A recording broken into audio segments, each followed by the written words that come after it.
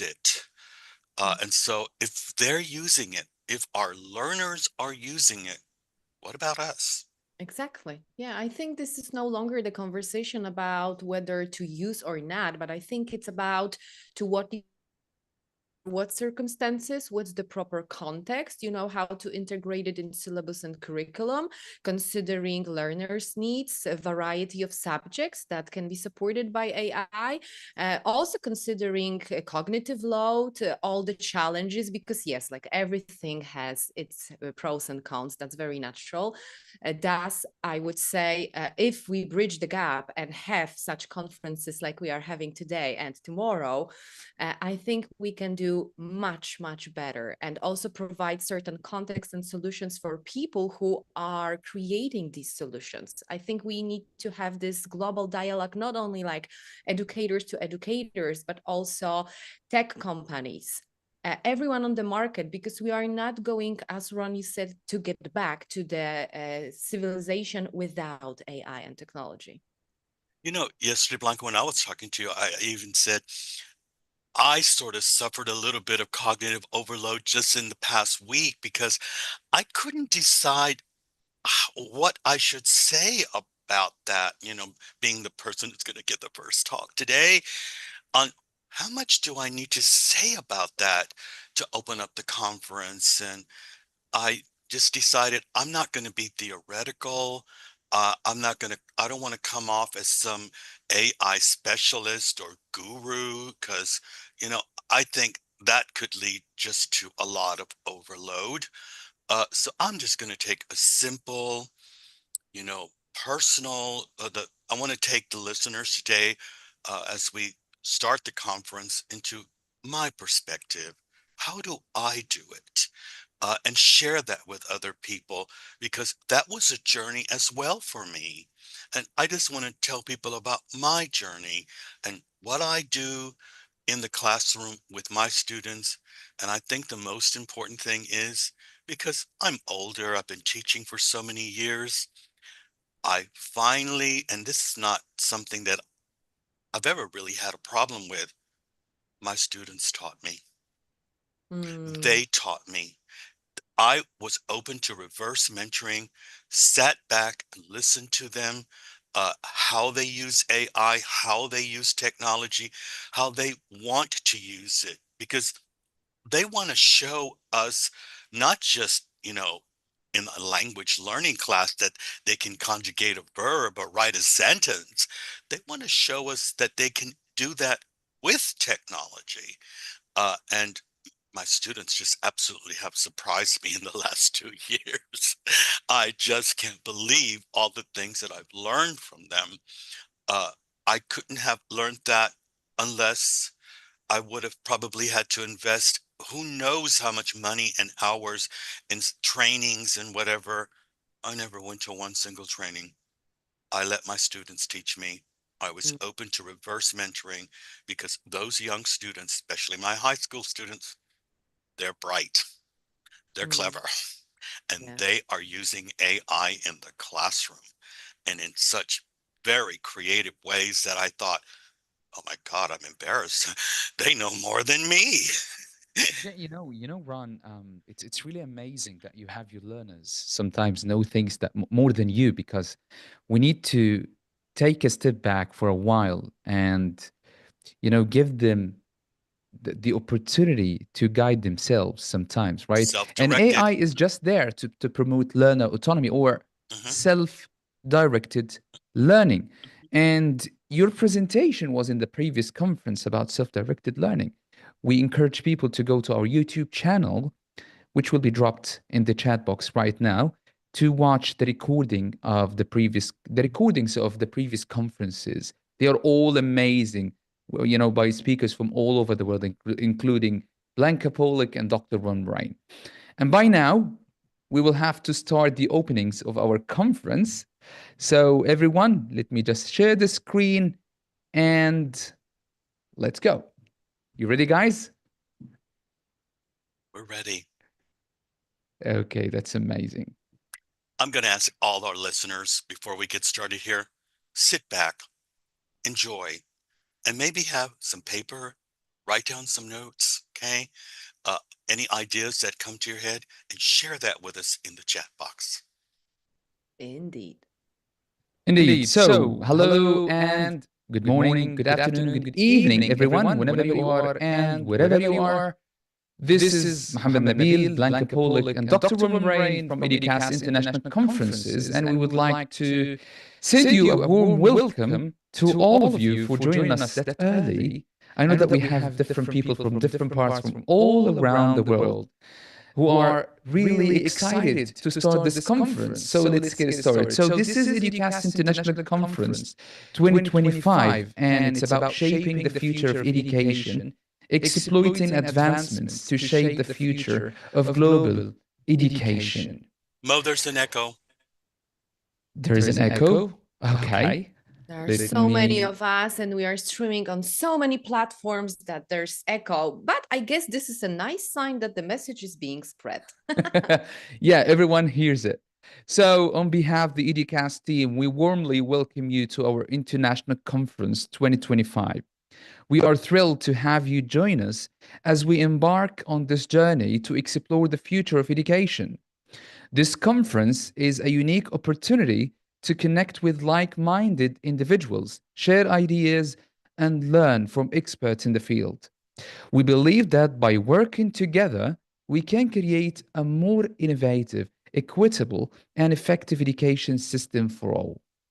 We look forward to a stimulating and productive conference filled with insightful discussions, inspiring presentations, and valuable networking opportunities. So, thank you for being a part of Educast's International Conference 2025. Again, this is Mohammed Nabil, the manager of the conference and the founder of Educast International Conferences. And let me tell you a little bit about Educast International Online Conference 2025. So it's a premier gathering of educators, policymakers, and industry leaders dedicated to revolutionizing the landscape of education. As the world rapidly evolves, so too must our educational systems to meet the challenges and opportunities of the 21st century. This conference aims to explore the transformative potential of emerging technologies such as educational technology and artificial intelligence in reshaping education.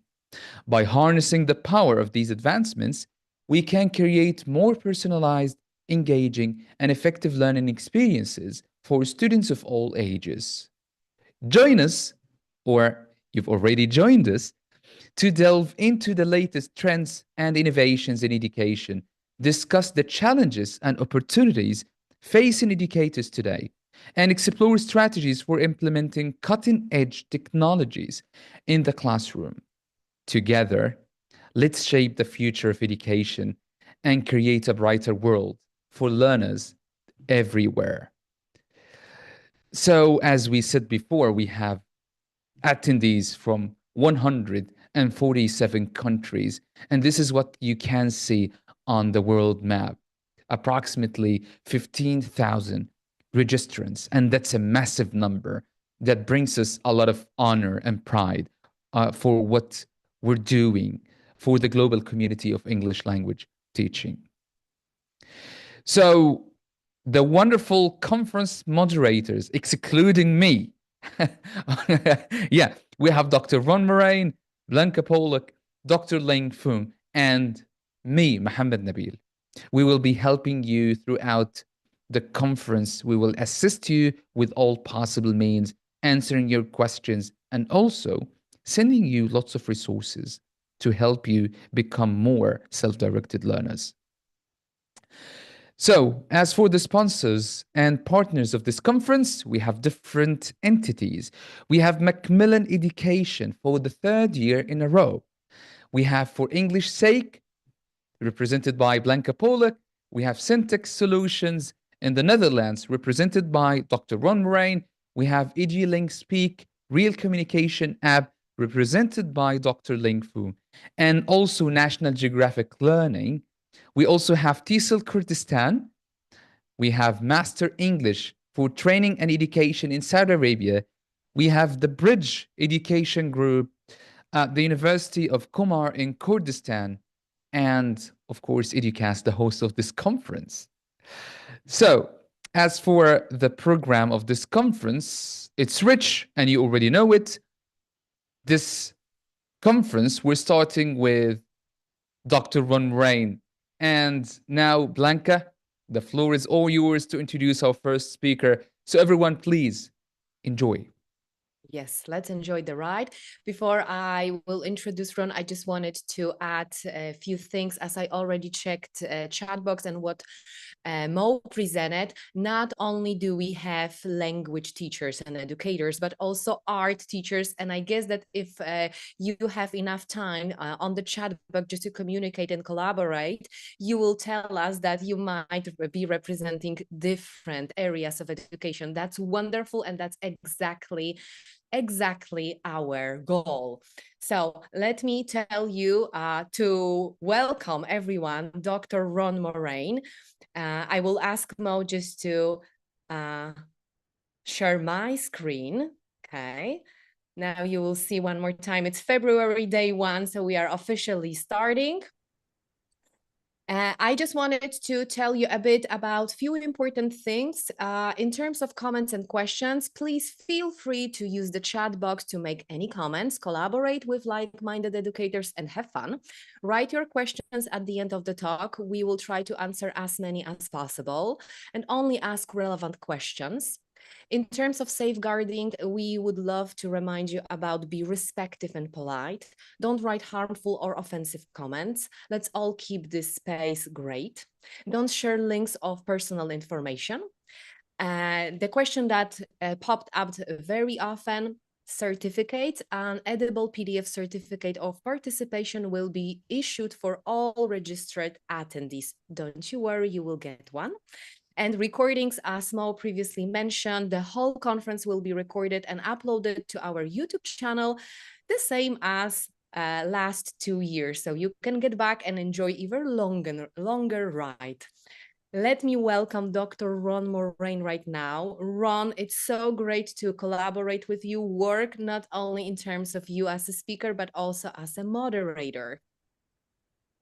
Yeah, we're going to be moderating a lot of talks today, aren't we? Exactly. We are going to be responsible for taking care of everyone's great experience. And let me tell you that Ron Moraine is a leading figure in English language teaching, is the founder of Language Learning Centers Europe in Germany, and an educational consultant for Syntax Solutions and Educast International. With over 30 years of international experience, he specializes in innovative methodologies like graphic facilitation and AI in education, influencing ELT practices worldwide. And to add something from my side, he's true technology geek, which I absolutely adore it, because whatever you ask in terms of technology, he will just do as much research as possible and make you even smarter. Well, thank you, Blanca, for that introduction. Okay. But you know, as I said, and before I get started, I really never see myself as a specialist with AI. I never call myself that. And I don't want people to really think that I am some guru when it comes to AI or artificial intelligence integration into language learning. And I need to say that because our first presentation is going to be about my experience and my learning journey as a self-directed learner. And I'm always learning. I'm 66 years old and still learning so much. And especially the last 3 years have been fantastic. After the Corona pandemic, I learned a lot during that, but no one ever was expecting for AI to hit the market the way it did. And it's been a wonderful journey for me. And I want to share that and other technology ideas in my small talk today. We cannot wait to get as much as you want to share with us. I bet that you would even vote for having 3 days of AI workshops, because you have such amazing experience. I told you I was overwhelmed. What should I talk about? You know, there's just so much to talk about. Well, we have to keep to the schedule because it's so packed with wonderful speakers. So Ron, stage is yours, and I, with all attendees, from all countries. We can't wait to learn something from you. Thank you one more time. And I Before think you you can. start, Ron, yes, sorry, before you start, everyone, let me remind you that there is a button for Q&A. If you have any questions, please click on it and drop your questions, and we will gladly answer them. Thank you. Well, thank you, Mo, and I think everybody can see my screen. Okay, I hope you can. And let's get started with EdTech Helpers. We're teaching and learning in 2025. There's going to be many things that I talk about in this small talk. Here's a list of some of these things right here. And I would like to add before I get started that you will get a recording of this, which will be posted on our YouTube channel so that you can refer to it after the conference as well. So again, just sit back, listen to what my journey has been in the last few years about integrating technology into language learning classroom. So these are the things that I'll be talking about today. I don't want to go into detail because the detail will be given to you as I, get into my talk. But I think what's important here is taking those things that I just showed you and putting that into context and putting into a didactical and pedagogical context. I have given many talks at many conferences, either face to face or online over the past 10 years. Everybody who knows me knows that I always promote the idea of constructivist principles to a language learning and teaching. And I want to just kind of simplify that and say that these are the four things that I think are important when it comes to constructivist teaching and learning, and that is cognitive apprenticeship. And if you don't know what some of these terms are, I challenge you to Google them because these are the things that a constructivist teacher is doing in the classroom. Uh, Number two is knowledge construction and co-construction, and that learners are seen as creators of content, not always the teacher. Learning is about doing, and how much is the teacher doing and how much is the student doing. We always want to make sure if you're a constructivist teacher that the students are doing more than the teacher, okay? And we all hope as teachers that we eventually lead our students by motivating them directly or indirectly to become self-directed learners. And that's one of the principles integrated into constructivist teaching and learning. And I always like to even break that down a little bit further. And, I'm only going to talk about four domains within, constructivist teaching. And that's design, delivery, methodology, and skills development. Well, I can get really deep into that. And I just want to invite all of our listeners today to follow me on social media where I write articles about all these things that I talk about. So you can get some follow up on these things, detailed articles with links so that you can research and learn for yourself on that self-directed CPD journey. You will find all of the things that you see here in yellow on my LinkedIn site. Wonderful articles to help you, okay? But remember, it's about design, it's about delivery, it's about methodology, and it's about skills development. Well, I want to start by asking you this true and false statement. Technology and artificial intelligence is part of our daily lives at home, at work, at school. Is that true or false? I would be very surprised if you said false because it is true. And we know that, okay? And I want you to take one step deeper there and based upon, and really think about it, based upon your consumer behavior, what, how many times do you look at your smartphone a day? And you can check that, okay, on your iPhone, and you can check how long you look at it, okay, because that shows how we act towards technology and how technology is integrated into our daily lives at home, at work, and school. And the other question that I have here is how many things can you identify that connect you to technology and artificial intelligence at home, at work, and at school? I asked myself that question. And when I did, I came up with some unbelievable things that I started really just looking at it. And I came up with this graphic facilitator because I wanted to, I really believe in graphic facilitation. And I just asked myself the question, how many things am I connected to? How is it part of my life? And we can see here, it's very much a part of our lives. It's part of everything that we do at work and at school and our own personal learning journey, and also how we deal with money, how we shop, our travel, working from home, our smartphones, and all the apps that we have on them, and artificial intelligence. So we are connected to that. So if we are, and we know that our learners are, I also have another question here.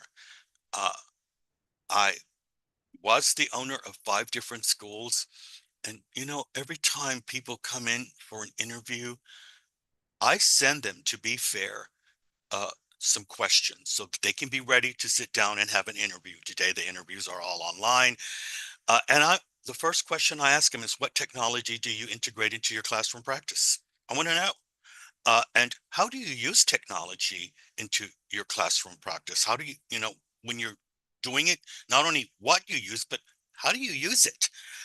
And the third thing I ask is, what technology do your learners use? Do they know that? Uh, and what I'm really asking them is, what's your TPAC? A lot of teachers don't know what TPAC is, and that's why I send them the questions, to be fair, to give them enough time to research it, to know how to answer that question. TPAC is the acronym for Technology Integration into Learning, Pedagogical Approaches and Methodology into Learning and Content Knowledge. And that's important at a job interview, to be able to answer these 4 questions. Well, the one question is, how do I know what um, technology my learners are using? I ask them, okay?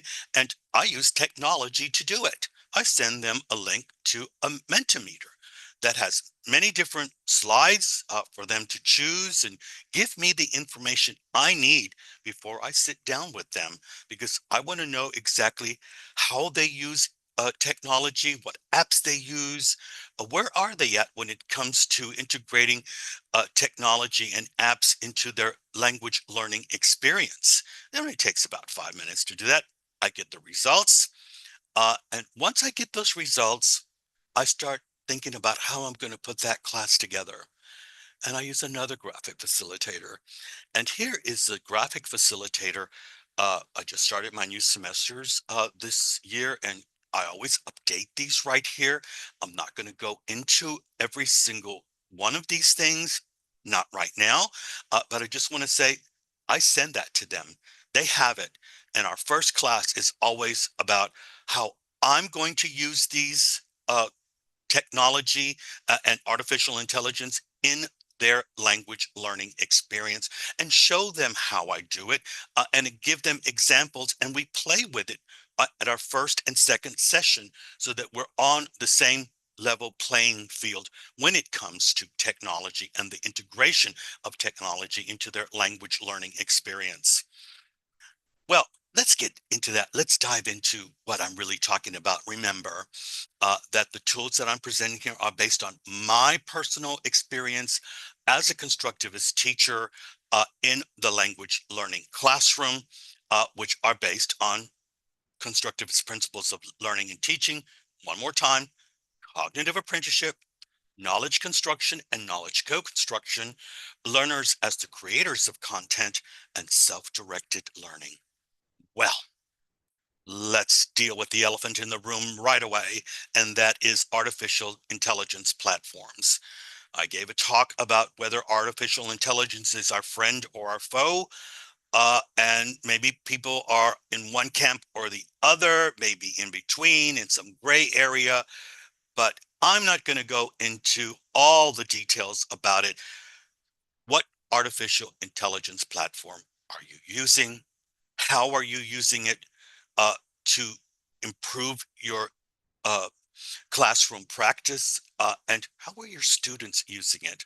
I want to say here that it is important to say that we're biased when it comes to artificial intelligence. When we start playing around, and we have our favorites, we have some that we don't like. I started with ChatGPT, then started using Gemini, used Copilot a lot. I really loved Copilot, the way all the functions. That has changed. So I'm at Perplexity now. I love it. It's just so useful. Had to learn how to work with that platform. So from all of these, my only thing that I want to say here is play with them, learn how to use them, and hopefully you get to Perplexity, because it's one that I highly recommend. Well, let's look at quizzing. I use Kahoot, Quizlet, Mentimeter, and I use all of these in the classroom, but not maybe how some teachers use them, because it's not my job to create Kahoot for students. I let them do it because I'm a constructivist teacher. And I want them to show me, yes, they want to use the technology, but it's about language learning. And so I let them create the quizzes and let them play. And I'm just sit back and watch them because they're learning.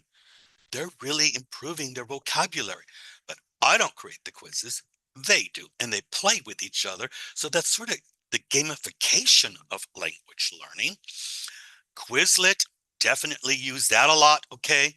But they create the vocabulary. They create the games, and we play with each other, okay? I'm just a little kid playing with them, and can't always win, okay? Sometimes I don't play because I might win, and I want them to win. I want them to feel uh, good about themselves, but I let them create that. Mentimeter is very important for me as far as assessment is concerned, and I use Mentimeter for exit tickets in the classroom, little quizzes. I need some formative feedback from my students. They, I teach them how to do it, and eventually they create the formative assessment. They know how to do it, and I don't have to put a lot of pressure on myself, because again, that's constructivist, the integration of constructivist principles into language learning. In here, they're the ones using Kahoot. They're the ones who create the quizzes. They create the quizzes and flashcards on Quizlet, and they create the formative assessment, because I need that information. Uh, Assessment, I want to say right here, we're back at AI, and I use AI to create rubrics because I need that. When I do lesson planning and create learning cycles that are very detailed, I need AI to do that. Before, it took me so long to do it. I can finish creating a rubric usually in about 30 minutes now with AI. Again, I suggest Perplexity. Uh, Podcast is a great way to learn. I integrate podcast because this is really important. Uh, Audacity, Podbean, and Spotify. I can't say that I have a favorite here, other than I use Spotify more than the others because that's what my students got me to start doing. And now it's just become a habit. So I suggest Spotify because I use it a lot. And what skills are they really learning? Listening, reading, speaking, a lot of different things that they're doing when we're integrating podcast into the language learning experience. Uh, Audio recording, very important. There, Lynn will be talking about her app that she created in Edling Speak. Vakuro was how I started, but then I realized, wait a minute, all my students have a smartphone. They have a voice function there, and I started using the voice function in the telephone to get students to start speaking, sending me reading things, working on their pronunciation, and of course, always doing reviews and summaries of all the classes that we have, because WhatsApp has a voice function. So are you using the voice function of the smartphone with your students, and how are you using it? Uh, Audio visual. I'm just going to say right here, YouTube is the best teacher in the world. It's the best teacher assistant that any teacher could have. So here is, how are you using YouTube to create lesson plans and really integrate all the functions of YouTube into a very positive, interactive language learning experience, especially if you're doing flipped learning. Video creation, those students have a phone. And how are they using that phone to create video? All my students who are high school students taught me how to create TikToks. And then I realized, oh my God, this is fun, but I need to be thinking about how I'm going to use that for language learning. And they taught me how to edit those videos, and they taught me how to edit those videos with Microsoft Clipchamp. So I'm not saying I'm an expert, but I learned that from my students, and they love it. They're learning. And as long as they're learning and improving and developing their language, because I got to try to get my students to C1 level, high school students, I have to say, they love using all of this kind of technology. They have a smartphone. How are you using that smartphone to get your students such great videos? Online collaboration, there's so many things out there. I have to use Moodle in some of the situations because I work at a university, but I also use Google Workspace, I use Microsoft Teams, and I use Zoom. But I've just come to like Google Workspace. It's so much easier. I have a paid account, but you can still use it without a paid account as long as you have a Google account. I highly recommend it. It's just a great way to share files and collaborate with your students. Uh, it's just my recommendation because I have to say I started using it during Corona and haven't stopped. And my students use it very effectively. So if it works, why reinvent the wheel? Communication, I'm going to tell you here that it's really important to collaborate with to get our students to collaborate with one another. Uh, I can't imagine not using WhatsApp anymore. All my groups have a WhatsApp group. They communicate with each other in real time. They tell me when they're going to be late, when they're not going to be there. I know when they're sick, you know, just a lot. I share information with them that I need to get to them really quick. But, you know, during Corona, one of my students taught me how to use spatial chat. I love it. And they loved it as well too. So I've never quit using that because I think it's a great way and another way to get students to collaborate with one another. There are free versions. Go to the internet and play with spatial chat with your groups. You see how that works. Okay. I'm not going to go too much into detail because I really like it. But in reality, I do a lot of project-based learning, and I had to find a platform that was going to be effective for me. And because Slack does offer free accounts to education institutions, schools, organizations, I have free accounts there. And all my students who are working with me in project-based learning do use Slack. And I can't imagine doing project-based learning without it. Content creation, well, everybody knows about PowerPoint, and now, you know, Canvas, everybody's using that as well too. My students use those things. Not a lot of people know about PechaKucha, but if you've got really advanced students and you've got a large group, I highly suggest using PechaKucha because it's timed. And find out what PechaKucha is because it's just a great way to deal with large groups because all the presentations are timed. But PechaKucha is just nothing but PowerPoint. And it's just another name for PowerPoint. It's a system. It's a format. And so find out about PechaKucha. I got to do a lot of brainstorming with my students, and I love Miro. Uh, I do a lot of online learning, and I highly suggest if you're going to do brainstorming, Miro is the place to go because that's where, you know, if you're a constructivist teacher and students should be creators of content. Well, this is where content starts with brainstorming, vocabulary building, ideation, all those things that can happen on Moreau. I highly recommend it. Uh, you know, we're at the age now that yes, there's the testing world and assessment is out. We know we have to assess our students.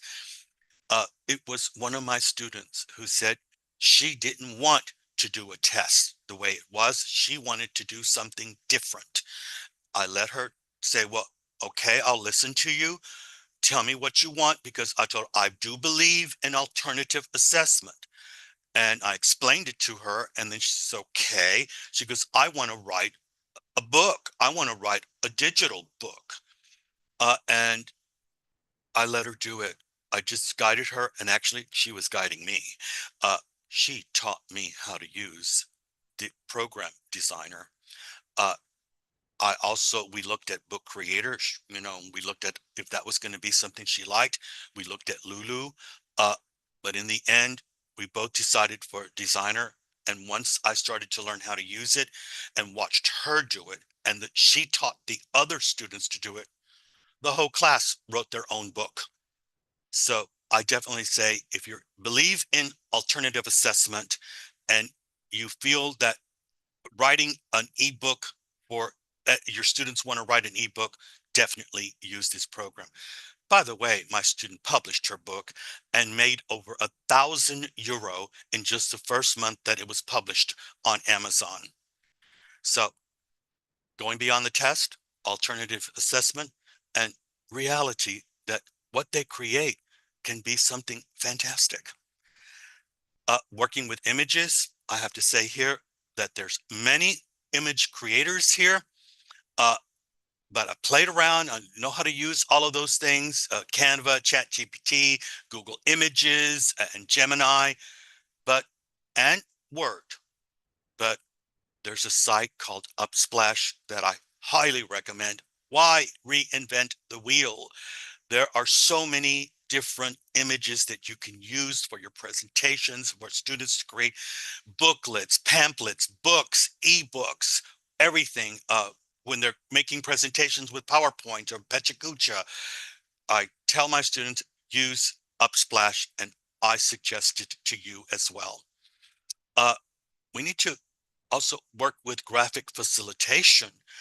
And that means I use infographics. And one of the classes that I teach, I need to teach statistics and numbers and dates and things. And infograph is a great way to teach that. And I started with Looka, and then I used Lucid Charts and PicMonkey and MindMaster for mind maps as well too for graphic facilitation. But in the end, I wind up with Lucid Charts because I think that's a great way to integrate technology and an app into the language learning experience by getting our students to create infographics. There's no way to get around lesson plans and lesson planning. And there's just so many great sites out there that have ready-made lesson plans, because I do believe that teachers should have that skill. Uh, but let's face reality too. There's just sometimes when we don't have enough time to create a lesson plan, and we got to find something that's going to help us to do this class, and we got to know what sites to go to. These are all wonderful sites. I use every single one of them, but I'm hooked on one here that I would highly recommend, and I have a reason why.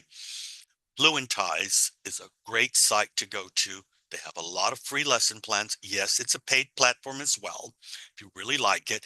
But I sat down with the owner of this uh, internet site, and I expressed to him what a teacher really needs, and how I could, if he could just help me and change the site, because teachers, integrate M-learning. And what about teachers who are teaching online to students who only have a telephone?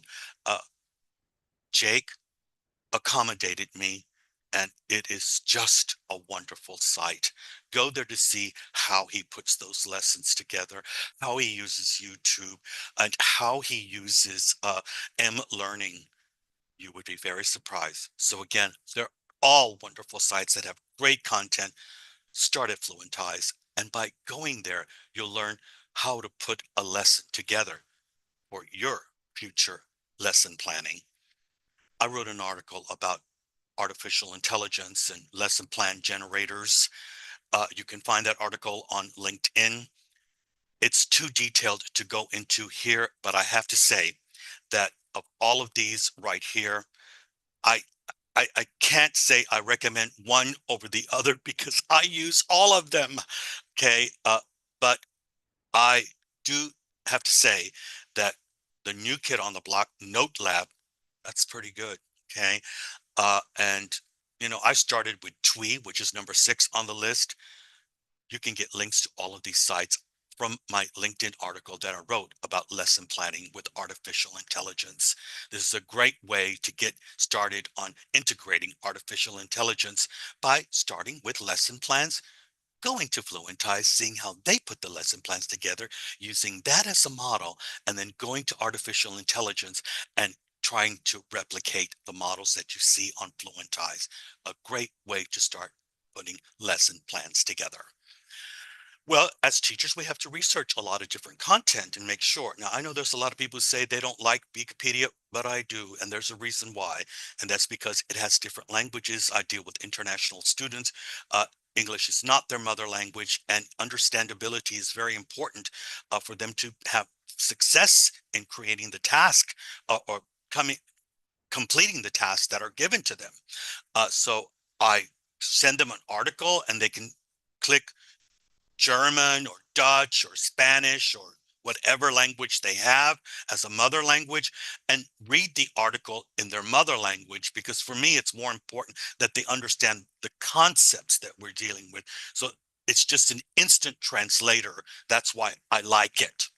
But there is Google Scholar, and I do use it a lot. And there is ResearchGate, which I use it a lot. I mean, there's not a week that goes by that I don't use ResearchGate. But if you're lost for trying to find some internet sites that really will help you, go to Albert, where they have a wonderful platform with 75 educational websites for teachers and everything about didactical, pedagogical themes that will help you to develop yourself as a teacher and improve your classroom practice. There's people who say, I don't use Facebook, I don't use Threads, whatever. I don't like Meta because it's owned by Mark Zuckerberg, but they have WhatsApp. That I don't understand, because if they have WhatsApp, Mark Zuckerberg, if they use Instagram, Mark Zuckerberg's going to know everything about you. And I do use WhatsApp. Okay, I don't use Instagram that much, and I'm not really big on Instagram. I do post some things, pictures of my dog sometimes. But why do I recommend LinkedIn? I've got to get my students to start creating professional profiles of themselves for their future, for going to college, going to universities, applying for apprenticeships, applying for practical positions at companies, practica, applying for all these different things. And I have to say, this is really important. That's why I use LinkedIn and recommend teachers to use LinkedIn in their classrooms. Vocabulary building, I have to say that vocabulary building is sort of a complicated thing here, okay? And I do suggest Magoosh because it's one of my favorites from. Now, this was a survey that was done on the internet with a group of teachers. These were the things that a group of teachers recommended. And yes, I use Magoosh and tell my students to have that on their telephone, but I go back to Quizlet because I think Quizlet is one of the greatest vocabulary builders, and it's programmable to meet the needs of your learners. So definitely use Quizlet to help your students improve their vocabulary. Let's wrap it up, people. And I'm going to ask you a question. I just gave you a lot of my favorite things that I use in the classroom. Again, you see that graphic facilitator that I send to my students? What is your graphic facilitator going to look like? When you sit down with your students and hear what they have to say about how they integrate artificial intelligence and technology into their language learning experience, how are you going to work with them? And what are your favorites? And how are you going to show them how you use it and why you use it? Again, this is something that I update all the time, and different groups have different graphic facilitators. What you're looking at here is for a group of my university first and second semester students. And they use all of these right here. And many of those they taught me how to use. So be open to reverse mentoring, listen to your students. What are they doing? How are they doing it? And maybe you can improve your classroom practice by listening to them. I ask people to follow me on social media. I have articles about everything that I've talked about on Facebook. I don't share private things on social media because I use my social media microblogs to connect with teachers all over the world. So again, you can find articles there that will help you on your self-directed professional development journey. Uh, this is what I think is important. I think that's the way I share my experience with teachers all over the world. So you're welcome to follow me there, where you can find many different articles about what I talked about today. And please go to Webinars for English Teachers, a Facebook group where Mo, Blanca, and I, and many others, Lynn, many of the people who you will be seeing today, share all free webinars that are available for you to go to and listen to and to help you improve your classroom practice. There's just so many things out there for free. The days of not uh, doing CPD, I think, are over when there's so many different possibilities, especially webinars for English teachers. Blanca, we move to questions and answers. So I'm going to quit sharing now. Exactly. Thank you, Ron, for wow, that's literally like a Christmas gift or New Year's gift with so many ideas in terms of technology and the platforms and solutions you use. So, they are already checked. So everyone feel free just to give them a try. You mentioned about high dependence on technology, and I loved what you said about this mutual cooperation with learners, that let's allow the learners to show us the way they spend their free time, because then we can apply learning in the way they simply love it. And, from a neuroscience perspective, this is one of the principles: make learning fun, considering that from time to time it's hard. But There's if going you to be love, boring moments in all the classes. And every exactly. single class is not going to be the most fantastic class because, I got to deal with content. And sometimes, dealing with content in a foreign language can be difficult for some people.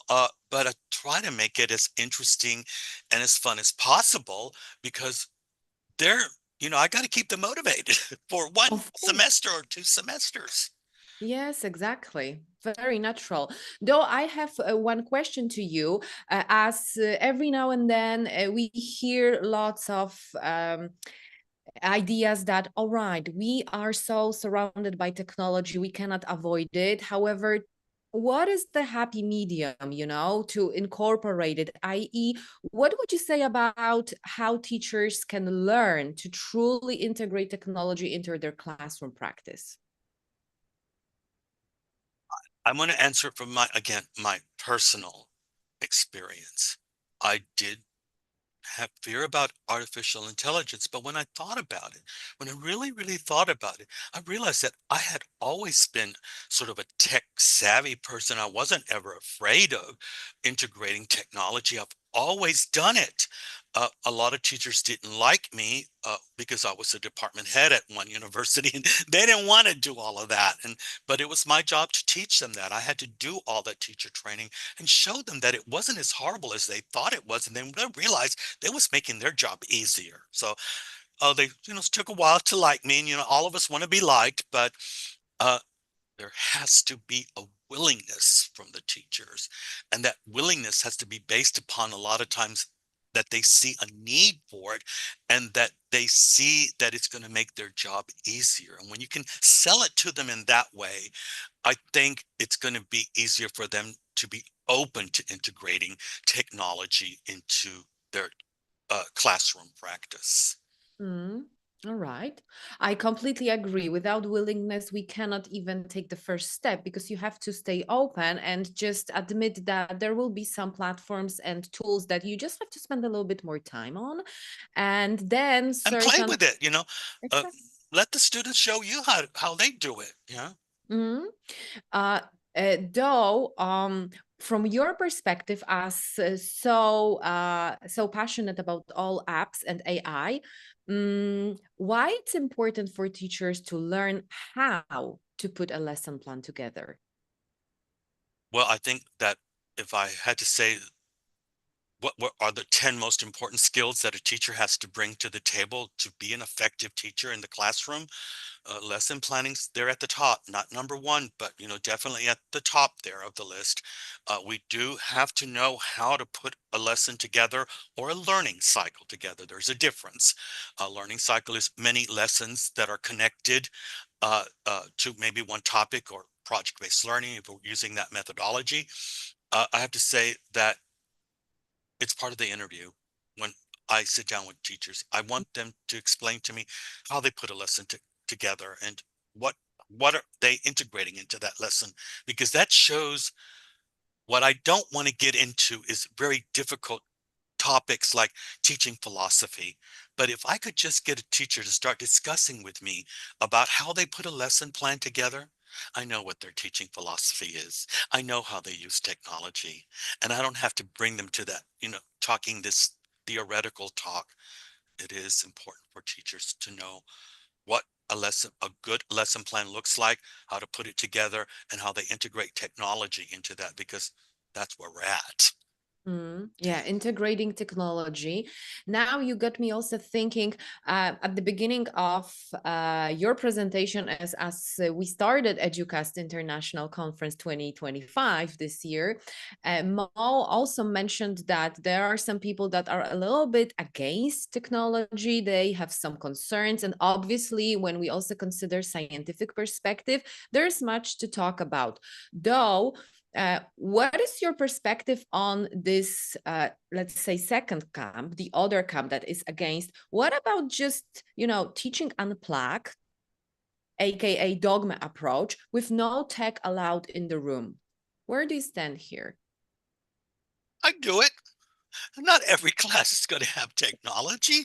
There's some times when I don't allow it in the room, because I really, language learning is about, skills development and language production in many different ways, speaking, writing, these active skills that need to be there. And there comes times when I got to say, what do my students really know? And I don't want them to use anything, no smartphones, nothing. And I make them put the smartphones on the table so I can see them. Or sometimes I have them check them in at a table in the front, okay? Mhm. Because I don't want to, them to be checking their emails or anything like that.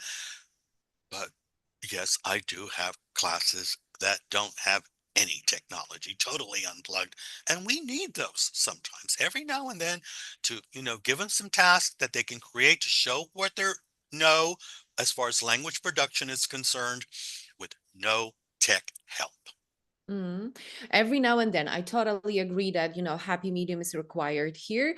Das, what is your way of balancing out the use of technology with traditional teaching methods just to ensure that all students benefit?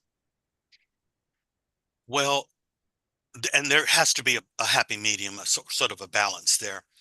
Uh, I think the number one rule is, when technology is the leader and what's the most important thing, then something's wrong with that lesson. Something's not right with it, because yes, they need to know how to use some technology, but it is language learning, and it's about, learning different things about language and grammar and things like that. Uh, so I try to strike a happy medium of, I do ask myself, is this too technology heavy? Uh, Maybe that's not good. Uh, and do all my students know how to use that? Okay, are they using it effectively? Are they using things too much, especially artificial intelligence? I ask them a question, and the students look and say, "Why are you looking at your phone?" And say, "Well, I'm answering. I asked AI for the answer." And I was like, no.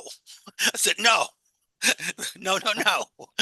It's okay sometimes for them to do that, but you have to be a teacher who's paying attention what's going on in that room. Okay. And there's times for AI and there's times when you shouldn't have it. Okay. Yeah, so you got to strike a happy medium, and you gotta, that's your classroom. And part of effective teaching is classroom management. You got to set some rules, some boundaries, okay? And they have to know that don't break these rules, and these are the rules we follow when we're integrating technology, and that there is a time and a place for it. Mm. And I'm very stern about that, but they respect me for that. Mm. You use the word that I was just about to ask for another question, don't. So considering do's and don'ts, I love the idea of high five. However, don't feel pushed to go up to 5 arguments and ideas. What would be your up to 5 don'ts in terms of integrating technology into classroom? Don't overdo it. That's the number one thing. Okay. Don't overdo it. Okay. We want to use all these things, and we hear all these gurus talking about that. I'm going to be honest with you. I got stressed out because there's so many things here. There's a Where to limit. sleep, Yeah. you have to Yeah. constantly There is catch up. just a limit. Yeah. And you've got to realize that you just can't be using all these things just because you want to try it. Okay. You've got to have that's why I say, and when I ask teachers, what are you using and how are you using, why are you using that? Please explain it to me. If they can, convince me that that really works, and that's okay. Okay. But don't overdo it. Mm. And then don't uh, forget that you have to set boundaries. Okay. That's important. Okay. That's a do, but it's also don't forget to do it. Okay. And don't forget that, the human factor. Too much technology removes the human factor. Okay. We're dealing with human beings. Okay.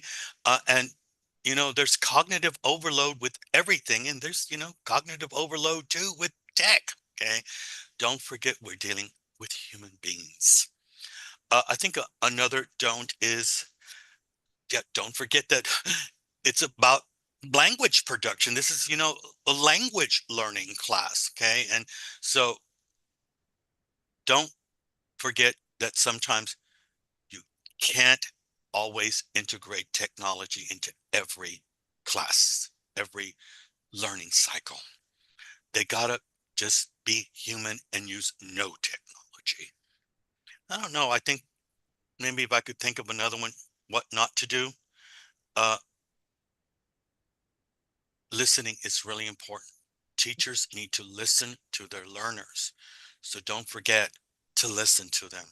What are they telling you? What are they saying to you?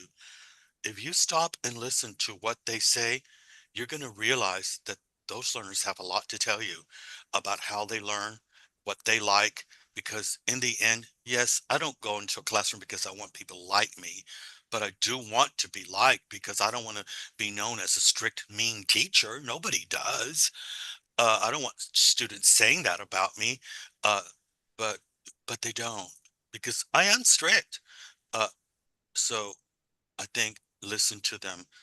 Don't forget to listen, An and open start doing it communication. right from the beginning. Yeah, I love that. Absolutely love that. It also puts a great emphasis onto communication, like that's why we have 2 ears, just to listen more than we That's speak. an oxymoron, sort of it.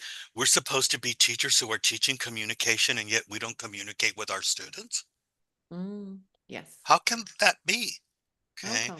So, it's like a teacher says, I teach business English, but I've never worked in business. Hmm. You got to know a little bit about business. Yeah. And you gotta, if you're going to be teaching communication, how good are you as a teacher, as a communicator? Because students do see that. They see the skills that a teacher has. So definitely, again, on the list of skills that a teacher needs to bring to the table, communication, being a good Yeah. communicator. I think it's a great topic for even a huge workshop in terms of communication, how to do it properly, you know, consider pros and cons of specific groups, because it's a different communication with teenagers, with adults, you know, with English for specific purposes and so on. Oh, Thus, yes. we do not have so much time But Blanca, I today. love my teenagers. Yeah, I've been teenagers are working with adults all awesome. my life. I'm at a point now where why didn't I do this before? But everybody takes a different path.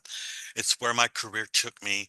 But I'm glad at this point in my career that I have that opportunity to work with teenagers because, wow, I even come home sometimes think, I'm getting paid to do this. I'm getting paid to learn from those young kids, Yeah. teenagers, they're young kids for me, but they teach me so much. Yesterday, when I came home, I was tired. Yes, but I was like, wow, what did I learn today? One of the Mm, students says, I like that program.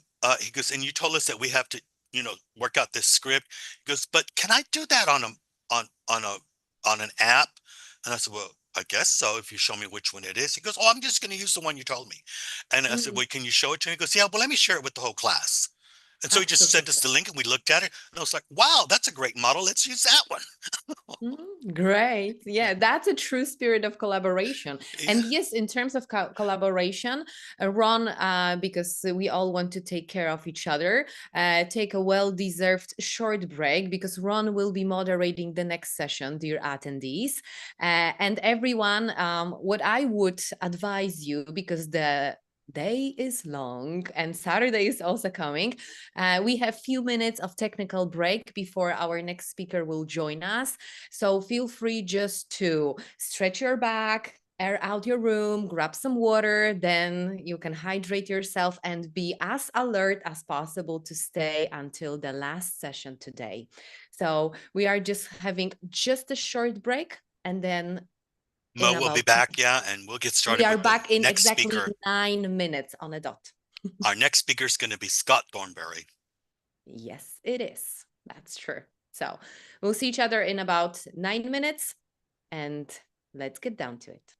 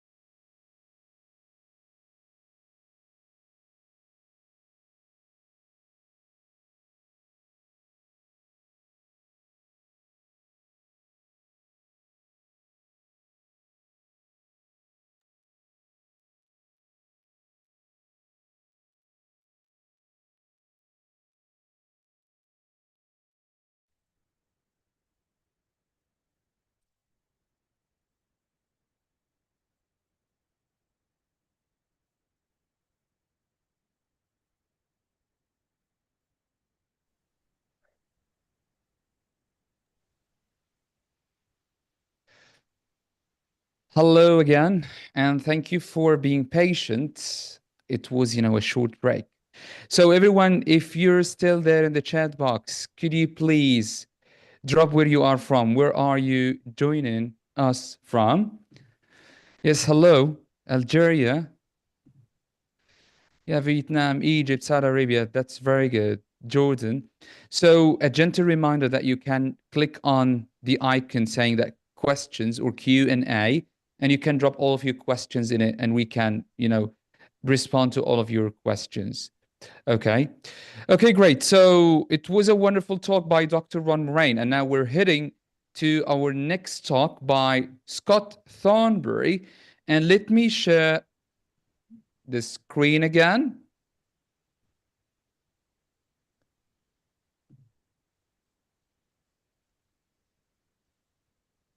Okay.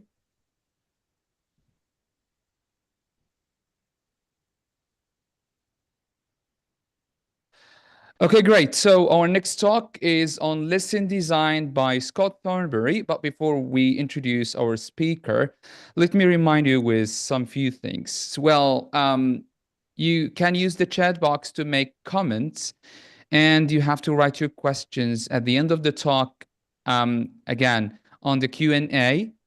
So you only have to ask relevant questions relevant to the talk. And some about safeguarding. Please be respectful and polite with each other.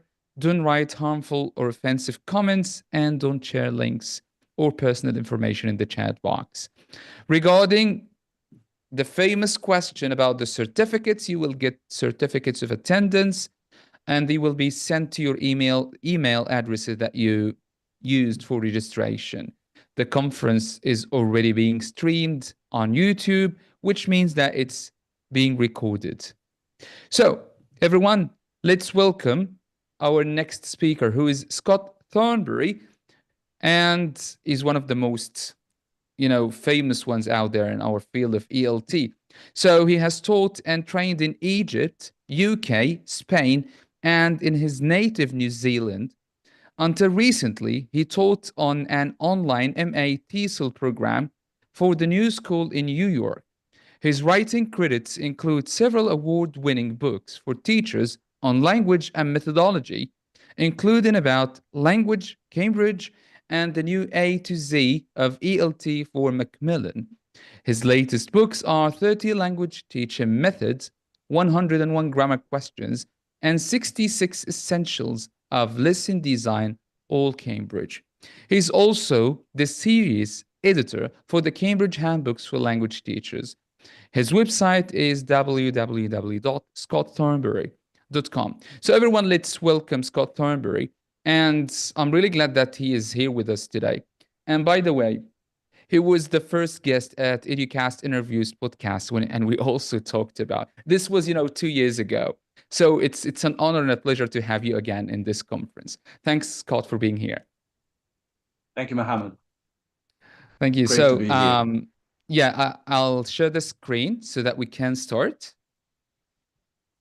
Just a second.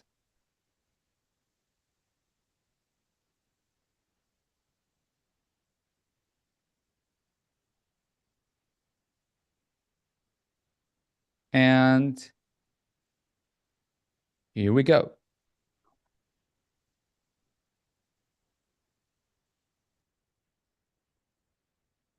Great, thank you. So with this, thanks for having me.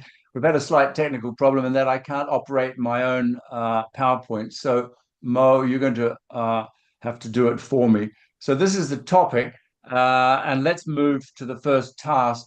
This is something I'd like you to do in the okay, choose one of these metaphors for teaching. So teaching is a science because blah, blah, blah. You have to have evidence, blah, blah, blah. Teaching is an art. So I want you to continue that sentence. If you could click, Mo. Right. No, oops. Go back. Oh dear, it's not. Okay. Yeah, the animations are not showing. Okay. Write a sentence into the chat, completing one of those sentences. Just choose one of those things. Teaching is a blah, blah, blah, parenting, social work, because you've got to give a reason. Yeah. Put that into the chat and let's see what you come up with. I want a reason. I want a reason. You want a reason. It's not enough just to say it's an art. Because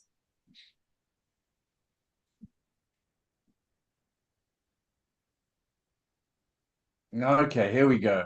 Okay, here we go. Yes.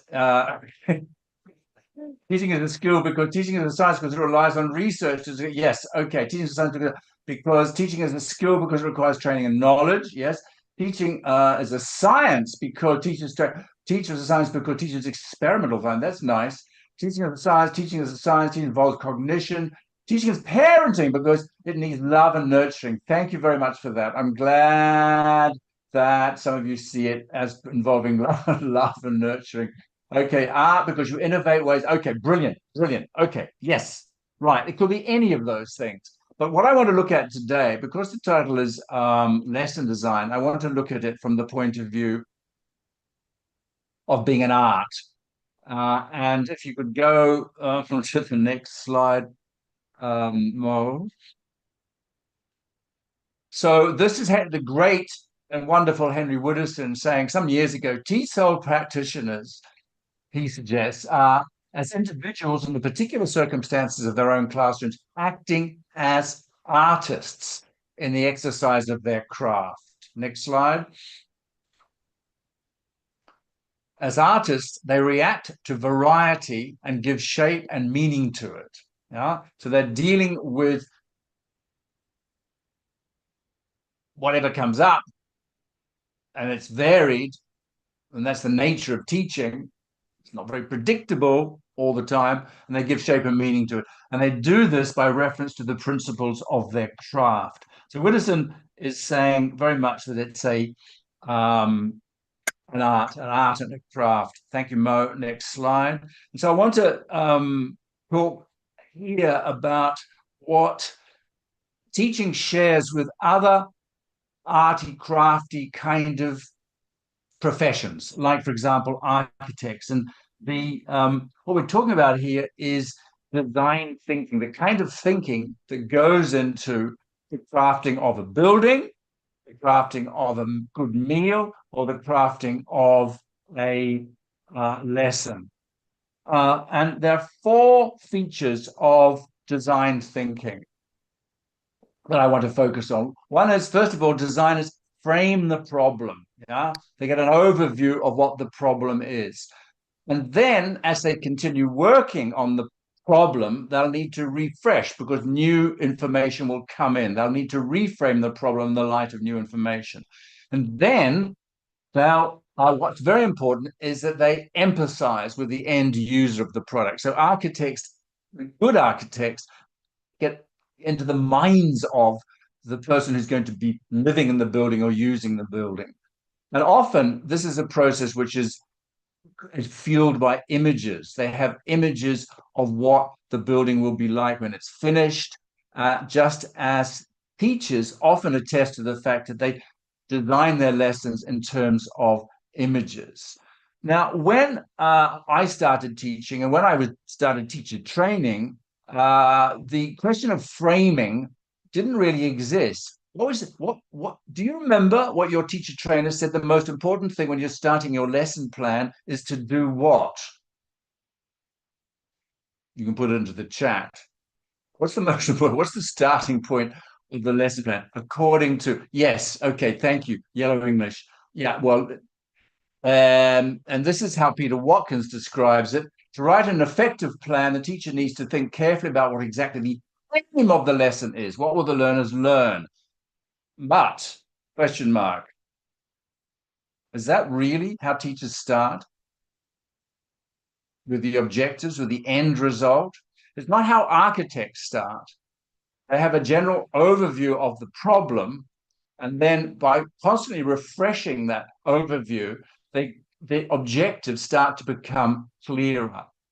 So I'm challenging the view that here, Peter Watkins is a very good teacher trainer, a very good friend of mine, but it is the kind of orthodoxy that we start with the aims. Research into how teachers or experienced teachers plan lessons contradicts that view. So if we can go on, that's the question. Studies of teachers' planning processes, says Amy Tsui, observe that experienced teachers seldom start with aims and objectives when they plan a lesson. Get it? They seldom start with aims and objectives. Rather, they will start with materials or content and think about the students' interests and activities that may be required. In other words, they're framing the problem like an architect does. They're thinking about the end user. They're thinking about the students, not about the aims of the lesson. As you know, today we're going to do the present perfect continuous. In the next slide, Jeremy Harmer says something very similar, or said in 1991. He's changed his mind since then, but he says teachers should make decisions about activities independently of what language or language schools they have to teach. Their first planning thought should center around what kind of class would be appropriate for the particular group of students on a particular day. What kind of class? This is what I call fit. It's the notion of fit, not aims, not objectives, but what will fit. I know this class. I know the time of day. I know how they feel. I know their motivation. So what can I do which will fit? What activities will fit? And that's the point that, and of course, the other thing is that the decisions don't stop once you've planned the lesson. And the analogy here is to flight crews, etc. That yes, there's a lot of decisions that are made before the flight. Now we can call those the pre-flight decisions, but there's also the decisions that they have to make in flight. Yeah, and these are the ones you can't necessarily anticipate. And teaching is very similar. That we're having to make decisions constantly, changing the plan, deviating from the plan. As Rose Senior says here, and this is again a study of experienced teachers, language teachers regularly deviate significantly from what they intended to teach in their lessons. Why? In response to ongoing student feedback. Yeah, I mean, not that the students are saying we don't like that, can we change it? But the teacher is vigilant. The teacher is watching the students and making decisions about the plan according to how it's going down, even though, she adds, such deviations may not be apparent to their classes. Jack Richards, and I quoted this in the synopsis of the talk, and this captures it brilliantly in one sentence. Teaching can be viewed not so much as the process of realizing plans, not so much as the process of realizing these pre-flight decisions, but as a creative interaction between the plans, the pre-flight decisions, the student responses to the plans, and teacher improvisation, teacher having to spontaneously deviate from the plan in response to the student's feedback. That's what teaching is all about. That's why it's an art. So we can summarize that visually like this. A lesson then consists of the plan, the responses by the students, and the teacher's improvisation. That is what a lesson is about. And this is very much the thinking behind schemes for teacher evaluation. So this is from the Equals Teacher Development Framework. It talks about the one value that they're looking for in teachers is a realization that planning needs to be flexible, and the plan should be modified in the light of the learning process and learners' needs. You know? So they're recognized, it's there in black and white in the Equal Teacher. And same for the Cambridge scheme, the framework for teaching. An expert teacher adapts the lesson plan when necessary, is able to respond appropriately, confidently, and automatically to almost all unforeseen classroom events, and has developed a sophisticated understanding of the link between planning and teaching. This almost unforeseen classroom events. I remember watching a teacher.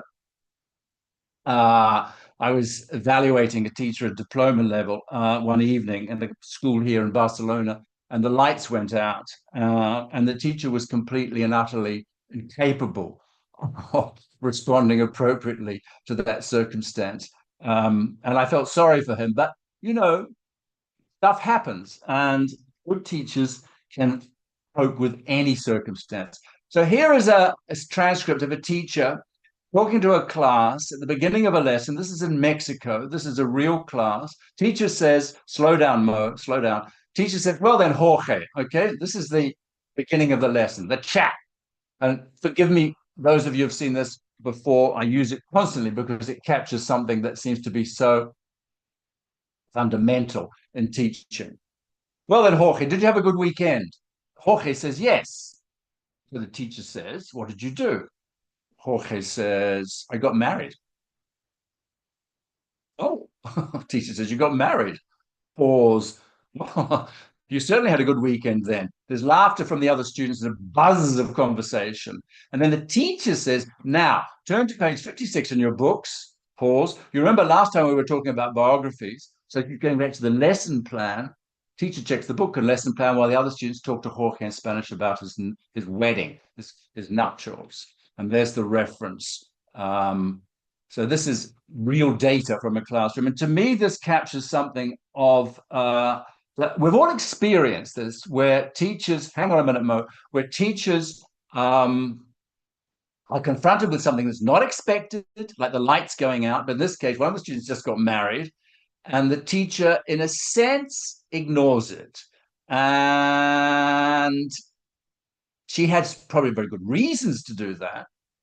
Maybe, they've got an exam next week and she has to do whatever is on page 56. But it seems to me that this is an opportunity that's really been lost, squandered, and possibly will have negative repercussions, particularly from Jorge, who might feel that he's been undervalued or underappreciated.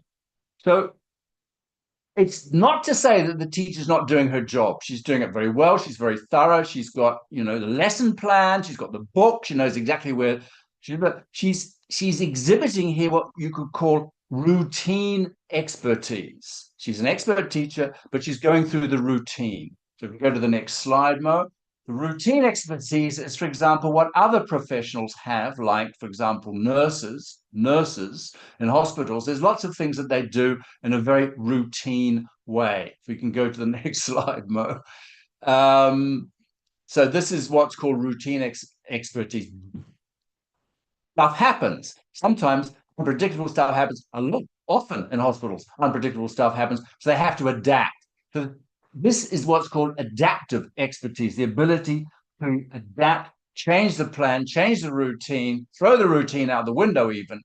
And this is what the teacher, Jorge's teacher, doesn't seem to have been able to do. She didn't adapt to the fact that Jorge had just got married. Richards and Pennington, in a study, they looked at some first-year teachers, novice teachers in their first year. They found that none of the teachers, there's only 5, admittedly, none of the teachers departed from their lessons for more than a brief moment to pursue a topic or an example raised by a student. And none allowed spontaneous communicative tangents to develop. None allowed spontaneous communicative tangents to develop. That is to say, when you go off the subject of the lesson plan or the book or whatever, and you follow a tangent, follow the direction that's been suggested by the students, by something that the students said. In fact, more often than not, they followed their textbooks or lesson materials closely and did little teaching that was genuinely communicative. Now, these are novice teachers, and you cannot blame them. It's a hard job starting to teach. There's all sorts of reasons why they don't leave their lesson plans. Amy Tsui goes on talking about novice teachers. She said, novice teachers tend to spend a long time preparing for lessons. I once had a teacher trainer who confessed that he'd spent 5 hours planning a lesson, one lesson of like 20 minutes. They have detailed lesson plans, which may include exactly what they're going to say, like a script, what action they intend to take, and even what they will put on the blackboard. Now, that's actually what we encourage teachers to do in their first training, pre-service teachers. But you cannot do that for the rest of your life. You'll go crazy. And also, the more time you spend planning the lesson, probably the less likely you are, or the less inclined you are to want to throw it out the window. But that's exactly what experienced teachers do. So what I wanted to give in the time we've got left is 3 tips of how to reduce planning time, how to move from the first year stage to the the Jorge's teacher was unable to respond to the fact that he got married, to the teacher who could build that into her lesson. So 3 tips. First of all, and the first one is kind of obvious. Experienced teachers, and sometimes if they're lucky, they're taught these routines on their teacher training course, but they develop routines. Can we move on, Mo? Thank you. They develop routines, or they adapt the ones that they have. Now, routine is something that you do regularly, and often to fill a kind of space in the lesson, or you can rely on it because you've done it before and it's worked. Kathy Bailey, in the next quote, talks about experienced teachers. The decision to depart from the plan, when they make that decision, is often smoothed by the ability to reach into the mental bag of tricks, to reach into their experience and pull out a previously used idea, thereby recycling a strategy judged to be successful in the past. That's what experienced teachers do. The use of such strategies or routines allows the teacher to depart from the plan, but minimizes the risk of doing so. Now, when I started teaching in Egypt, actually, that's why it's so nice to be back amongst you, those of you who are in Egypt at the moment. Go back a bit, Mo. The routine that I had was the dialogue build. I relied on it constantly. I'd been taught it on my pre-service training. Dialogue build is where you set up a situation using nothing more than this, pictures on a board, stick figures on a board, 2 people, A and B, you've got a dialogue situation. And what you do is you elicit ideas from the students as to what A is saying to B and then what B is saying to A. But there's not just eliciting, it's eliciting and then standardizing, because what the students say, so A might say, oh, what did happen? No. Okay, we need to tidy that up. What happened? And B says, I braked my arm. No. We tidy that up. So we put A and B's thing together. What happened? I broke my arm. And then maybe A says, what happened? It happened. We elicit that. We practice the intonation. We drill it. And then we put an answer to that. I was playing football and I fell. And then we build up something like 6 to 8 lines of a dialogue, which is constantly repeated, rehearsed, teacher, student, teacher, students, and pairs, until they've got it down and they can practice it on their own. And even they can start to change it. Say, okay, let's change the arm. Let's say he broke his leg. Think of a reason why he broke his leg. Okay, change the dialogue. Come up to the front of the class and perform the dialogue. Lots of intonation, etc. That was the dialogue build. It was fantastic. And they haven't seen anything yet. At the end of the stage, you put it onto the board like this. They can help you put it onto the board. There it is. What happened? I broke my arm. How I was playing football. Yes, it did better now. And then, of course, if it's on the board, then you can start to play with it. You can start highlight features of the grammar. If that's what you want to do. Or you can start to remove pieces of it bit by bit and to encourage them to internalize it and remember it. So if we go through, we'll see it disappearing off the board until it's entirely in the student's head. Now, dialogue building was a godsend for me. It saved my bacon because I could do that for any lesson at any level, because any piece of language, any grammatical item can be put into a dialogue without a great deal of ingenuity. So whenever I had, or when I was doing substitute teaching, I did dialogue building. That was the first thing that came into my head. Picture on board, don't have to be an artist, and off you go. That's a routine. There are lots of other routines that over the years I developed. I stopped doing dialogue building and I started doing other kinds of routines, one of which is the class survey, the beginning of a unit of a course book. The theme, you get the students to compile a survey and question everybody. It's a whole lesson. I don't have time to go into that, but that's a fantastic routine. You can apply it to any unit of any course book. The second piece of advice to reduce planning time is to teach off your students. Teach off your students, not at them. Now, what does that mean? Well, it comes from a recent book that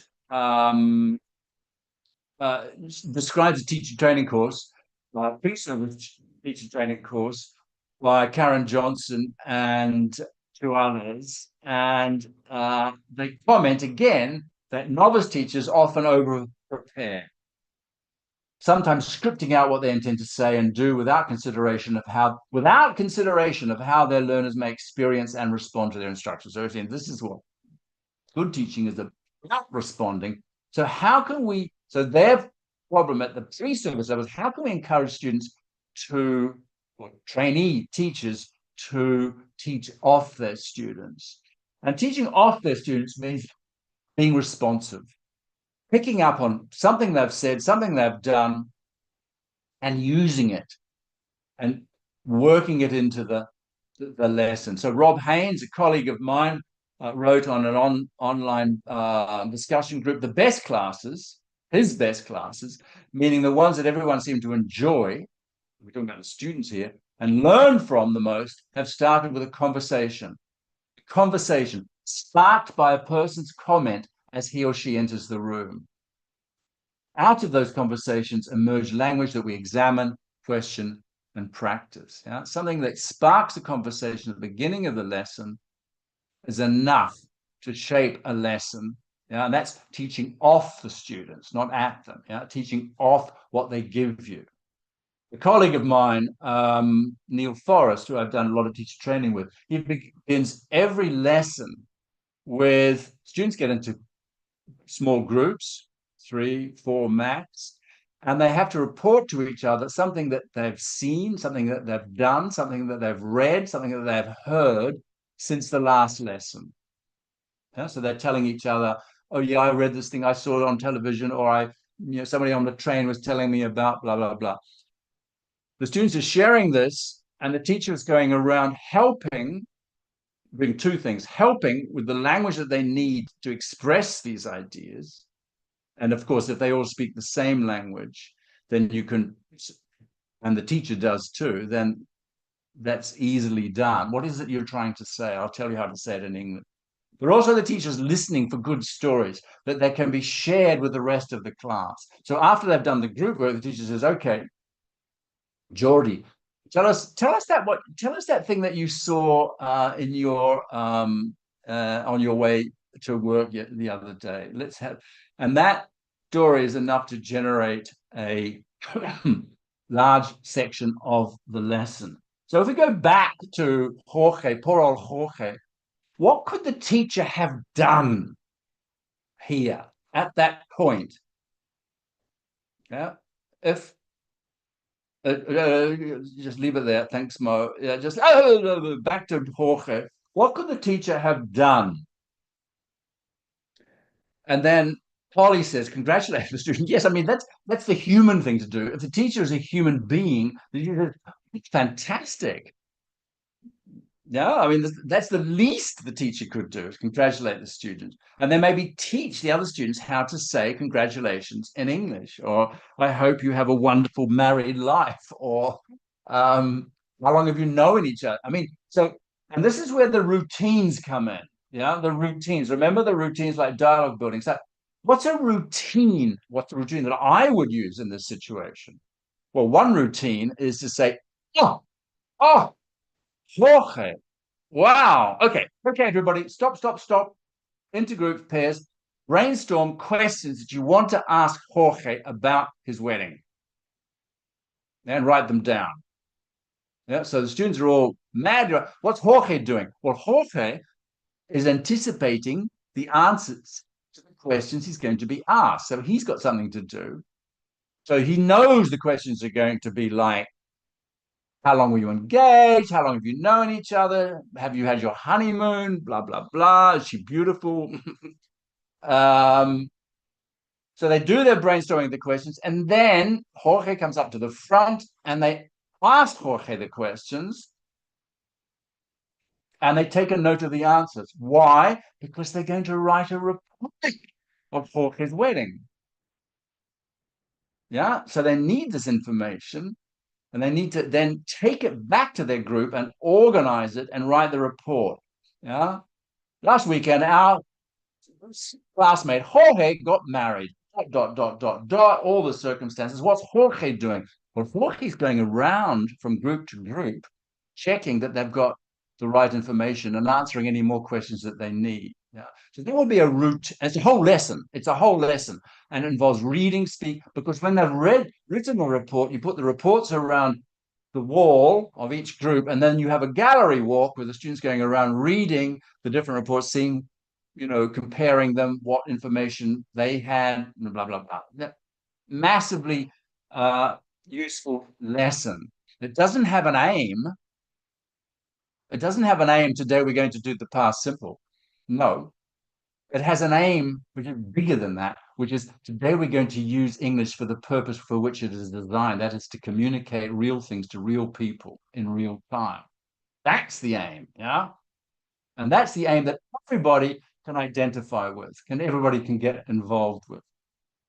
So that would be one way of dealing with Jorge. It's not rocket science. It's not rocket science. The teacher, okay, fine, stop. Jorge got married. How are we going to deal with this? She's thinking, okay, we'll turn it into a speaking activity, a listening activity, a writing activity, and a reading activity, all in one lesson. Fantastic. 1 hour teaching. The teacher doesn't have to plan anything, thanks to Jorge. You don't have to have students who get married. Actually, sometimes quite mundane things that students do or say can be enough to trigger a sequence like that. Okay, third piece of advice to reduce planning time, and this is and it's really related to the last one. Trust the learners, create some space for them, and take risks. I want to tell you a story. Many of you have heard the story before, but because it started in Egypt, I have to share it. So I was teaching in Egypt many years ago, before the internet, before anything. We didn't have anything. We had course books. We had Time magazine, because that was one of the few foreign magazines in English that were available in the country. So I took the time. So I was teaching a group of beginners, adult beginners, young adults, beginners. Just think of that. I sensed that these students were kind of frustrated, that they knew more than my syllabus, my course book was allowing them to say. We were teaching from an extremely structural, controlled course book. We did like half a year on the present continuous, and then another half of a year on the present simple. The idea was until they were absolutely accurate, they were not allowed to move on. And I sensed the frustration of these students. These students spent a year in the class and they couldn't talk about what they did at the weekend. They couldn't have told me that they got married. So I said, what am I going to do? What can I do to create a figure, if you like, to see how much they know? So I came, all I had was this Time magazine cover. Go back. This Time magazine cover. And I put it on the wall, I put it on the board, and I sat down. And this was not my customary behavior. Usually if I put a picture on the board, I would just start eliciting a dialogue. Okay, so going, okay, okay, now what? Nothing. I wanted to see what would happen. Nature abhors a vacuum. I was experimenting, but you can do that as a teacher because you just close the door. Nobody knows that you're experimenting. And one by one, students started to say words: Saudi Arabia, oil, jets, Riyadh, the experience. Some of them had been there. Things started to bubble up. And each time they looked at me, and I'm not going to say a thing. I just want to see what comes up. And some of them, this was a current news story of the time. It was all about jets and whatever. We're talking a very long time before any of you were born. They knew a little bit about the story, so they started to piece it. Remember, they're beginners. They don't have a lot of grammar. There's quite a lot of vocabulary, though. Between them, 16 students, a lot of vocabulary, enough anyway to start put together something related to this Time magazine cover. So what am I going to do? So I said to myself, okay, fine, I'm going to go out. I'm going to go out for a bit. And those of you who, and one of you takes the pen and write on the board what a summary of what the class has said. So the class are going to contribute, got a secretary at the board, and and that was the task. And I went out, I spent 5 minutes, came back, and they said, no, we're not finished. Went out again. And after about 10 minutes, they'd fill the board with text prompted by this picture. Now, it wasn't very sophisticated text. In fact, it was only barely in English, but that didn't matter. It was text, it was their text. It was the sum total of everything that they could contribute. So what did I do? I said, okay, I know what, I'll simply reformulate it. I'll take what they've written and I say, I think this is what you're trying to say. There's no correction. There's no point in correcting them. They're beginners. I say, this is what you're trying to say. This is how I would say it. And wrote that, and they copied that down, and that was the end of the lesson. 45, 60 minutes based on this. Now, teach me. It taught me. First of all, one thing, trust the students. Trust the students. The second thing it taught me was that minimal means maximum output. All it took was this one whole lesson based around this one. No technology, no PowerPoint, no photocopying, no nothing. Piece of blue tack and this cover. A whole lesson from beginners. Yeah. And that was a hugely eye-opening moment for me. It taught me how I didn't need to plan lessons anymore. All I needed to do was something to trigger the language that is sitting there in the class, in the students, to get it out and then to do something with it. And what I did with it was simply reformulate it. I mean, I could have done more with it. I could say, okay, this is the past tense, and this is going to, and this is blah, blah, blah. But these were beginners. Okay, so final slide then. If teachers are trained to believe that their survival depends on their being in total control of everything, if that's how they're trained, yeah, to be in total control, how will they ever dare to risk sharing that control? How will they ever find out just how much learners can contribute to lessons? So trust the students, back off, stop controlling, give them a chance, and you'll never need to plan a lesson again. On that subject, very appropriate that this week, this book appeared, my new book, fabulous book, with all these ideas in it, including Jorge's wedding and what to do with it, published by Cambridge, the series that I, in fact, edit. And it just happened to arrive this week. So I offer that shamelessly as self-promotion. And that, my friends, thank you, Mo, for handling the PowerPoint, is it. So we have a time for a few questions. Who's going to fire those at me? Well, thank you, Scott, for that. And, it was a little bit tough because of the technical issue that we faced before the presentation. But anyway, it went really well. We did it. And it was a wonderful talk on you. lesson design with lots of practical, examples from your own classes and your own experience.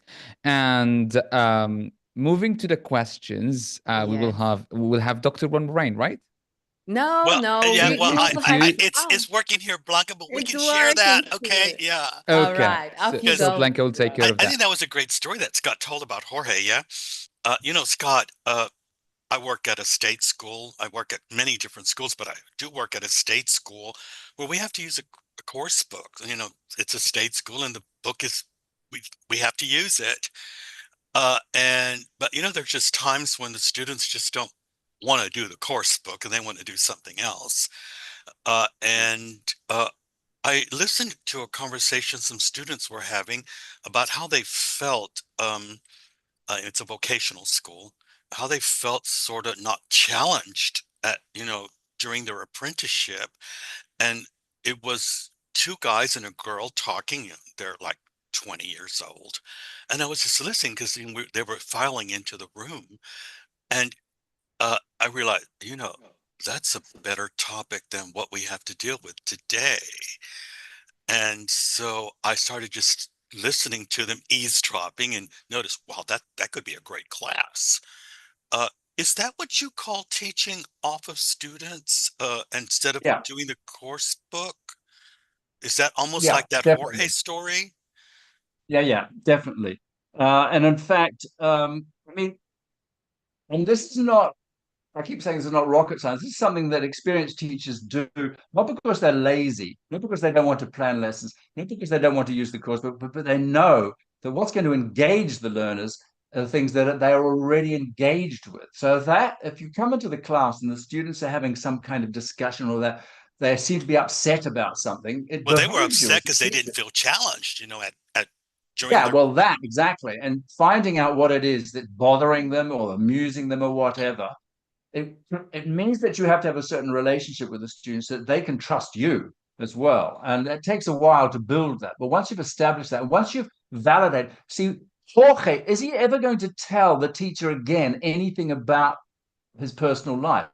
Probably not, because the teachers ignored the fact that he got married. I mean, okay, maybe he was making it up. Maybe the teacher knew that. Maybe Jorge's a class clown. Who knows? But we do that. We forget we're doing it sometimes because we're so focused on, oh, the aim of the lesson. Today I've got to teach the present perfect continuous.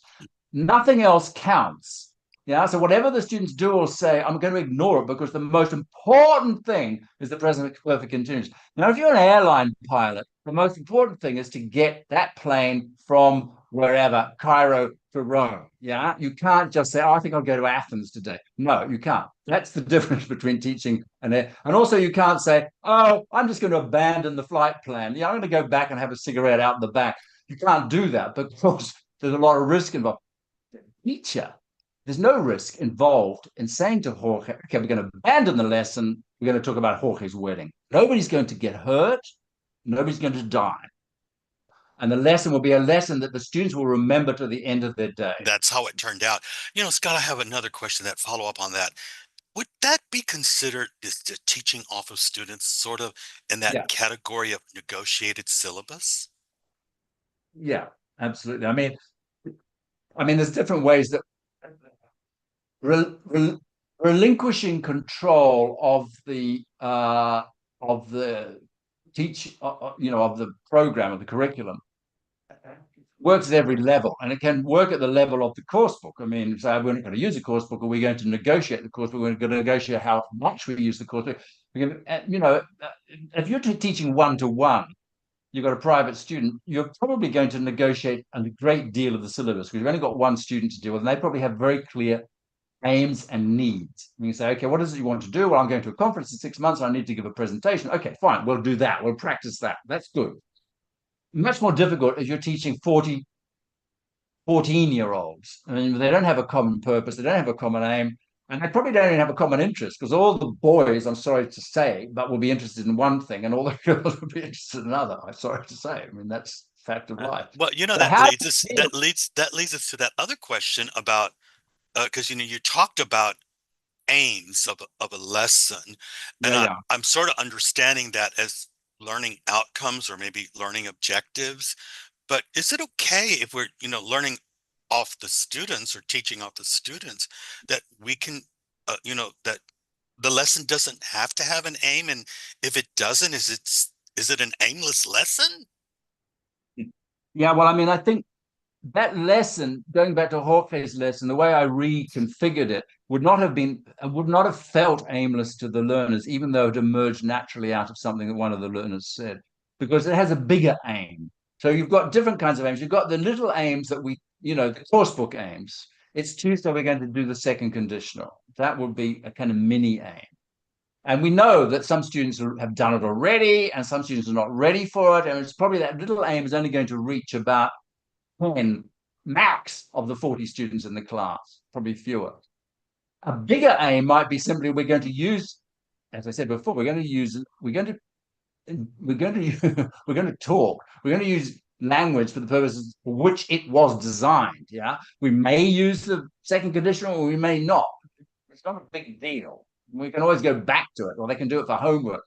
But if the aim of the lesson is to A, engage all the learners, B, to use English as much as possible, to create meaning and to interpret meaning, then it won't feel aimless. So I think that's the difference between, if you like, a narrow aim and a kind of broader aim, which is communication, which is, after all, when you think about it, what the communicative approach was meant to be about. That lesson where the students were not feeling good about themselves, they actually created a written dialogue that they could use, in German, because they had to translate it back to German. But something that made them feel confident to go back to their employer and tell them how they felt about, so a lot came out of that lesson from just listening to the students in that way. There's one more question, there's different methodologies that people use in the classroom, different methodologies when they're putting a lesson together. And one of those is PPP.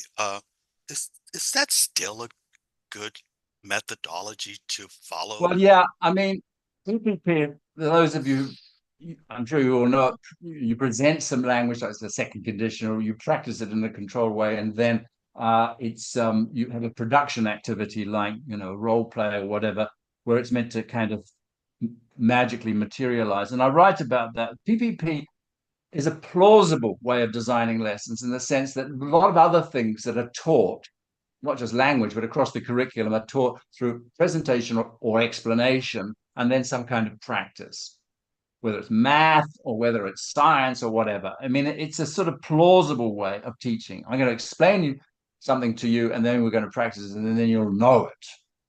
Because the problem with language is that it doesn't kind of move through in a linear way through the mind. And we know that as teachers. What we taught brilliantly on Tuesday, the students don't remember on Thursday. I asked you about PPP, but Scott, and I don't think there's anything wrong with shamelessly promoting a book. I use your your teaching strategy book to teach that, and I suggest that to all teachers and I just buy I have 20 copies or 30 copies of it, and give it to the teachers. Of course, they paid for it. I didn't pay for it, yeah. But also another great book to get from Scott, teaching strategies that you can use in the classroom. And I think PPP is in there too, isn't it?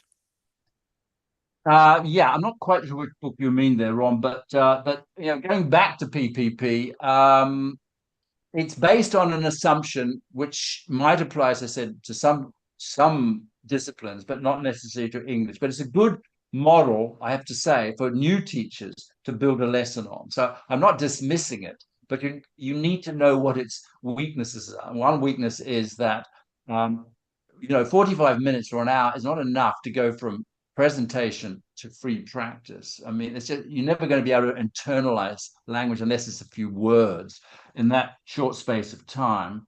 And it also assumes that teaching equals learning. If I explain something to the students, they will learn it.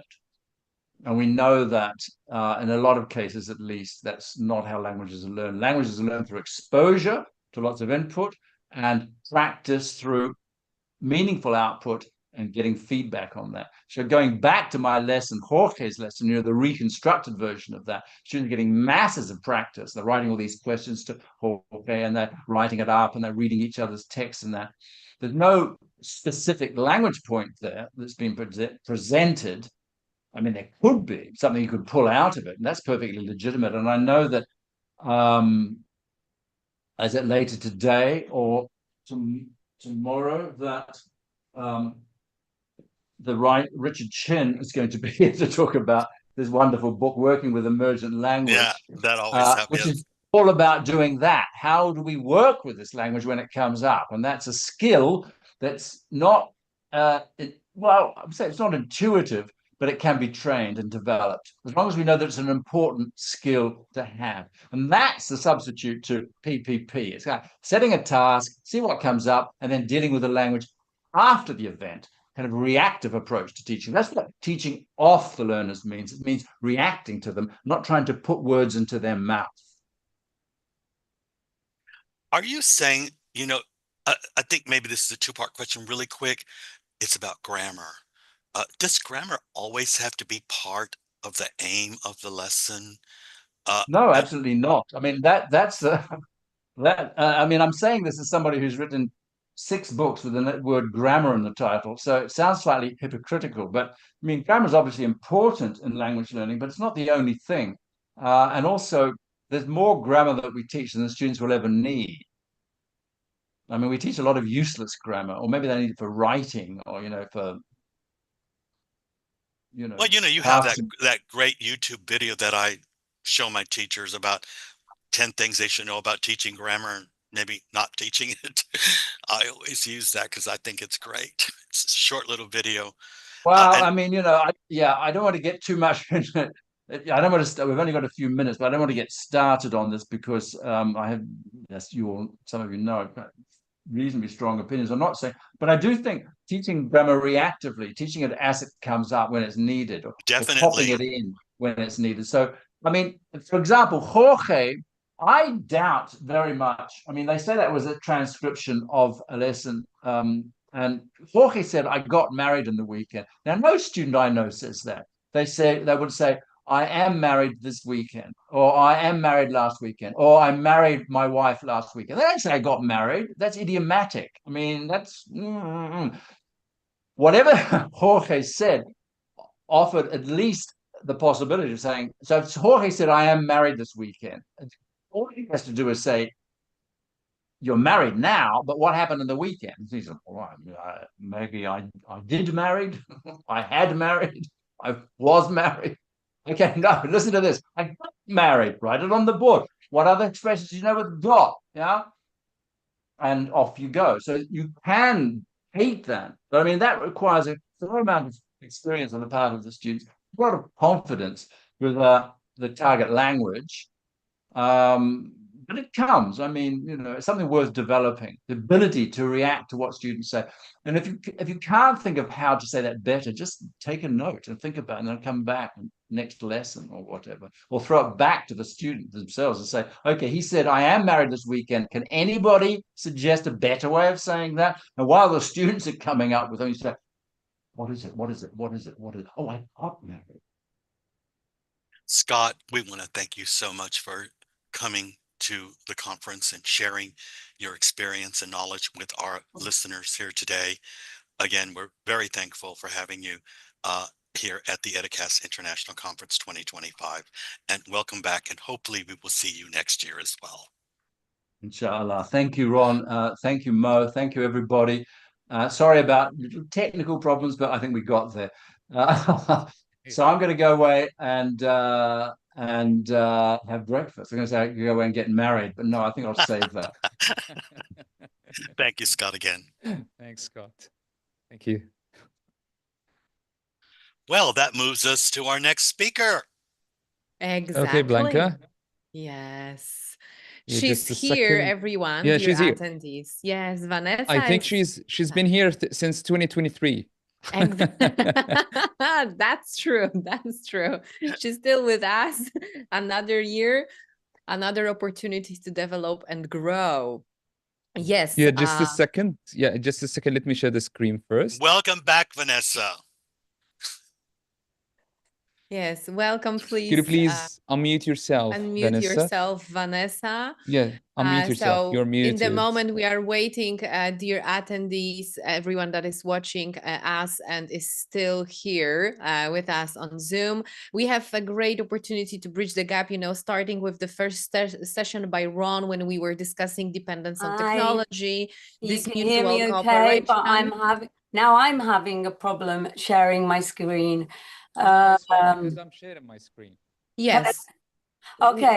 Now, my problem now is I'm trying to share my sound, and right.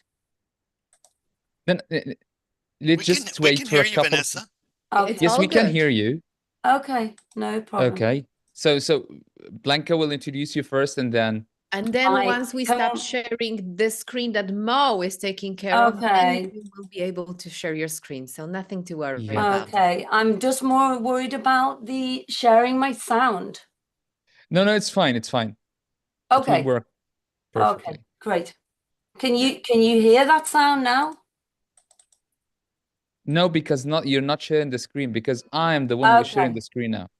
Okay. It's all right. It's totally fine. No problem. Okay, you want me to, shall I mute myself? No, you it's don't fine. have It's fine. to. No, you don't have Yeah, to. you don't have to. If you can get back with the previous slide, we will just remind about few technical information in terms of someone that joined us a moment ago. So in terms of comments and questions, please use the chat box to make the comments. Already chat was on fire, so please let's do it up until the Saturday evening, because chat is supposed to bring you and collaboration. So feel free to write your questions at the end of the talk and ask relevant questions. In terms of safeguarding, we want to inform you to be respectful and polite. Don't write harmful or offensive comments, and don't share links of professional or personal information.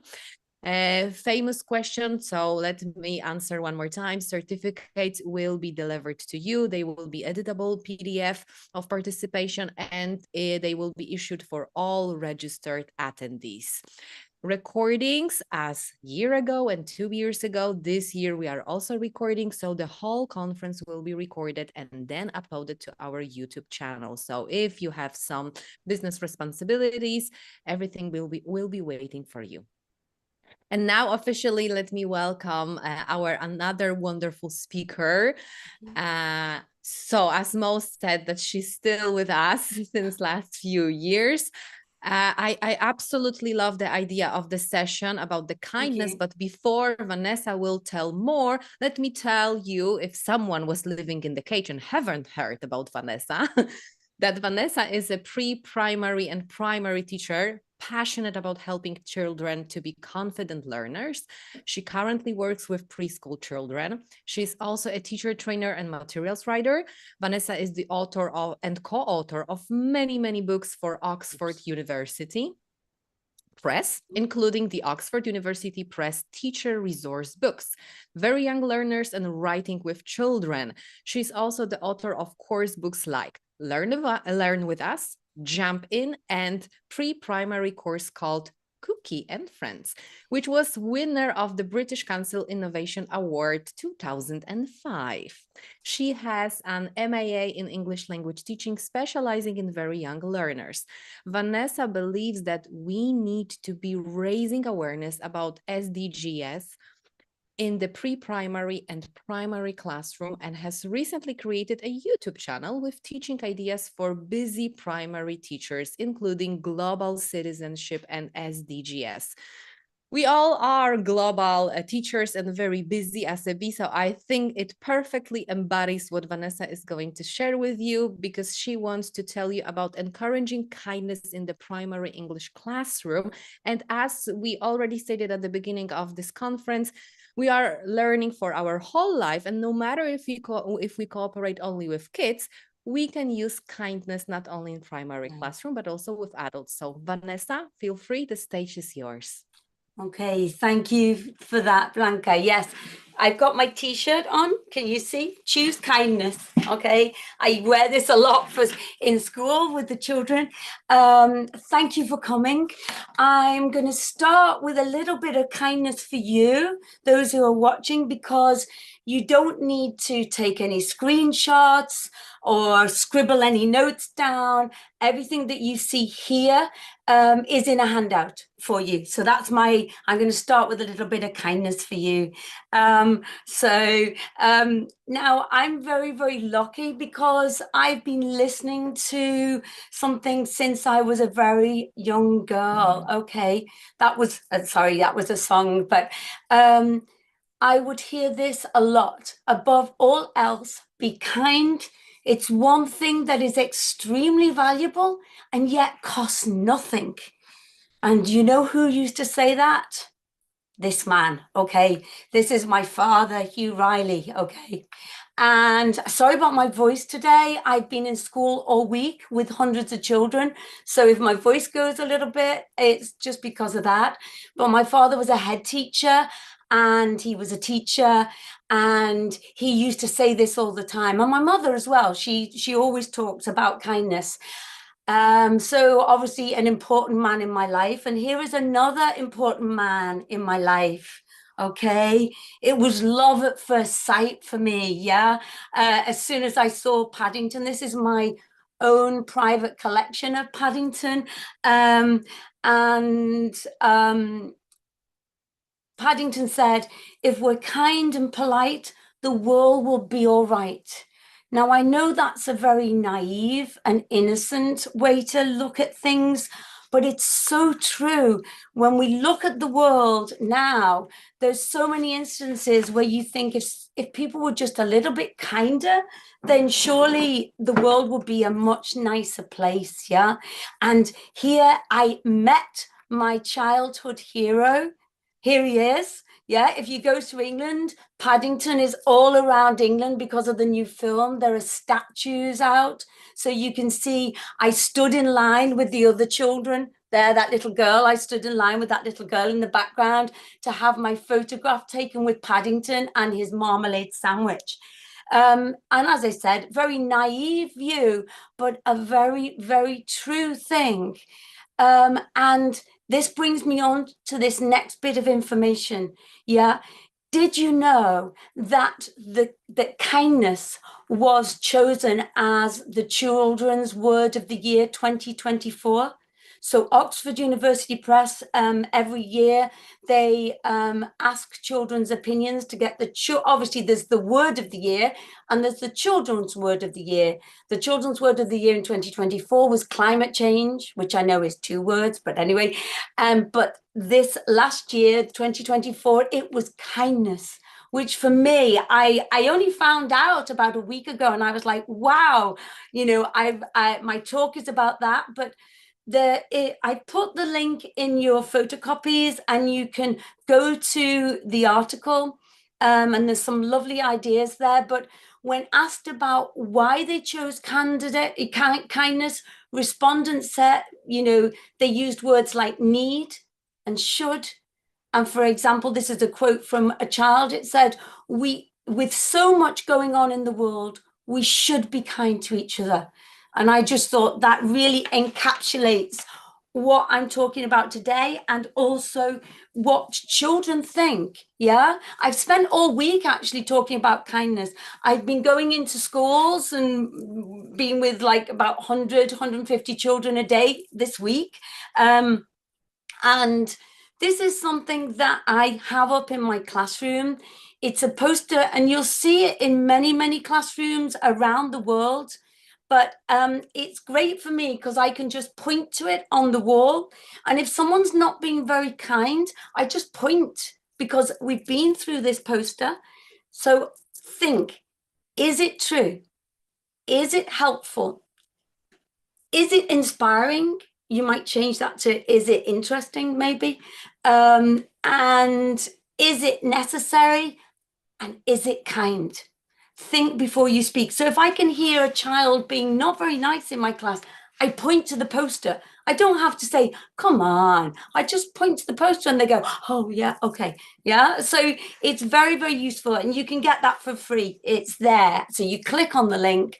Okay. Now, did you know kindness is the new cool? Did you know that? And the thing is, can kindness and empathy be taught? Okay. Well, this father and daughter, as they're a team of psychologists, and in their article, they said, we can't sit our children down for formal lessons in empathy. Instead, empathetic responses emerge over time in the context of caring relationships, modeling, storytelling, communication, yeah, all these things, and obviously a whole lot of patience. So if you want to read that full article, you've got it there. But my point today is, if young children can learn kindness through example and experience, as English teachers in the primary context, then SEL, or social and emotional learning, needs to be an important part of our teaching. Yeah, so obviously we have our curriculum, we're English teachers, we need to teach, but we also need to think about this, and we need to weave kindness, yeah, encouraging children in our classes to be kind to others, to animals, and to their planet. Okay, it will help us work towards making our schools, our communities, and the children's world a whole lot kinder and better. And whilst working towards achieving these, famous the United Nations Sustainable Development Goals. So we're working towards that. Now, maybe we can find a place to feel good, and we can treat people with kindness. So there's a quote.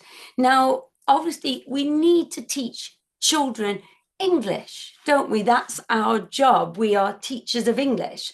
And so I look at examples with the children. How can I be kind? I can hold the door open for someone. I can ask someone to play. I can say thanks and please, or please. I can be a friend. I can share. I help others. Don't bully. I don't bully, no. I give hugs. I phone my grandma. I phone my grandpa. So these are ways we can be kind. They need to be easy for children to be able to do them, yeah? So I say kind things. I can comfort someone who's feeling sad. And I'm kind to others. I take turns. I recycle. I'm kind to the world. I'm kind to trees. I use both sides of the paper.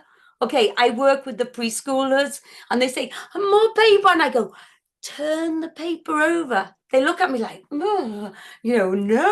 But yeah, we're teaching them how to use both sides of the paper. Yeah. I smile. It's something as simple as smiling. And I make others smile. Yeah. I can play nicely. I can pick up litter. This is important, this end thing, even if I didn't drop it. Okay. Because I say, pick up the litter, and they go, hey, it wasn't me. And I go, it doesn't matter. Just pick it up and put it in the bin, So, and I'm kind to plants, and I'm kind to animals. Yeah. These are all ways our children can be kind. Now, this is something you've got in your handout, okay? So, do you remember these fortune tellers? Did you use these in class when you were little? I used to use these all the time. I love them, yeah? And so in your photocopies, you've got my kindness fortune teller, and if you look, yeah, let's play, shall we? Here's a blank one for if you've got more proficient students and they can make their own. Okay, now have a look. Can you see this? Okay, can you say a number? I can't see the chat. Wait a minute, I'm sorry. In the chat, can you say a number? Let me see. Chat, can I see the chat? Number, oh gosh, right, who was number, oh gosh, oh right, okay, let's go, 5, let's choose 5, okay, 1, 2, 3, 4, 5, okay, can you choose a color, quickly, choose a color, yellow, okay, right, yellow, it says, yeah, it says, how can you be kind to someone? How can you be kind to someone? And it then says, I can, okay? And so I'm giving the children the way forward. Yeah, I can. And then they say, I can share my felt pens, or I can share my things, I can smile. Yeah, and so they've got at least the root so that they can then speak about it. Okay, now down here below, I found a really good video of a gentleman, and it's the instructions of how to make a fortune teller. Sorry, I've just noted a spelling mistake, fortune teller. And it's got the English language that you might, so you could show the children the video of how to make it, or you could just use the English from this gentleman's video. It's very, very simple. Okay. Now, dates to remember. Well, obviously we're weaving kindness into our classes, but there's certain times of the year when we can actually concentrate on kindness. Okay, the 17th of February is Random Acts of Kindness Day. So a couple of days after Valentine's Day, Random Acts of Kindness Day. And the 13th of November is World Kindness Day. And that starts World Kindness Week. Okay, so if you haven't got a class on the 13th of November, it doesn't matter, because it's World Kindness Week. So you could do something about kindness the rest of the week. Yeah. Okay, so these are 2 dates in the year. Obviously, we're trying to encourage kindness through the year, but you know, it doesn't matter. You know, you could do it anytime. Okay, now anybody who's been in other talks of mine will, I say this all the time, okay? Why singing our message is so important. Singing English is so important. And Tim Murphy, a long time ago, talked about SSITHP, and that song stuck in the head phenomenon. Yeah, it sounds terribly technical. It's not. It's when it's the last thing you hear, it gets stuck in your head. Now, isn't that just great as language teachers? Yeah, so if we expose children to a song with the right language, the language we want to teach them, then they can leave the class and spend the rest of the day singing our curriculum, singing what we've done in our class, and singing our message of kindness, maybe, yeah? So songs with a lot of repetition, which can incorporate movement and actions, and this enhances the learning process because you know, it makes everything more memorable. And then we can refer back to the song whenever we need to. So I'm going to teach you a song. Are you ready? And the song is on video, and I put the link. Okay, now the actions to the song are kindness, kindness. Okay, this is my action for kindness. I do it all the time, because if I'm across the playground and I see people not being kind, I go, you know, I throw it like, be kind. And it also is good, isn't it? So kindness, kindness. Oh, whenever you find this, so you find this, you will see the world's a better place. This is better in sign language, yeah? And you will bring, yeah, when you try this, you will bring a smile to someone's face. Oh, it doesn't take much, and it doesn't take long. It doesn't cost a thing, yeah? And there's no way to do it wrong, yeah? Let's sing it and join in, okay? You've got the words, and let's have a look at the video now. Kindness, kindness. Oh. Yeah? Okay, you ready? Oh, whenever you find this, you will see the world's a better place. Kindness, kindness. Oh, whenever you try this, you could bring a smile to someone's face. Well, it doesn't take much, and it doesn't take long. No, it doesn't cost a thing, no. And there's no way to do it wrong. You can try it anytime. You can plant it where you want. And you can grow it in your heart. And give it out to everyone. Kindness, kindness. Oh, whenever you find this, you will see the world's a better place. Kindness, kindness. Oh, whenever you try this, you will bring a smile to someone. put it in your words, in everything you say, in the little things you do, all throughout the day.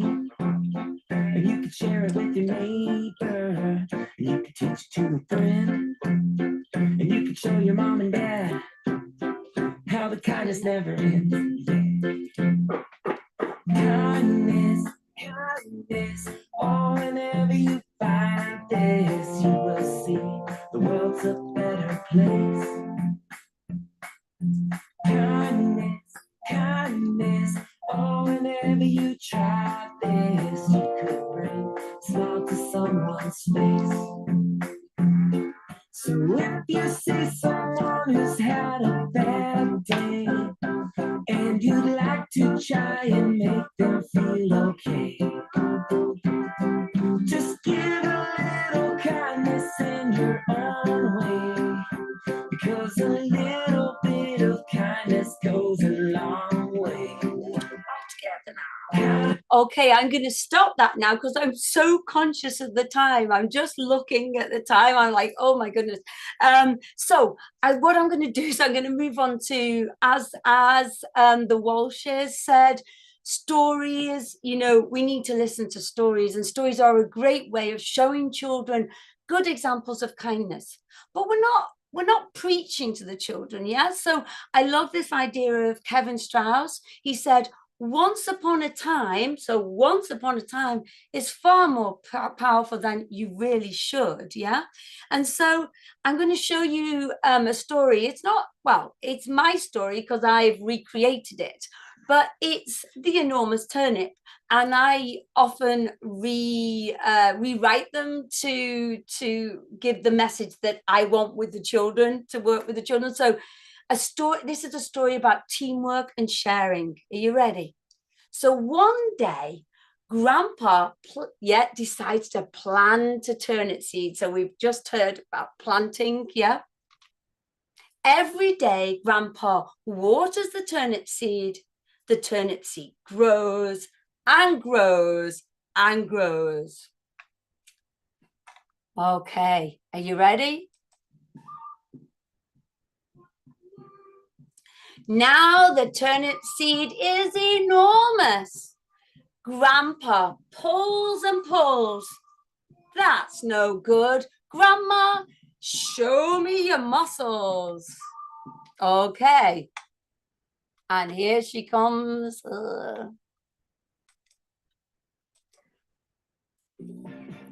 Grandma pulls and pulls.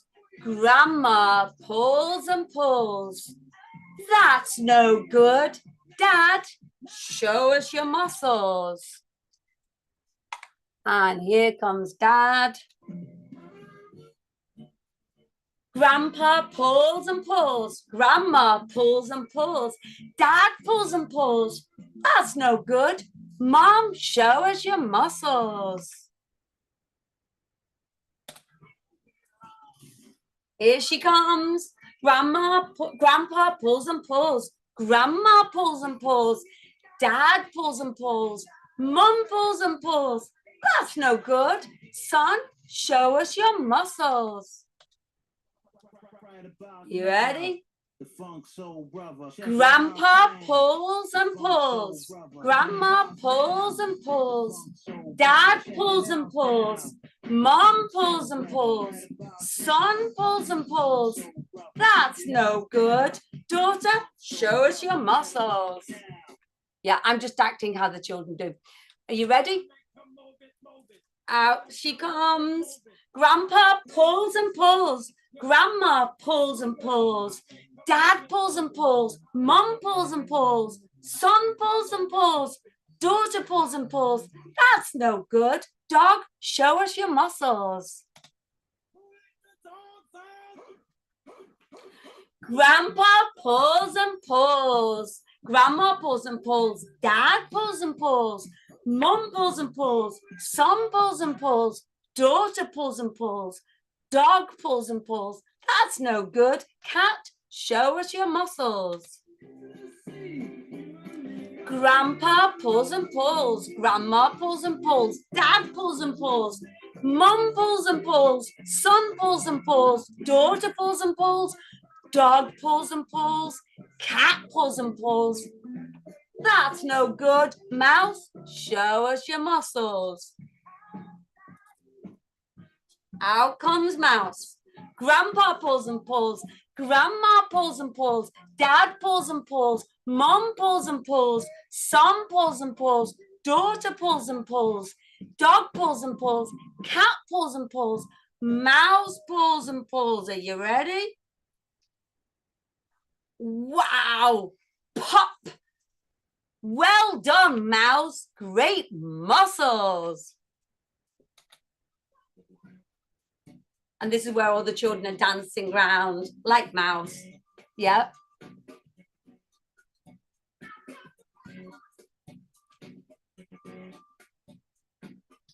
Okay, now the turnip was so big, Grandpa decides that he can make turnip soup for everyone in the neighborhood. And that's what he does. He makes soup for everyone. So the story is about working together, teamwork, and doing it, but also it's about sharing. And Grandpa decides he's got his turnip is so enormous that he can make soup for everyone. Okay, so now what I've done here is I have taken music. I've used something that works well, because if you think about most of the children's films coming out of Hollywood, they have a very strong soundtrack. So why not make the most of this by, you know, like successful films use? And on Free Music Archive, you can find free music, or the children can bring in music, and you can edit songs using Audacity, which is a free app. It's very easy to use because even I can use it. Yeah, okay. And I'm sure you'll be able to use it. But I even do it with the older students. They find the piece of music that they want, and depending on the story, it doesn't matter. But I might say, okay, you're the cow, and you have to find something for the sheep, and you have to find something for the goat. And they go away and find the music themselves, and they they can edit it using this free application. Yeah, in fact, the kids will be better than we are. Yeah. Now, this is something that I do with them a lot. With the children are sitting in a circle, and we do kindness change places. So change places if you smiled at someone today, if you said thank you today. Yeah, and this is a list you've got. Now, what I do is I have my list book. If I lost this, I am lost. This is like losing my flashcards or my music. Yeah, this book, it's got my Halloween tricks in, and it's also got my list of kindness, change places. So all of these things here, I have them in my list. And so if I want to do kindness change places, now you can do this activity a number of times a year or a number of times a month. It doesn't really matter, because you're just repeating and recycling language. Yeah. And it's, simple things like if you've smiled at someone today. Yeah. Okay. And here I am with my teachers this week. We played it in class and they said they wouldn't mind. Okay. Now, here is another storybook, and here it is. It's called Will You Be the Eye in Kind? And I'm going to be this lady was very nice, because she said that I could tell you this, and obviously her publisher says only 4 pages. So here we go. But it's a lovely story, and it's Will You Be the Eye in Kind? I am kind. I am a little word with a great big huge meaning. You're not quite kind. You're missing the I. You should go and look for it. Okay, I will, says personified kind. Hi, will you be the I in kind? Sure, what do I need to do?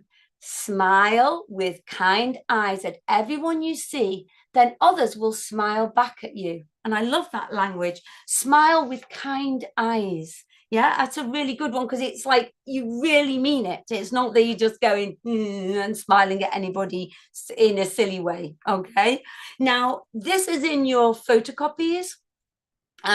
So you've actually got this one at the bottom in black and white, because not everybody's got the opportunity to do color photocopies in school. But usually the children either draw themselves, or a photograph of, we take photographs of themselves, being the I in kind. And actually, one of my teachers gave me this lovely idea this week, and I really like this idea, so you might like it, is that the children who are writing write a sentence to make the I. So it might be, I can share my snack, or I can smile at everyone I meet. And that is their I, which I really love that idea. Somebody just said it this week. You might like it. Another thing is my kindness surprise box. Can you see? Okay, it's obviously a surprise box because it's just covered in stars. That makes it fabulous. And the language that the children use is, I could give him, her, them, a, an, or some, because. So as an example, for instance, one child said, I would draw a cat for Vanessa because I know she loves cats, or she loves them, which, you know, it could be a drawing, it could be anything. It's not that they have to buy anything. It's not buying. Yeah, I don't like that idea, but it's just doing something for someone. Okay, right. I'm really sorry. I feel as I'm just throwing ideas at you, and I am, but anyway. And this is another idea, a kindness census poem. I use census poems all the time. So kindness census poem, the example I show the children is, kindness looks like my family. Kindness feels like a big hug from my son. Kindness smells like my cat Fifi. Kindness sounds like my favorite song. Kindness tastes like a meal someone has cooked for me, so I haven't had to cook. Yeah. And this, I've given you the photocopy. This is in this book of mine. I wrote it with my mother, and but you've got this in your photocopies that you could use with your students, and you could do the same, a census poem for love, maybe for Valentine's Day very soon, or peace, or happiness. Yeah, just an idea. Right, I'm moving on. Yeah, sorry, I'm throwing things at you. So did you know that an average European uses about 200 kilograms of paper per year? Yeah, that's 40,000 sheets of paper, or 5 trees. So I asked the children, what can you do? And they said, well, I can use both sides of a sheet of paper, or I can use recycled items for crafts, for instance. So that's what we do. We make a kindness tree. Now the kindness tree, okay, colleagues saved me boxes. So I've got boxes like this in my office, and I use that to make the tree. And we use branches that have been pruned from trees, and we use paper that comes in these packages that we get, you know, boxes from this like famous company that sends us books when we buy them, covered in lots of paper. And this is the kindness tree. Yeah. And the messages, these messages are ones that I've written because it was smaller children and they're not writing yet in English. And so they told me, you know, thank you to Carlos, you play with me at break time, or to Miss Reyes, that's one teacher, you're kind, to Miss Vanessa, you make me happy. Yeah. So lots of ideas there. And the children, what they do is they, older children write them, or younger children ask me to write them, and we add to the kindness tree anytime somebody has done something kind. Yeah. You've got this, you've got the link to go to this, and this is how older children write their thank you messages. They have this template which is laminated, and they take that and they create their own messages. Yeah. And that is free for you to download as well. Okay, now I as I said, I feel as if I'm just throwing ideas at you. Do you remember that quote? Yeah. Maybe we can find a place to feel good and we can treat people with kindness, find a place to feel good. Did anybody recognize that when I said it before? Okay, it's a song from a gentleman, a very well-known gentleman called Harry Styles. It's a very, very simple song. And once I've done this with the children, so obviously we can do anything we do with songs. So we sing it, we act it out, we may do a gap fill or whatever, and we dance it. Yeah. So are you ready to dance? Okay. Now, so this is where anybody who's watching you in your office is thinking, oh goodness, what's happened? Are you ready? So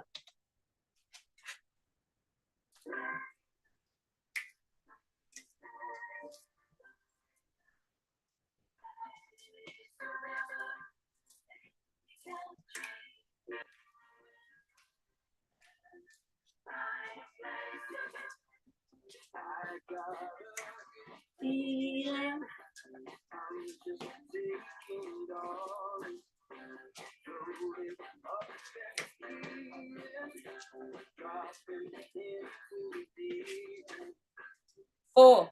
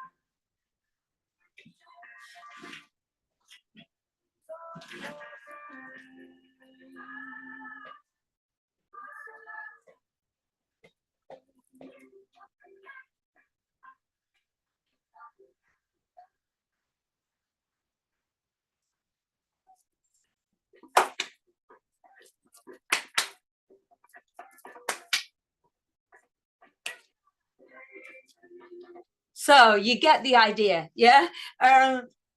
The children love doing this. I've done this so many times this week as well.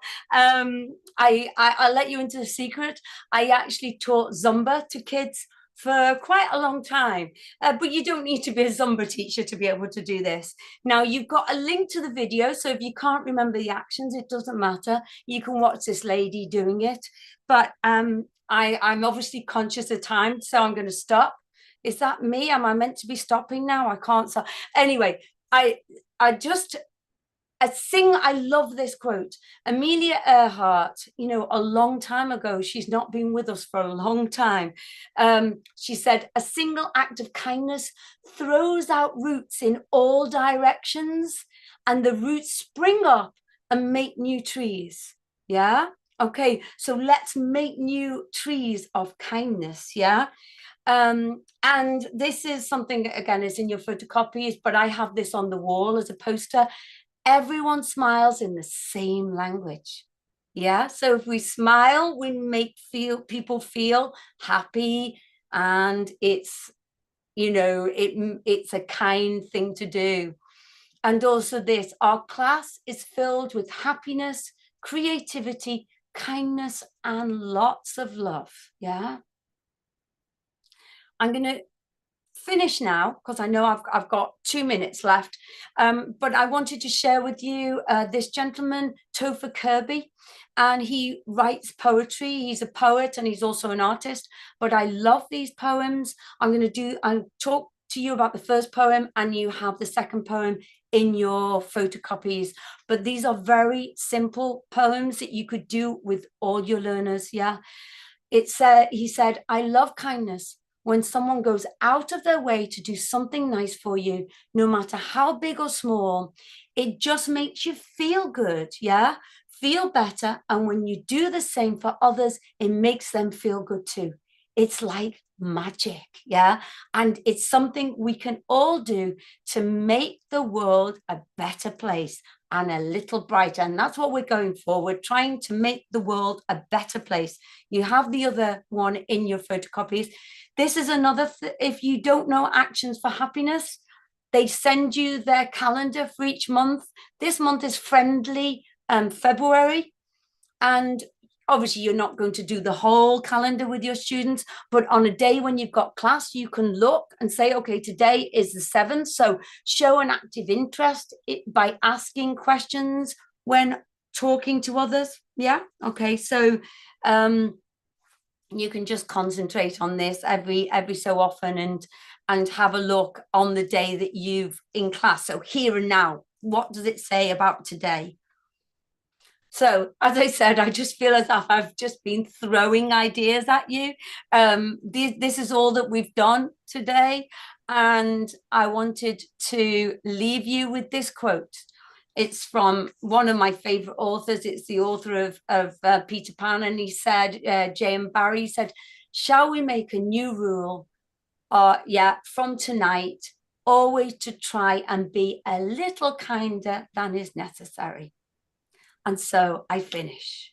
Okay. Oh, thank you, Vanessa. However, I would say officially you haven't finished because we have still so many questions. Oh gosh, okay. So I'm thinking, I do. This is what I do. I have my stopwatch on because I'm trying to be kind to the other speakers and to you, because it's really nerve-wracking when you're doing the planning like you are, So I try to stick to my time. Okay, great. Right. Thank you so much. So we have another idea to be kind, just to, let's all take care of our time. So I love the idea about fortune teller. You reminded me about old school times. And by the look of the chat, I saw that our attendees absolutely adore it. So thank you for bringing this memory back. Great. And my question would be related to different groups, because you focused a lot on primary English classes. So would you mind pointing all of us what activities are applicable to other learners, including adults as well? I love to see what do you think about it. Well, I've got to say that, yes, I work with primary, but I've worked with adults. I do work with adults now, teachers, and I've worked with all ages. And I think they are all applicable. Most of the activities are applicable, because I can use the language from my looking at ways that we can be kind. Another thing is that it's really funny, but adults love these, and so I can use the blank one and they write their messages on it. So I know it sounds silly, but sometimes we need to have a fun break in our classes, and that is something that we all remember. And so, and they can listen to the video. There are so many things. We can look at the national days. So the 17th of February, random acts of kindness. There are just so many. And the song, the Harry Styles song, is one that you can do with older learners. And also I was thinking about stories and the story of the enormous turnip, and maybe older children, teenagers and adults could think of rewriting a story to make it kind. Yeah, so I've done the same with like ant and grasshopper, because obviously, you know, ant is very hardworking and grasshopper isn't, you know, and so we did, and I've rewritten it so that ant is actually kind. So when grasshopper is hungry in the winter, you know, that actually ant does share his things, but it's a lesson to grasshopper, you know. So you know, you could take a story with older learners and rewrite it to make it kinder, a traditional story, trying to think of other things that are in there. Oh, definitely kindness change places. Yeah, the kindness change places, this one. Oh, sorry.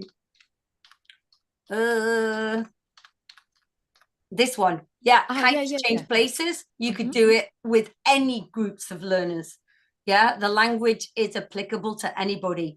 Or for instance, not, you wouldn't necessarily do the book with them, but you could do the whole idea of being the I in kindness. So obviously asking people how you can be kind and make yourself the I in kindness. Yeah. And this, the kindness surprise box, you can use that with any groups. Yeah, it doesn't might be a great icebreaker, or yeah, just a you can be 6 or 60. It doesn't matter. You've got 6, 16 or 60. You can use it with anybody. Yeah. So that was the whole idea today is, and this census poems, you can do that with any age group. I love the idea with rewriting, because I can imagine my adults, maybe on higher levels, rewriting the story. That's a great opportunity to work on register. Yeah, definitely. Amazing. Yeah, amazing. you're looking at different genres. Yeah, and how you can work on a story, for instance, and amazing. poetry. Thank you for that. Yeah. Additionally, you mentioned, and while I was presenting you, I also mentioned United Nations Sustainable Goals. Yeah. And you often speak about these. Yeah. And integrating. Is your session today linked to these? And it kind of is. Yeah, it kind of is, because for me, I mean, often other adults will say to me, "Oh, you're going to do about sustainable development goals with children, really?" And I said, it's not difficult. That's like saying, are you going to teach children English? Well, yes, we are. Okay, we don't start with the present perfect continuous and technical language. We start with language at their level. And that's the same with sustainable development goals and primary children. For me, it's just about being kind to others, being kind to the planet, to being kind to animals. That's what SDGs are, you know, being kind to the world. Yeah, so it's all linked. Yeah, kindness and SDGs are linked for me. Maybe they're also linked with the science of learning. Without safe environment, we cannot learn. And we all know stories about educational trauma. I meet all the time lots of adults that they just want to develop their language skills, and they mention about traumatic events. And in terms of traumatic events, you know, you work with kids. Very often they are in a whole group, in a big group. So how do you handle situations where unkind behavior arises, and if so, how you turn them into teachable moments? Yeah, I mean, obviously I have my signs. So if I can see, you know, if I'm in a whole group and I can see people not being nice, immediately I say like, be kind, you know. Or if I don't want to single children out. I don't like that. That's me not being kind. But if I can just hear something out of I point to my poster, my kind poster. And another thing is, yes, sometimes I may stop the class and speak to them, and most probably speak to them, especially when they're tiny. You know, when I'm saying that I work with children from 3 to 12.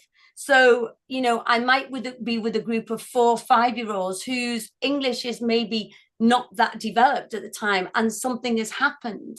And I will say to them in the mother tongue, I say to them in Spanish, oh, you know, you don't laugh at him, you know, just think if you, because I'm thinking of one concrete example of a child who had just arrived at the school. He'd moved from across the world. And I said and he was crying, and I just said to the rest of the group in their mother tongue, just put yourself in the position of Rui. He's come to a new school. He doesn't speak Spanish. He doesn't speak English at the moment. His mom and dad are at home. He has no friends here, and you automatically saw the empathy in these 5-year-olds, and as we were going out, because this little boy cried for, I'm not joking, about 10 days. It was kind of heartbreaking as a teacher, but you obviously worked with him, and it was lovely to see kids going and putting their arm around him and taking him outside and including him at break time, rather than at first they were laughing at him. And that's why I drew this moment, because I stopped and spoke in their mother tongue so that they would understand and start to think about being empathetic to him.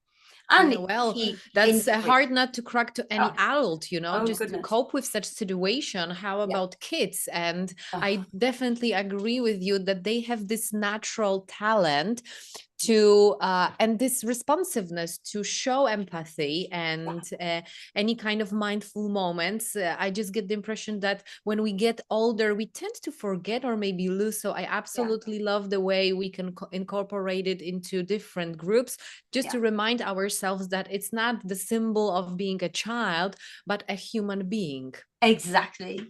For me, that's the whole thing about kindness. It's just, we are human beings, and if we can be kind to others, to other people, then hopefully we're creating a better world. That's the important thing for me. And sadly, children are seeing in the news situations that aren't kind, and so we have to make even more of an effort, I think, in school for us to be kind, and the atmosphere in school to be kind. Yeah, absolutely true. Yeah, I love what you said about focusing rather on encouraging someone in these weak moments to be more kind, instead of pointing someone out and blaming, showing that this wasn't good behavior, because it shifts the perception and it changes the perspective of rewards. And here's the thing that I started to ponder on. When you think about the reward, how would you approach rewarding, just to also be in this kind approach and perspective? Okay, well, something that I do a lot, and I've done it because this week I've been going into schools that are not my school, because I'd gone to a different part of Spain, and I went into children. And it's amazing how they take it on, because obviously I didn't have stickers, I didn't have my stampers or anything like that. And so when somebody did something really good, obviously I can do a fist bump. But if I can't get to the back of the class, I say to them, give yourself a pat on the back. And they love it. They absolutely love it. It's hilarious. They go, I can see them. And it's funny, when I go into a school where I do a lot of cover work when someone's ill, somebody said to me once, I knew you were in today. And I said, why? He said, because all these children were coming out of class giving themselves a pat on the back. And that is a free, cheap, but a nice way of, I would say to everybody who's here this morning, this afternoon, this evening, give yourself a pat on the back for coming along to professional development in your free time. It is a massive pat on the back moment. Yeah. So try it with your students. Try the pat on the back. It's free, and it makes them feel good. Yeah. And it's at the same time emotional response and physical one, when we sit so many hours, and I hope that our all attendees will be with us until Saturday evening. You need to stretch your back and say your body, thank you that you supported me in this development. Yeah, definitely. We don't have time for so many questions. However, my head is full of them. Though I wanted for the very last moment to ask, I guess you have tons of them. Though, can you share some examples of classroom rules that, based on your long, huge, creative and filled with colors experience, are doing the best? They are working the best. Rules. The classroom rules that work the best are the ones that we agree with the students.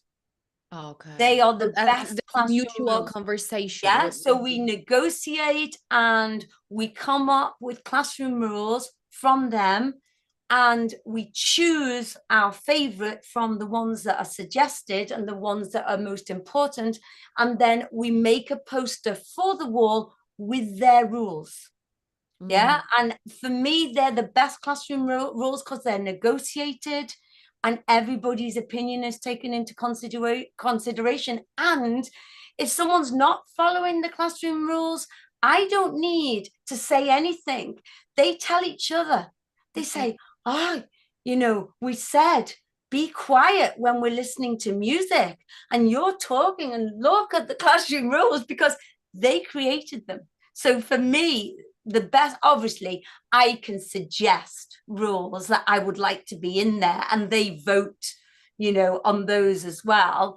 But the ones that they've chosen really are the best. Yeah.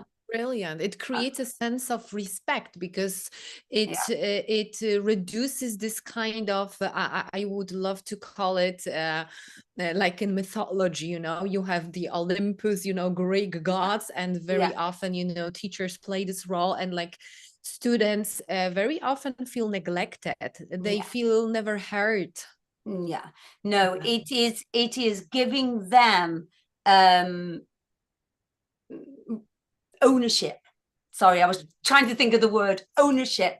That's the thing, is to have ownership of something, and they feel, I mean, I often do that in class where I'll say, well, we're gonna do a song, and we're gonna do a story, and we're going to do this, and then what would you like to do first? So I give them ownership. Okay, I'm still sticking to what I'm going to teach, but I let them choose the order. You see what, you know, it's that kind of thing. I still manage to teach my curriculum, but they feel they've got a little bit of ownership and a little, you know, and say, you know, I give them an opinion. Yeah. So that's just another way I do that. We give them voice. Yeah, definitely. Raise them as, you know, human beings. And yes, always. I can squeeze one more in terms of routines. Do you have your favorite routine related to kindness that you'd love to begin any session with?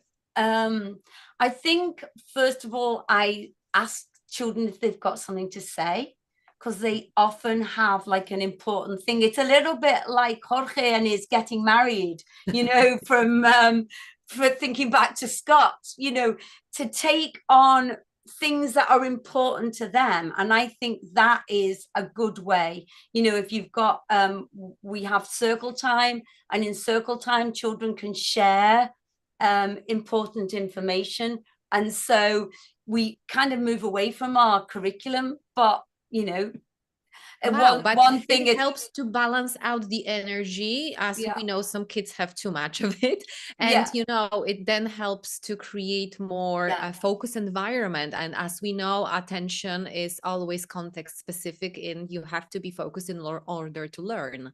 I know we had a getting married moment with the children, because one little girl put her hand up, and it was her grandpa was getting married. So obviously her grandmother had passed away years before, and he now was getting married. And she said, my grandpa married. And I was like, okay, your grandpa is getting married. So it made me laugh when I was watching Scott's session. I thought, goodness, we had a marry moment as well with 5-6-year-olds. Of course, you know, kids are the best observers. You know, sometimes we adults tend to underestimate their skills. They are like detectives. Very Vanessa, thank you so much. We would love to sit down and to chit chat.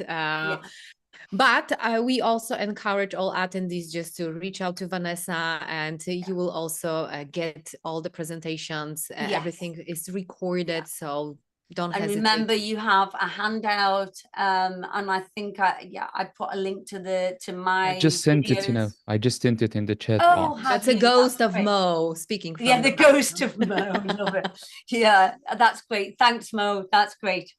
Thank Very you, My kind. pleasure. so Very much. kind. Yeah, he's done it already. So everybody who wants to, it's really funny because I've been training with teachers all week, and they've been using the activities like the next day, you know, and then they come into the session the following day and say, I did the story with my children this morning, and it's like really it's really nice. So hopefully, if you've got the photocopies, maybe something for Monday morning. I don't know. Maybe there are things there for Monday Ready morning. to use ideas, you know. I hope. Yeah. Thank you so much. Thank you. Thank you for being a part another year. So we hope to see you next year and on any kind of quest that we as Educast team is going to be. Thank you. Okay. I will be here. I promise. Thank you, Vanessa. Okay. I'm going to hand over to Mo and Ron because I know that they are absolutely ready for another session. I'm not saying a word. Who was meticulous enough just to check the program knows, who not, it will be a surprise. Okay, thank you. Thanks, Blanca, for this. Thanks, Vanessa. It was a wonderful talk as usual. And as Thank you you. said yesterday when we were talking together, you said that we have to practice what we're preaching, right? Yeah. And this is what we're doing. We're practicing kindness even in conferences because we really care about teachers, and we think that teachers really deserve such opportunities, right? Yeah. Yeah. Definitely. So that's exactly. great. Yeah. Yeah. So thank you, Okay. Vanessa, again. Thank you. Yeah, and good luck for your other conferences, and Thank we're looking you. forward to seeing you Okay. at Educast International Conference 2026. Okay. Bye. Bye. I don't know how to go. I'm sorry. Yeah. I'm trying to escape and I can't. Okay. So you'll have to stop sharing the screen. Right. Yeah. Okay. Bye-bye, everyone. Goodbye. Okay.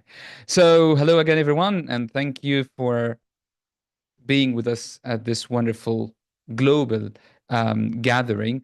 So our fourth session, we have two amazing speakers. One of them was a huge reason behind the success of our first conference, Dr. Christine Kumbi. She is here, and she is now with Dr. Lana Hyasat, and both of them are joining us from UAE.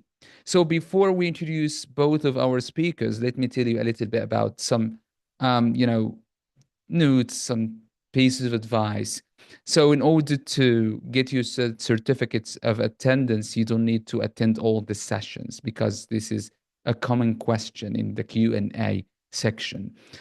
So please use the chat box to make comments, write your questions at the end of the talk. Only ask relevant questions to the talk being discussed. Also, try to be respectful and polite. You already are. Don't write harmful or offensive comments. Don't share links of personal information. I already talked about the certificates. You will get 2 certificates, each one for each day.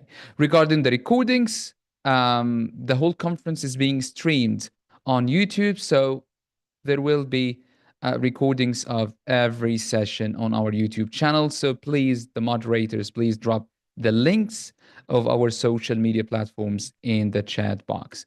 In order not to waste time, we have Dr. Christine, and she's going to talk about essential elements of the classroom of tomorrow with Dr. Lana Hyasat. And so Dr. Christine Kumbi is an associate professor of general studies at Dubai Academic City Higher Colleges of Technology. Christine has published many books in areas like testing, assessment, teacher professionalism and effectiveness, multilingualism in TESOL, leadership in ELT, TBLT, and research methods. Dr. Kumbi is past president of the TESOL International Association, the years 2011 2012, and she is joined by Dr. Lana Hyasat.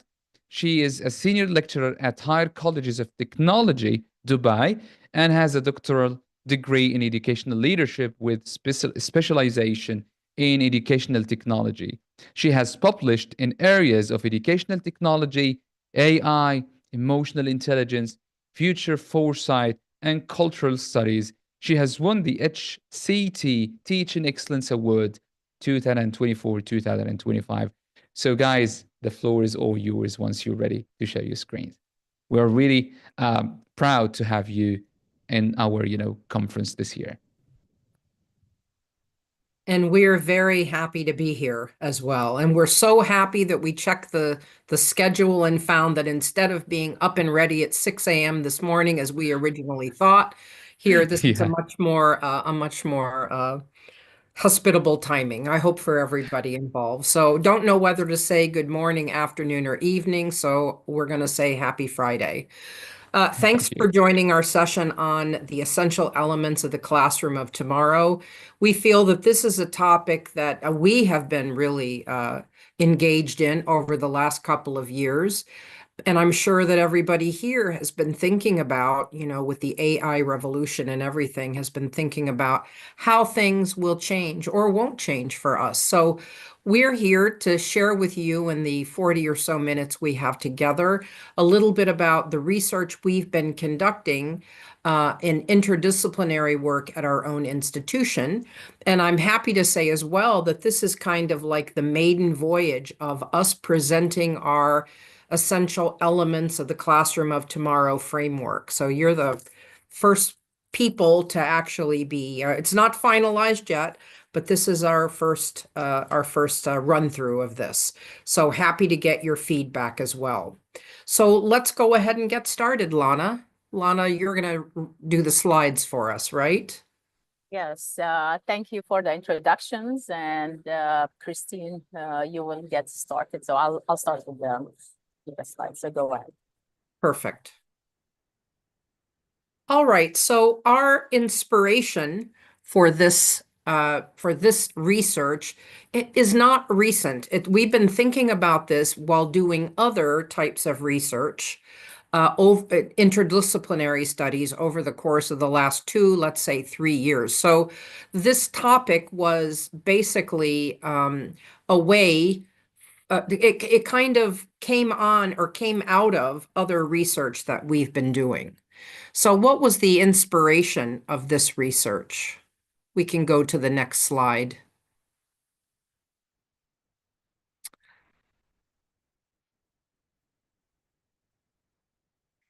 Well, if we look at today's teaching landscape, way back in 2015, one of the major findings at the World Economic Forum was that traditional learning, what was happening in the classroom then, falls short of equipping teachers with the knowledge that they need to have to thrive in future-ready classrooms. And it was discovered, something teachers in the classroom have known for many years, that there was a gap between the skills that people learn and the skills that people actually need to be successful in their future careers. And identifying and mastering these key skills was deemed to be indispensable. So I feel that educators of the future will need to have the same skill sets as those that they should be teaching their learners to develop today. So Dr. Christine, sorry for interrupting you. The screen is frozen. We can't see the second slide. Oh, sorry about that. No worries. Are you able to see the next slide? Because we're still on the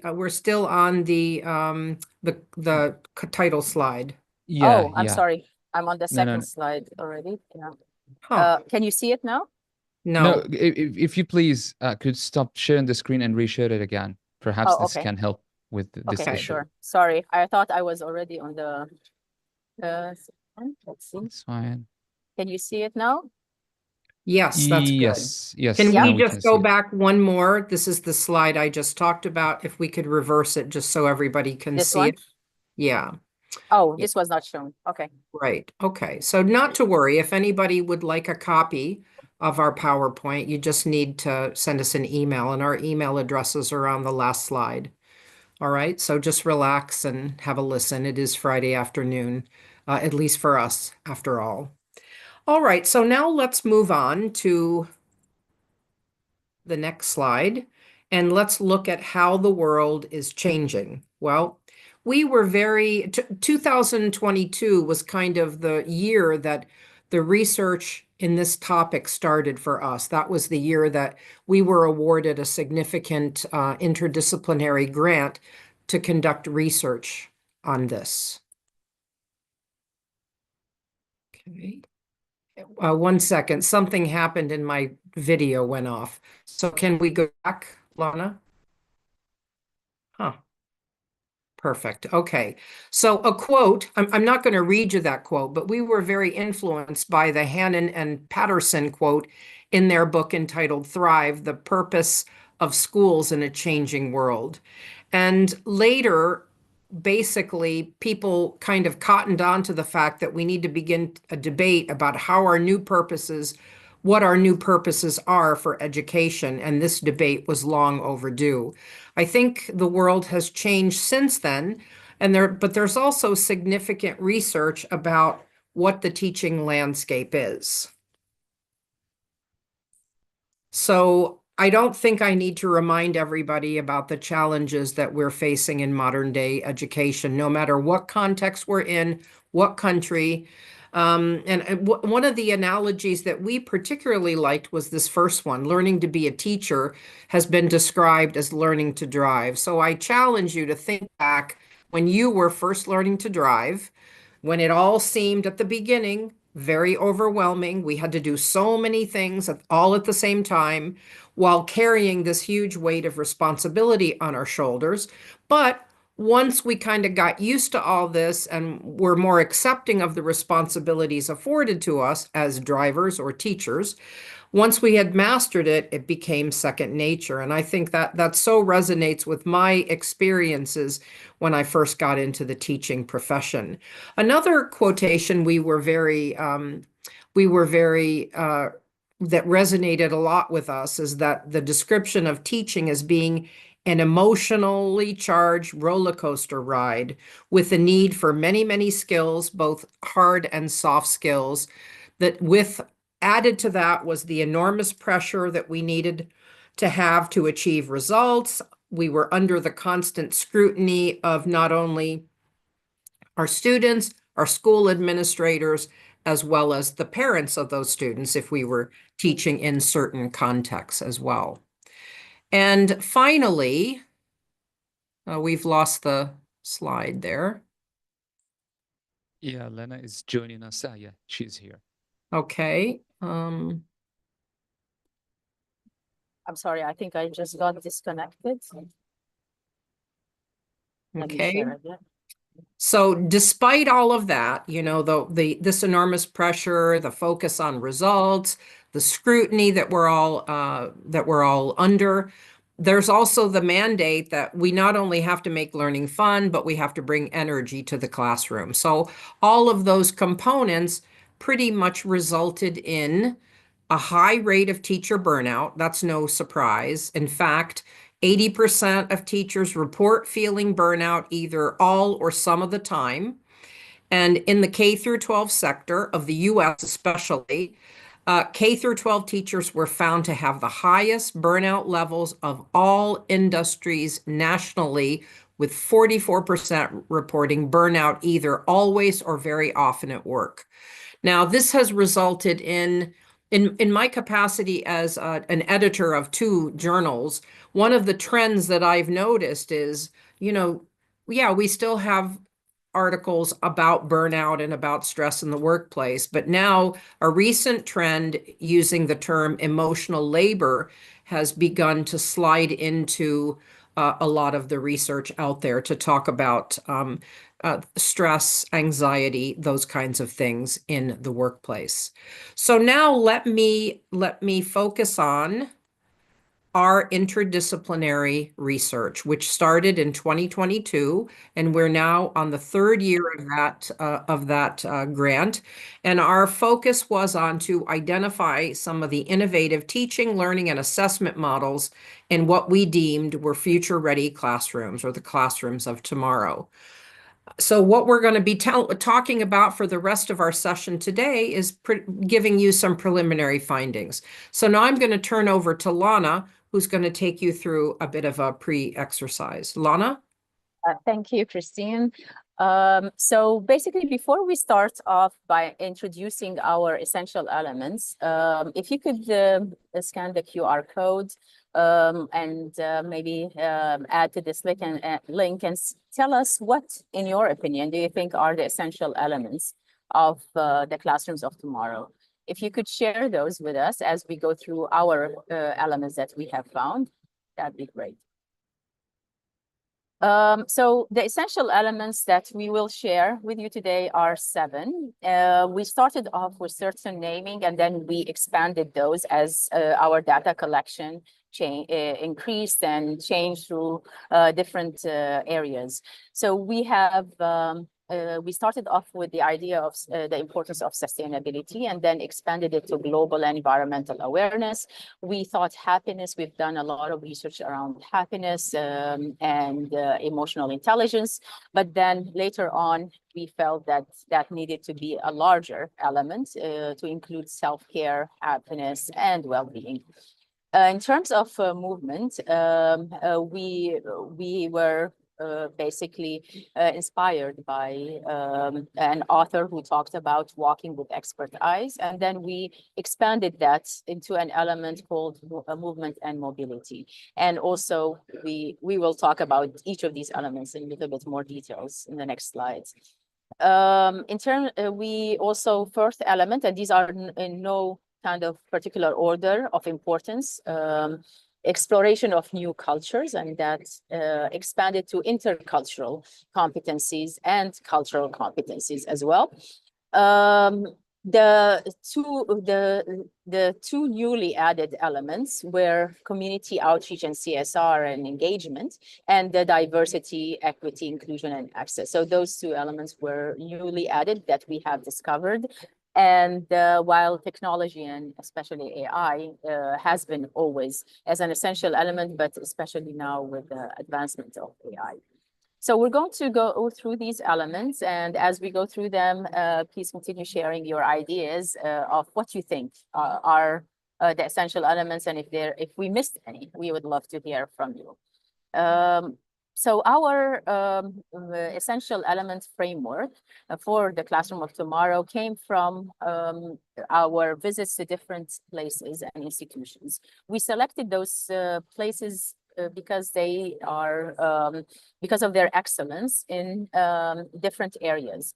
So we visited Denmark, Copenhagen, and we selected Scandinavian countries for especially to investigate the elements of happiness and well-being and sustainability, because those are strongly embedded in those cultures, and Scandinavian countries continuously rate the highest on the happiness chart. The second data collection came from Christine's visit to Singapore, where she had a sabbatical, and she conducted benchmarking with higher educational institutions, and also the universities there score very high on their academic performance, and other areas, technology and innovation, which we included in our framework. The last one is my visit to the Digital Learning Week of UNESCO, where in the headquarters, UNESCO's headquarters in Paris, and this was, the focus was innovation, obviously, and AI, and ethical use of AI, and how different countries and regions need to develop their policies and approaches and practices. So a lot of inspiration of how to develop teachers' competencies in terms of technology, and especially in AI, came from this visit and interaction with the sessions there, and seeing what on a global region was shared. Our detailed reflections are in those linked Padlets, and we will also, as Christine said, the link to this presentation will be shared in the chat and also at the end. this is just a screenshot of the Padlets, what you can see there. So what we have done, we've used it as a website where, as we were collecting data and doing our visits, we were capturing pictures and writing down our reflections and in real time, so that when we come back and reflect, everything is documented. This one is from Singapore, just to kind of give you an idea what to expect. And this is from UNESCO and the sessions that were there and kind of my summaries and notes and reflections. So you could have a look and you can comment if you'd like. Going through the first essential element, which was the purpose was to focus on sustainability. And in this element, we expanded it to global environmental awareness. It is an important element because in our region, obviously sustainability has been a focus for several years now. And we teach it in our university. We have a course dedicated in general studies, as which students of all the majors are required to take it, not just engineering or students of specific majors. Our focus in here was to visit Copenhagen and in Denmark, and we wanted to also visit Sweden. We didn't get the chance to do that, but we were looking at different areas and practices of how Denmark and especially Copenhagen is a city that has achieved many sustainable goals and set their own goals. And we wanted to be inspired and see how we can take that to include in our educational system and see how we can emphasize the sustainable living into a curriculum that students actually live this lifestyle and believe in this lifestyle. So we wanted to have practical examples as we looked at this first element.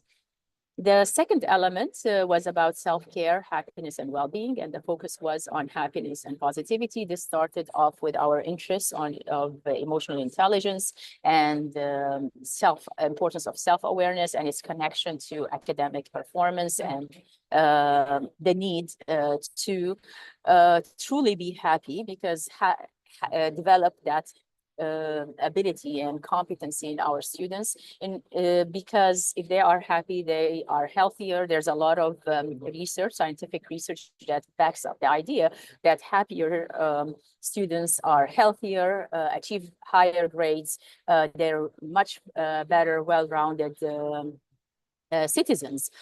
So positive education also is well documented in literature and for its benefits. So the ideal locations that we have selected to learn about true concepts of happiness and the concept where Scandinavian countries, obviously for their high ranks as world's happiest countries. We investigated the concept of hygge, and which is basically the sense of coziness, comfort, and as a lifestyle. And we try to actually immerse ourselves and live into that concept of hygge, and we wanted to bring it back into our classroom, how we can bring that element into education. The third element is movement and mobility, and here the emphasis is on movement and how to infuse movement in a class where, especially in nowadays, technology is overtaking everything, and with AI as well, it seems that we are sitting more, and that's causing more damage than we can, list in here. So we thought this element needed a place for itself, and we looked at inspiration from Denmark. We looked at walking tours in the forest towers, looked at how the city is walkable everywhere. And then we looked also, we're inspired by the author about walking with expert eyes, where you ask somebody who's an expert in whatever field to spend a day with them and to show you how they spend the day. So in order to see things from their own perspective. And we thought that was a really important thing to understand. in Arabic, we have saying, movement is a blessing, which is Arabic, al-harake barake. So we want to bring that back from different cultures. And that's why you can see the next element is about culture and cultural competencies, because we cannot create a future classroom without going back to our cultural values and having an emotional connection to these values and beliefs. Forest bathing is also a concept that we thought was quite interesting. It's a Japanese practice that we thought would connect well, not only for movement, but with also happiness and well-being. So these are just some of the points. There's much more to talk about each element. And I think, Christine, are you doing the next one, or should I continue? Yeah, essential element number 4, and let me stress that none of these are in any particular order. That might come later, but as of now, they're not in any order. We first identified exploration as the initial concept, the exploration of new things, trying out new ways of teaching, learning, and assessment, but also in combination with movement and mobility. We also thought that trying new experiences, new ways of travel, new foods, new everything. And that kind of morphed into our expanded term of cultural and intercultural awareness. So what were some of our inspirations for this? We thought that this is a core belief in education because it fosters a possibility and it's aligned with the belief that education should inspire limitless potential. I don't think we have to convince people in this audience that cultural and intercultural competencies are important. It's kind of like the reason for being for many language teachers, particularly those that are based in other countries or in EFL environments. We chose the places where we did data collection and further study and the various sites that we visited for a reason. And I think this cultural and intercultural competencies essential element was pervasive in all the areas that we visited. There was no one special way to do that. Yes, thank you, Fatma. I like your idea, your addition there of peace initiatives as well. Hopefully we will remember that to perhaps infuse that in one of these elements. So part of what we were doing was in the initial stages of this program, we wanted to infuse all of these elements. There were 5 at the beginning of our research in year 1. So we designed a summer school program where we thought we could hold a summer school class, one of the ones that students wanted to take in the summer for a month, and do half of the summer session in a foreign environment to expose students to some of these things. And of course, our idea was to take students to Denmark and Sweden for a 2-week trip that would have classes taught, visits to the Happiness Museum, the happiness initiatives as well, and lots of other activities. So we were inspired by that. That did not come to pass because of, I can't remember why, bureaucracy kind of concerns. Maybe it will at some point, but that's how this first evolved into the exploration of different things, including the touristic excursions that we had identified as well. Now, one of the new elements that we added because of pretty much going to Copenhagen, it's been about 8 months ago, was community outreach and engagement and corporate social responsibility. And we saw this interesting sign for social sailing, which was basically, it was a boat ride around the harbor, and it was kind of a unique activity. And we feel that although we haven't fleshed this essential element out to the extent that we have the previous 5, we feel that this will definitely have a place in our finalized framework. Lana, I'm going to hand this one to you because this is on new technologies and AI. Yeah, so one of the obvious element. I say obvious because when we talk about the future, the first thing that comes to one's mind is innovation, technology, automation, AI, and so on. And we cannot not focus on that. So we did a bit of a data collection about that, and to see what is important in terms of technology and what do we need to focus on? Obviously, the reasons for using especially AI nowadays is to have enhanced accessibility, more engagement, increased global collaboration, and more personalized learning.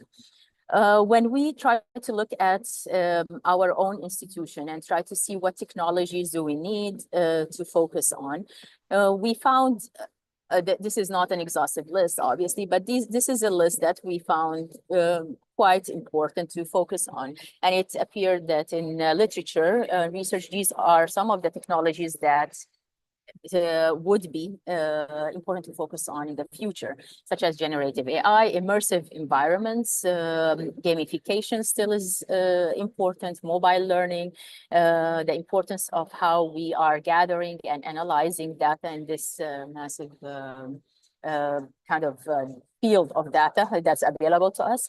An area that's interesting is also wearable technology, automation, adaptive learning, cloud computing, social media, of course, usage of 5G, which is in most countries already available, but that's important to have, and competency-based education, which is also the focus of our institution. So when we looked at these elements, we try to evaluate and see where we are focused on in our own institution, and we invite you to also try to tick where you think your institution is already, what technologies you are using. For us, we already are using generative AI. We have applied mobile learning, gamification. Of course, we do data gathering and analysis, especially we have a lot of online reports that we can use. We use 5G as our internet usage, and we have shifted now to competency-based education, our institution. And we try to focus more on developing the skills and competencies. However, we feel that there are other areas that we believe we could focus on, especially immersive environments. That has a lot of potential for a future classroom, and we see the future classroom being more immersive, and wearable technology, which doesn't seem to be used in our classrooms as much as we can. When we looked at developing our students' skills in terms of focus on technology, we have focused on two areas: competency-based learning, and the model that we use in our institution is, you can see it here, focus on 5 E's, where we try to build our lessons based on engaging students into the content, giving them opportunity to explore the lesson content, then a little bit of explanation, and adding the other two, which is extending beyond the class, which is our focus, where you try to bring in practical real life examples, case studies, and have different modes of evaluation. Our focus in developing AI literacy for our students is inspired and guided by UNESCO's AI framework for competencies for students, which was launched in September at the UNESCO's Digital Learning Week. And that framework, even though it's very detailed and very long, but we feel it was a good guide to kind of guide us as teachers for a starting point. What we would like to focus, also what we looked at, is the World Economic Forum's key report about key needed skills for the future. And the focus was not on content and knowledge development, but rather on other soft skills like critical thinking, creativity, collaboration, and communication. And communication here and collaboration are in relation to different platforms. So we're not looking at just face-to-face communication, but different. How do you communicate on social media, on various platforms, on the digital platforms? Are you able to collaborate effectively and extend creativity beyond just an automated generated AI content? So that's quite important. Developing ethical practices and is an emphasis that we felt in this element is important. So the teacher of the future is responsible to guide the students through an ethical use of technology, and it should be part of our curriculum of how we develop ethically digital citizens, and it should be part of how we teach. The seventh element is also not fleshed out as much as we would like to, but we have found that it is important, and we felt that even in our case, it's not included as much as possible. It's about diversity, equity, inclusivity, and access. How we can foster truly inclusive environments that where there is cultural competence, there's empathy, as in the previous session that we heard, and leveraging technology for true accessibility, and not just in our case, what we are able to do is just giving extra time, maybe allow for students or giving different ways. But we believe that the classroom of tomorrow should be truly customizable and accessible for all needs. We also have a link, and I hope Muhammad will share it in the chat. We have a Padlet that we would like to invite you to contribute to, hopefully after this conference. We created this Padlet as a kind of a space for global collaboration, and we would like to hear from you. What elements are you using in your own context, and what elements do you think we still need to infuse? So it would be great if you would like to participate in this Padlet. Christine, would you like to say anything about that? No, but we're looking forward to hearing from everybody. Obviously, our framework of essential elements is not exhaustive. We've got lots of things down the road that we're going to be looking into, like teacher dispositions for a classroom of tomorrow, things like that. But have we forgotten anything that you feel might be important, especially in your own context? We'd like to hear from you. And this is how the Padlet looks like. So you will see different sections, and then you can reply. And hopefully this would be a living document that we all can share resources from a global perspective. So we invite you to participate in it throughout the coming weeks and months. Mm-hmm. In terms of how we are developing teachers of tomorrow competencies for the classroom of tomorrow, we have developed several resources that we are happy to share with you. So the first resource is a self-assessment, where you could do a survey either for you as a teacher or the students, and reflect on these different elements. The second one is a classroom of tomorrow agent. I called it agent before, like a GPT, chat GPT, basically agent that is developed specifically for this framework. And I will keep on updating this agent as our research develops. And we will invite you to go into this agent to interact with it, ask questions about classrooms of tomorrow, evaluate yourself, and get actionable plans on how you can move forward. The knowledge base for this GPT comes from our research, and it is running on ChatGPT 4. So the latest version, and as I said, it's continuously updating, and it is public with a link. So if the link that we share with you is the link that you can use, but it's not something that's out there that anybody can access. So hopefully you will be using it, and you give us, we look forward to some feedback from you on how, what you think of it and what needs to be improved.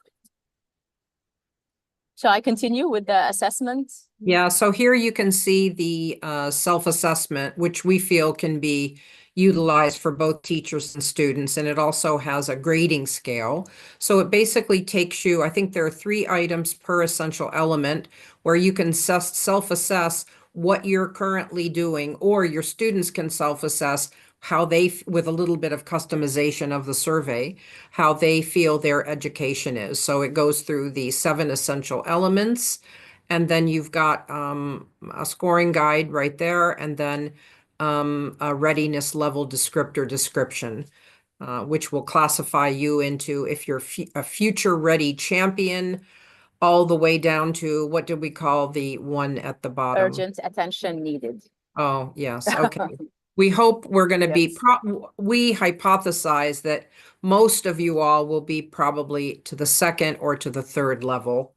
So we're hoping at any rate. So that's just an assessment that you can use to evaluate your own skills now in these essential elements and work to perhaps improving them. Yeah, so in each assessment, because it is done separately, and you can reflect also, you look at your score, and then you can reflect on how you can integrate. It gives you kind of a prompt that you can use and suggest. What do you do? For example, the first one is about global environment awareness. It asks you, how can you infuse more sustainability-focused projects in your classrooms? And if you use the GPT agent for the classroom of tomorrow, you can ask, you can give your score, and you can ask, what can I do to improve? This is my score. You can give a prompt. I've taken the essential elements assessment, and this is my score in this element. How can I improve, suggest activities for my class? And it will give you different activities for that. So in this link, if this is the link to the Classroom of Tomorrow agent, this is how it looks like. And in this PowerPoint, once you have a look at it, you can click on the sample chat that I have created. I tested it out, and it really gave me good guidance and examples. So I think we are reaching towards the end now. So if you'd like to participate in our research, feel free to contact us. And if you scan this QR code, you can get the presentation. And also, I think that it might be, Muhammad might have shared it as well in the chat, shared the links or the presentation. Thank you for listening. Thank you, Lana. Thank you, Christine. That was wonderful. And, you know, Christine, I'm just going to say, I remember that you once said that you asked the question, are we a with it teacher? And I think now we're seeing, you know, we got to be a with it teacher when it comes to these essential elements that you've just presented to us, you and Lana. We have a list of questions we'd like to ask. Okay. Okay. And, you know, I just loved, you know, some of these things that you presented about movement and technology, culture and intercultural things. And God, I'm feeling like maybe I am a with it teacher, because I'm getting my students to do that, you know, want to take them out, let them learn about, you know, the political system and how it works. And, but, you know, what I do is I get them to plan it. I maybe make some suggestions, but they're the ones who plan the whole thing and get us out there and from point A to point B and bring us back. So, you know, that's really great. But based on those elements that you presented, how can teachers prepare themselves for what you define as the classroom of tomorrow? What should teachers do? Are there any kind of skills that they need to add to their skills lists or set? And uh, what could that be? Well, I think the first thing that people should do is kind of maybe do the self-assessment that we've put together to find out where your strengths are. Because self-assessment was my PhD dissertation topic. So literally for the past 30 or some odd years, whenever I look at a list, I kind of automatically self-assess. And if I were, as we did in the, when we did the assessment of our own institutions, where we stand in terms of those new technologies and AI. Look at yourself, look at our 7 essential elements, and look to where you feel like you might need a little bit of work on. If I self-assess my essential elements, I think the last one, DEIA, would be one of those areas where not only myself, but my own institution. When we started this project, Lana and I both taught at Dubai Men's College, so literally not so diverse. All of our students were uh, Emirati men between 18 and 24 years old. Now, as of this year, we are now co-educational. So in the 2 years that we've been working on this project, we are now getting a little bit of diversity. So I think looking at where you feel that you need the most work would be one area. Sharing with others on what you do well. And teachers were good at that, particularly at events like this where we share what we're doing. I know just by reading the chats that are popping up while Lana was speaking, I have a lot of ideas that I want to somehow incorporate into our research as of now. So self-assess, figure out where you might need, to some development, learn from others. I think that's the way to go, but do not be intimidated by it, because I think teachers, we are people who you look at, maybe you don't want to remember COVID, but literally, I would consider teachers first responders, because literally for our institution, we changed everything around in literally 2 days, basically. Although we are the higher colleges of technology, teachers in other parts of the world, we pulled it off. We got, we didn't have to cancel school for an entire year. At best, maybe people missed a week before we got everything organized. So we're adaptable, we're flexible, and I think it's nothing to be intimidated by. One step in front of the other. That would be my advice. What about you, Lana?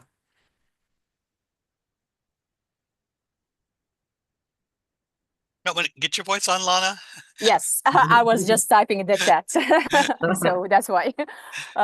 Yeah, I agree. It's like let's start.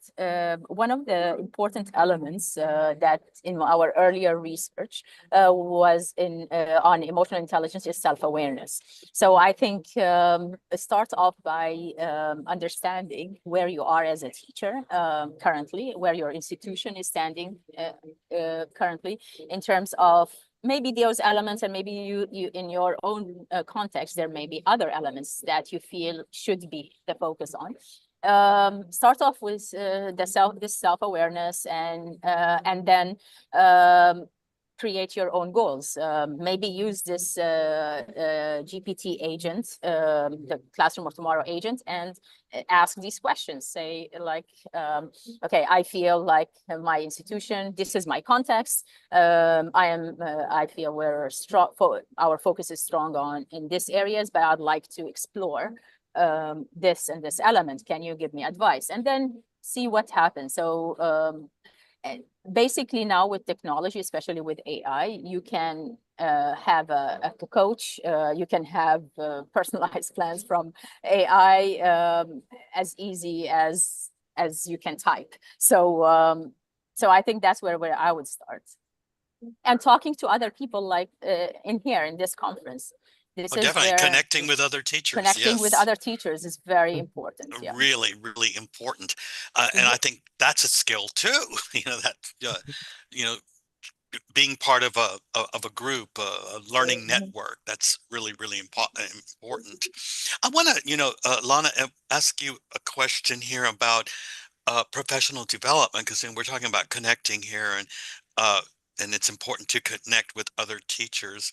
So what do you see is the future of professional development for teachers when we're talking about these essential elements that you presented today? Again, back to almost that question of skills development. What does a teacher need to look at maybe in their learning journey to incorporate all these elements? Yep. My perspective comes from not very traditional way of professional development, where you go, you get trained and from a traditional institution and develop the skills that you have. But I would like to see, the way I see the future of it is comes from future foresight, where you need to look outside your field in order to see what kind of disruptions are going to happen in your education. So I feel teachers need to really go outside, and what our institution is doing is actually sending us into sabbaticals into the industry, telling us go and explore different areas and see what's happening instead of sticking to purely academia. Because I think the professional development in the future needs to be more general, more global, more kind of coming from outside your field rather than from just your field. Yeah, that's why we have in Europe the Erasmus programs, where Yes. professors and teachers can go to other universities, other places to learn another, perspective, or learn something new that they can bring back and maybe incorporate into their classroom practice. Yeah, that's a very powerful program, and I've seen amazing results, projects, and research coming out of that through collaboration from various institutions. Could you just repeat one more time, Christine or you, Lana, how our listeners today, people who are here today, how they can take part in this, give you information about their ideas, and help you and collaborate with you? Well, the first thing they can do is email us. You see our emails right on the screen, and they can request the slides. And the first thing we'd like to do, well, it's going to be after the fact now, is to go to the first Padlet link. And perhaps if there are any essential elements that you feel that we've left off the list and we need to further explore, we've still got a lot of time on this research, so we'd be happy to hear from them. And if they'd like to participate in any way because the validation phase of our framework will be starting in probably around the summer of this year, after we do our last data collection trip. So we'd really like expertise from a variety of different contexts and teachers of different levels of students as well on the whole validation of the framework. So that would be very, very interesting for us and very helpful.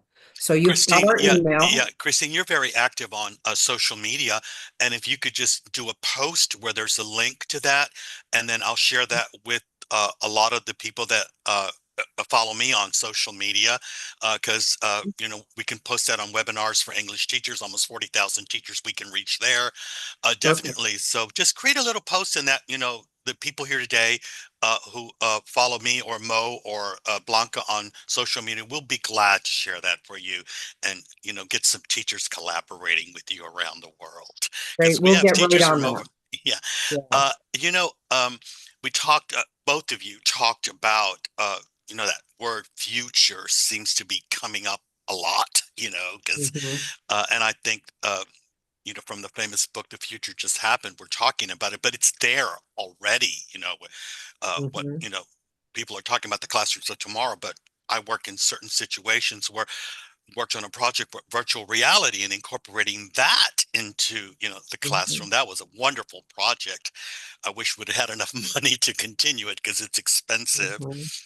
uh but could you just remind us really quick, maybe something from both of you, what is the classroom of the future? Well, What is that? we were meeting with our research assistants yesterday, and one of them said, "What do you mean by the future?" And Lana had an interesting response, and because she's a trained in future foresight, and she basically said, "What was it, Lana? 30 years is between 20 to 30 years. That's what's considered to be the future." And my own perspective of the future is like there are certain elements of the future which could be next week or next year. So that is an interesting thing that we have yet to explore, which we will be exploring. So it Yeah, depends on where so you are and, yeah. what you're currently doing. Does that mean that there are like cultural elements to this as There could well? be. Oh, There could be. that's a really interesting thing that you ask, because one of the exercises that we do in Future Foresight is to ask participants to draw circles of how they view the present, the past, and the future, and the relationship between them. So I've done this with multiple different nationalities, and it's interesting to see how big and small the circles are between different nationalities. And it's already also, the exercise is also published in one of the books that was done with other groups. And you can see how different cultures view, and even personal, so the differences are, of course, personal, how they view the present and the future, and what is their focus more. Are they more focused on the past to inspire the future, or are they living the present, or is the circle for the future bigger? So from a perspective of a future foresight, we don't look at the futures in terms of the next 5 years or 10 years. We're really looking much further, at least 30, 50 years from now. And we are lucky to live in a region where future foresight is really practiced. And you can see that we live towards, and we're guided by a vision of the next 50 years, next 100 years. We don't look at just what is going to happen as a strategic plan for the next 5 years. Because when you extend your vision beyond the short span of 5 years, you start living in this, what is really possible, really out of the imaginary. And when you think this is too wild, then you are probably in the future. So that's my perspective of the future. I think age could be a variable too, because I remember back in the day, I had the Christine Combe 10-year plan. Then, after a few years, I thought, okay, we better go with 5. Now I think I'm down to 2 or 3 years. So as I get older, I don't want to jinx myself. My God, education has changed so much over the just past 5 years. Yeah, it's unbelievable. One last question, and you talk about, Christine, I know you're always doing research, and Lana, you do too. What's your next little project? Are you working on anything else?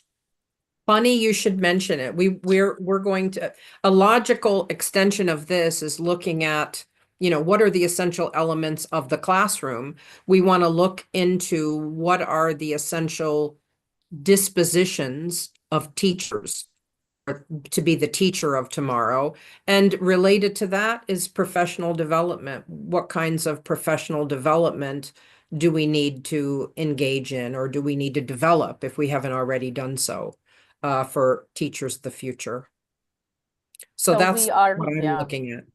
We're looking also at maybe developing a course with the essential elements, having like a MOOC course with the essential elements. And our next visit is going to be to investigate. Should we share? Can we share that? Let's do, yeah. Maybe we've got people out there. We hope to go to Hong Kong and Macau and visit some programs there that focus on PD and mentoring and things like that. So if we've got anybody in the audience who's from one of those places, maybe that might be a good, let us know if you'd like to meet with us when we come.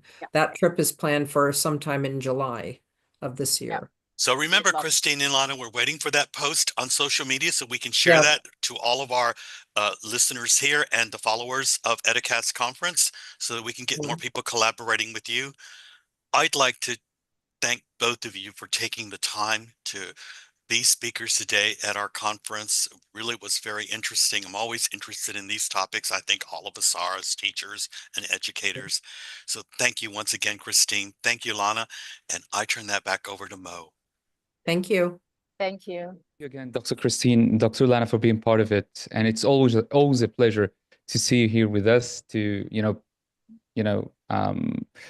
support us and support everyone, from all parts of the world, because you know that we have teachers from everywhere, right?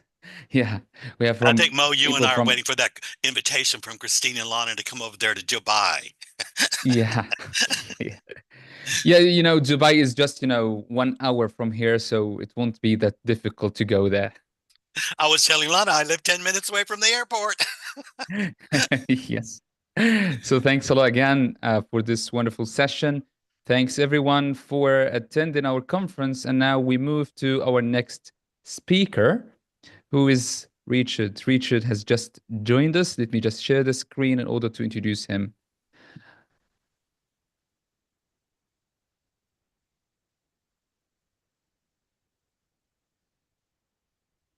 Okay.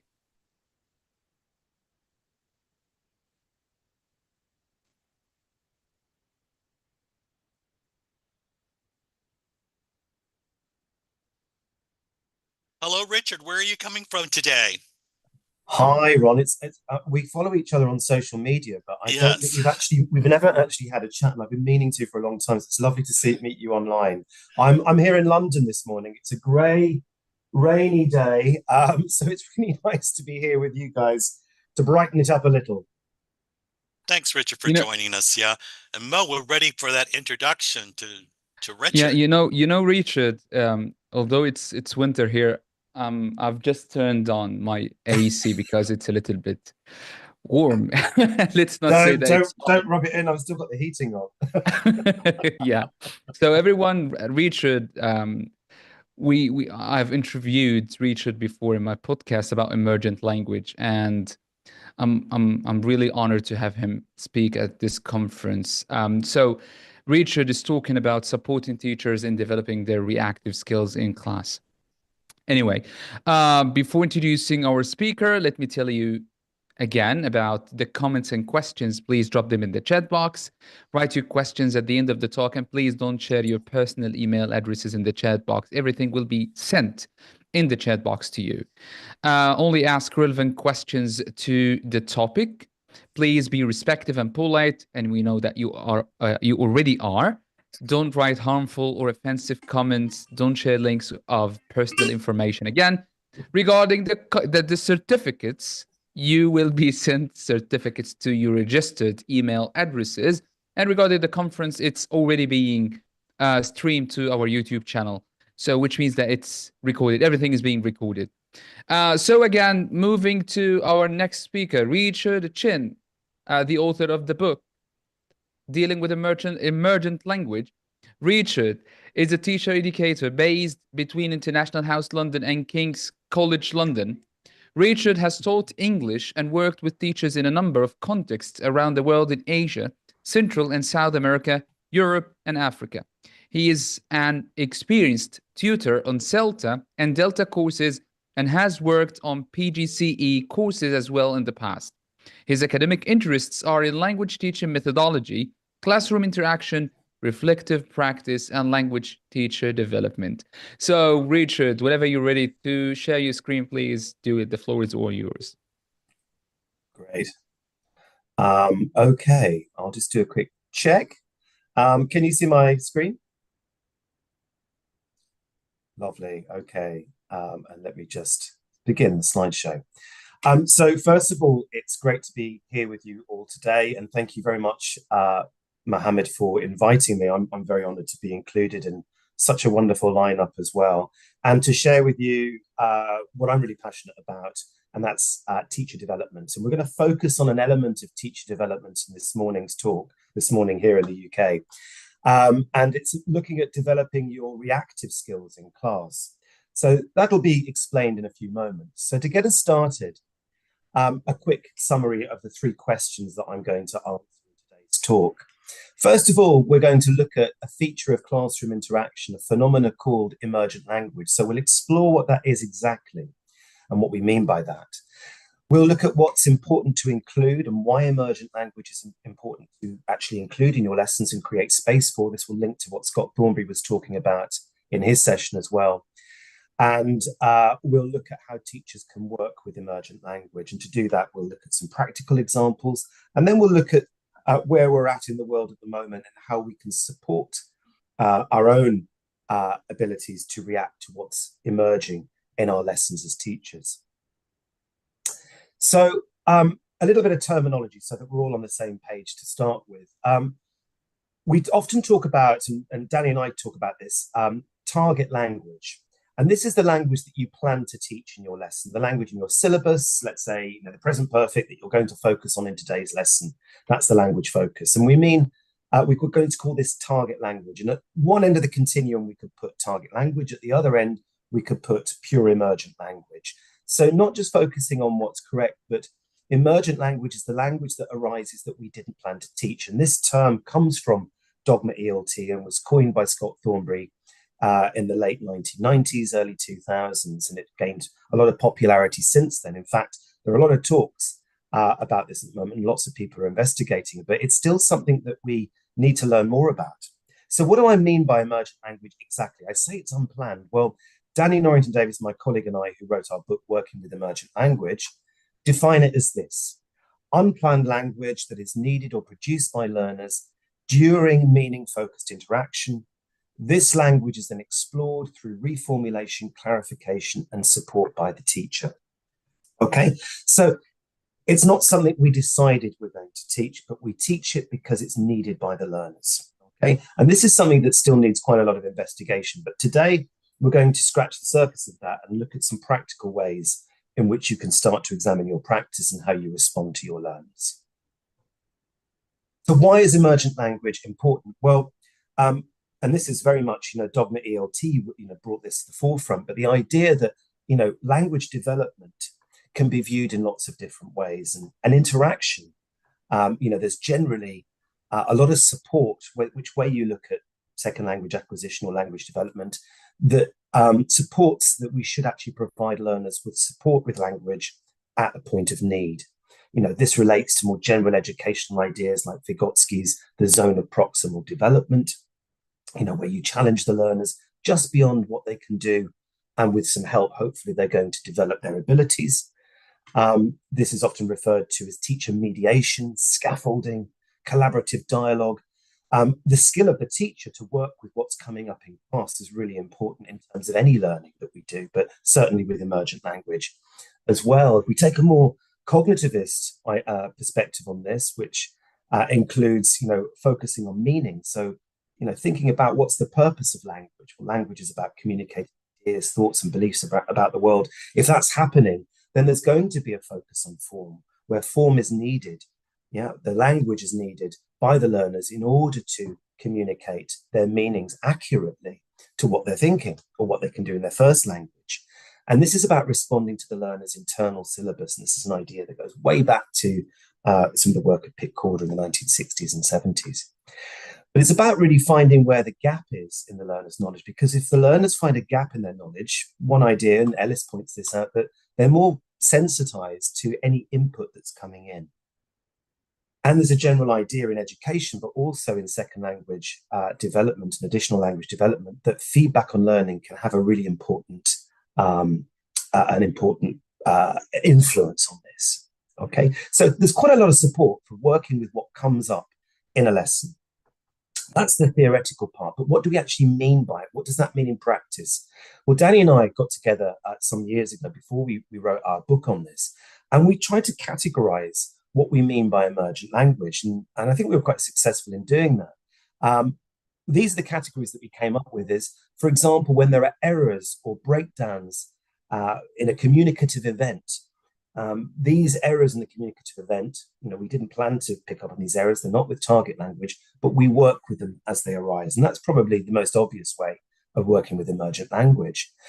But it's also about extensions, alternative ways of producing the same meaning, pushing the learners on developmentally, again, finding that edge of what they know, their ZPD, and pushing them on so that there's some sort of challenge in learning. And that could be, you know, especially with intermediate plus learners, where we want to give them some alternative ways, exploring different registers, for example, in order to increase their language knowledge.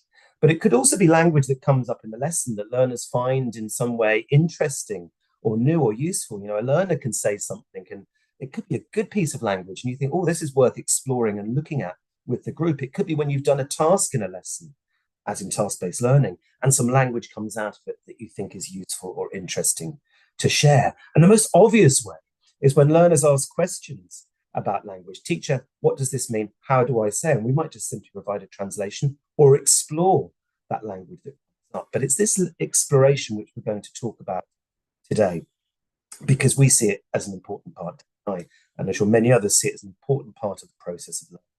It's exploring language. And it can happen in lots of different settings in EL.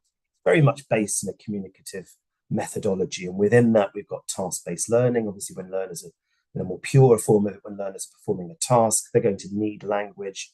And that provides an opportunity or an affordance for the teacher to introduce language that they need. And obviously, Dogma ELT, as I say, the term was coined by Scott Thornbury. But the idea that, you know, conversationally driven lessons that are focused on meaning are going to produce a need for language by the learners, and making the teacher a resource to support that language that the learners need. And also, we think about other types of classrooms. Some of you may teach in classrooms where you're teaching another subject through the medium of English, you know, content language integrated learning, where there's lots of opportunities for language to emerge that supports that kind of learning, you know, learning geography, let's say, through the medium of English. So what we're going to do, this can seem like quite an abstract phenomenon. So I'd like to give you a practical example of how this might look in the classroom. Obviously, it's going to look there's so many different ways this could look in so many different contexts that we have around the world. But the first thing that you need to do as a teacher in order to work with the emergent language is to tune into your learners and really listen to what they're saying, tune into the meaning, so that then we're able to deal with the form. And we're going to watch a clip of a teacher at International House London, a very experienced teacher trainer called Melissa Lamb, working with a group of business English students. They're kind of B2/C1. And they were doing a lesson about work conflicts. And as the teacher was listening to them, Melissa was listening to them, she noted down some things that they were saying. Communications between co-workers, so on and so forth. And we're going to listen to Ezgi, who has quite a long turn in the feedback in the lesson. The teacher's been monitoring, listening to the learners talking about work conflicts. And then she's going to conduct some feedback on the language, or actually the ideas first, and the language that the learners use. So let's take a look at this video, and then we're going to explore what's happening within it.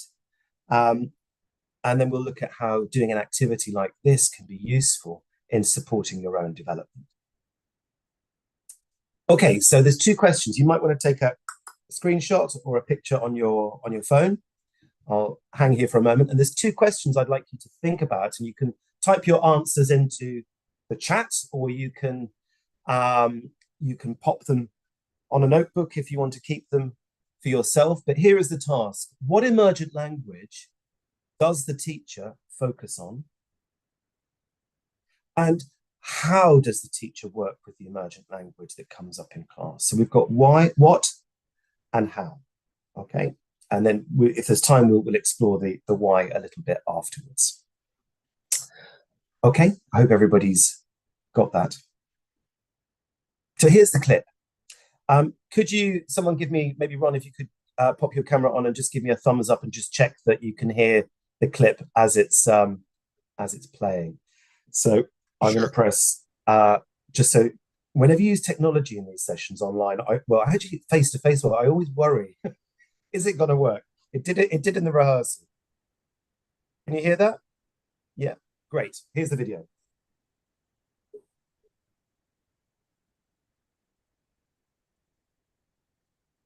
Richard, I think you need to share the sound when you share that. All Okay. right. Okay. So let me just go back. Thank you very much. Stop sharing. I'm going to reshare. I had a feeling this might happen. Where is, oh, share sound. Sorry, I'm with you. Yep. I don't seem to have that enabled on here. Can anyone help with this? Mohammed, can you give him those rights? Yes. Yeah, it just says Yes, options. of course he has them. So once you click on share screen, on the right you can see, you know, some Yeah, it's not. phrases. One of them saying yes, enable sound. It's not letting me tick share sound. Right. Why? This is really weird. This is It worked strange. fine in the browser. Yeah. So could you please, you have stopped sharing the screen. Can you please do it again? Yeah. Okay. So share the screen. I'm just going to check. Can you hear that? No. No, we can't. Any suggestions? Well, so before choosing the presentation itself, could you please tick on enabling the sound? Yeah, it won't let me tick it. Yeah, it's basically it's grey and it won't let me tick it. It's great.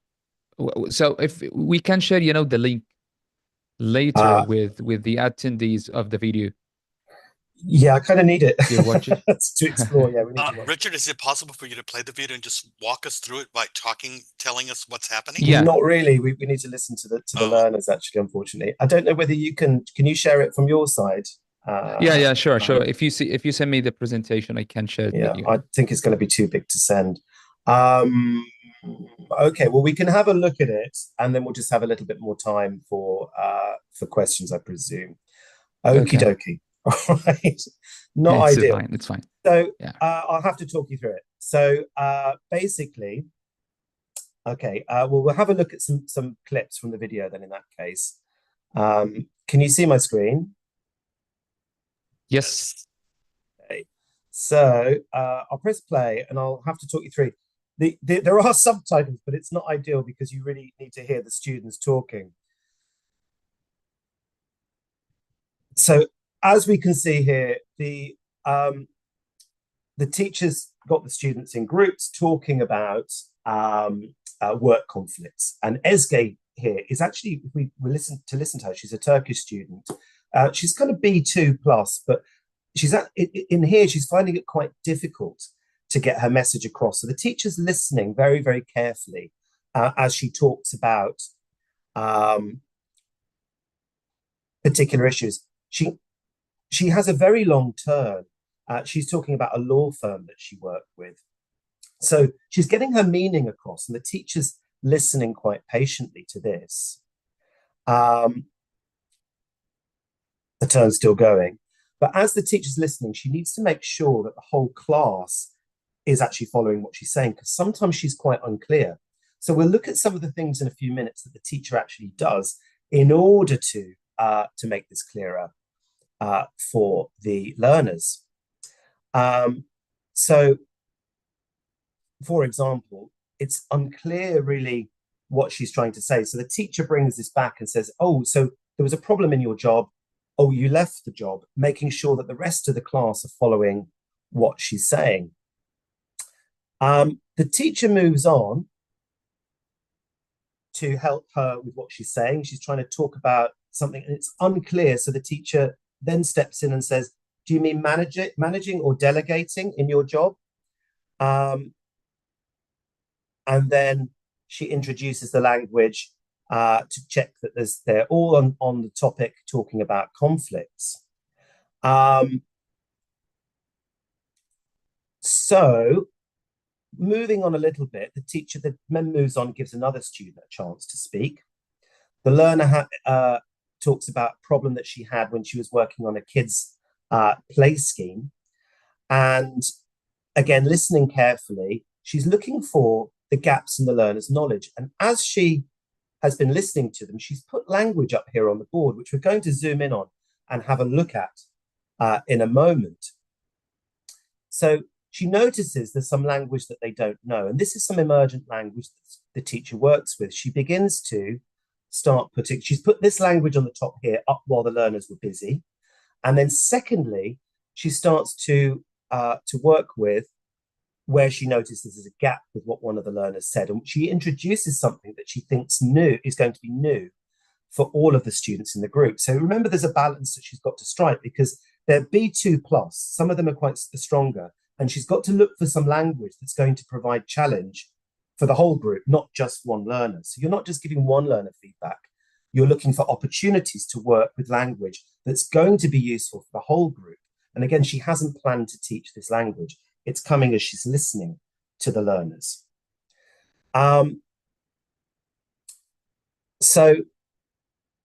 She probably wouldn't be very happy with me sharing this picture of her asking with her quizzical face, but she starts to build this language up at first. So she talks about a problem that the learners had. At first, she wouldn't, and then she introduces the lexical item budge, wouldn't budge. So she's talking about the learner's been saying an issue with one of her co-workers who wouldn't change her mind. Now, that's absolutely fine saying she wouldn't change her mind, but here is an example of the teacher pushing the learners on developmentally by giving them something more complex. Okay, so she introduces this word budge. Okay, introduces this word budge. She goes on to start exploring it further. She wouldn't budge, okay, and by contextualizing it, but in the end, what do you think she was going to say? Compromised. So she puts the word compromise up, but actually, we can't see this because we can't play the video, but she forgets how to spell the word compromise, so elicits it from the student. So there's some really natural moment of the teacher working with it. And even though she forgets the spelling, this isn't a bad thing, because teaching is a messy business, actually. And it's these messy moments where actually we're working with what the learners really need in this case. So she ends up putting the whole phrase on the board and checking with the learners that they understand it. So she asks some questions to help them with this. For example, it could be questions like, when someone won't budge, will they change their mind? Yeah, if you compromise, when you compromise, do you find an agreement or not? So she uses questions to check that the learners understand the language, very much like we might learn on an early teacher training course, these concept questions that we might be taught. But she uses them quite judiciously here, just to check that everybody understands when they can use that language and what situation it's appropriate in. After that, she moves back to the class and then looks at some other language that she'd noticed earlier on. So she noticed that some of the learners were having some issues with this particular language here, which we're going to look at in a moment. But just take a mental note of this page here. So she works with the learners and it elicits from them the target language, the emergent language that she wants to work with, okay, which she thinks will be useful to them. Okay, so it's a shame we can't see the video, because obviously in the video you can see the interaction, you can see the language emerging, you can see her thinking about how to respond to the learners. But what she does do, we'll just summarize some of the things that she does here. She, first of all, gives them feedback on content. And by that, feedback on content is feedback on meaning, feedback on ideas. So rather than just, starting the feedback at the end of listening to learners by saying, okay, I heard some mistakes, here they are on the board. Rather than doing that, she gets them to come back together and she elicits from the learners. She gets them to recall what they were talking about. So Eske, you were talking about an interesting work conflict here. Can you tell us about this? What was the problem with your boss that you were talking about? These are some of the things that the teacher does to get us focused back on meaning. Because, okay, she's got some language she wants to work with, but she can leave that till a little bit later. First, I need to see what they're saying to each other. I've been listening to them. Now let's see what's happening, because the more confident you get as a teacher with working with your learners' output, the more you can see where the gaps are, and the more you're thinking about, right, here's some language that I can now go and have a look at. Here's an opportunity to work with this language. And she does this by prompting and eliciting from the learners in the clip. She does a lot of active listening. She doesn't echo what the learners are saying. For example, if Esky says, my boss, the teacher doesn't say, your boss, because that would close down the discourse, that would close down the interaction, because you're taking the turn back from the learner. So what she does is lots of active listening. Yeah, tell me a little bit more. So you're pushing the learner and encouraging them to say more, because the more that the learner says, the more data that you've got to work with that's going to be helpful to that learner, or potentially, the decision you make on the language you want to work with the class itself. She does lots of summarizing. We didn't see it in the clip here, but as Esge's talking, it's unclear what Esge is saying. So Melissa jumps in and tries to summarize what she's saying for the rest of the group. Oh, you're saying it's not workable. Okay. Now we could see this as a piece of emergent language, some new language, because the learner had a gap in their knowledge. And this is a moment where we could maybe highlight that for the group.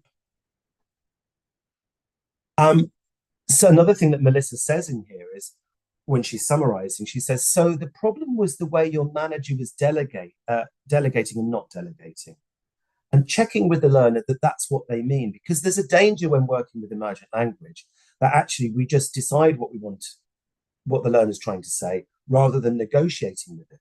And this is back to that kind of idea from Michael Long of negotiating meaning. It's really important for the teacher in this interaction to negotiate with the learners and to check that you understand exactly what they're trying to say, so that you can provide them with language that's useful to them in order to communicate their meaning more clearly.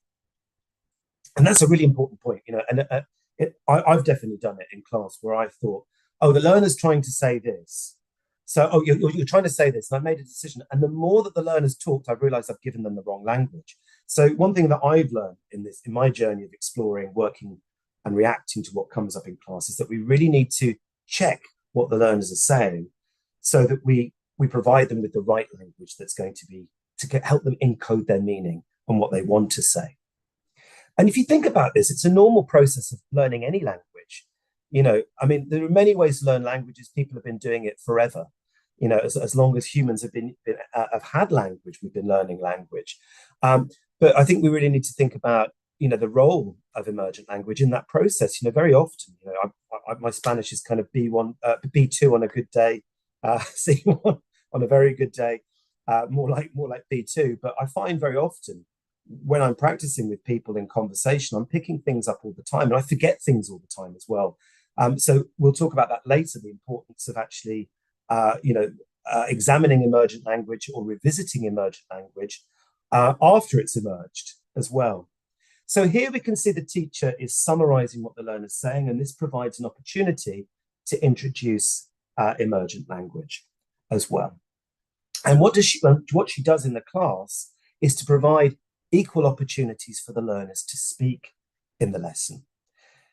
Now, this varies culturally, I think. In some classes that I teach, students that might have a different experience in educational background, where they're not expected to talk so much, or they're only expected to speak when they're nominated. I think we need to remember that if we open, it's important to ask open questions, which we'll talk about in a few minutes. But I think, what they end up being with a quiet class are just rhetorical questions that the teacher ends up answering.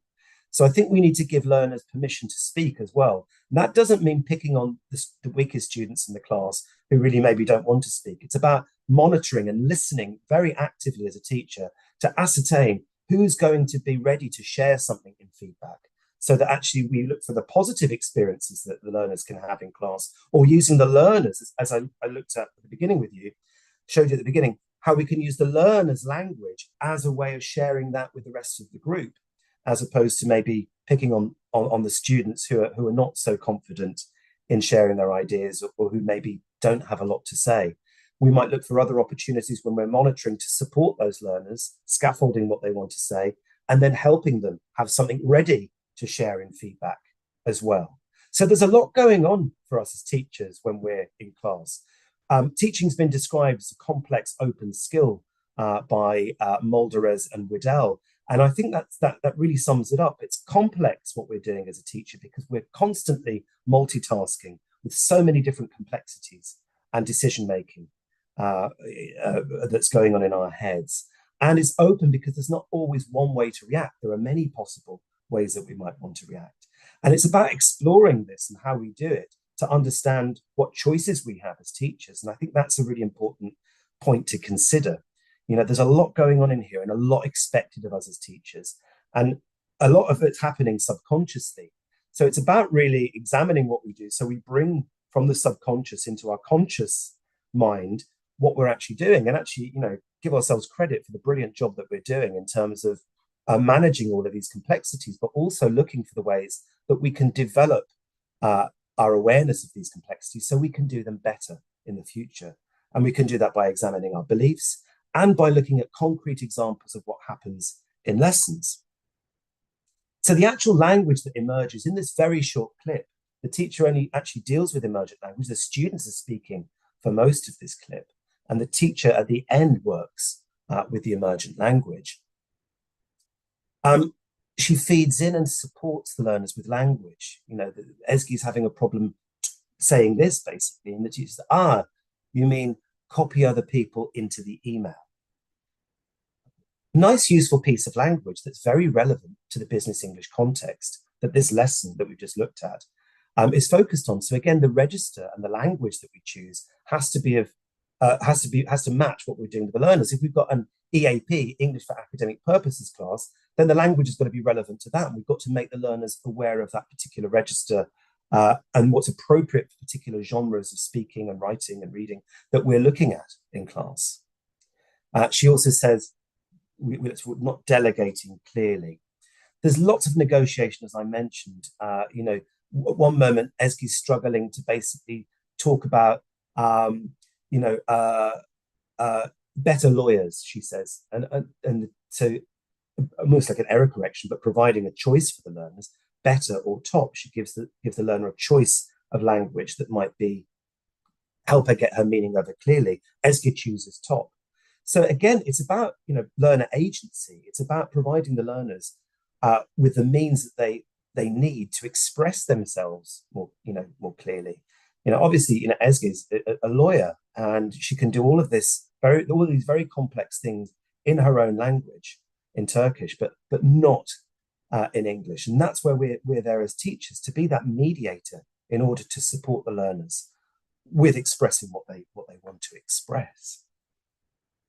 The kind of language that she focuses on, because they're a higher level class, she focuses on the extension by providing alternatives, more complex ways of saying the same thing to give the learners, you know, a wider linguistic repertoire. And certainly at this level, that's the rationale for why she's working on this kind of language. She talks about, we saw this on the board. At first, she wouldn't budge, and then she clarified it. You know, questions, didn't we? When someone doesn't budge, do they want to change their mind? Okay, what do we call someone who won't budge always in their mind? Stubborn, I think, comes up in this clip. But then we compromised, again, checking compromised.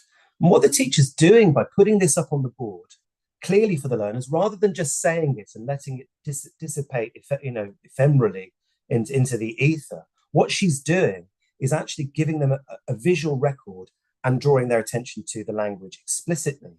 What she's doing is giving them this pattern here. You know, we've got a lexical pattern. At first, what's the grammar that goes in here in this little chunk of language? Wouldn't budge is often a collocation, isn't it?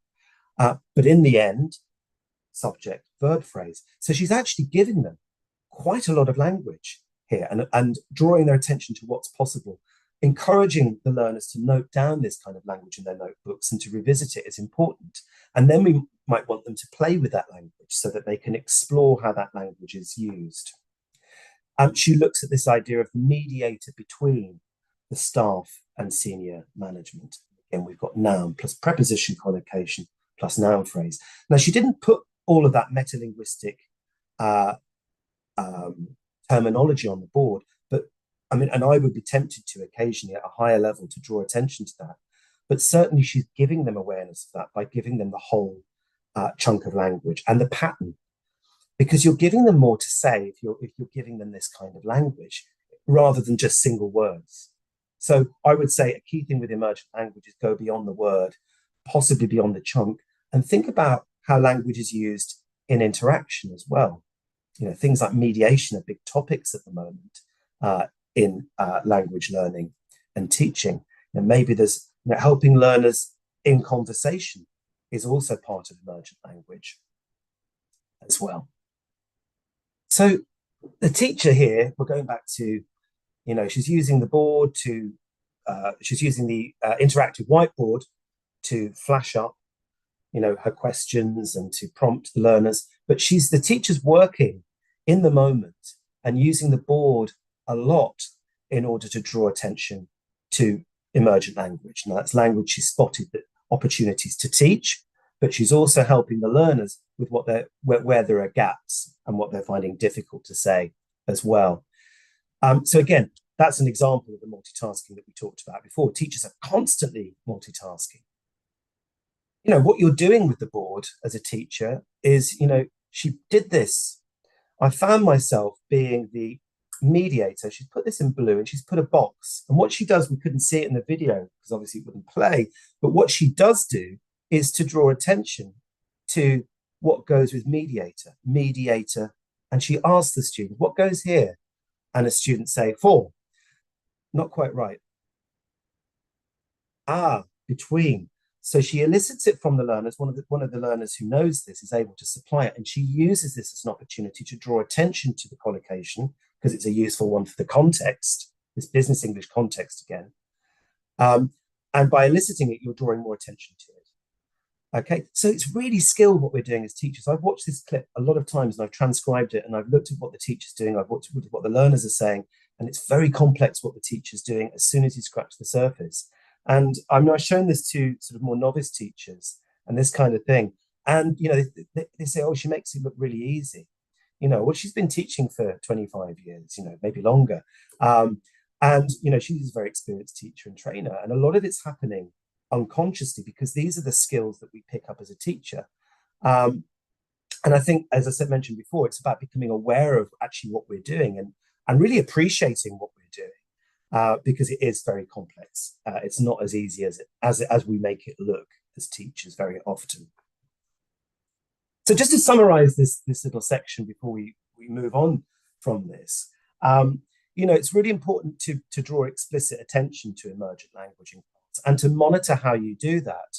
And one way that you might do that is to keep a record of it. You know, I constantly, when I've been teaching in class, is to use my phone and to take pictures of the board so that I've got a record of what we're working with, yeah? Because from that, I can produce a gap fill for the next day so that I get the learners to recycle some of the language. One of the things that I can do if I've got a record is, as I say, to plan something to teach, but I can also get the learners, you know, I find not always, sometimes when learners take a picture of something, they kind of forget about it, but you've got to train them how to use that. And I had these 2 Korean ladies, who were retired at International House London some years ago, and they used to take pictures of the board. And I said, what do you do with those? I mean, you know, I was kind of a bit negative thinking they probably just forget about them. But they used to go home and they used those pictures of the board in order to make sentences, write questions for me to come into class the next day, and then we would explore it. And I just thought this taught me quite a lot. You know, my default setting was the learners aren't going to use this. Actually, they were doing something quite complex, and by exploring their strategies of how they were using the language that emerged, taught me something. And it made me think about, well, what do I do with this? And one of the things that, you know, obviously you can do with emergent language, and this is very much from Dogma ELT about the revisiting language when it's emerged, is, you know, learner training. Encourage the learners to note down the language, you know, that they think is going to be useful to them. So let's say you've got 10 items on the board that have emerged through the lesson. You might say, right, okay, have a look at those 10 items. Choose 5 that you like or are interested in or you think are going to be useful for whatever motivational goal that they've got. You know, it'll vary from class to class. Get them to go away and practice it. Create sentences. Maybe explore it on the internet. And we'll look at using AI in a few minutes to do that.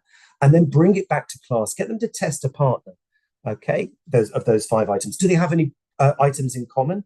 What example sentences or scenarios? I think it's important to go beyond the sentence and think about the scenario do they come up for when that language can be used, because it's through language use that we refine our understanding of it and what's appropriate. And this again is our role as a teacher, have been a resource for our learners to be able to help them refine when that language can be used, or if they're not quite using it correctly.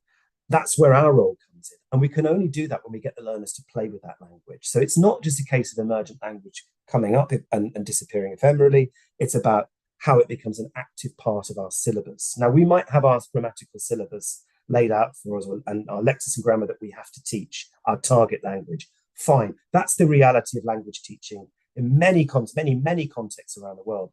But what we can say is if you create a little bit of space, and I'm sure Scott was saying this with his lesson design session, is if you create that space, there are opportunities to work with what the learners need. And we're responding to those theoretical ideas we looked at the beginning of why this is important by creating that space. When the learners then work with that, what emerges is important, but also we need to value it. We need to help the learners value it. So we train them to record it, to practice it, but also we've got to let that language then become part of our syllabus, to become a kind of snowball, really. What emerges, today's emergent language might become tomorrow's target language as it emerges and joins our syllabus. So I think we've got to think about how that feeds in and how do we test that at the end. If that language has become part of our syllabus, then maybe that's got to form part of the assessment that we give as well. So recording language is extremely important so that we can revisit it and that we value it as part of the emergent part of our syllabus that we're teaching. And one thing that you can do is obviously use video and audio recordings. Obviously mine didn't play today, but for yourself, record a bit of a lesson that you're teaching. It could just be on your phone. Steve Walsh, who's a lot of research into this, recommends snippets. Just get a little snippet, record this snippet, and then transcribe it. 30 seconds might give you enough. A minute might give you loads of data. But actually look at what you're doing in class to raise awareness of how you work with emergent language.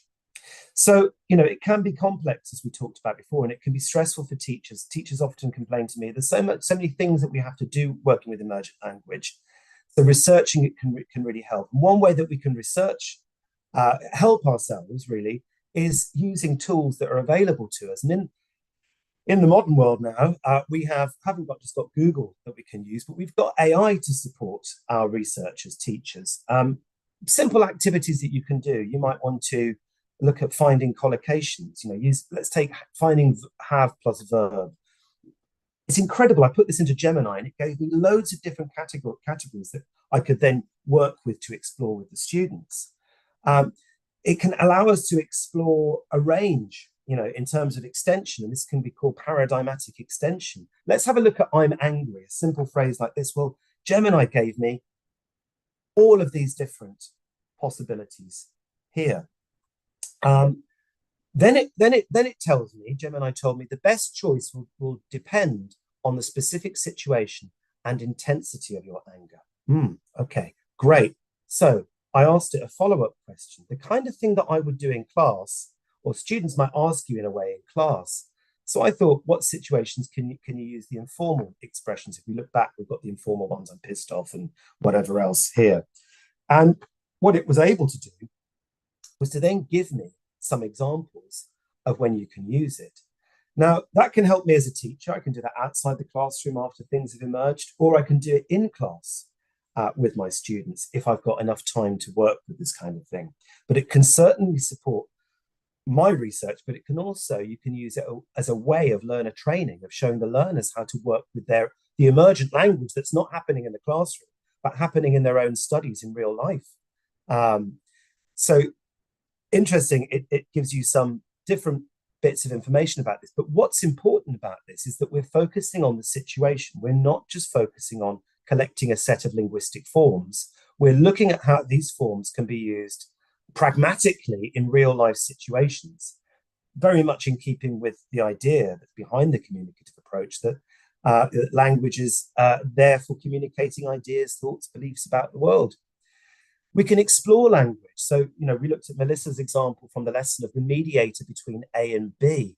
So I asked it for what different situations it could give me this to work in. And it said workplace, politics, legal disputes, personal relationships. And then it asked me this question: Would you like to help me with specific sentence structures? So then we can explore grammatically how this particular language can be used, and it gives you loads of different examples. I don't expect you to read through this, but you can try this yourself in a complex sentence with a modal verb in a passive voice. So we can explore activating this language and looking at how this language works. This can provide for us in class, a chance to talk about the kind of things that we don't always have space to talk about. So the emergent language can be supported by AI in this way. I'm just going to finish off today by giving you an example of how this has been used by a colleague of mine and my student who I'm supervising for his MA dissertation at the moment. And he's looking at dogma ELT and how AI can be used to support that. And this is Danny Cabani. He's teaching at International House London, and he teaches online as well. He's got a very introverted, or had recently a very introverted C1 class, so an advanced class, and they weren't very talkative. And they said that we don't like the course books, we don't want to use it. So he said, okay, we'll get rid of the course books. And he thought a dogma way of approaching the lesson would be the best way to do that. And he focused on emergent language. So in some conversations where he was getting them going, he was finding it difficult to get them going. This phrase came up. This is an example we'll look at that he shared with me. I'm not well versed in. Well, if you were to put that into ChatGPT this time, not Gemini, it gives you lots of examples of usage. Look at the bottom. Would you like alternative ways to say this? Well, this matches our example of emergent language pushing learners on developmentally by exploring alternatives. And he looked at lots of different alternatives as a result. So very much inspired by, Meddings and Thornbury 2012 and Scott Thornbury's earlier work, he was moving beyond simple language forms, but exploring the pragmatics of when language can be used, which is what his C1 learners, advanced learners, really needed, that refining the use of language in different situations. Asking questions like, what kind of person would say this? What effect would this have on the person you're talking to? One thing that came up that he shared with me, that ChatGPT had said, usually only teenagers would say this, and the teacher disagreed. So I think this really highlights the role of the teacher. We can't just believe what AI is giving us, but we can be a mediator between the language that's generated by AI and refining that language use for the learners. Exploring that language. How does that work in your language? But what this creates is something that's very difficult to get going in class, a metalinguistic discussion about language. And I believe this is really important with emergent language. It's not just about feeding in and providing language. It's getting us talking about language, because actually, learners have questions about, when can I use this? How can I use it? Or how do I say that? What grammar do I need here? What's another way of saying that? It allows for a classroom discussion where we're all focused on the goal of understanding this language. And Danny felt that this was exciting in class for him as a teacher. The learners were focused. It generated lots of conversation in this way. And there was genuine interest and motivation, all surrounding a common goal. He said that the learners had said these things, that AI seems different to other classes. So he was an advocate for using AI in a dogma way in class. It seemed modern to the learners. They felt that they were reflecting as a group and looking at different texts, and they had some sort of choice over it, which is very much in keeping with the tradition of dogma. However, I would like to finish with a little caveat just before, in my last moment, is the fact that we've got to think about sustainability. Now, I didn't realize this, but I have heard, it uses up a lot of water and resources in order to search things. And actually, I use ChatGPT. I won't be doing that again to check this, but it uses up, 0.5 litres of water for each Google search, 3 to 5. Maybe we've got to think about the role of the teacher in our sustainability for the future in the world, that maybe, we've got to be judicious with our use of AI, and that we need to develop our abilities as a teacher to react in class so that we meet some sustainable goals as well. So I'd just like to finish with that. Some things that you can do. We've explored these questions. We've looked at how you can use video, as I mentioned in the last summary, what language we can work on, allowing space for it, but also the role of technology maybe supporting our development as teachers as well. Here is the book that we've written, that doesn't have anything on AI because it wasn't a thing when the book came, when we wrote the book, but we would certainly be having a chapter on that now. And also the video that I couldn't show you, but I'd need to credit, is from the IH Teacher Portal. You may want to check that out because they've got lots of really good videos for teacher training on there as well. And I can share these if you want to take a screenshot. Here are the references from today's talk. So thank you very much. I'll stop sharing. And I think I've probably come up to my time. But we still have some questions for you, Richard. Okay, all right. If you've got time, I'm happy to answer. Richard, Ron and Richard, I really liked your talk about emergent language and how to help teachers develop their reactive skills. We have various questions, but I'm gonna leave the questions to Ron this time because he wants to ask some questions. But let's not forget that about some questions also exist in the chat box. Okay, Mo, if you could grab those while I'll start asking Richard some questions about emergent language. Yeah. Okay, so let's start with the first question, and it's a really amazing one from Chris Fry, and I think he's from Barcelona. Is it the responsibility of the teacher? The chat box. Yeah. Is it the responsibility of the teacher to do this, or is it the students? It's the teacher's responsibility to train the students in how they can learn from language they can encounter or they encounter in or out of class. So I think he was talking about training or telling learners about researching the language, right? Yeah, I think so. What do you think? Is it the teacher's responsibility or the learner's responsibility, or both? Well, I think it's obviously comes down to the learner in the end, but we've all been learners, and you need some guidance, and that is our role. That's how I certainly see my role as a teacher, is as a guide, and a coach in lots of ways. There's lots of talk about seeing the role of the teacher in a different way, and that's how I would definitely advocate for learner training. And there's a lot of space when we come to talk about emergent language. It's a lot about learner training. It's something that Danny and I have explored a lot in our book. So I'd say definitely we need to train our learners, and that is our responsibility. To make them aware of what they can do outside the class. Okay, another question from the same person. He says, encouraging students to use AI to help them, but what kind of help will be most useful to convert exposure into intake, receptive and productive use? Well, I mean, I haven't been doing this. I'm not in the language class much at the moment, but I'm going on what my colleagues are doing in class, and what I would be doing for learner training, and this screams at me, and I think I mentioned it, is that, send learners away, but teach them to use AI critically, because as we saw, Danny said that the AI came up with something that actually he wouldn't agree with. So maybe what the learners do is go away and have a look at it, and they make their questions that they want to bring to class the next day. We're taking a dogma approach that's very much in keeping with that approach. Get the learners to, what do you want to know about it? Get them curious about what they want to find out, because that's going to lead to more emergent language and a culture of that happening in your class. Okay, that's amazing. Another question, the final question that I'm going to pick, and then Ron will take, his turn in asking you the questions. I think it's the name is Asha. So this is extremely effective for intermediate to advanced level students. What are some tips to use this for beginners, especially small children, while avoiding translation and promoting immersion?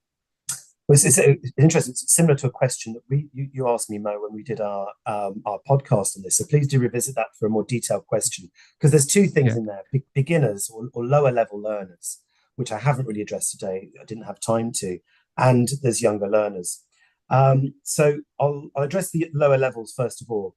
It's all emergent at lower levels. So actually, it's just selecting which bits that you're going to focus on. What's going to make a big difference to their language? Because when learners are at the beginner stage, they don't, there's so much they don't know. So it is all emergent. At higher levels, it is about extension. It's about providing other ways. At lower levels, it is going to be looking for where the learners have a complete gap in their knowledge and what's appropriate to teach or manageable for them at that time. So it's a complete set of difficulties, I suppose, or challenges, let's call them, to work with lower levels. But it's certainly very important, I think, at lower levels to consider, because, if we just stick with our syllabus, it might not be what the learners actually need or want. It's like I'm sure Hugh Deller and Andrew Walkley talked about this as well. The fact that at lower levels, if we look at course books, they often teach them things that they really don't need. And actually, what they really need, certainly my learners, things adult learners, let's say, they might want to tell a story. Well, actually, well, hang on, we can't do that because the past simple doesn't come up for a few units. Well, actually, that's what they need. So maybe we should be starting there. With younger learners, it's a different game. We've written about this in our book and we've got a section on it. I'm not an expert in younger learners, but my colleague and a very good friend who is an expert in this, Katie Kelly, has been talking about this recently. And she said, emergent language with younger learners comes in all the time. It can come into classroom management, teaching the learners to ask for help, or ask a question in the beginning of the class chat, how emergent language can come up. Another teacher I worked with younger learners had a circle at the beginning of the lesson or during the lesson at some point, a story circle where they'd all sit around and the teacher would tell a story. And lots of language emerged from that where the students were trying to ask a question. So it provided an opportunity to teach how to say the question, which then the teacher clarified, translated, drilled, that kind of thing. So there are always opportunities to work with that if there's space provided in the lesson for it. Okay, that sounds really good. So Ron, now you I'm going to have make it your real turn. quick. I'm going to just take what I see in the chat box there and sort of combine it with a question that I would like to ask, because it says somebody wrote, Kavita wrote, this session makes us learn how to make learners learn. So I want to combine that with teaching learners to learn. And with something that you said, Richard, of taking, pictures of the whiteboards or the boards, flip charts in the room, and then sharing those with the students. I do that because I think it's important, but I don't take the pictures, the students do, and they load that up because, learning for me is about doing, and who's doing it, it should be them, not the teacher. So, get the teacher to, the teacher should be teaching the students to learn and learn to learn in many different ways. And then what I do is after they take the pictures, they got to do a summary of the class, and that's language learning too. Yeah. So they're using the language they created in this emergent language session, pictures of it, and then rehash the language, reuse it by doing the summary. So I didn't know I was really doing that, but it is that. Yeah. Do that all the time. My questions are, you talked about a lot of different things there, and I just want maybe to take a step back. And could you, in the context of emergent language, could you just define for our audience today the terms learner agency and negotiating meaning? So negotiating meanings, I'll start with that one. Negotiating means this idea from, I think Michael Long was the originator of it. And it's this idea that actually when you're learning a language, a lot of the learning opportunities that arise come from when you're trying to make yourself clear to another person. So through interaction, an interactionist perspective sees this negotiation of meaning very important. In terms of emergent language, we're often negotiating with the learner in order to help them remodel, reshape their own output in order to make it clear. But also, as a more expert speaker and a more knowledgeable other in the Vygotskian sense, we're there to kind of scaffold and support the learner in saying what they want to say in a clearer way. Maybe the learner finds a way around it, they don't need that help. But then, we're there negotiating with the learner in order to help that meaning be clear. If we take a communicative view of language. Learner agency is the feeling that you can do it, really.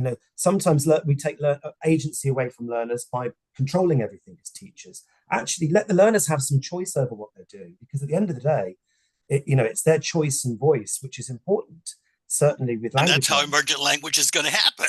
Exactly. Yeah. So they come hand in hand. And also what we find is that learner engagement, comes as a result of this, that that's what Danny experienced in this class that he was talking about, that the learners were really focused on what was happening because it was relevant to them. That last thing, and you said, when you wrote the book, which I do have, because I thought, that's just something I really need to look more into. And am I doing it? How am I doing it? Looking at how you explained it. But you said you wrote it at a time when artificial intelligence really wasn't around. So Mm. if you were to add that one extra chapter about emergent language and artificial intelligence, what would be some of the things that would be in that new chapter? I think definitely the things that I've shared today, the activities for using AI in class, but I think also what I would like to do, and this is something that, you know, I'd like to do in the future is, and I think, or somebody else might want to do this, is to get some, you know, some videos or recordings, some snapshots of how that technology is being used in class, and then to do some sort of analysis of what's happening, how it's being used, and exploring it. So I think it's a whole uncharted area to explore. But, you know, as we found, you know, emergent language, you know, Scott and Luke were talking about emergent language, you know, well over 20 years ago. Well, that was going to be another question. Is that actually a new concept, you know, emergent language? It takes a long time for things to filter down. And it's amazing that they've been, you know, sort of, you know, talking about this for such a long time, and it's caught on, and it's got a lot of currency, the term emergent language, but it means lots of different things to different people. So what we discovered is that it needs to be looked at further. And my research at the moment is delving a bit deeper, because I think there's so much more we can learn about this element of teaching that is quite natural in many contexts, certainly where there's a communicative focus, but actually we don't understand an awful lot about. There's a lot of intuition about it, but maybe we need to understand that intuition to reconceptualize this idea of emergent language as well. Richard, on behalf of all the people at Educast International, we'd like to thank you for joining us and taking the time to share your experience and knowledge, and would definitely invite you back for our next conference next year. Thanks very much. I'll make sure. And maybe you could have that chapter ready on AI. We'll check the video in advance next time. Yeah. Thank you. And so, Mo, Okay. that moves on back to you and with our next speaker. Yeah, so actually our next speaker comes from Saudi Arabia, where I am right now, but she's a little bit away from me. Yeah, I think she comes from Jeddah, the other side of Saudi Arabia. So everyone, let me just share the screen to welcome our next speaker. Hello, Fatma from Germany. Hope that I see you in Jeddah soon. Very soon, Ron. Hello, everybody, and thank you so much for having me over at the Educast International Conference. I was really honored. Thank you. The honor is all ours. So everyone, let's all welcome Fatma Ali. She is from Saudi Arabia, and she will be talking about multisensory vocabulary instruction for ESL learners. Before I introduce the speaker, again, let me remind you of some few things. Please use the chat box to make comments, write your questions at the end of the talk. Using the Q&A button, only ask relevant questions. Please be respectful and polite. And again, we know that you already are. Don't write harmful or offensive comments. Don't share links of personal information. You will receive certificates of attendance for both days. That's something that we are really sure about. And make sure, you know, the conference is already being streamed on YouTube, so you will have access to the recordings later. So I'm gonna leave our fourth moderator, Dr. Ling, to introduce our speaker for this session. So Dr. Ling, are you there? I'm here. Thank you. Can you hear me well, everyone? Yeah, of course. Yeah, yeah. Okay. Hello from the other side of the world. Yes, I am in Pittsburgh, Pennsylvania, and it's 7 a.m. here, but it's a pleasure to be here. And it's a pleasure to introduce Fatma. We have known each other for a few years, doing a lot of presentations online and seeing each other a lot online. So I hope to see you in person someday. So Miss Ali is the Vice President and Master Trainer at Master English Education and Training, GCC, and Program Director of the ELTAD, a lot of acronyms, PGCE program, affiliated with the University of Derby. With over 18 years of national and international teaching experience, she holds an MA in TESOL, a Trinity Diploma in TESOL, and is pursuing her EDD. A former IELTS examiner and trainer, she also works as an accreditation consultant for SIC in the UK. An international consultant and journalist, she has received multiple awards, including MENA Awards in 2020 2015 and 2016, and recognition in Malaysia and Saudi Arabia for her contributions to education and teacher training. Thank you for being here, and over to you, Fatma. Thank you so much, Dr. Lin, and it's always a pleasure coming here and networking back with all the education professionals. So this is Fatma, and today we are going to be looking into something we already know, but let's just quickly revamp and rejuvenate our knowledge, or maybe because of the work pressure that most of us usually go through, and the academic pressure as well, we mostly forget, okay, am I actually using the multisensory instruction inside the classroom? So that's exactly what we are going to focus on. So today, let's just make this session a bit more interactive and see where we can get to when it comes to multisensory instruction. I'm sure all of you are basically even using it inside your classrooms. It's just that some things are just, I would say, they are forgotten, or, we are just so pressed out for time. I'm so sorry. I was just trying out the other screen. Okay, so this is what it is for today, which is the multisensory vocabulary instruction for ESL learners. So while this term sounds really fancy, what do we actually know about multisensory vocabulary instruction? It's basically anything and everything you have basically implementing inside your classroom, right? So what is it that you have been doing inside your classroom? So let's take a look. So there is no such acronym as MSVI, but I just said, okay, why don't I begin the trend? Why don't I start the trend of MSVI? So MSVI is multisensory vocabulary instruction. So what basically happens here is it involves the learners being more engaged and more by using more than one sense. Now, this was something that I was endorsing since a very long time ago. If you're talking about integrating senses, in most of my teacher training sessions, that's exactly what I would tell them. I would tell them, if you're looking at the learning pyramid chart, I would keep, the teachers, involved. I would keep the teachers more engaged by telling them or by performing the activities where they have some visual treats, they have some, something really sensible, something very interesting when it comes to auditory senses, something that relates to movement, which is kinesthetic and tactile as well. So what does it do?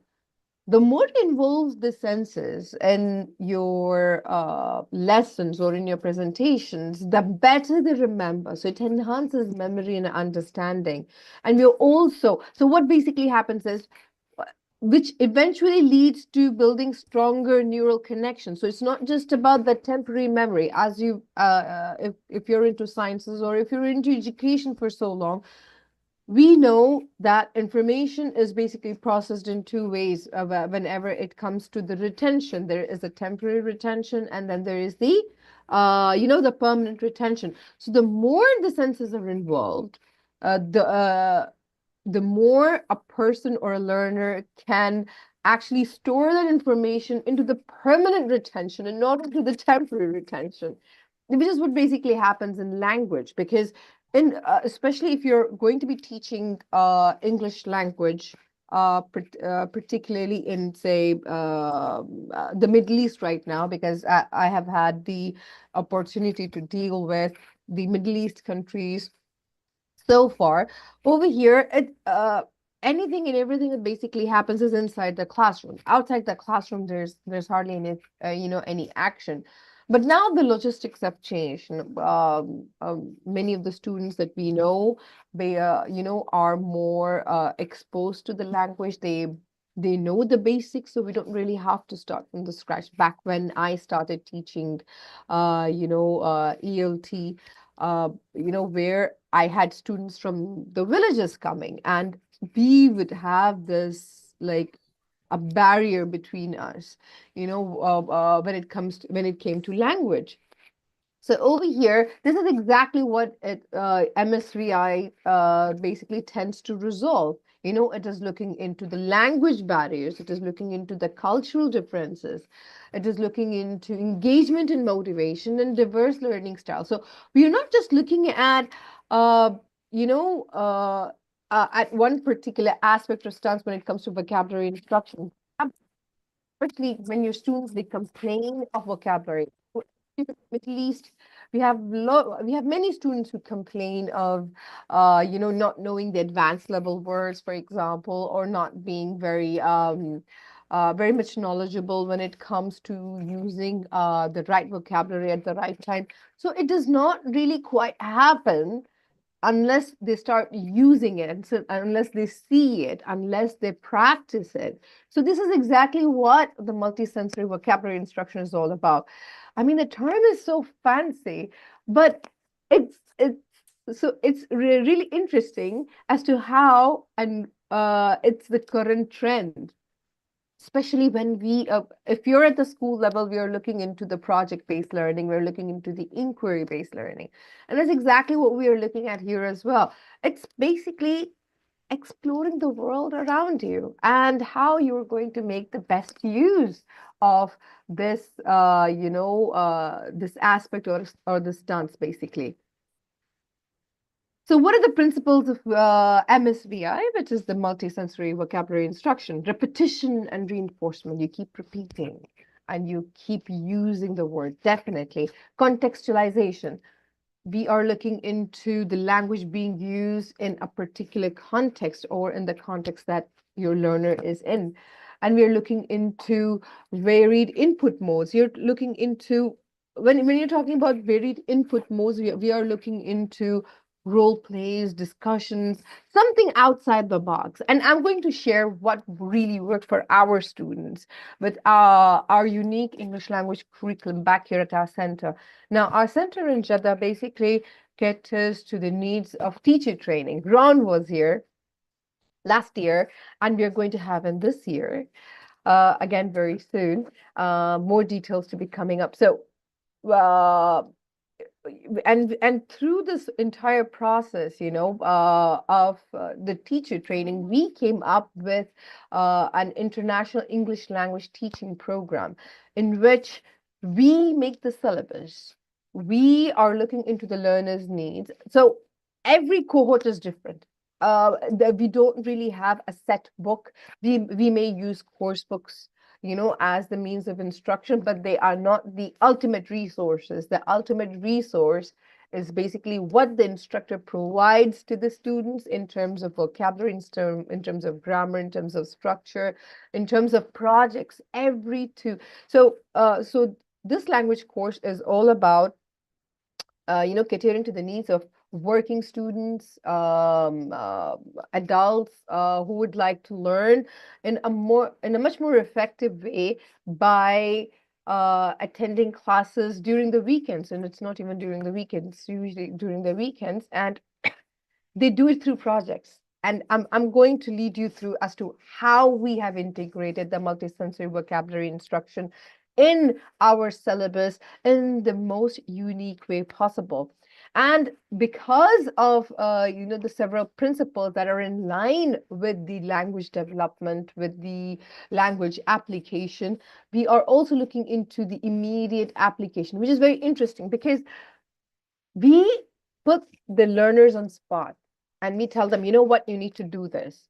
So they need to come out of that comfort zone they are usually in. So this is where the magic happens. The immediate application is where the magic happens.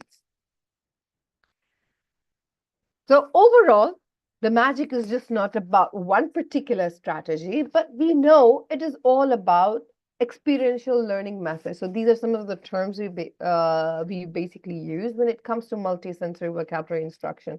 We are looking into strategies for immersive vocabulary learning, where we put them into meaningful context. So I'm not going to put my learners in a situation which they cannot relate to. No, I'm going to put them in a situation that is quite real, but maybe something with their colleagues, have them do a role play. And when they are doing these role plays, when they are doing these activities, definitely there's collaboration amongst the educators. So the teachers, they collaborate to share multisensory approaches. So we do posters, like in the current advanced English level course we have. We are doing a poster presentation as a part of the project that they are supposed to deliver as an exit ticket from the course. Yes, they really need to do a poster presentation. Now, how many times do we actually come across syllabus or a curriculum that actually enforces such activities? Very few. Okay, most of the times, what is it that we usually do when it comes to, enhancing vocabulary? Our students, they memorize, they attempt the exam, and that's it. They get the grades, but then they get such fantastic grades in their tests. But when it comes to the application, it's absolutely nil. I'm not even kidding. I have been to government schools, and in those government schools, students, they get a 10 out of 10, a 9 out of 10. And I've had this opportunity where I was actually talking to them, and I was so sure that they'd be able to communicate because, hey, you're getting a 9 out of 10 or a 10 out of 10 in an English test. So that basically means something. But when I just go and talk to them, it's a completely different deal. Yes, they are not able to speak. They are not able to bring up the words that they're supposed to be using in a normal conversation. I'm not even talking about something that is related to, let's just say, particular context or anything. It's just a normal conversation. Hi, hello. And they're so shy because they've never been put into that situation. And this is where the MSVI steps in. You have to put them, in the spotlight. You have to make them practice. You have them, a lot of the students, they say, oh, no, we can't do it. No, Habibti. You have to do it. Let's just do this. So and also we have, as you know, Saudi Arabia has been going through so many different changes that right now, I mean, in the past, if I recall, the times when I was a child and I was studying in a Saudi school over here in Saudi Arabia. So when I recall those times, I mean, that was a female only, a males only. I'm not really into endorsing segregation, but then we had that segregation.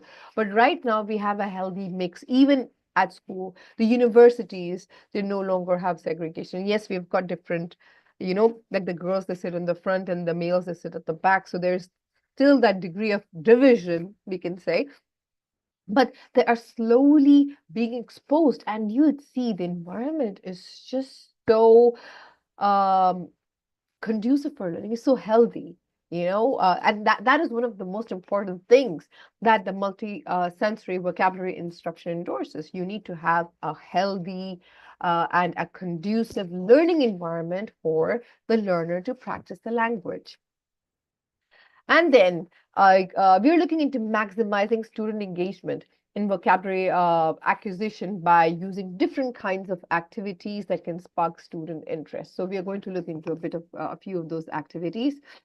And then, yes, I will be looking into the practical methods. I'm just going through the chat.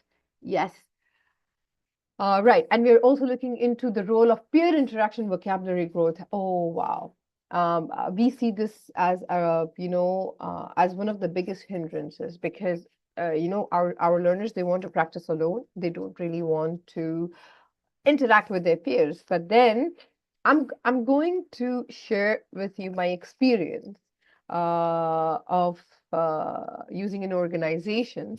Okay, we have actually integrated that organization in our English language curriculum for MSVI, practical MSVI integration, and for project-based learning, both. And we are looking into incorporating games. Now, this is something that we have always been doing, but we need games that are really going to take it to the next level, even if it means using technology. Like I use Kahoot, for instance. It is really good when it comes to, looking into games. Now we are looking into creating memorable vocabulary experiences for students. So how do we do that? We do that by designing, first of all, as educators, by designing impactful vocabulary lessons for ESL learners. How do we do that? It depends on your learner and you as an educator. What you really have to look into your student profile. What is it that they really like? What is it that they relate with? You don't really have to go by the course book or anything of that sort. Now, this is exactly what I love about English language teaching. If you've gone through my bio, okay, you must have seen that I've been a journalist. I've pretty much been into the field of writing, and my degree is also in natural health sciences, and that is where and how I started evolving into medical terminology teaching for medical students. I was one of the first instructors basically over here in Jeddah who had that kind of a background for the medical students. But in any case, when we're looking into designing impactful vocabulary lessons for ESL learners, it basically is going to combine all of these aspects. You're looking into visual aids, you're looking into emotional connections, you're looking into story-based strategies. So all of this comes into what? It comes under a beautiful platform. Now, this is what exactly we have been doing in our English language curriculum sessions, which is all about Toastmasters. Now, when I joined Toastmasters back during the COVID days, I just took it like a regular organization. I've been hearing on and off about Toastmasters. I don't know how many of you are actually aware about Toastmasters. And in that, and in Toastmasters, as an educator as well, I was invited by Dr. Christine Koum and Dr. Nazriha Ali, since they are my mentors. I decided to give it a chance because I've been delivering so many workshops, so, for conferences and so many events and even for our organizations, I felt I didn't really need Toastmasters. However, I was proved wrong, and I'm glad I was proved wrong because I really got that. I got that reality check. So, as an educator, as a trainer, I learned that there's always space for improvement, and this is exactly what Toastmasters gave me. So, what basically happens in Toastmasters is it has different pathways, different levels, different projects. Each one, you've got some really interesting elective projects. You really get to explore as an educator, as a presenter as well, where you may want to learn a bit more about the humorous aspect as to how you can integrate proper humor, not humor that offends people, but rather proper humor that is going to make people laugh, which is pretty much quite general. It also talks all about, I mean, their entire evaluation form when it comes to evaluating speeches or presentations, they've got such a beautiful rubric where you're looking into audience awareness, you're looking into gestures and hand movements, you're looking into intonations. You're not sounding like a robot technically, but you are making sure that you've got those pitches, right? Now, this is exactly where MSVI comes in as well. MSVI is all about, covering the needs of diverse learners. And that's exactly what Toastmasters did. So I decided to register my students into Toastmasters. I said, if there's any way I can push my students to do something more practical, that was the only way. So we started off a club called as the ACT Toastmasters Club. We've got tons of Toastmasters clubs in Jeddah and all over Saudi Arabia, the different districts. They compete for contests. So, and in the end, that's exactly what they end up doing. The syllabus, while they have the activities, we have the syllabus as educators. So what we did, or what we decided was to actually integrate both of them together, right? Where the students are coming to learn Okay, we are going to give them tasks. We have games. We bring realia inside the classroom. We use interesting visual aids. We have the students move around the classroom. They do pair work. They do group work. But how are they going to make sure that they are absolutely ready for the outside world, for the real world? Toastmasters Club is where people from outside, people from other clubs, they come and attend and they watch speeches. I have seen people, I've documented so many new Toastmasters who actually registered with this particular organization. And then they started off so shy, so timid. And now just look at them. They are taking up roles. They are very fierce when it comes to participation. So this is exactly how we manage to push our learners. So I had to find a meaningful place that actually integrated those practices that would actually give my learners a feeling or the instance of accountability and responsibility. So when they're part of an organization, when they know they're a part of a club, they have responsibilities, they have roles, they have to make sure they are they are able to integrate and they are able to apply whatever that they have learned inside the classroom towards their speech projects. Voila. And so far the results have been amazing. A while ago, I did quickly scroll through the chat window and I was asked, okay, so what are the practical strategies we're looking for? See, now this is the catch. This is the thing. All of us, we actually know what to do. We know the strategies. We know that our learners are supposed to, have, a good balance, I must say, of the visual strategies, the auditory strategies, the kinesthetic, right? And when it comes to, the vocal practice as well. So all of these are the different strategies you have. You've got the read aloud, choral reading, songs, chants, rhymes, rhythms, pronunciation, pictures, flashcards, color codings. All of us, we've been doing this. Now, if you're looking into the profiles of the most advanced educators, and I can see there are over 280 people in this presentation right now. And I'm sure more than half of them are very experienced. And you have been using this. You have been using physical movements, total physical response. You've been using role plays and dramas, right? But is this actually helping them with their vocabulary enhancement? That's the question. That can only be assessed when you see your students or when you hear your students applying vocabulary effortlessly into their conversations. So we're looking into flashcards, we're looking into phonics practice, we're looking into word stress and intonation, we're looking into spelling games, right? So we're doing all of this, but in what way? So we're going to look into a practical lesson plan to sometime in a bit, okay? But before we look into the sample lesson plan for the MSPI, let's look into some of the effective multisensory techniques for effective learning when it comes to the application of this particular strategy. So we're looking into technology. Again, using these. I just mentioned about Kahoot a while ago. Kahoot is by far my favorite app. I know Slido is also really good, especially when it comes to having surveys.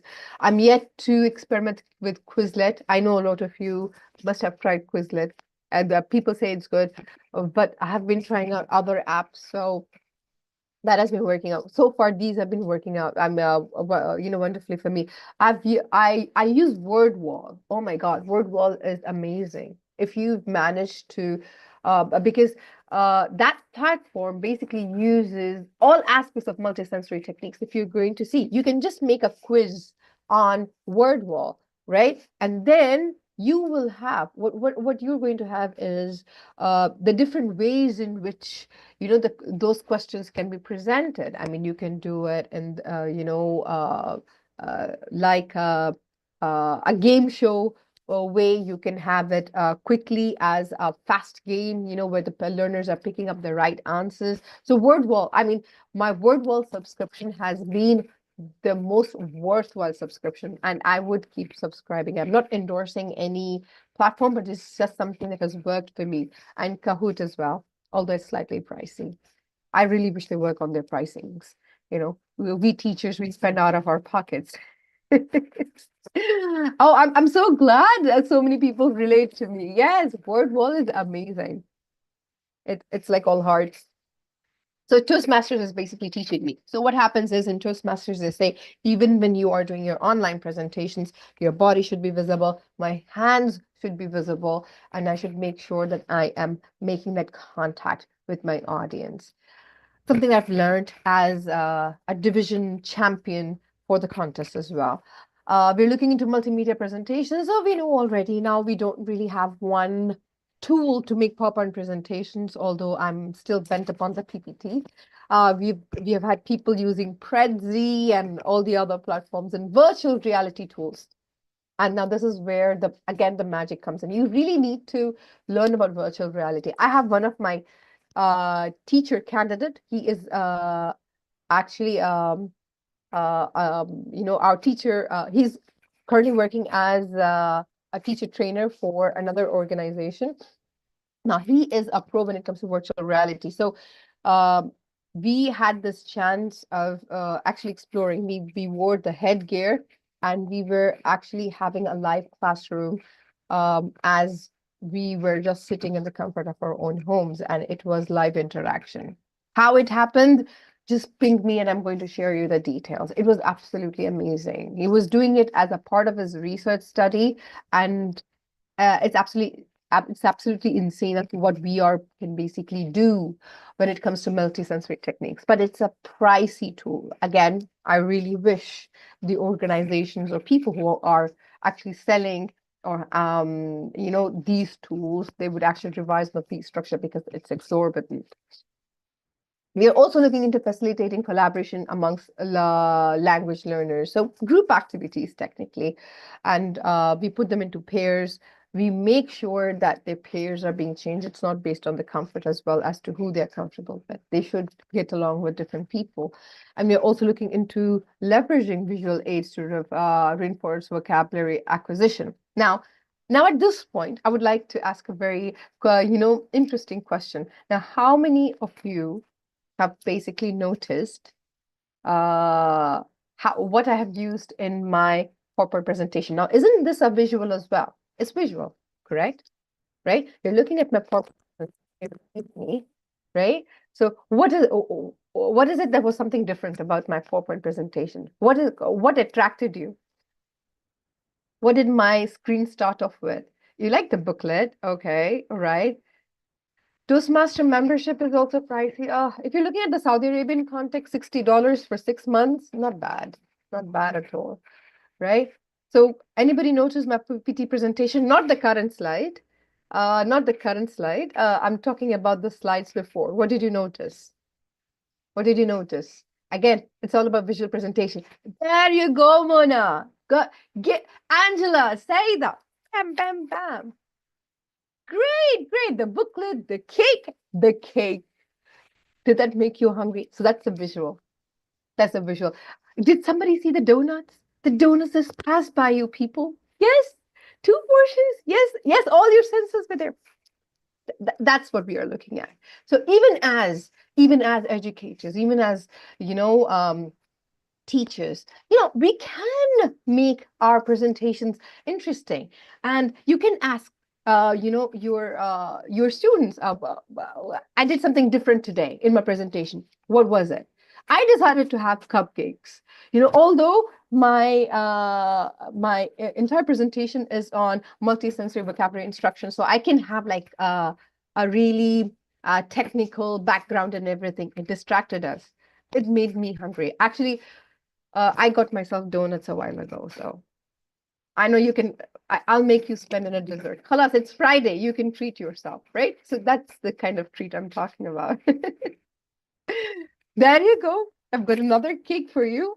So over here, we're looking into promoting language retention to diverse strategies. Yes, online it's different. Offline it's different. Offline you can even do it much better. Definitely, you're looking into bringing really inside the classroom. I mean, I have had the opportunity of bringing my smallest teddy bear to bringing a big life-size Mario toy as one of my examples, because I was doing a presentation. I was doing my lesson on childhood memories. So Mario, if you know him, has been my savior when I was a child. So I really relate to him very well. So I ended up buying a big, a life-size toy for my son. So I managed to, distract him and took him to the class, as in Mario, not my son. I took Mario to the class, and my students loved it. If I have some time after post the presentation, I will just go hunt Mario down, and I'm going to show him to you. I also have this big dinosaur, because there was this one time I was now this is where storytelling techniques are coming in, right? So there was this one time I delivered a lesson on nightmares, right? So what is your worst nightmare? We heard from different students, different views, and I actually got my worst nightmare with me to the class. Yes, and that was a big life-size T-Rex, right? Yes, it's a T-Rex from Jurassic Park, yes. And I have it at home. It still scares the crap out of me, but then it's okay. And we're also looking into integrating movement into vocabulary instruction. Yes, have your students come and present, right? Again, something that we have already been doing inside our classrooms.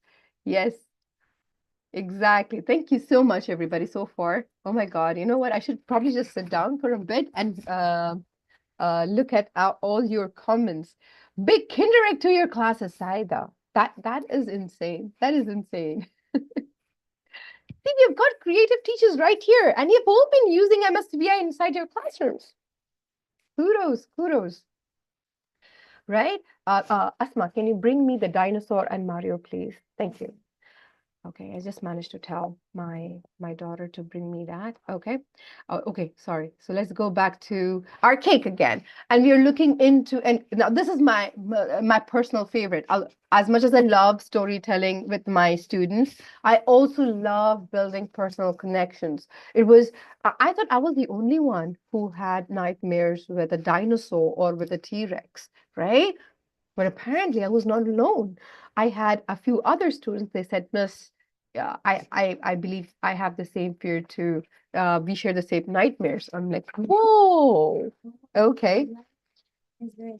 Right. So this is the life size thing. I actually take them to my classroom, to my Toastmaster meetings, right? So if you can see this dinosaur, you know how fierceful he is. I only managed to get the big ones. I didn't get the small ones for some reason. Okay. And this is Mario, my hero, my childhood hero. So you can see, right? So I have a lot of interesting stuff at home. So when you're a mother of two teenagers and a toddler and a newborn, you will have interesting items at home. But don't let these roles, actually overshadow your potential. You can pretty much be single and still own such toys or such souvenirs back at home too. Oh, thank you. Thank you so much. So, so apart from the cakes, I just managed to introduce my two very good classroom buddies, Mr. T-Rex and Mr. Mario. You just met both of them. Yes. Okay, and which actually eventually leads to encouraging classroom participation. So they're able to use the vocabulary. Well, one of the things that I really love using is putting my students on spot. I put up the words on the board, and I tell them, okay, you are going to make a story with me. Let's just say we are making a movie together, right? But you are going to make sure you're using these words as a part of your dialogues, right? So this is exactly what we end up doing inside the classroom.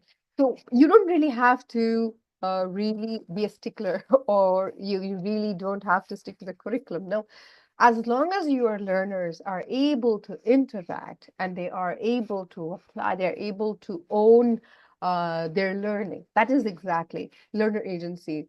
And just a while ago, Richard was talking about learner agencies, right? Okay. Reham, it is even scarier than the real one in the movie. Yes, the boy is still up. So this clearly explains, right? So I've got two girls, teenagers, and I've got two boys. So hence the difference in toys. And I've got tons of cars, tons of cars. Thank you so much, Ron, for the heads up. I'm almost coming to an end. So we are looking into developing communicative competence. Obviously, it all builds on. So once you are actually able to, have, you provide a supportive learning environment for your learners, you are eventually able to help them, you eventually help them achieve the communicative competence when it comes to language learning as well.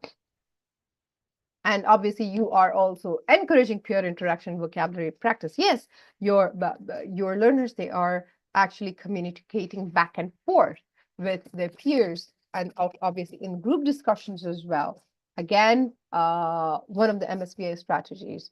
And we're looking into fostering meaningful discussions. And I just give you examples of Mario and T-Rex as, as the tools for guided discussions. So you can bring in items inside the classroom. I prefer doing that because honestly, I'm one of those people who cannot be delivering standard lessons that just go by the book. No, it's just too boring. So now that I have 5 minutes left, let me share a sample MSVA lesson with you. Now, this is a very simple lesson that I was able to pull off for A1 level learners. So it's all about fruits and vegetables. So you're looking into the target vocabulary like apple, banana, carrot, and tomatoes. And you're looking into materials like real fruit. That's the main deal. I even have them eat those fruits inside the classroom. Why? It is one of the MSVA strategies. Yes, they have to eat. The sense of taste, the sense of smell. I make them smell the fruit. Yes, I make them smell the fruit. I have had this advanced level activity for advanced level students inside my class where I asked them to bring not the regular fruits, but the exotic fruits, something that they have not seen before. So I made them do some grocery shopping, and they came back and then they shared their experiences. Like, so for some it's custard apple, for some it's kiwi, some so on and so forth. So and then we had choral reeling and TPR, and then we had a role play where the students, they set up a fruit shop and they were practicing buying and selling fruits for exotic fruits. That was a really interesting activity. So 5 minutes, 10 minutes, 10 minutes, and 10 minutes. And this basically is exactly what the sample MSVA lesson looks like. Again, when you have such a strategy, you're looking into encouraging collaboration amongst learners, you're looking into group dynamics, you're looking into peer interaction and building vocabulary through problem solving. Again, this is just a repetition. And yes, definitely, we're looking into social media for fostering vocabulary learning as well. So we have had our students, have their social media channels, and they share their social media profiles, and they would use platforms like X, they would use platforms like Facebook, and they would share their statuses, and they would say, okay, this is how exactly we're supposed to be dealing with online aspects as well. And they learn to have. Oh yes, those of you who would like to have the presentation slides, all what you need to do is just email me right here. So thank you from the bottom of my heart, with my there and Mario, both of them. We are thanking you, right? Thank you so much. It's scary, I know. And this is it from me for today. I wish I had it before, but I'm glad my daughter was able to pass by and I was able to tell her, oh, bring Mr. Mario and Mr. T-Rex. Right. Thank you, Fatma. That brings us out here to Lynn. Lynn has some questions for you. Oh, thank you so much. I think you addressed a very important topic of vocabulary instruction, right? The words are building blocks of language. And from what I know, we need to know thousands and thousands of words in order to perform well in a foreign language. Another aspect of it that I really love is the multisensory, the 5 senses that we use to learn. And this is so true in the sense that it is experiential. And I know there are a lot of theoretical basis for this.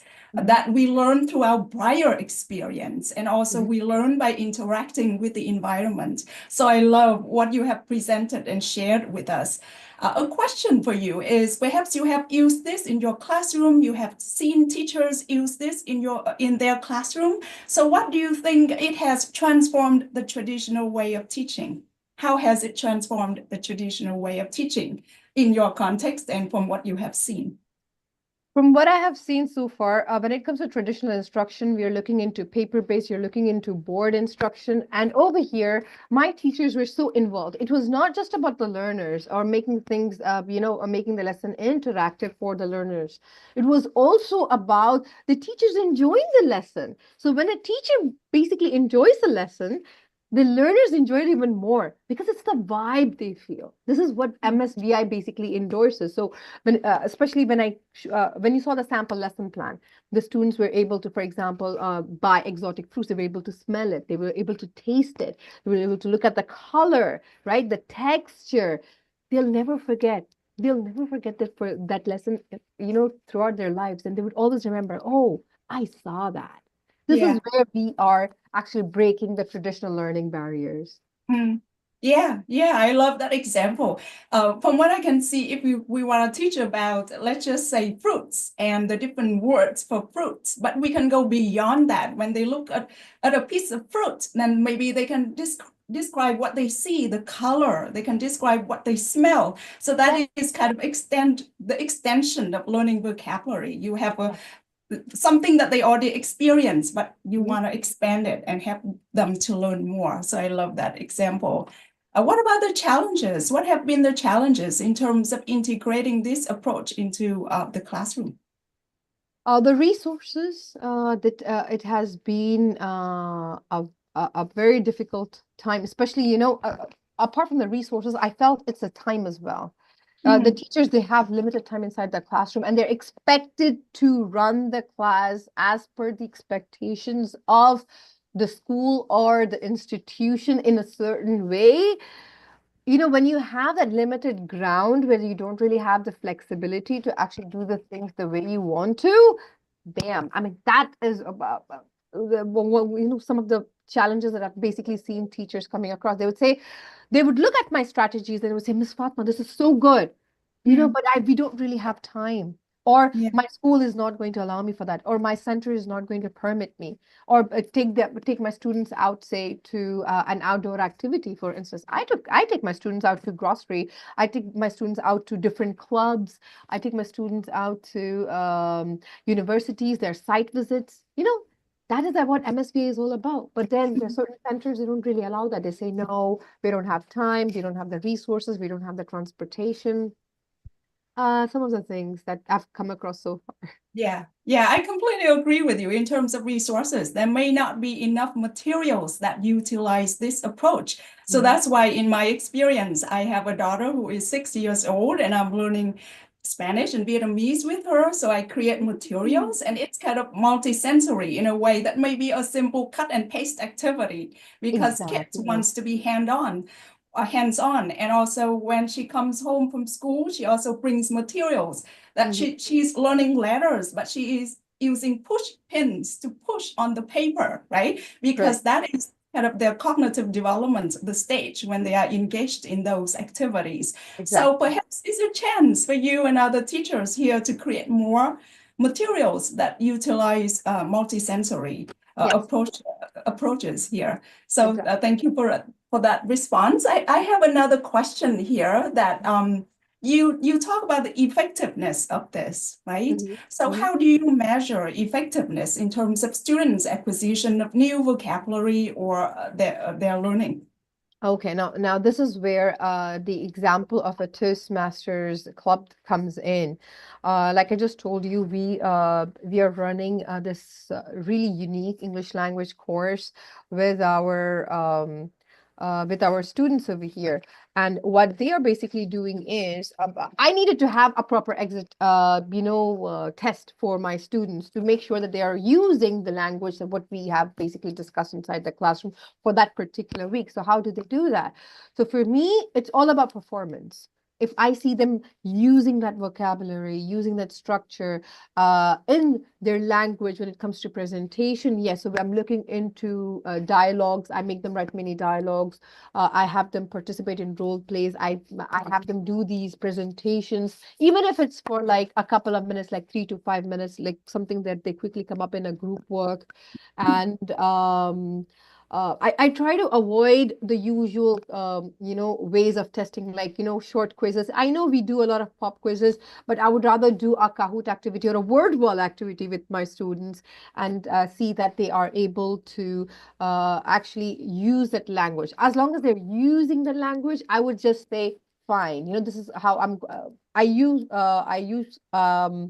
try to make sure that this is used as a tool where I can actually benchmark their success, with my teaching strategies as well. So if my students are not able to use what I have basically taught them, it basically means that, my teaching strategies should improve, or I should do something else about it. So this is how I basically measure, MSVIs inside the classroom. Yeah. Yeah, that makes sense. Basically, the best tool for assessment is to observe students and observe their language. And I love the connection with the previous presentation in terms of immersion language, that we really have to pay attention to the language that students use. So that makes sense.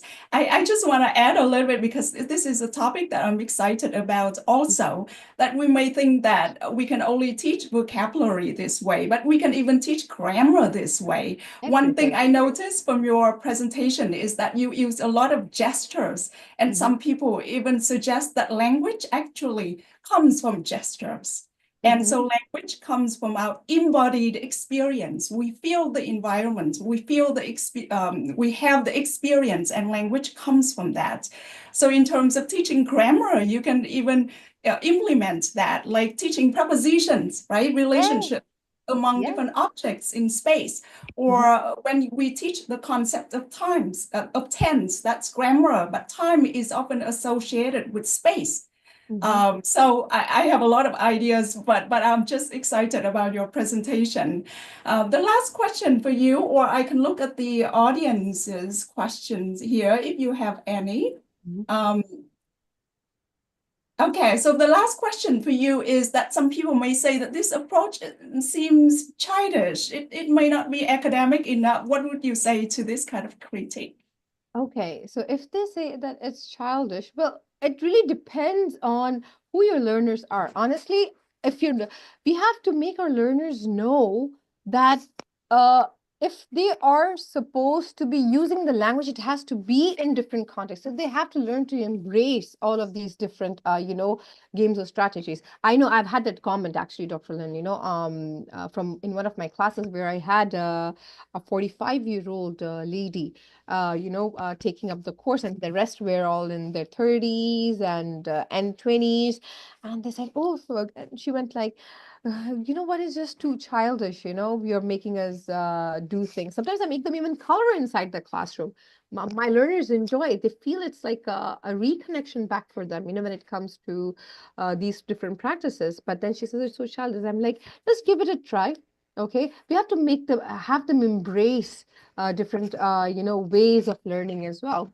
That is basically what I feel. So it's all about having that conducive, supportive learning environment for the learners in order to embrace those strategies. There was just one time, honestly, then there was, I never had to face those comments again, because I made sure that my activities were designed on different levels, that were, also age sensitive, So I'm as much as I would love to, there were some groups where I introduced a coloring-based activity, but there were some groups I did not introduce a coloring-based activity. I gave them a poster activity, for instance. Now that's not childish.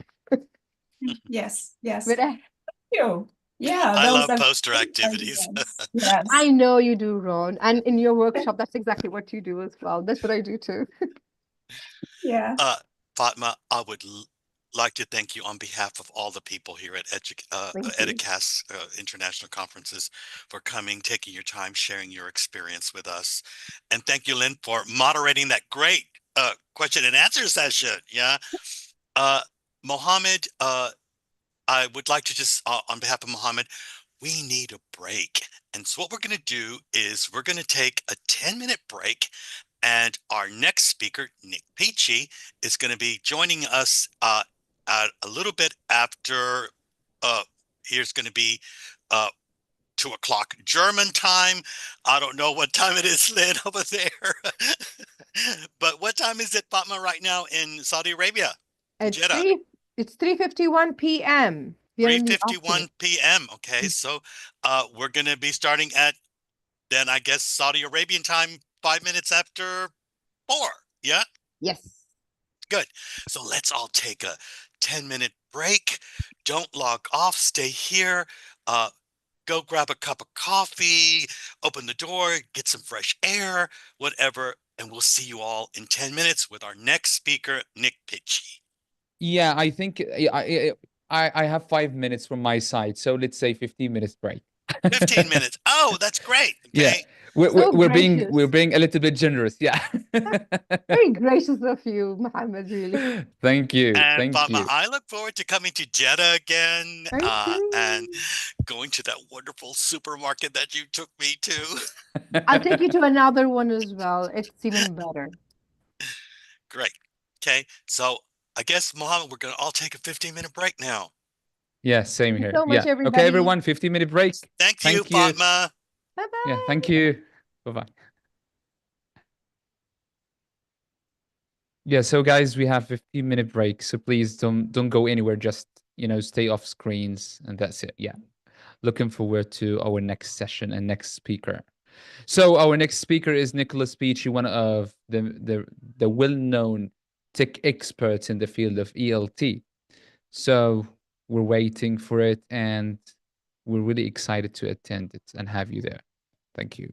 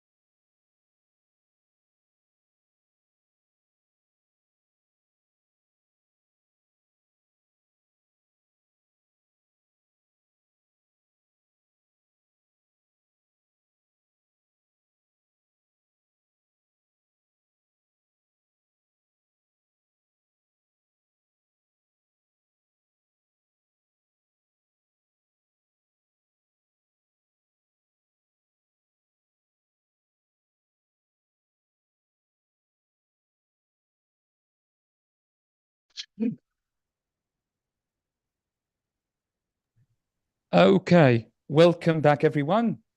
I hope it was a lovely break. Welcome to our next speaker, Nicholas Peachy. And I think this is maybe the third time we collaborate. The first one was in a podcast, Educast Interviews podcast. The second time was in a webinar. And it's an honor to be collaborating with you for the third time at Educast International Conference 2025. So everyone, please welcome the tech expert, Nicholas Peachy, who is going to talk about conversations with artificial intelligence. So everyone, some rules before we start this session. Please use the chat box to make comments, write your questions at the end of the talk. Only ask relevant questions. Please be respectful and polite. And again, we know that you are. Don't write harmful or offensive comments.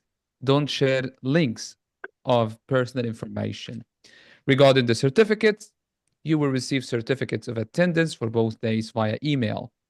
And as for the recordings of the conference is being streamed live on YouTube, which means that the sessions are recorded. So let me introduce our next speaker, Nicholas Peachy, who is a freelance writer, teacher trainer, and consultant specializing in digital publishing, online course development, and the development of digital resources for teachers. Since 1992, he has worked all over the world as a teacher, teacher trainer, and project manager. He was global head of learning for Macmillan's online English school, English Up, from 2014 to 2016. In 2016, he won his second British Council Award for Innovations, Elton, and co-founded Peachy Publications. So you can visit his website, in order to learn more about him and the services that he provides. So, Nicholas Petrie, it's an honor and a pleasure having you at Educast International Conference 2025. Okay, thank you very much, and thanks to everyone for coming. I'll just try and make sure I can share my screen. Yeah, I think you get have. the right one. Yeah, there you have the right is. to share the screen. Exactly. Go to full screen.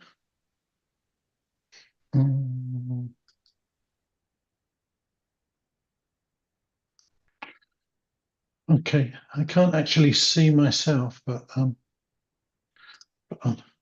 make sure this is going okay.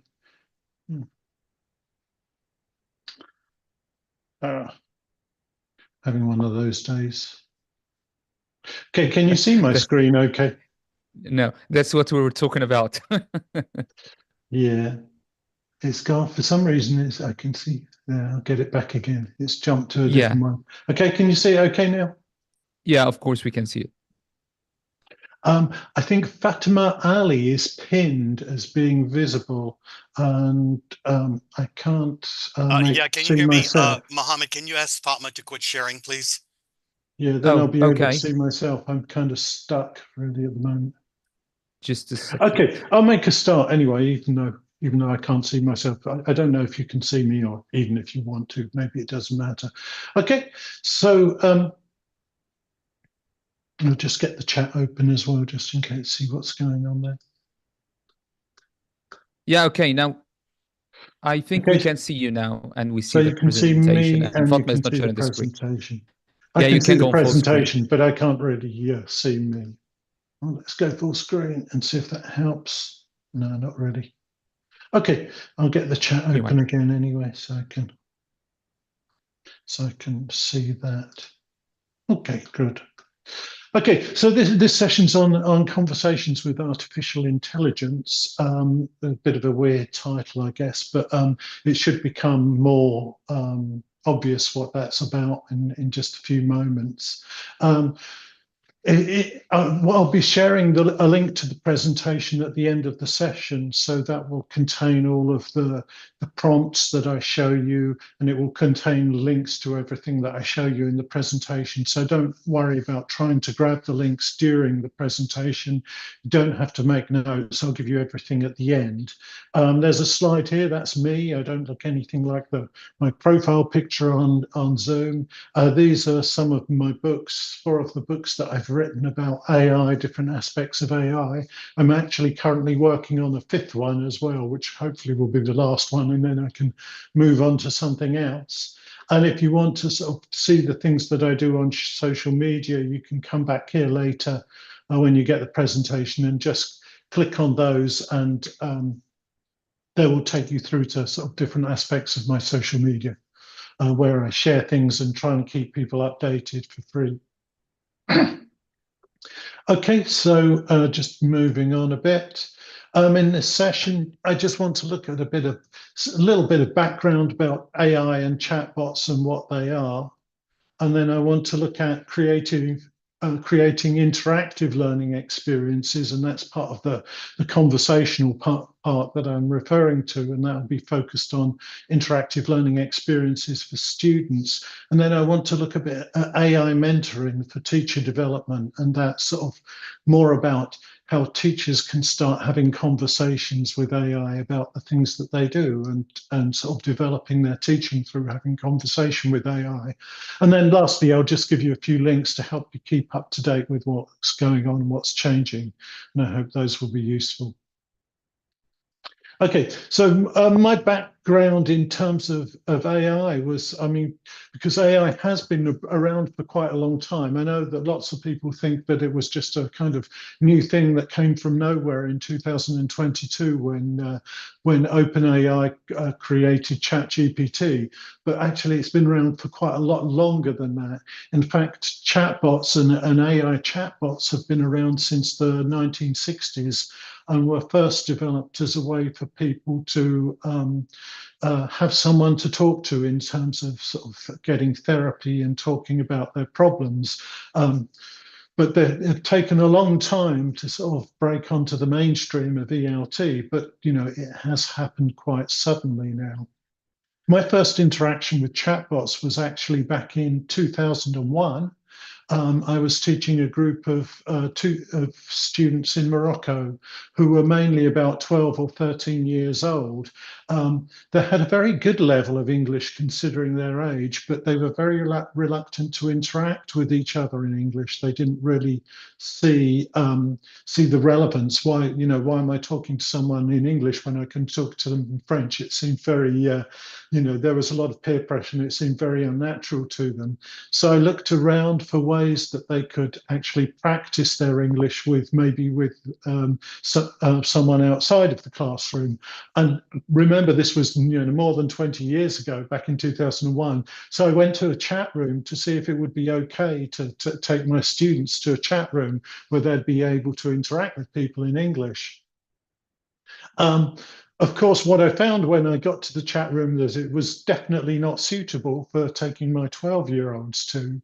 And but the other thing that I found is that I wasn't able to have any good conversations with people. The main thing people were saying was, "Hey, what's up, dude? Where are you from? Are you male or female?" And that was about it. And I didn't see any benefit in that for my students.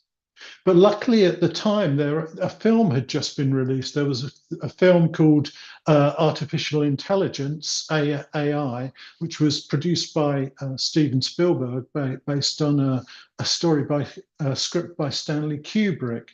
And the film was actually based on the story of Pinocchio, and as you know, in the story of Pinocchio, he's a puppet who wants to be a real boy. But this was set in the future, and the character of Pinocchio was played by a young boy who was a robot, but he wanted to be real, and he wanted to have his mother to love him.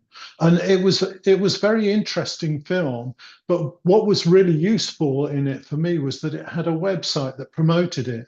And on the website, there was a chat bot. It was a simple plain white page, and it just had a little field that you could type in and you could chat to the character from the film. So what I did was I took my students to this website and put them in the computer, and they each had a link to the website, and they started chatting with it, and the chatbot and asking it questions. And I was really surprised that they had some really good conversations, and they were asking really interesting questions, and also in some cases quite personal questions as well that they wouldn't really be able to ask a real person. And that was one of the things that amazed me and made me think that this has real potential for language learning. Some of the things that really surprised me here now, that it would answer any questions for them. It didn't get bored or tired or impatient, regardless of what they asked it.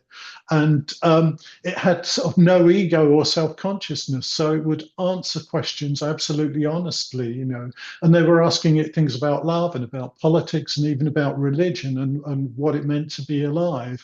And I thought that was marvelous, that they had some marvelous conversations. One of the problems with it, though, was it had a very short attention span. AI at that point you could ask it a question and it would answer. But if you tried to ask a follow-up question, it will have forgotten what the last question was. So then the conversation kind of broke down if you wanted to have a kind of in-depth conversation. And that was the point at which they started losing interest. And that's kind of what amazed me when I first started using ChatGPT, was that you could have those very long conversations with it. It could follow a conversational thread of up to 4,000 words, which my wife tells me is far more than I can, and she's probably right. It could also instigate responses and start asking questions, and it can be programmed to do specific tasks and used to power apps. So there are some really good things and real progress in those stages. If we just put this in the perspective of AI evolution and where things are and where things are going, because I think this often causes a lot of There's a lot of hysteria about AI and a lot of misunderstanding about it. If we go back to my original chatbot, we're probably that I did with my students in 2001. That was probably around, you know, the first stage of AI. It was reactive AI. You could sort of ask it a question, it would answer. Ask it a question, it would answer. So it would react to a prompt, to a stimulus. Now with ChatGPT, we're more at the limited memory AI, and so it can respond. You can follow a longer conversation with it and things like that. So we're probably at stage 2. The next stage, or one of the next stages that many companies are working on, is what's called the theory of mind AI, where it can actually understand you much more, understand how you're feeling, empathize with you, maybe through scanning your facial responses and things like that. And that will be a big step forward, but that hasn't happened yet. And also the one that brings the most paranoia, I guess, is this last step 4, the self-aware AI, where, you know, we have these sort of futuristic films about robots walking around who look exactly like people. And I think, you know, and who are going to take away all our jobs. And I think that is, you know, that's still quite a long way off. It's not impossible, but it's still a long way off, I think. So just sort of putting things in perspective in terms of where we are. Okay, I've got a question for you, and that's the wrong question. My question for you is, if you're using AI at the moment, how are you using it? What are you using it to do? Could you type that into the chat just to let me know? What are you using AI for at present? If you're not using AI, you can type in, I'm not using AI. And it doesn't matter, but I think, you know, lots of people are already, so it'd be good to know how you're using it. I'll just give you a couple of minutes to type in there.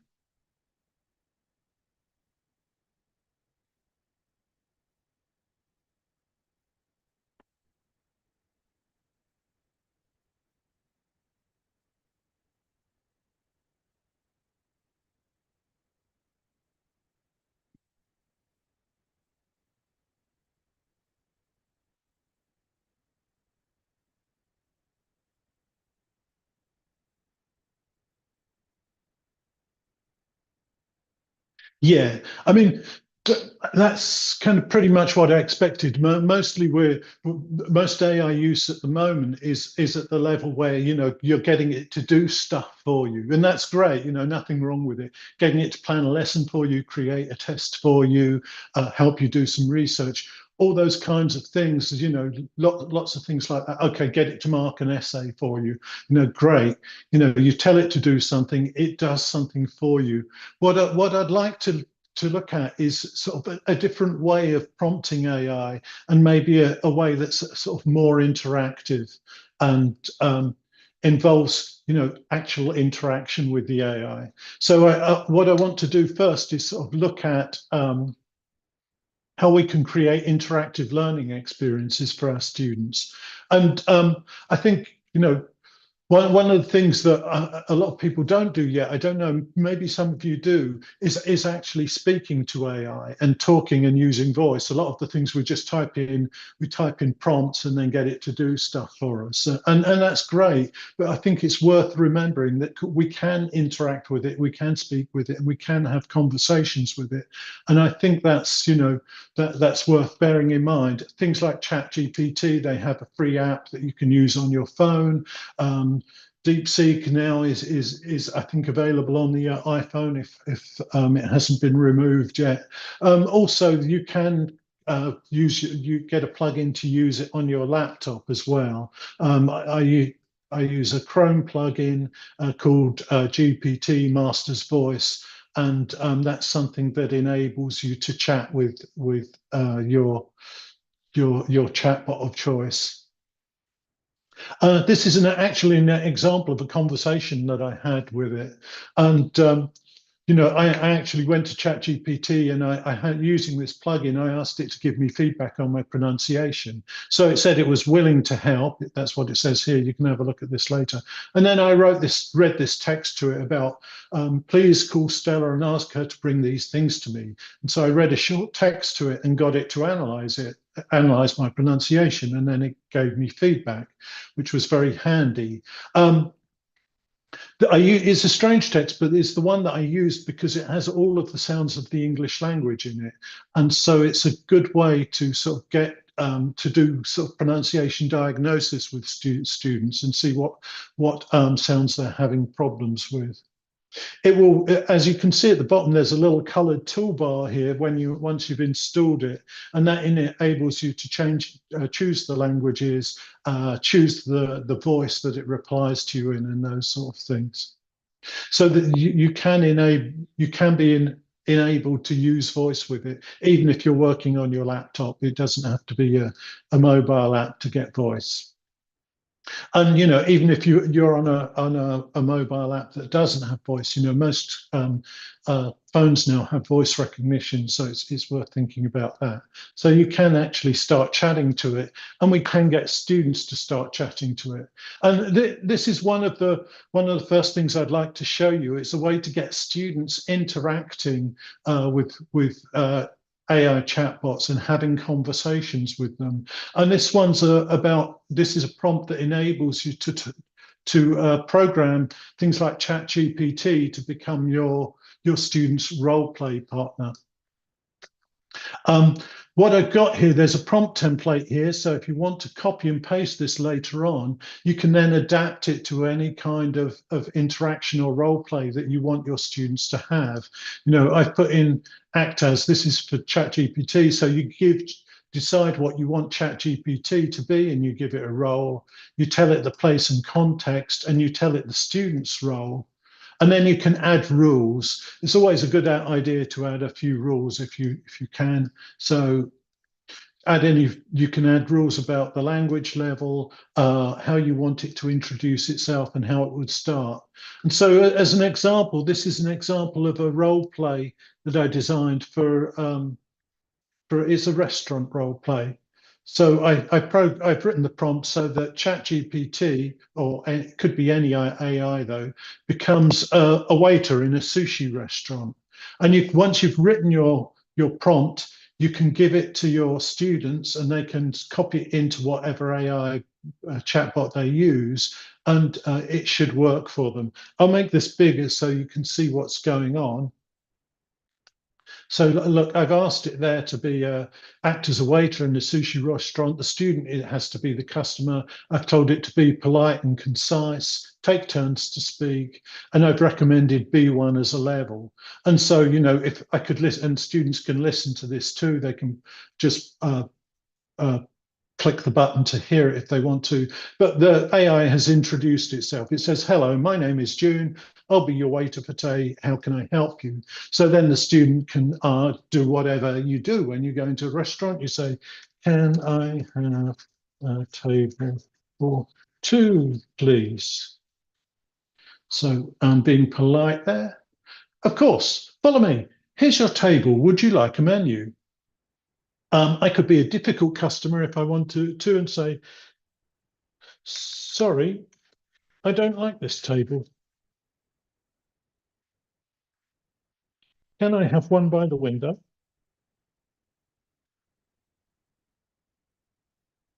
So I'm being a bit awkward. No problem. Let me check. Yes, we have a table by the window. Please follow me. Here you go. Is this table okay? I'll be a really difficult customer and I'll say, no, it's too drafty. See how they react to that. I understand. Let me find a more comfortable spot for you. How about this table? It's way away from the draft, but still has a nice view. Would this be okay? Yes. Can I see the menu now? Okay. And so great, here's the menu. Would you like any recommendations? And so you see, I can have what seems like a very natural and authentic sort of interaction and conversation. And students could be using this through voice. This is absolutely free practice. I know we get students to do lots of role plays in the classroom. Often they're very scripted or they're very controlled practice, but this is absolutely free practice. And each student would be having a different conversation and getting different responses based on, you know, what they input and how they react. If you want them to do this, you can get them to do it at home and practice, and then get them to share a link with you. What's great about ChatGPT is it has this link sharing thing, so it will generate a link to the interaction, and you can create a link and then share it with someone. So once that link's created, they can send it to you, and you'll see what the conversation was they had. You could build materials around this, and yeah, it does. And you can sort of or analyze it or look for mistakes. You could also tell students at the end of the interaction to ask ChatGPT for feedback on the conversation and give them advice about how to improve their part. Okay, so that's one thing that you can do for students. I've sort of integrated this into my own lessons, and particularly business lessons, and sort of to try to build them into a sequence. And this is something from a business lesson that I developed for students. And what it was to help them develop their business networking skills. So I designed a role play prompt, but I also added a persona to it. So I gave it a background, and here you can see this is what the prompt looks like. You can download this prompt later, but there's the first part of my prompt, which is very much like the role play one, but this one I've given it a character as well. So I've written a profile for the AI, and it has to follow and become this person. So I've given them a kind of complete business profile. When I use this in the lesson, students also have the profile, and they can research the profile first, so that when they meet this person, the role players, they're meeting this person at a conference, and they have to interact with them and try and get a meeting to promote their new company. That's their kind of goal. And so they can study the background, and then they can sort of try and network with this person when they arrive at the conference. The interesting thing, and the bit that they don't know, is that the prompt also contains some blocking. So she's been designed so that she avoids taking a meeting with them. So they can't just go up to her and say, "Hey, you're Annette Peacock, aren't you?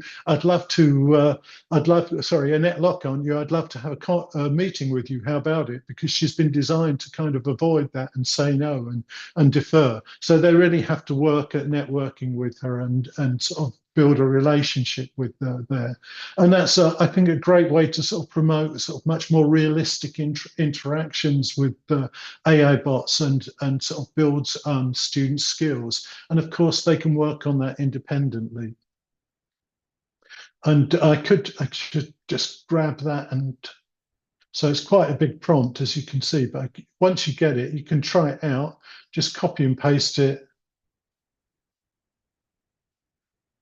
Go to ChatGPT or something similar, enter it, and then see, she's just said hello, isn't really helping me out much. So I say, are you Annette Locke? Yes, that's me. And you are?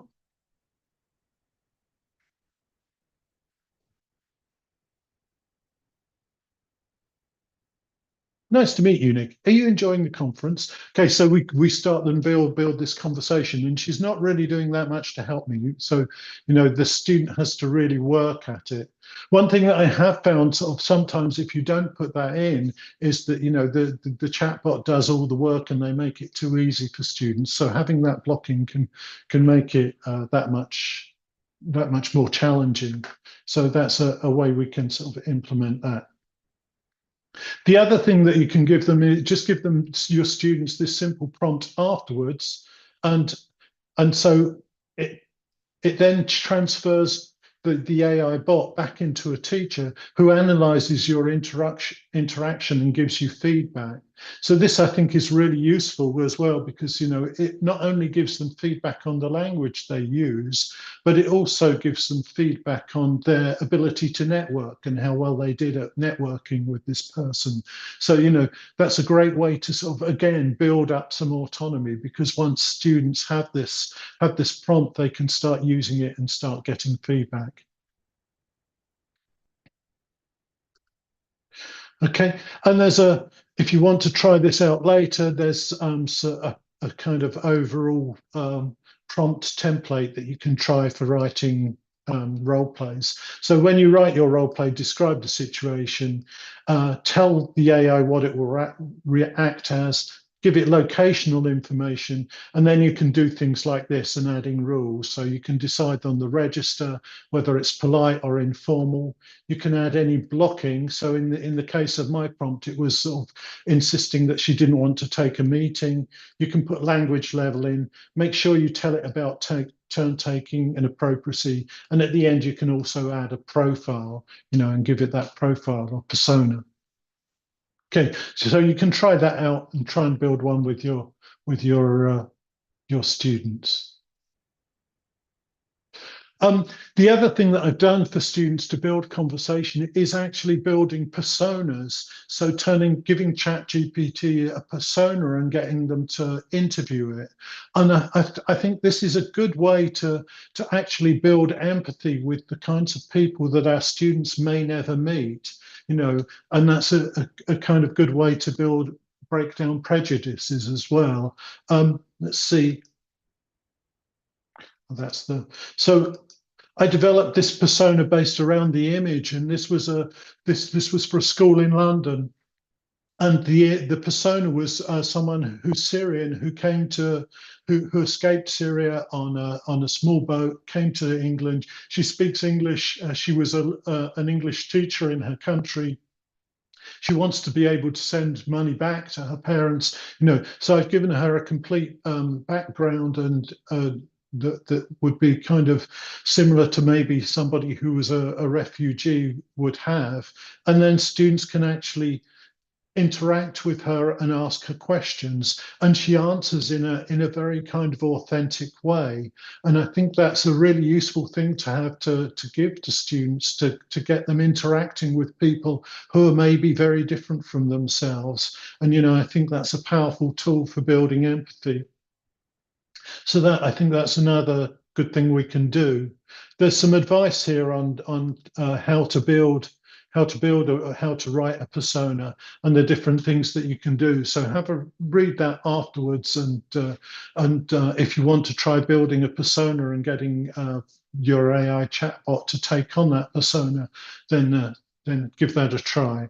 You know, but I think it's a very interesting way of developing conversation and developing empathy skills, to be able to sort of program ChatGPT to be someone rather than just ChatGPT or generic AI chatbot. Make it into the person that you want it to be. So those are a few of the ideas that I had for interaction with students. I'll pass on this one, but you can try it out later and maybe get a surprise. Okay, doesn't have to be ChatGPT for it. We'll work on a free version. All of the prompts that I've developed work on free versions.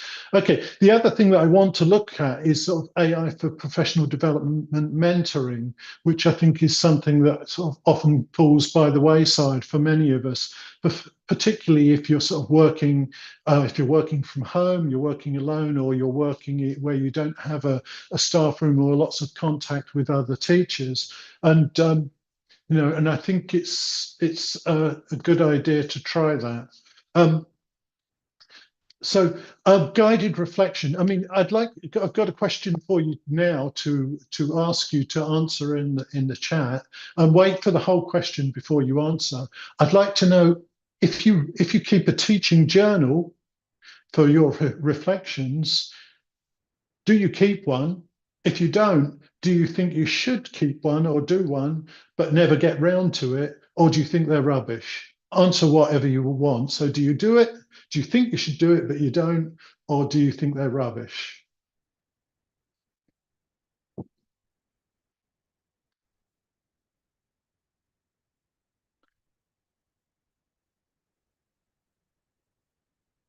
Okay, so yeah, that's the a kind of bit like me. A lot of us sort of think, yeah, I'm going to keep a journal, and then sort of we never do. And I was wondering about the reasons for that, and I think in a lot of ways, a lot of us fail to keep them because we kind of you start doing it and then you don't really, it's just you and a piece of paper, and you don't really sort of feel the benefit of it, or well, who's going to check it anyway? Am I going to go back and read that?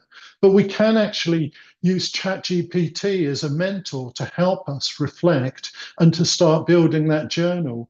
And one great way, I don't know if you journal keepers, whether you have a specific structure or you use a sort of specific procedure, but there is one called Gibbs reflective cycle. Of course, there are lots of others, but this is kind of a nice one. And Gibbs reflective cycle acts like this. So you have 6 stages, and you describe the situation that you've been in, you describe how you felt about it, you evaluate the experience, you analyze it, you draw conclusions, and then you write an action plan of it. So for me, I think that's a really good way to structure a journal, because you're not only venting what you feel and thinking about it, but you're also building an action plan based on the way you've analyzed the situation.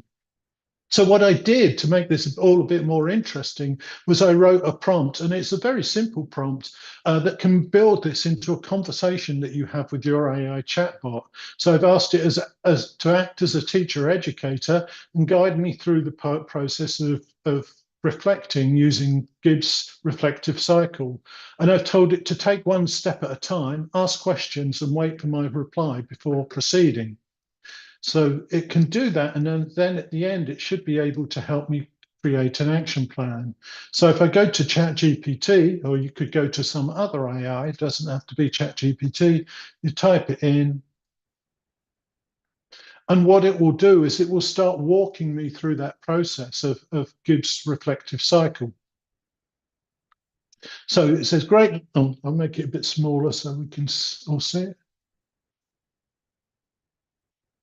So it says, great, let's work through problem solving with Gibbs reflective cycle. So description. To begin, you can describe recent teaching related situation that you encountered. Try to provide, and again, it really does help if you provide as much detail as possible. And again, don't forget that you could be doing this with your voice. So it could be a spoken interaction for those of you who get tired of writing. So I'll just sort of make something up quickly. One of my students refused to participate in the lesson today. So that can be my problem. Really, it needs more detail than that, but we haven't got time for that. So thank you for sharing. Now let's explore your emotions in that moment. How did you feel when the student refused to participate? What were your initial thoughts or reactions? Did your feelings change? So, it's helping to guide me about my feelings. So I got a bit angry.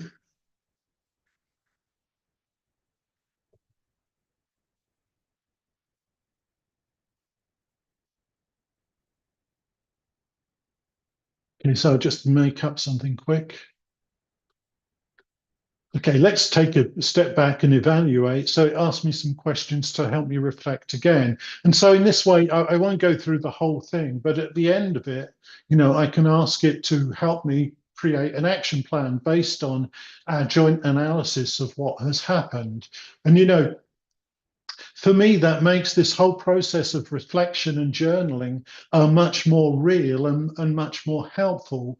Okay, I might not do it every day after every lesson, but the fact that I'm doing it, I can come back to it a number of times and keep that in my history, and I can use that prompt over and over again.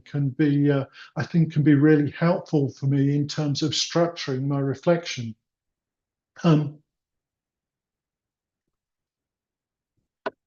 Just in terms of the prompt, like I said, it's very easy. If you have a different If you don't like Gibbs reflective cycle, and there are lots of others, when you get the prompts, just edit that bit out and put in the kind of reflective process that you would like it to use, and then you can use a different one instead. You could use a similar one like what's, so what, and then what, or something like that. There are lots of different ones you can try out. So I think that's a good way to sort of help guide our teacher reflection. Another handy thing.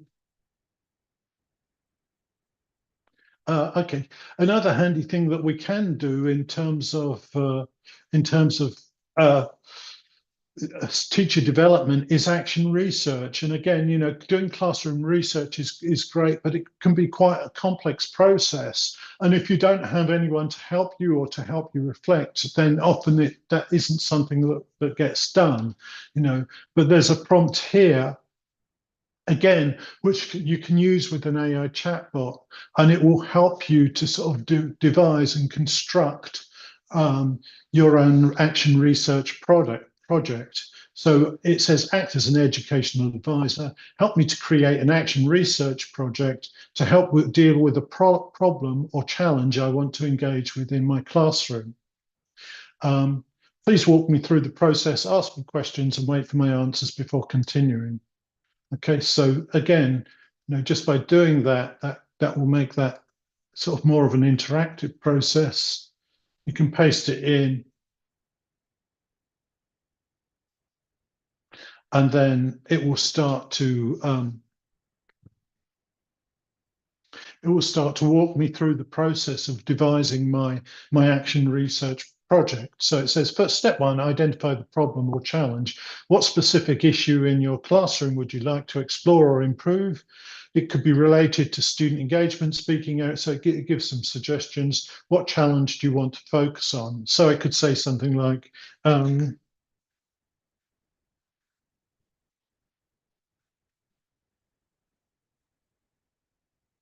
developing my students' use of AI.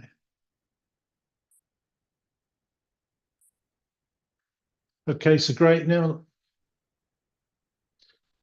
it takes to the next step, clarifying the focus. So consider these questions to refine your focus. What aspects of AI do you want students to develop? Okay, so it gives you some things to think of. And then you answer again, and it takes you to the next level. So, using something like this, you can really start to think through the whole process of creating your action research project.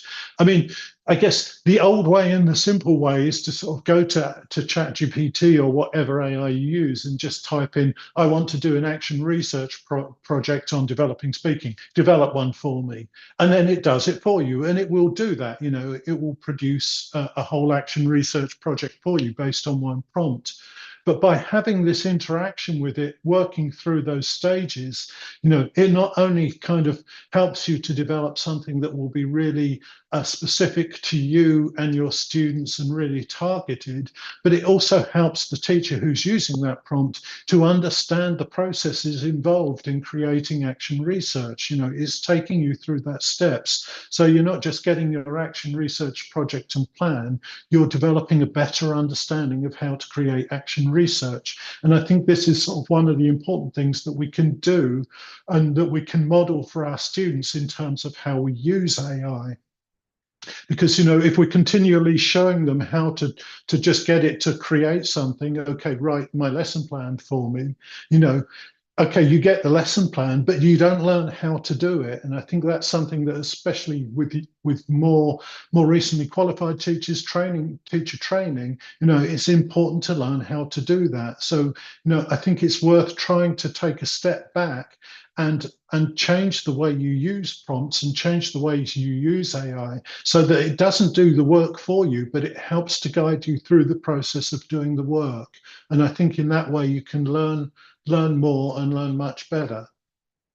And I'm running really kind of short on time in terms of Q&A now. Another thing that you can do with it, again, there's a prompt here. You can try it later. You can you can use it to help guide you through the process of writing a SMART plan or developing SMART goals. You know, for any of you who don't know what SMART plans or SMART goals are, they're kind of specific and measurable plans that can help you plan how to develop your teaching. So it's great to have a kind of SMART plan about how you're going to move your teaching forward in the future. But this sort of helps to make that specific, relevant, and time-bound and measurable, so that you don't set unrealistic goals, or at least that you do things that you can achieve and you can show that you've achieved them. So if you want to try creating a SMART plan, grab that prompt later. Probably what you might have noticed from the prompts that I've shown you, or you might not, but all of these interactive prompts for teacher development have a specific structure, and they can be edited so that you can get them to walk you through any process. And this is what the structure looks like. So the first part of it starts with act as. And so you ask it to act as something. It could be act as a teacher mentor, act as an expert in neuro-linguistic programming, or whatever you want it to be. But adding that act as part of the beginning is really useful, because it tells the AI what field of knowledge you want it to draw on. So instead of drawing on everything that's out there in its data, in its large language model, and everything that it's ever analyzed, you kind of start to limit that down to things that are relevant to your field, the field of knowledge you want.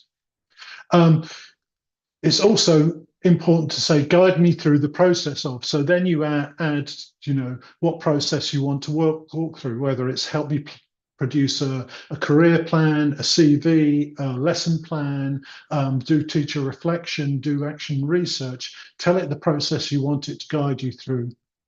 Be sure to tell it to ask you guiding questions. And tell it how you want it to help you, whether you want to produce something at the end. And this one's really important. It's wait for my answer before asking the next question. If you don't ask it to wait for the answer, what happens is it just does a whole long spiel of questions for you, and you have to work through 20 questions. It's better if you do it and you interact with it through one question at a time. You can also add some rules to it. So you could tell it what level, if you want it to use a specific language level, or whether you want it to be formal or informal, or whether you want it to produce a summary at the end. It's good to get it, any interaction you've had with it, you can ask it to produce a summary for you at the end, and that can be really helpful. I've been noticing there are lots of comments in the chat as we go through things like asking about which versions of ChatGPT are free, which are they not. There's been some disagreement with that. Just to reassure you, these prompts should work in pretty much any AI chatbot, whichever one you use. It doesn't have to be ChatGPT, and all of them have worked for me in the free version of ChatGPT. So it really shouldn't be an issue. Okay, in terms of keeping up to date, just the last few things. If you want to keep up to date with AI and educational technology, I've put an image here that links to a newsletter that I publish once a month, which has things like articles and tools in it. It's free. You can sign up to it if you have a LinkedIn profile just by going here. And you can also sort of check out if you want to, you can check out the past editions. There are 24 past editions there. If you just want to sort of look at articles and read articles related to AI and educational technology, I curate a platform here where I add different articles as I find them. Most of them these days are connected with AI and education. So if you want to check that out, you can. If you're more of the practical type and you're more interested in tools, then I curate a collection of AI and educational technology related tools here. I've been doing this for about 15 years, so there's thousands of them there now that go back for years, but you can search through them, and you can subscribe so you get notifications of when the most recent ones come up. So that's sort of 3 ways that I can help you to keep up to date, and none of them will cost you anything. You don't have to pay for any of those. You can just subscribe to them. Okay, and Last thing, just a few minutes. If anybody wants to ask some questions, I'd be happy to try and answer them. In terms of, while people are thinking about questions, there's the QR code for my presentation here, which has all the prompts in, and I'll also pass in a link to the presentation just into the chat now, but that might disappear quite quickly. I've just put in the link to the chat there. So either scan it with the QR code, get the link. I'm happy to answer questions if you have any. All of the prompts are in there, all of the links are in there. So hopefully you can use that and maybe try a different approach to prompting that becomes more dialogic with AI rather than just telling it what you want it to do. You can sort of learn something from it much more effectively that way, I think. Okay, I'll stop talking now. Thank you very much. Happy to answer questions if there are any. Thanks, Nick, for this wonderful talk. You know, we really benefited a lot from it.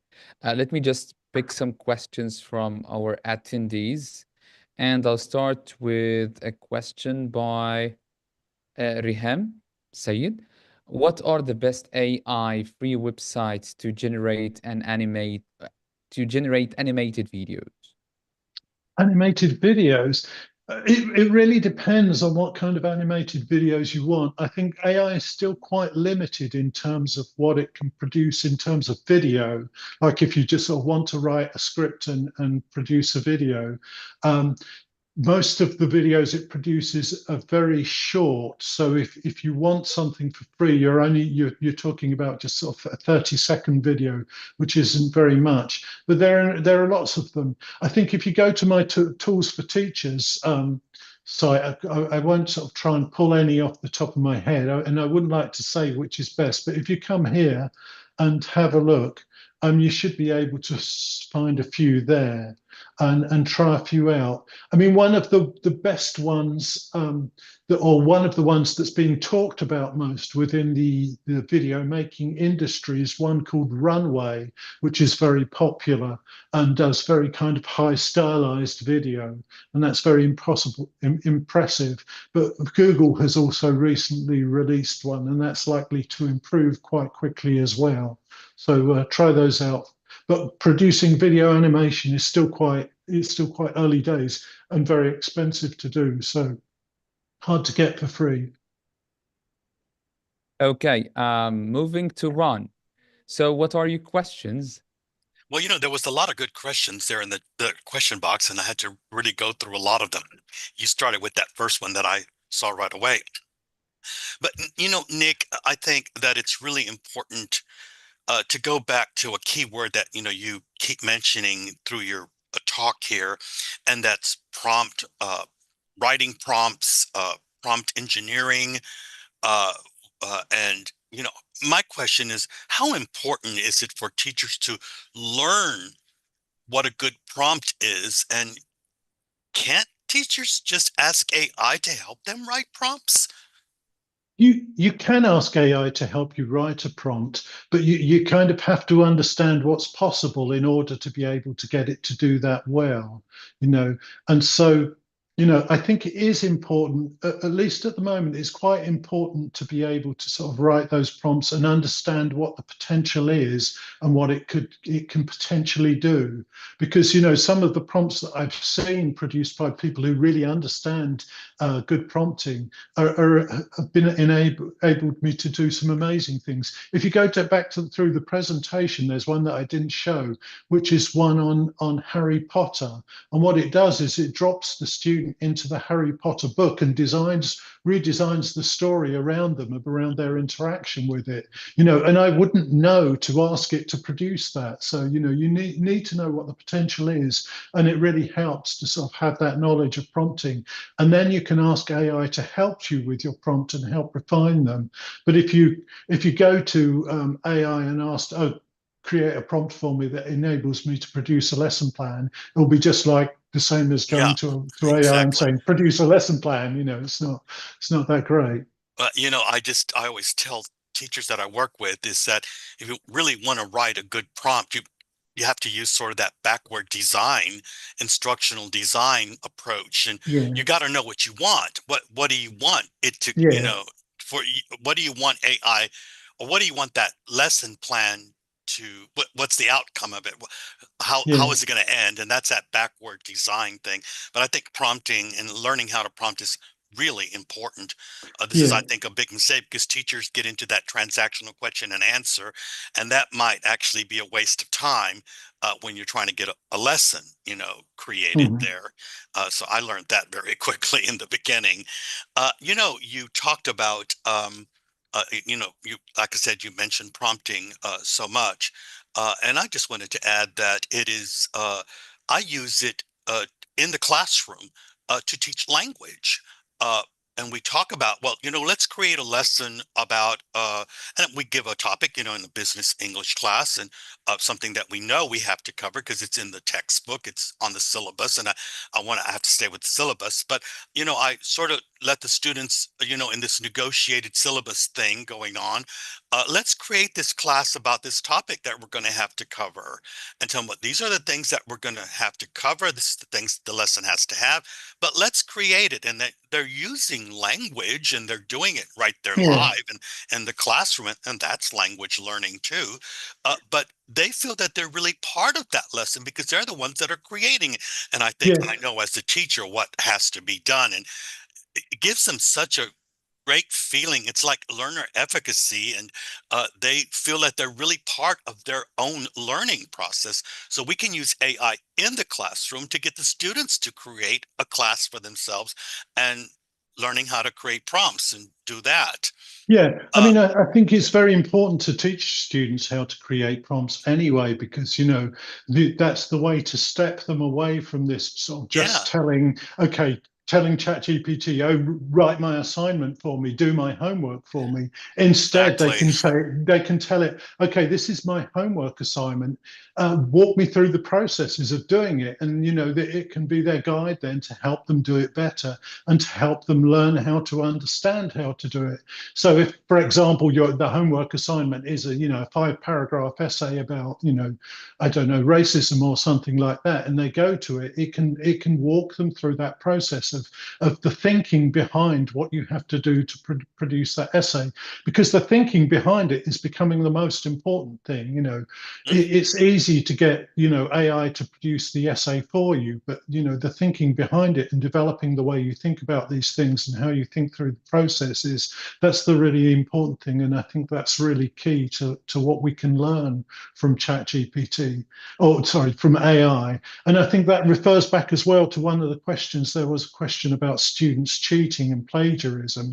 I think, cheating is a big issue, but, I think what we need to do is make sure that the tasks and assignments we design are geared to help them learn through cheating or cheat more intelligently, or so it takes them through that process. They're not based on the product, but they're based on the thinking. Okay, you've produced this essay, this 5-paragraph essay. What was the thinking? What processes did you go through to produce it? And that I think is what we need to develop with our students, those sort of process thinking, like you say, instructional design, backward design, and those kinds of things are the skills they're going to need in the future. Again, that, goes to the thing that, we're going to be talking about a topic that needs to be covered in business English. I do ask this as well. Let's prompt it and ask it, what are the 20 things that we need to know about this topic? And it'll give us a list of the 20 things.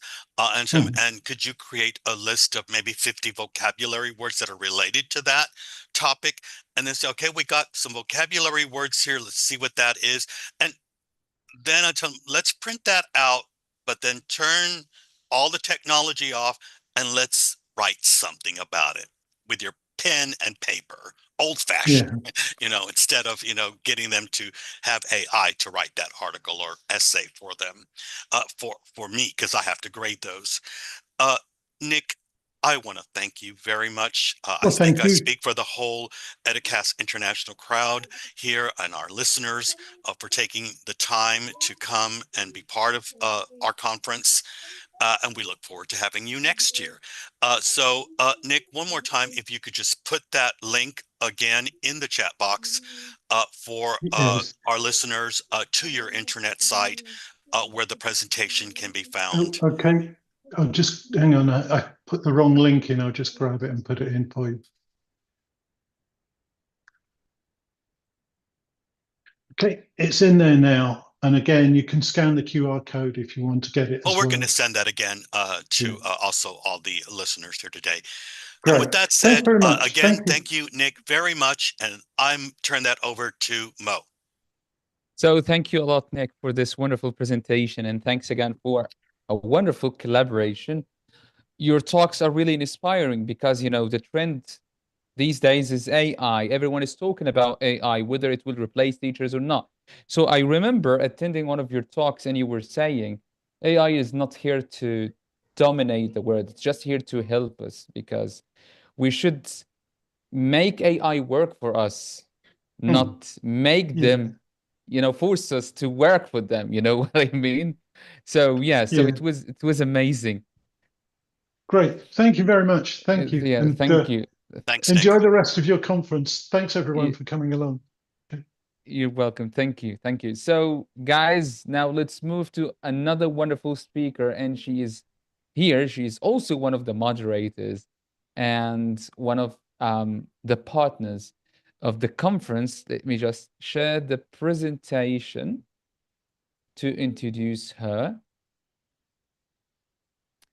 And regarding the questions that I keep seeing in the chat box about the recordings, the whole conference is being live streamed on YouTube, which means that it is recorded. So you can go to our YouTube channel and access the recordings whenever you want.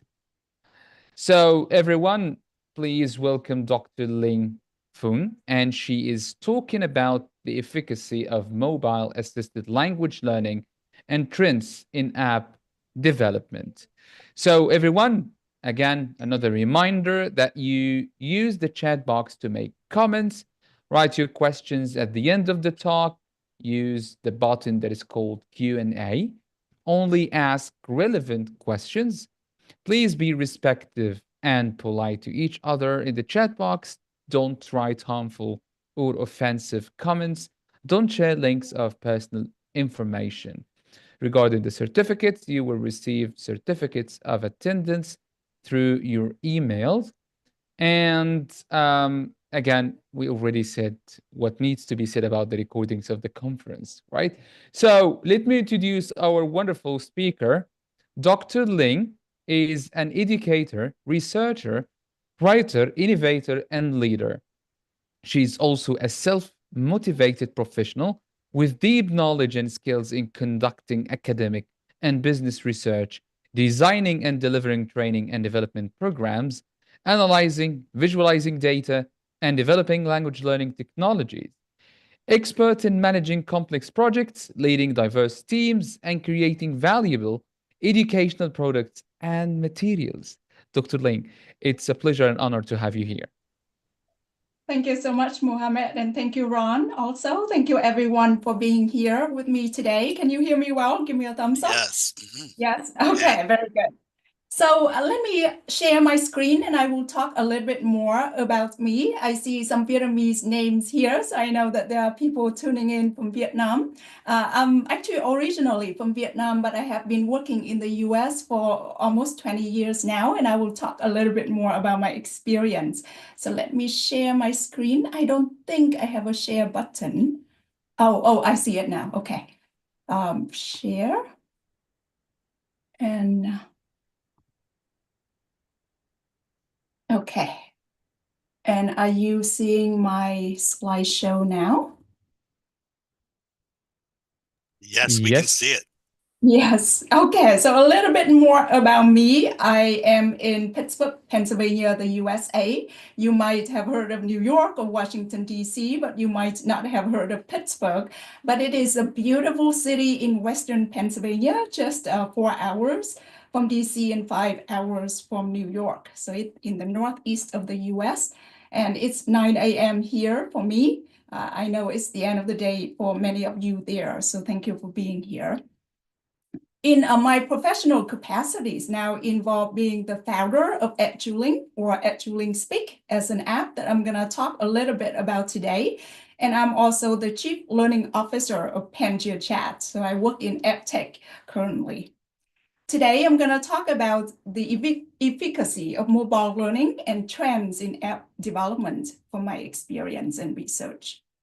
Okay, so moving on, I just want to ask you a quick question because for some of us, it's the beginning of the day, but for some of you, it is the end of the day. How are you feeling now? Are you feeling energized because of all of the ideas here, or are you feeling relaxed with your coffee, or are you feeling a little bit tired? And please, I want to see in the chat, just share a little bit. Oh, excited, fine, all good. Energized, I like that. So many ideas, I love ideas. A bit tired, yeah, I understand, kind of tired, yes. Eager to learn, thank you. Energized, sleepy, I understand. Excited, motivated. Thank you. Thank you for sharing. So I hope that my ideas today will also be useful to you. So let me move on to the next slide here. I already mentioned that I'm living in Pittsburgh, and this is my office at the beginning of the year. It's neat and tidy, but now books all over the place. I just want to share a little bit about what I'm looking at right now. But I have a few questions for you that I would like you to share a little bit in the chat because I want to be interactive. The first question is just think broadly. What challenges in the classroom are you facing? Rules, impressive and informative. Fixed desk, yeah, management behavior. Okay. Low achievers, students not listening. Overcrowdedness, noise, yes. Wow, so many issues. Yes. Teaching is such a challenging job, distraction. Okay. So I hope that some of the ideas that I share today address some of the challenges that you're facing. My next question, what would you like your students to do more of? Thinking about their language learning, right? We are language teachers. What would you like your students to do more of?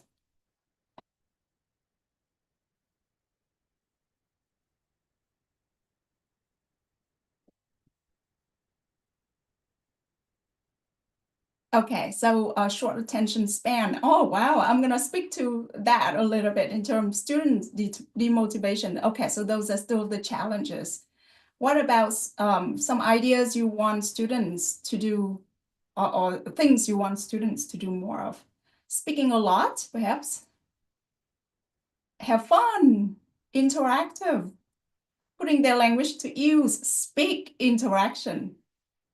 Okay, eager to learn, interactive. Okay, I love seeing what I love what I'm seeing here because I'm gonna share some ideas in terms of encouraging speaking and output production in the classroom. Okay, now because I'm talking about mobile learning, right? And I'm gonna give a definition soon. How much time do you or your students spend on your mobile devices? Just give an estimate in terms of the number of hours a day.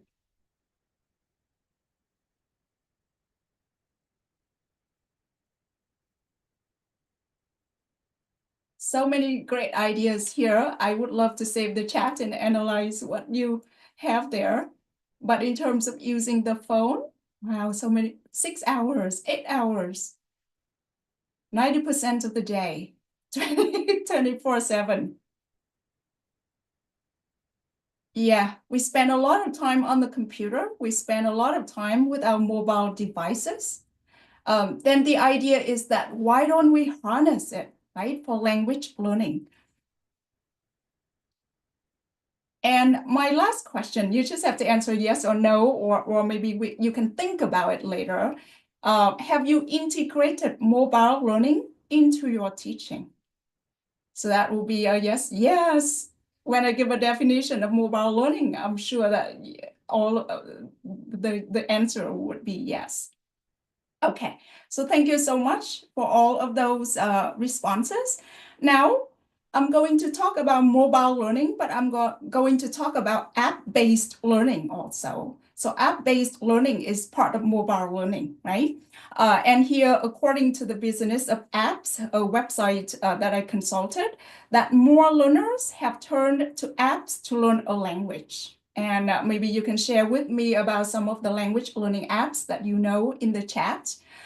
And in 2023, language learning apps were downloaded 231 million times. So you can see that it is rising in popularity in terms of students downloading and accessing language learning opportunities. Now, so what is mobile learning, or what is mobile assisted language learning? MAL, as we call it, right? You might have heard of the term. And this is the definition, and you can see that it's quite broad. Learning a second or foreign language through the use of one or more of various mobile devices, right? So the devices that you can take around, you can bring around. So it can be a laptop, it can be an iPad, it can be a phone, and perhaps the smartphone is the most common device these days. Okay, so a really broad definition, and I'm sure that you have used it in your classroom. Okay, so a little bit about the potential of MAL. Why are we talking about mobile assisted language learning? Because of its potential and benefits, right? And I love some of the ideas here that I'm going to explain to you. So first, a mobile device or mobile assisted language learning can link the local and the global. And today, when you are here, this is an exact example of the connection between the local and the global, right? You learn within your context, but then you have the opportunity to connect it globally. The second point is also interesting, linking of the episodic and the extended. And this is really, I'm excited about mobile learning because you can learn in short episodes, but then over time, you accumulate your learning. So that's quite interesting, and it's kind of a somewhat new phenomenon, perhaps in the past decade. It can also link the personal and the social. So what does it mean? You learn with a device, it's kind of personal. It's a personal device, but then you are connected with others. So it can be social. And of course, the mobility of the devices and of the learning experience. Does it make sense? Yes. And what are other benefits? So I'm going to ask you the next question, but I'm going to talk about it also.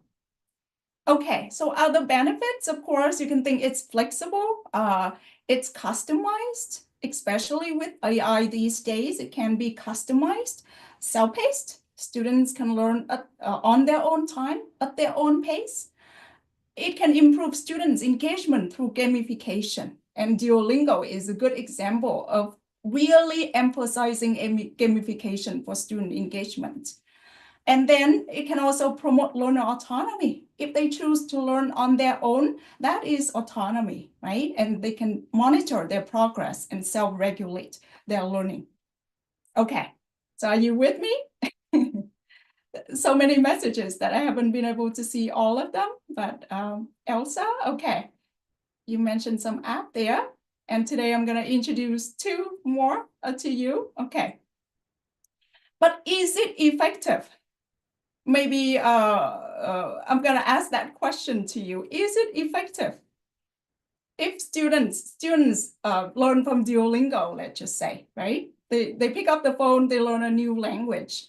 Can it get students from point A to point B? Is it effective? What's your guess? Yes, okay, sure. Skeptical, oh yeah, people are very skeptical of apps. That's why there's research, right?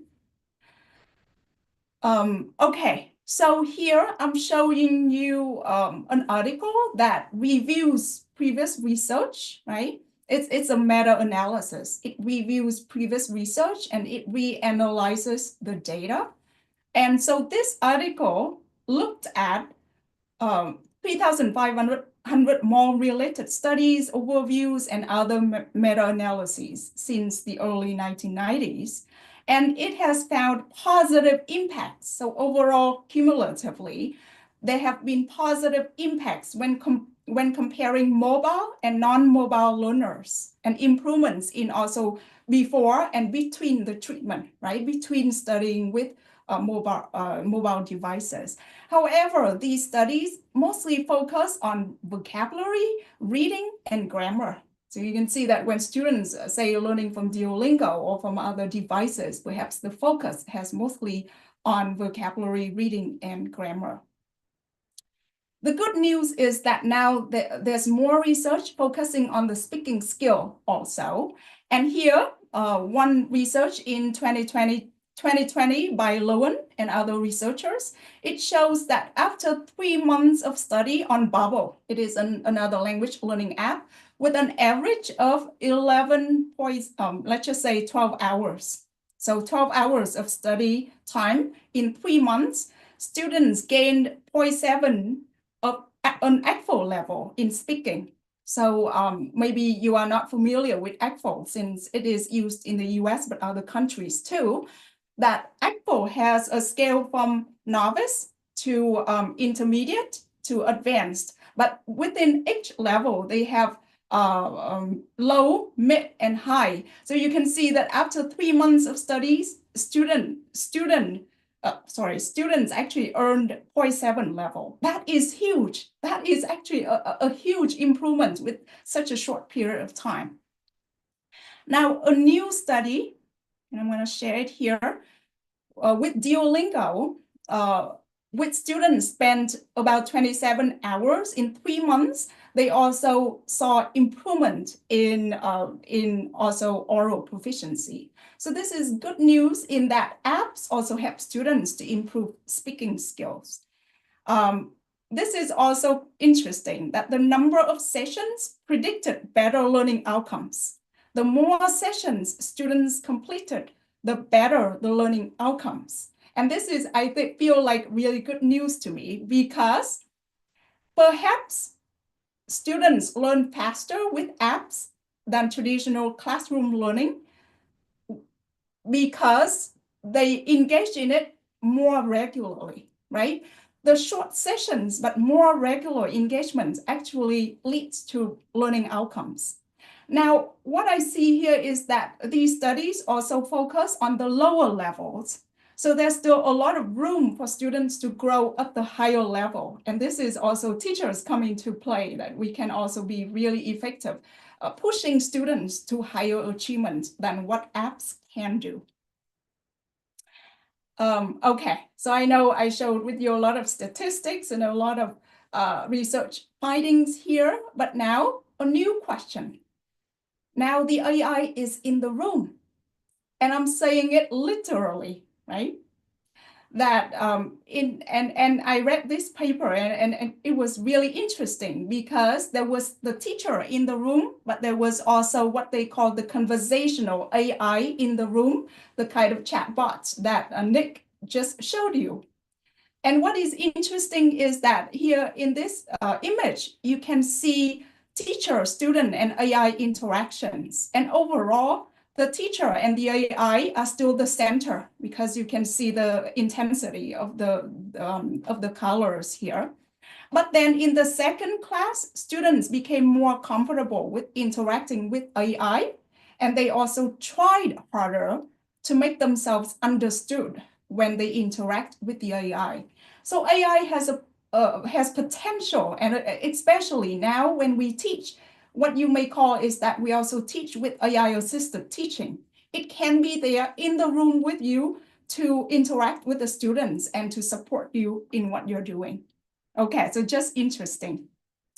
Now, this is based on my kind of quick analysis. I interviewed the founders of these apps, and I am one of the founders here. I am actually the founder of EduLink Speak. And when you think about different language learning tools and technologies, you can see now all of them, or I would not say all, but these new products also incorporate AI into the offerings, right? So when you look at translation, that's AI generated. When you look at speech to text, turning this or the transcription, that's AI. Text to speech, also AI voice. It can give feedback to learners, that's AI. It can generate content in text and images, right? It can function as a chatbot. It can enhance social interaction, and also it can assess learners' level and a lot of other features of AI that have been incorporated into these products. So I actually compared some of the some apps here because I interviewed the founders of these applications, and you can see that they integrated these functions or features differently. Okay, so let me step back and share with you who I interviewed, right? I actually interviewed, his name is Richard Medina. He is the project lead of the Launchpad competition. And I was a competitor or a finalist in this competition presenting Eduling Speak. I also interviewed Anthony, who is the founder of LingoStar.ai. I'm not sure that his application is still so active yet, but he actually won that competition at that time. I interviewed Vũ Vân. She's the founder of ELSA, right? And also interviewed William Jordan Cooley. And now I also work with him with Pangia Chat. And I just want to share a little bit more in terms of why are we creating new apps? So most of you think about Duolingo. Most of you think about apps that are really, really popular. But why am I creating a new app? And why is Pangia Chat creating a new app? Because there are still really unique needs that we want to address, right? So with Eduling Speak, my focus is on tasks, creating tasks for students to interact with, and also to encourage peer-to-peer interaction, apart from just AI and peer and person interaction. With Pangia Chat, I'm just skipping here a little bit. This is really unique in that it allows learners to learn a new language through multimodal and multilingual texting. And it has 49 target languages.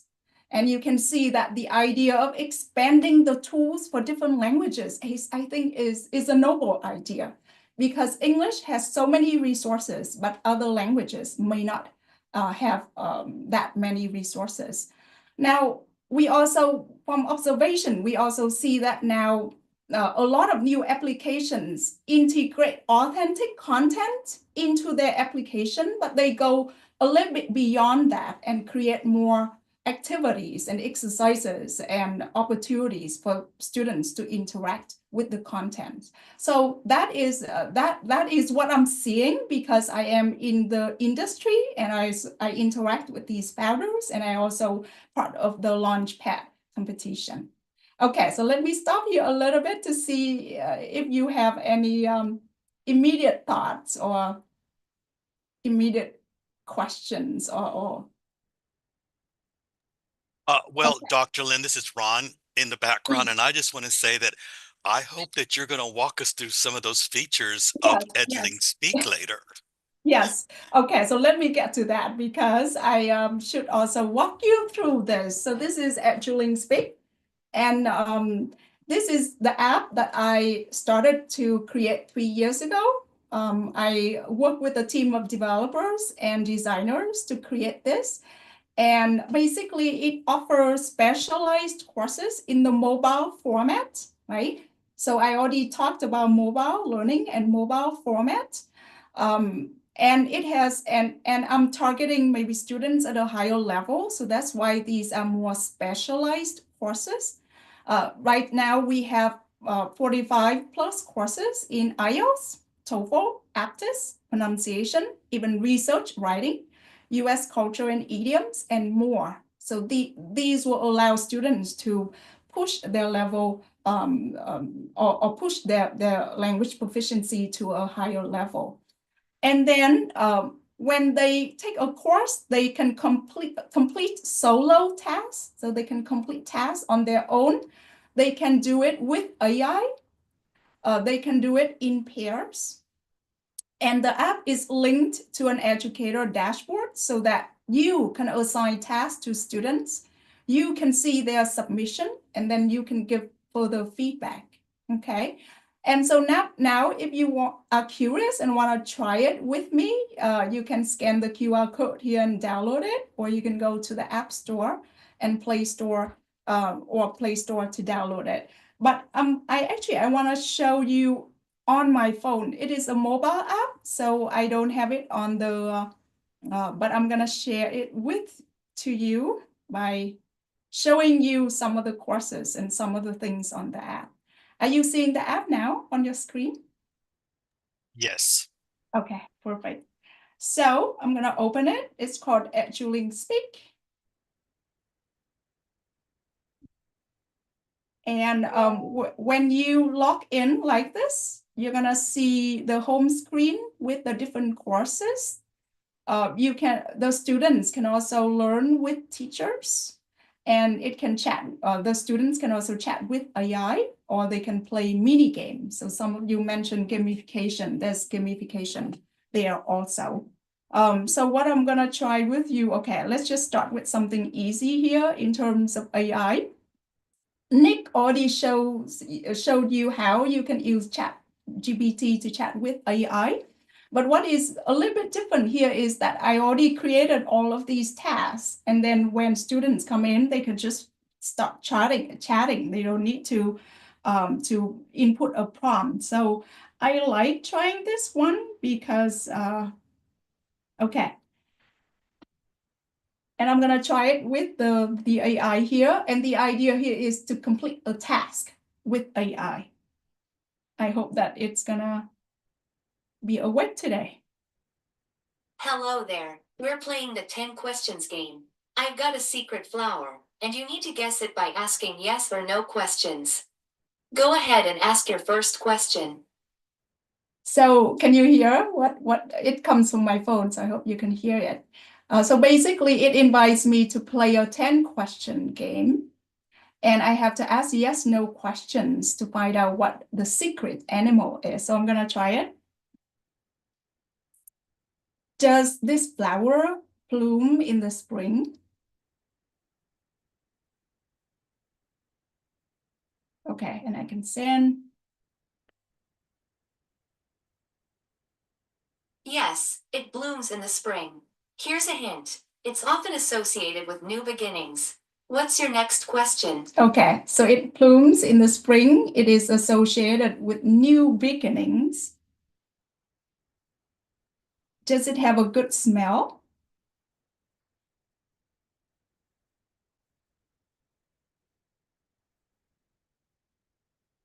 Yes, it has a lovely fragrance. It's often used in perfumes. What's your next question? Okay, so it's fragrant. And when interacting with the AI like this, and perhaps students will learn something new, in this case, I use the word smell, which is quite basic, but then the AI uses fragrance, which is a fancier word and a good word to learn. Does it have many colors?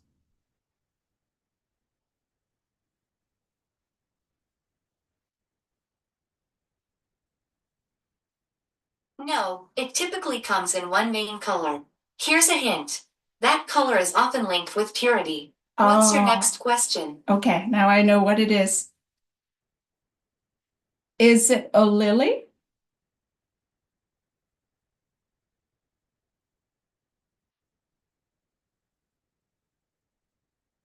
Yes, it is a lily. Well done. You guessed it in just 4 questions. Would you like to play again or do something else? So I would say no, and you can type as well. You can speak or you can type, and then. All right. If you change your mind or have any other questions, feel free to ask.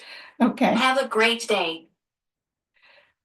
Yeah, and when you see the button finish You're here, welcome. If you can click finish, and you can go to history and see your conversation. So as a learner, again, you can listen to it again. You can see the conversation. And so you can see that I use AI, but my approach is a little bit different in that I want students to complete a task with AI. And they can play a game like this, or They can make decisions together with AI, and I have so many other ideas that I put in there to make the task more interesting, so that it's not just a free conversation, right? And I can show you a little bit more here. The name of the app is Actually Speak. Thank you. I think someone put it there. That's good. And then I can show you a little bit more. One of the questions is that, is it for children or adults? So mostly the app is for students who are 13 years and older. But if the parent can interact with the app with their kid, then that's okay too, because that's what my daughter and I often do with the app. We may play a 10-question game together with the app. And my daughter learns new things from the app too. So I want to show maybe a little bit more here, that when you click on this, you can see I have a lot of courses here. IELTS, for example. So IELTS here, are you familiar with the IELTS exam? I think everybody in this room today is familiar with that, Lynn. Yeah, okay. So you can also see that it has lessons that students can listen to. It has conversation. Students can also practice conversations with AI. They can also practice conversations with someone else. So duo here means they can do it with someone else. They can listen to model speeches. So there's also input, right, by listening.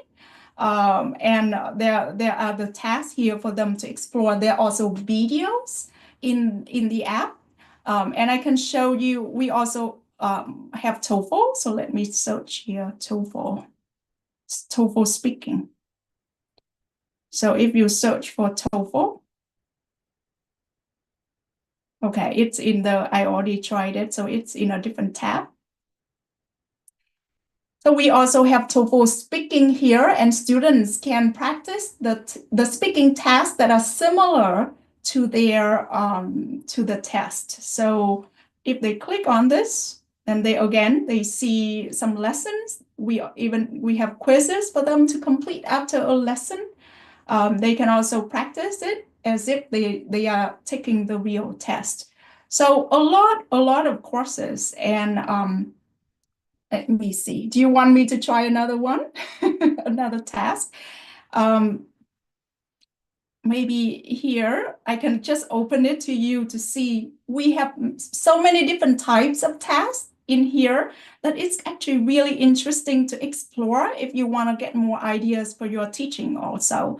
So if I search for kids, I put some tasks here for small kids. If their parents want to do things with them, then, for example, here, kids can listen and then find the differences among pictures or between pictures. So in this task, first, they need to review some vocabulary. So parachute, Gift box, here, the moon. They click next, and then now they're gonna listen. Hi, this is Hallie. Let's look at pictures of Santas today. Are you excited? Let's get started. Okay. My picture has 5 Santas and a boy. There are 3 Santas in the front and 2 Santas in the back. Let's look at the Santa in the middle. He is carrying a big bag of presents. He has a long beard and is laughing so happily. So what's your Santa doing? Is he laughing? Okay, so in the app, the speaker describes this Santa in the middle as laughing heavily, right? So this one is not laughing heavily, it's just smiling. So you can click on it because it's a difference. So this is what I mean by interacting with it to complete a task, right? It is not really just a free conversation, because when you ask students to just talk, they may not know what to talk about. And we designed these tasks to facilitate language development as best as we can. So that's another example here. Okay. So I may go back to the app when I have more time, but I think my time is close to the Q&A, but I'm gonna go through my slides here more with you. So let me stop sharing this screen and then share the other screen.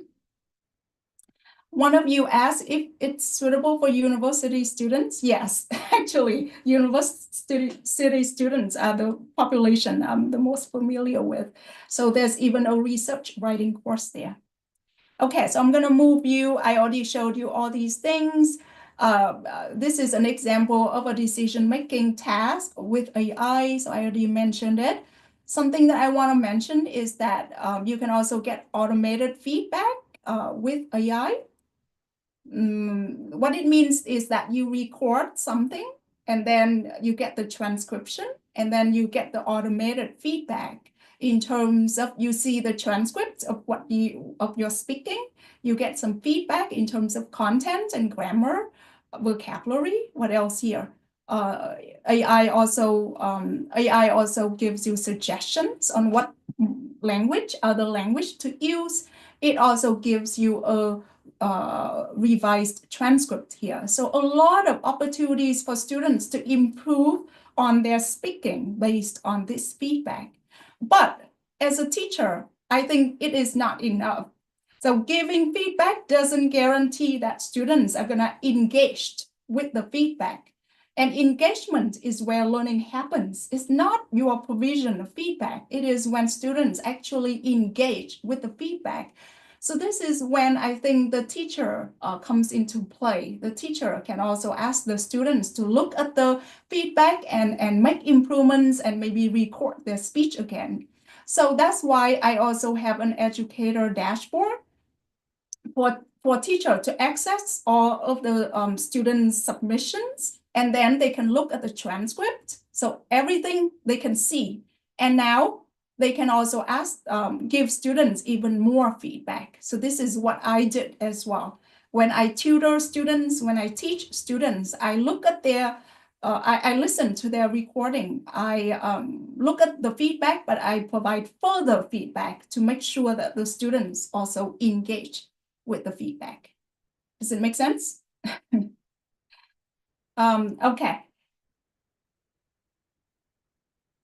So this is an idea how teachers have used it, and I share with you some ideas here that you can teach a 4-week IELTS course with additional feedback. So students use the app, but you give additional feedback.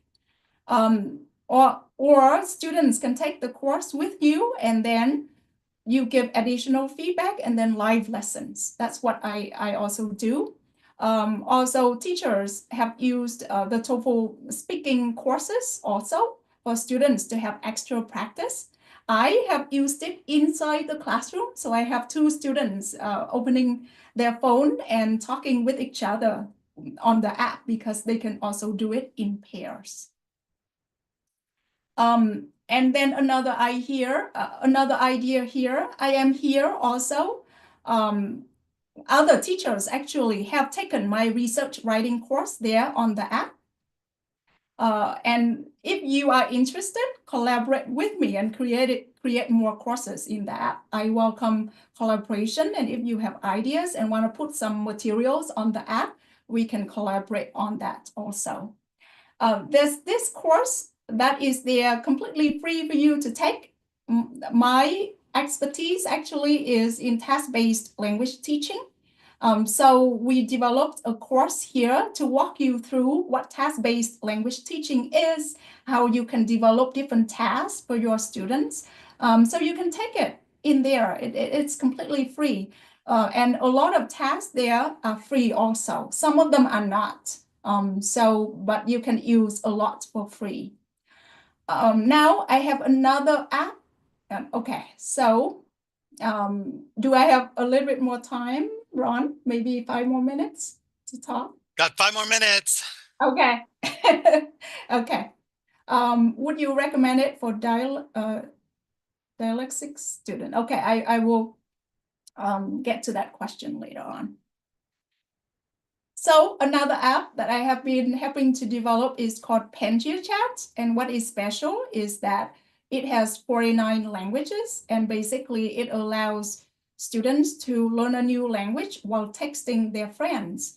And the reason is that students text a lot these days. Is that right? Is that what you do also? And here, maybe this is the screen here is a lot, but I'm showing Vietnamese here on the app. So when you are on the app, it's just like WhatsApp for language learning. WhatsApp for language learning. You come to the app, you choose your target language, and then the app will help you to type in the target language because of all the tools we have. For example, if you make a mistake, it's going to correct you. If you mix languages, it will help you to convert the whole message into the target language. It also, when you receive a message and you click on it, you will have the message read aloud. You can look up a word to see what it means, how it sounds, and also the grammatical properties here as well. And then you can do exercises and you can see translation. So right now, there's Vietnamese on the app. So I'm trying to get people to use it to learn Vietnamese because I know there's a big community here in the US that wants to maintain Vietnamese as a heritage language. Okay, this is also an exciting feature from that app that after you have chatted in the app, all of your vocabulary is stored. And now when you click on a word, you're gonna see the meaning, you're gonna see how you have used a form, you're gonna see a lot of examples in the chat. And you can see the grammatical features you have used in your language as well. So this is perfect for review and reflection for students.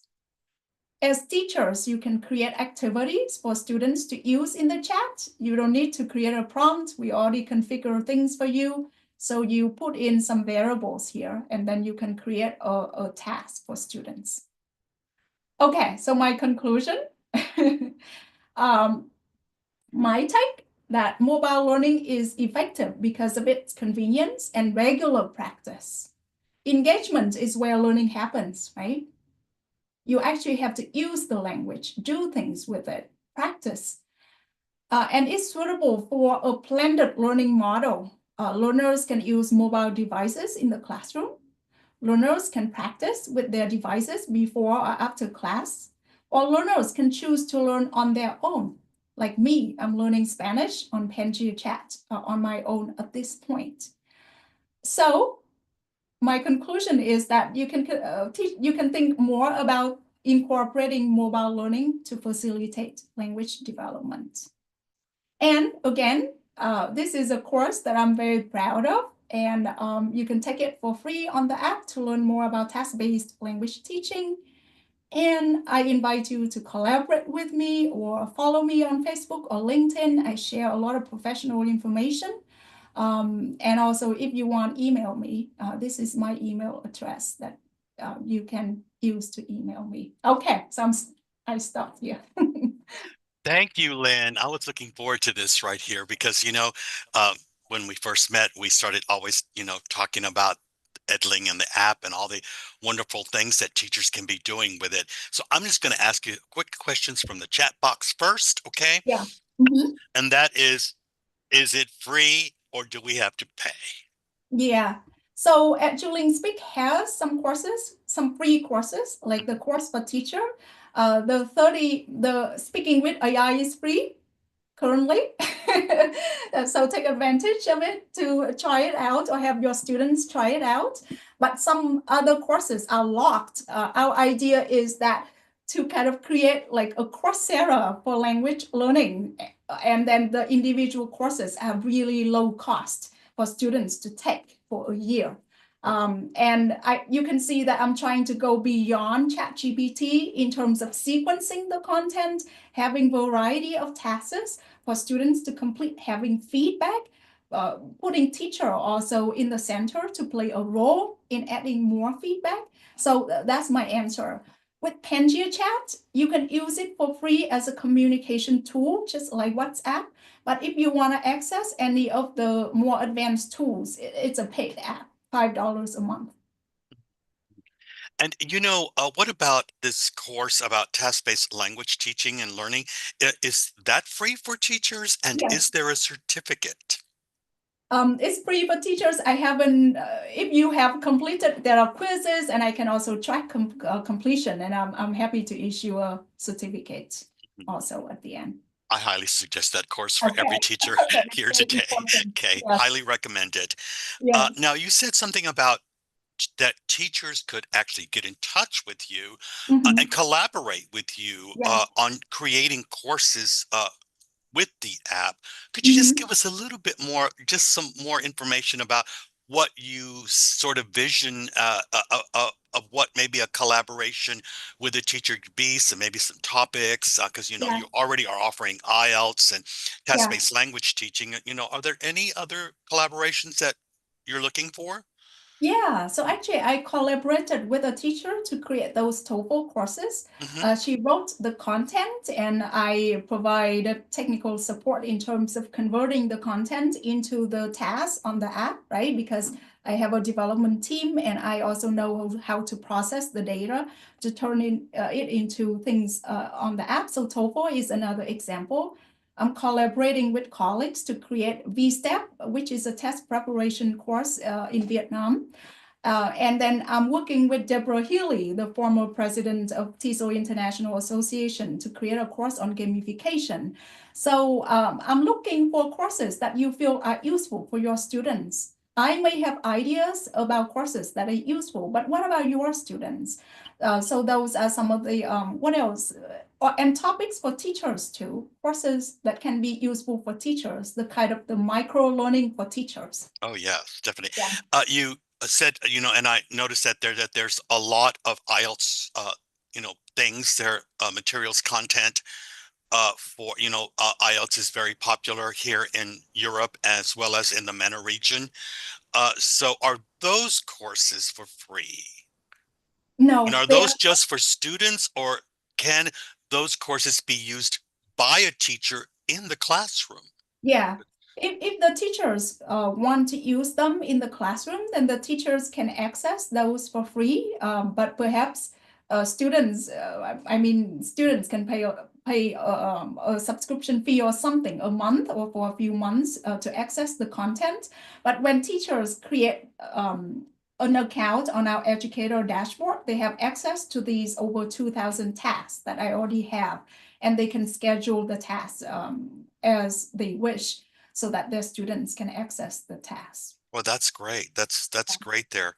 I think one of the reluctances that a teacher might have about downloading an app, and maybe learners too, is that, apps collect data from the users. So is there something that you can say about what you're collecting from the users and what you do with the information that you collect from the users? Yeah, so we collect information just so the app can function, right? The purpose of the app is to allow students to talk with the AI or to record their responses or talk with other people and then get feedback. Then we need to record, have the recording and the transcript and everything. And whenever you interact with any system, that's what happens anyway. But what we do is that we follow all the regulations here in the US in terms of privacy and the European regulations in terms of privacy. We don't collect any personal information in terms of names or users. Actually use a username on the app. The only piece of information we have to collect is the age, because there's the requirements about age in terms of digital consent. It's a little bit technical. But what I'm saying is that we follow all of the regulations in terms of data protection and privacy. One last question, and that is, and you did say that a lot, and, during our conversations, I was, always saying how important learning is, MAL, yeah. And do you see that, uh, you know, this teacher of the future that Christine Comey was talking about, do you see that it's almost inevitable that that M-learning becomes an integral part of what we do in the classroom and part of our classroom practice? Yeah. At least, I mean, I see that it's an important part for lifelong learning because you can see that you learn all the time. Right now, you are participating in presentations, but perhaps you also learn from the phone. When I took a job as a research analyst for industry, I had to learn new software, right? And so I use it through these mini courses with short episodes of learning. But over time, I developed skills that are necessary for my job. So my question is that I do think that it will play an even more important role in the future in terms of micro-credentialing, upskilling, and learning new skills for the workforce. I hope I have answered the question, but that's where I think things are going. And there's another Well, observation. Lynn, you know that I totally believe in and support M-learning. Yeah. Yes, yes, we are on the same page here. And also in terms of the short attention span, right? So that's why mobile learning has to be designed differently from learning from a big screen. And with Edulink Speak, that's what we are thinking about. It's more about everything for the mobile phone for now.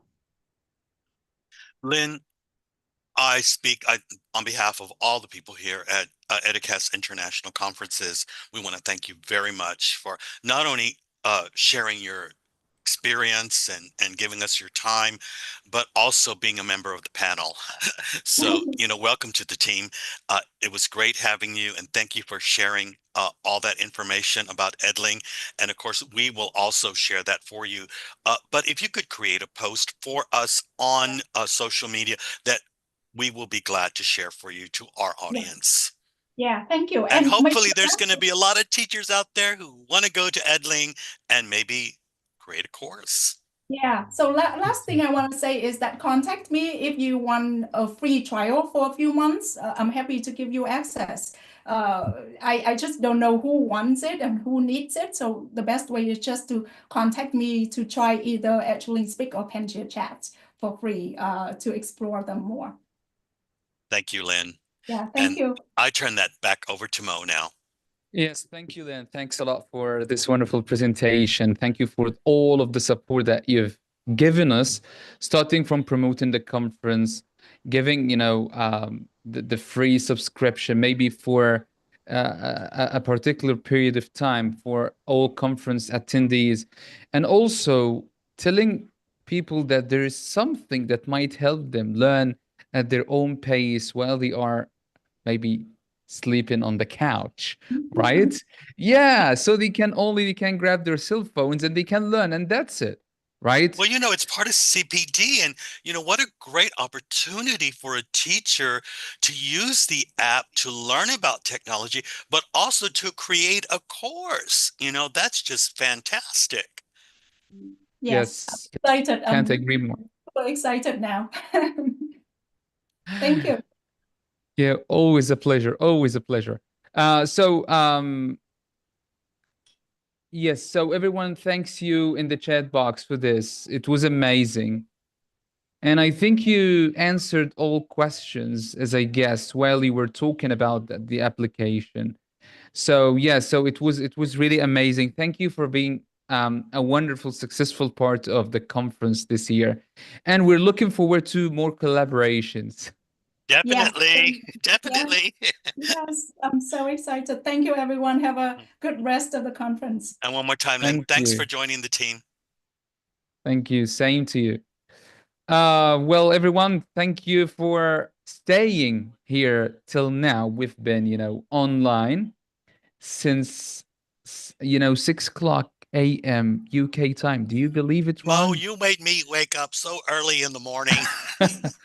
And of course, yeah, Lynn's so like 7 hours away. Success you know? won't wait for you. Success won't wait for you. You have to get yourself ready for it. But right? even further away than Lynn is Nelly, I think. That might be correct. Yeah. Yeah, she's in a different part of the She's world. in I the think same it's time too zone. early for her. Yeah, she's in the same time zone, Toronto area, I think. Wow. Wow. Well, Yeah. I think it's time for us to move on to our next speaker and get ready to introduce our next speaker. Blanca, who is our Yes. next speaker? So as I previously mentioned, who is up to date with our conference program already knows, but who is not. So it will be a surprise.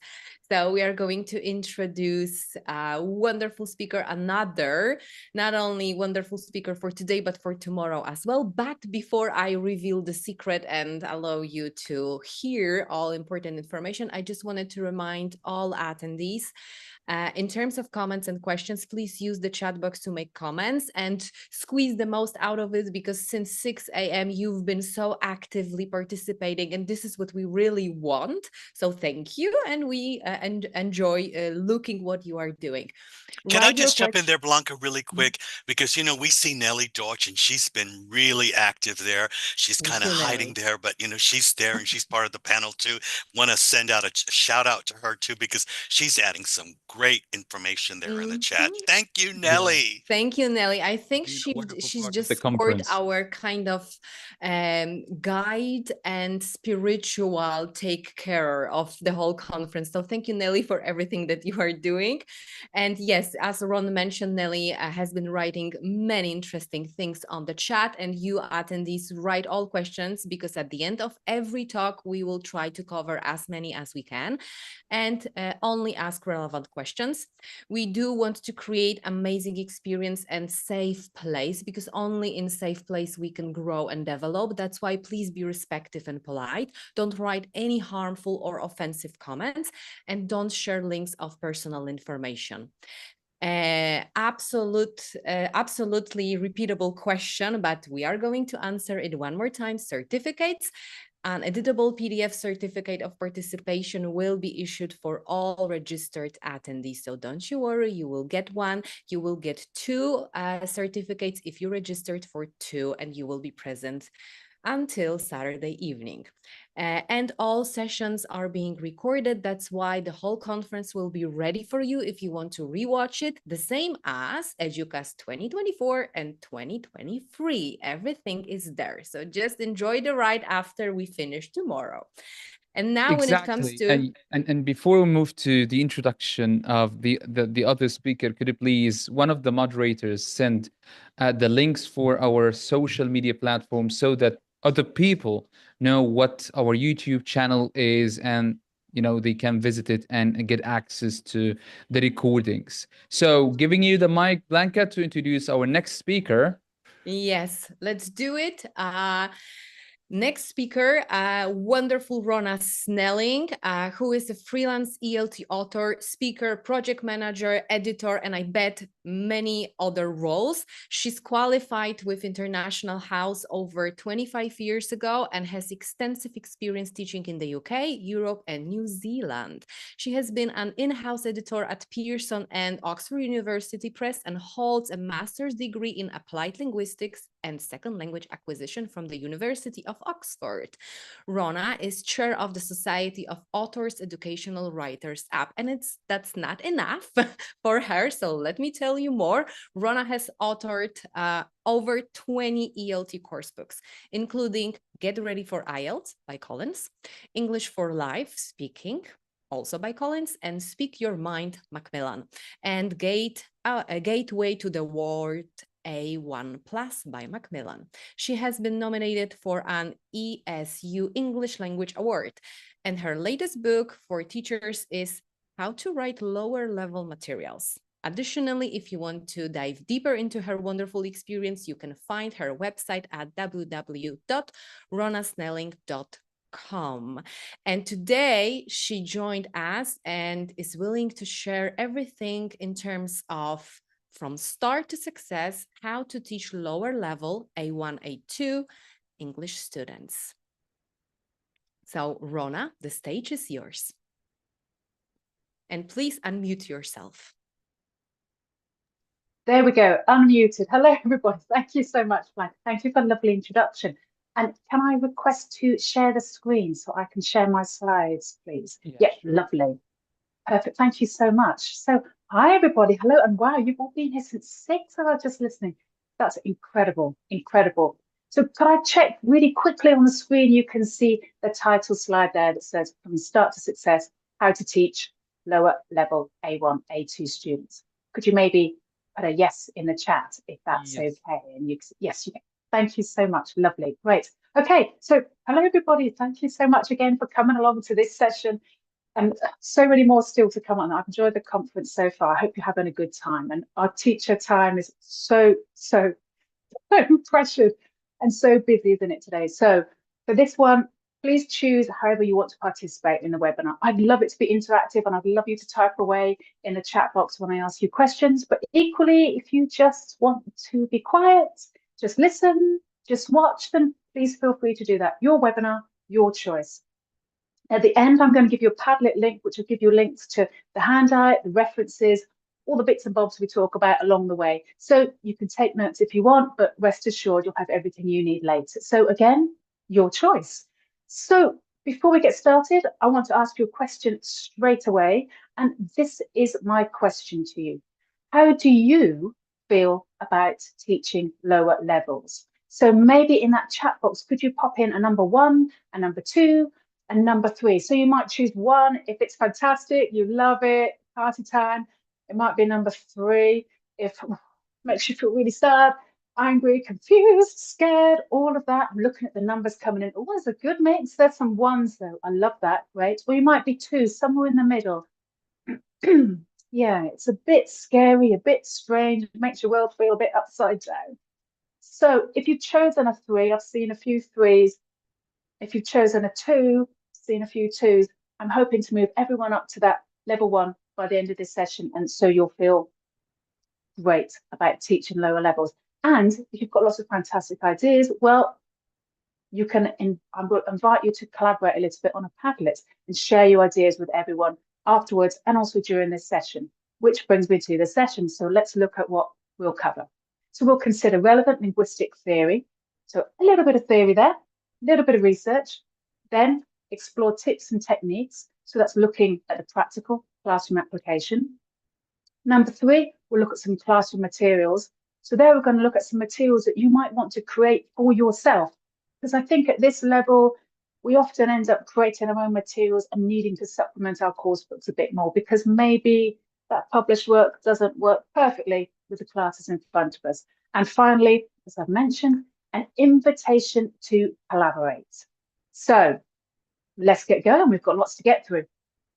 First up, considering relevant linguistic theory. So I'd love to just talk to you for the rest of the day and tomorrow and maybe the day after that and a whole week about all the linguistic theory that I think is relevant and brilliant for lower levels. But, you know, we've got a short time together today. So I'm just going to look at 5 theories that I think stand the test of time.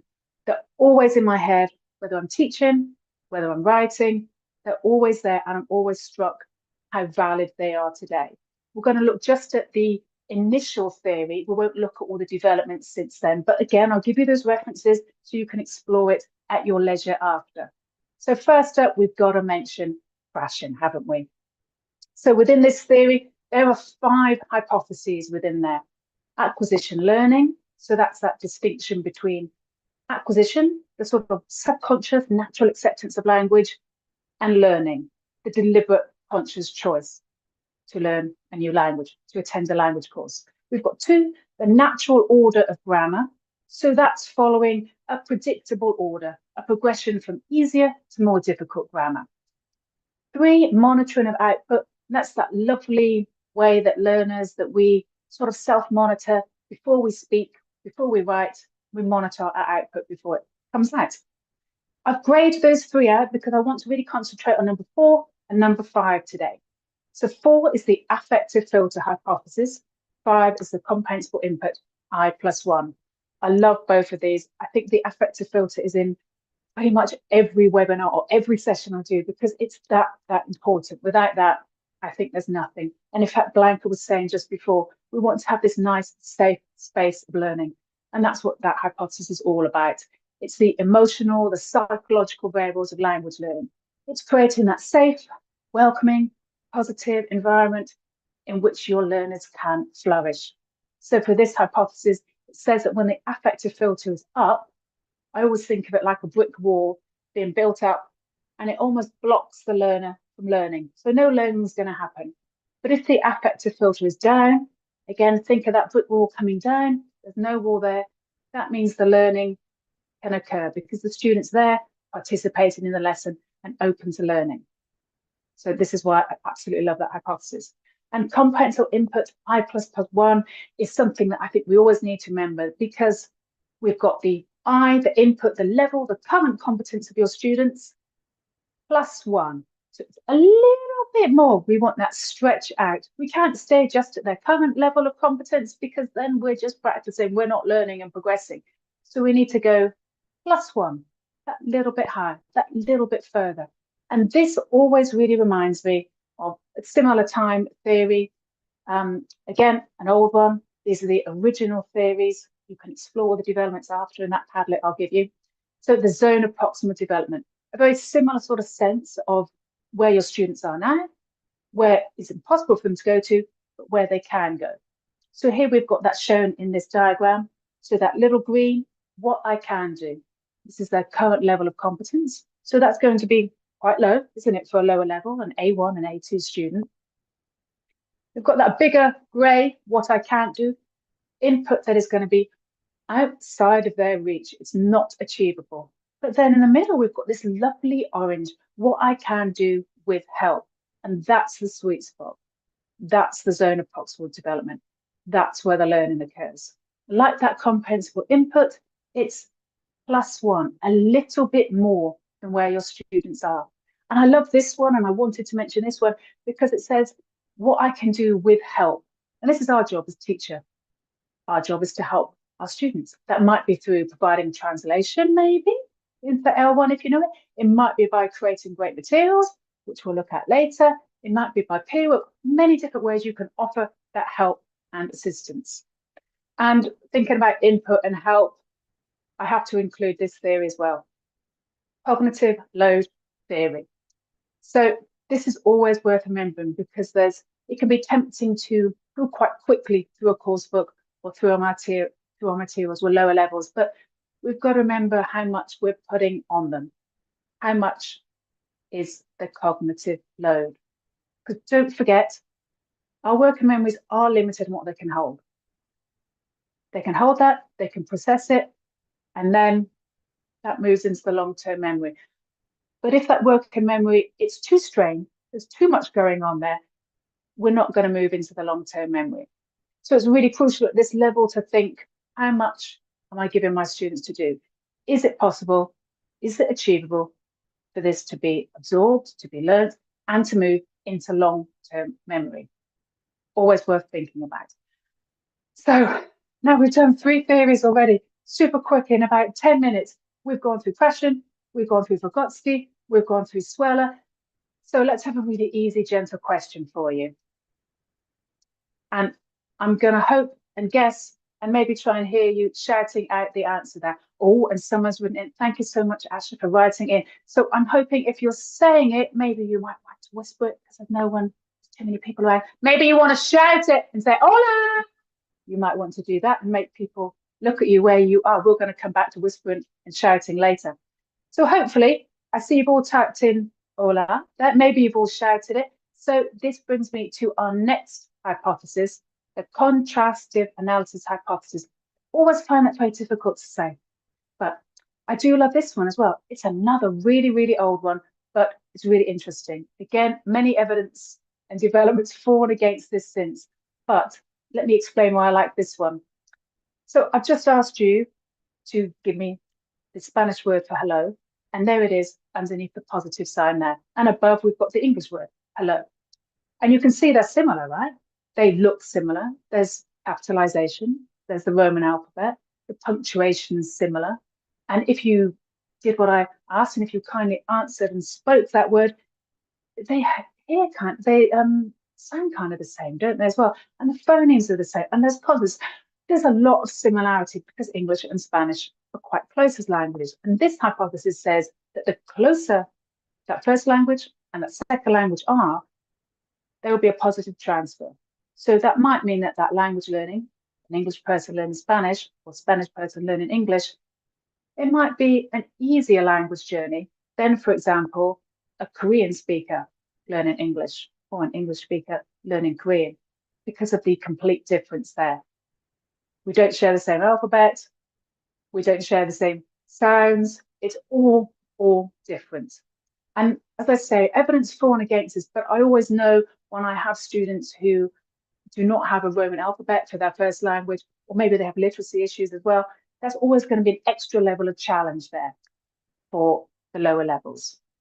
Okay, so we've got one theory left to look at in this one, and it's group dynamics cohesion. And no, this isn't linguistics. This is slightly outside. It's in organizational psychology, but it was delivered by Zoli Dornier, the late Zoli Dornier, in 2018 at IATAPL. A really interesting session, and boy, is this relevant for us as language learners. He identified, as you can see, 5 aspects, 5 characteristics that help develop a cohesive group. So 1, learning about each other, because this is key at the moment, isn't it? Thankfully, in the ELT world, we're getting much better at seeking to be more inclusive, to look at all the complexities and uniqueness of our individuals. So we want to learn about each other, each individual in your class. 2, proximity and interaction. So that's exactly what we're doing now. We're all here together, same place on Zoom, same time, and discussing this. Cooperation. So it's working towards a common goal, which is what every language lesson is about, right? 4, we've got intergroup competition. So think of all those times in class when you have teams and groups competing against each other, a little mini group within that bigger group. And finally, I love this one, joint hardship, because what's more challenging than learning a language as a beginner, particularly if you're an adult or you maybe as a teenager? Yeah, it's definitely challenging. So for me, I love this. These are 5 things to really remember and think about when we're teaching. So we've looked at all those 5 points of theory. They're more abstract, they're more theoretical. So let's get in the classroom and move on to exploring tips and techniques. And if you've been to one of my webinars before, hello. And if you haven't, hello again. I love to use an acronym to try and give a framework to the content. So from start to success for beginners. So let's use the word start, and we'll use each of those letters to pull out 5 tips and techniques for you. So I think it's time for a question for you all. We're starting with the first letter S. So what could the letter S stand for? What do you think?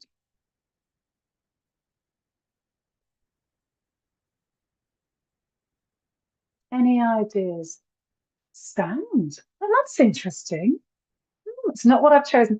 Success. Yes, that might be a good one. Any other ideas? Smart. Stimulate. Sequence. Oh, I love that one, Shireen. That's really interesting. Stop. I love all of these words. I've gone with syllabus. And for this, I don't mean plan your whole syllabus for the whole of the academic year. Nothing like that. I just mean what's in your lesson plan. Thinking about your lesson plan before you even get in the classroom, and think about it really strictly with these 3 I's. Important. What language is actually important to your student? What do they need? It's great to talk about animals, for example, but if your students have just arrived, displaced perhaps from another country, they need more functional survival language right now. Interaction. How much interaction are you including in your lesson plan? Think about that zone of proximal development. Are there opportunities for you to help your students? So teacher to student interaction. Think about group dynamics. Are you providing enough pair work, enough group work activity altogether? And input. Well, we've just looked at cognitive load theory. We've looked at that working memory and that long-term memory, making sure the level of input is correct. And we also know the input's got to be I+1, a little bit more to get that zone of proximal development. So have a think about all of that before you get to your lesson plan.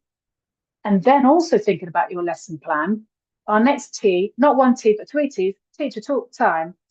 Yeah, so we've got to think about this, because generally our aim, right, is to reduce teacher talk time and increase student talk time. We want to give our students the time, the space, the opportunity to think, to contribute, to answer in English. So how can we reduce teacher talk time? So here are 9 ideas for doing that. So across the top there, you've got the writing, drawing ideas. So can you use board work more, or your chat box? Could you use emojis or emoticons to express feelings? Could you write a teacher script? This is something I used to do when I first started teaching, and I was aware I was talking too much, just giving out too much superfluous language to my students. So I would write my instructions for each stage of the lesson. It really helped my self-awareness of where I was going wrong and where I needed to say a lot less. Across the middle, we've got all the visual ways you can help your students. So it might be through a gesture to indicate a certain meaning. Maybe you use puppets, props, realia, or maybe you just use mime and gesture, some kind of TPR, total physical response. And then across the bottom in the black, and this is about materials. So answer the questions. 3 words, a very clear instruction. Could you use in your materials the shortest, clearest instruction possible? Also, there's this beautiful white space in the next square. So with your materials, is it crammed full of writing, or is there space for whiteness? Just to breathe and not feel too crowded on the page and not to overwhelm that cognitive burden of your students. And finally, 0, here's from Kenya. So could you provide an example in your material so your students see what they have to do? And I can't talk about teacher talking time without asking you this question.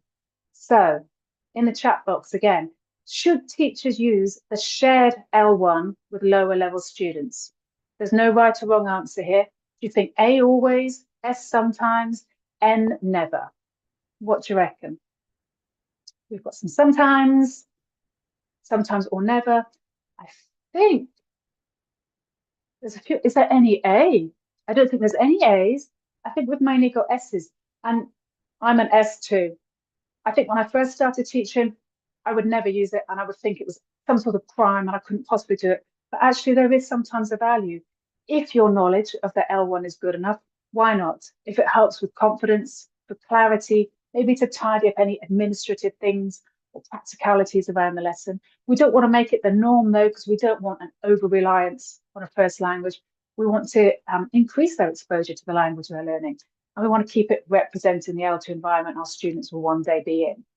So, time for another question. Thinking now, putting yourself back as a lower level learner, could I ask you to say, what was your experience as an L2 lower level learner? So maybe it was a 1 if it was bad, or it's all the way up to a 10 where it was amazing.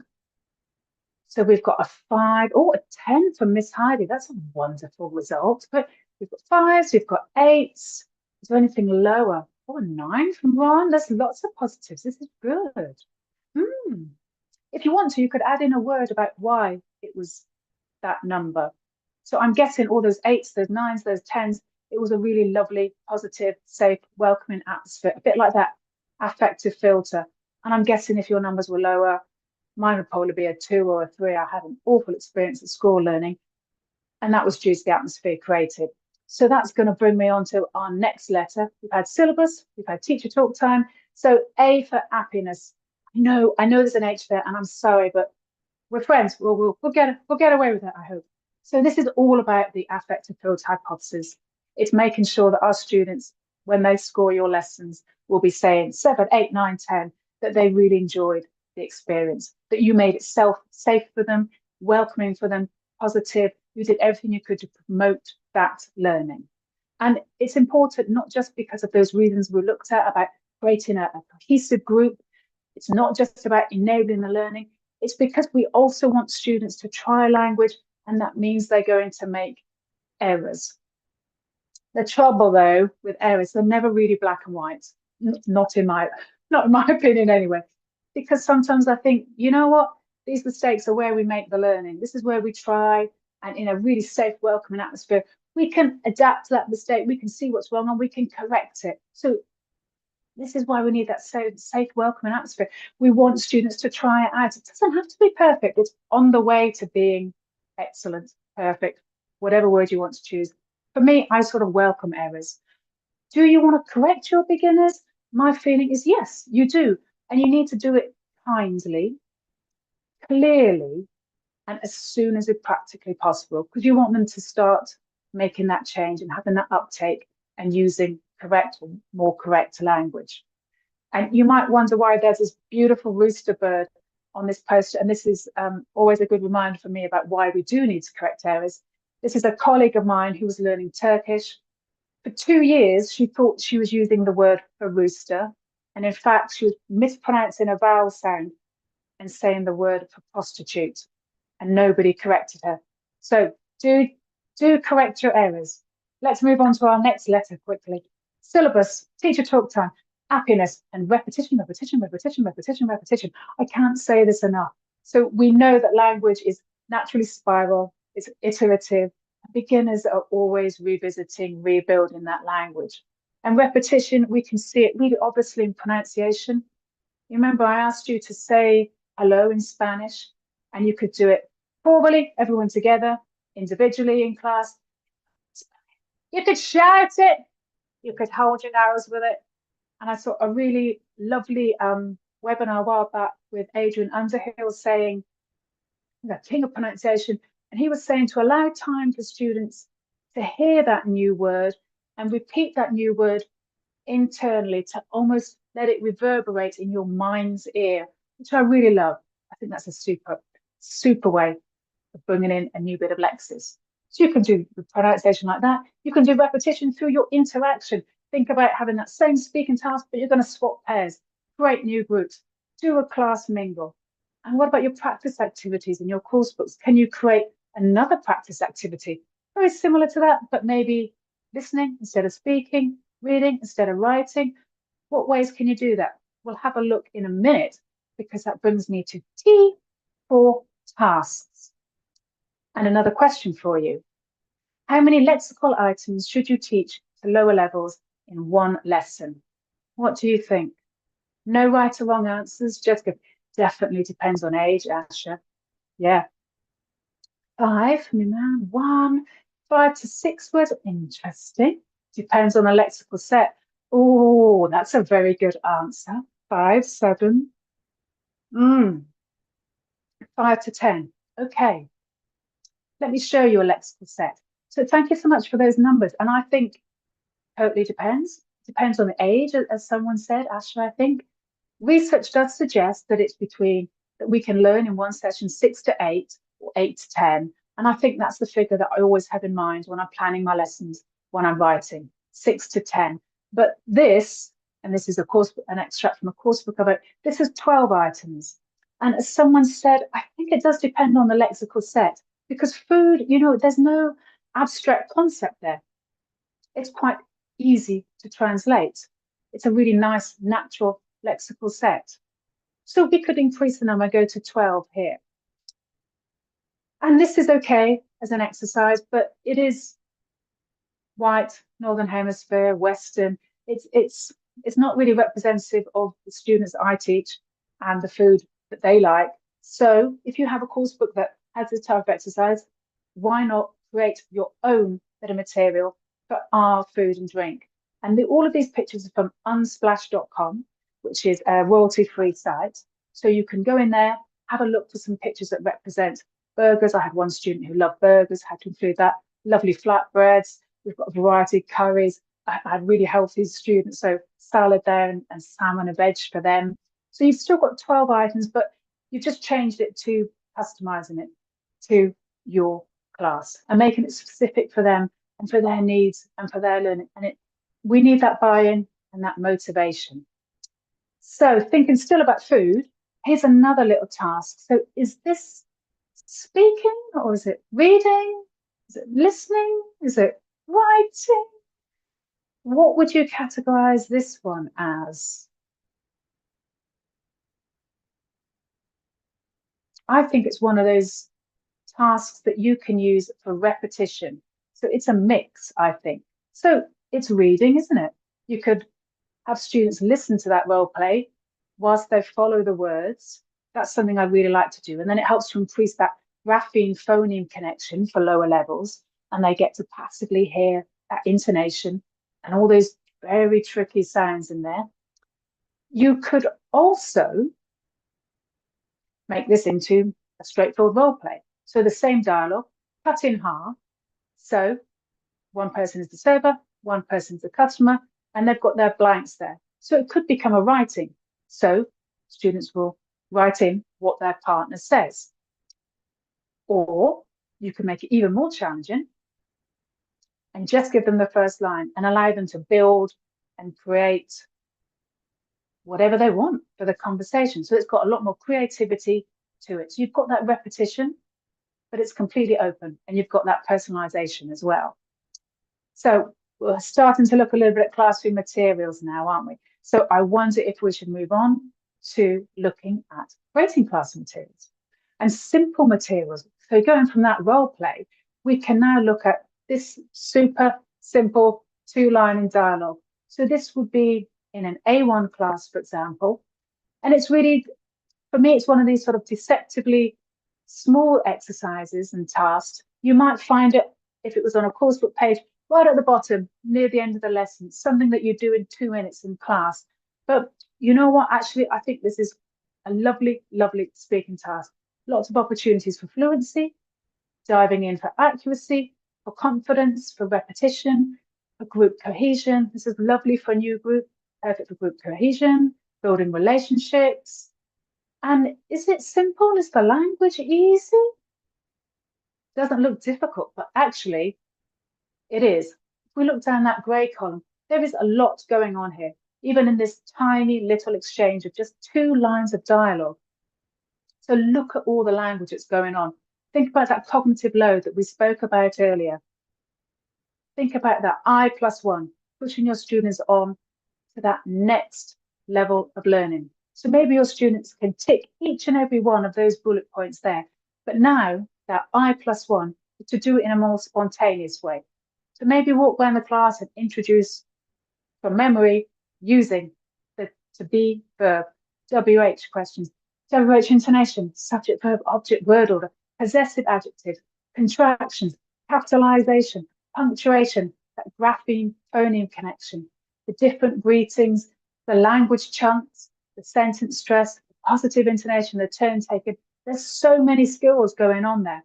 So never dismiss these little ones. Look at everything that you can get from it in your class, everything that you can go through. So let me introduce this book.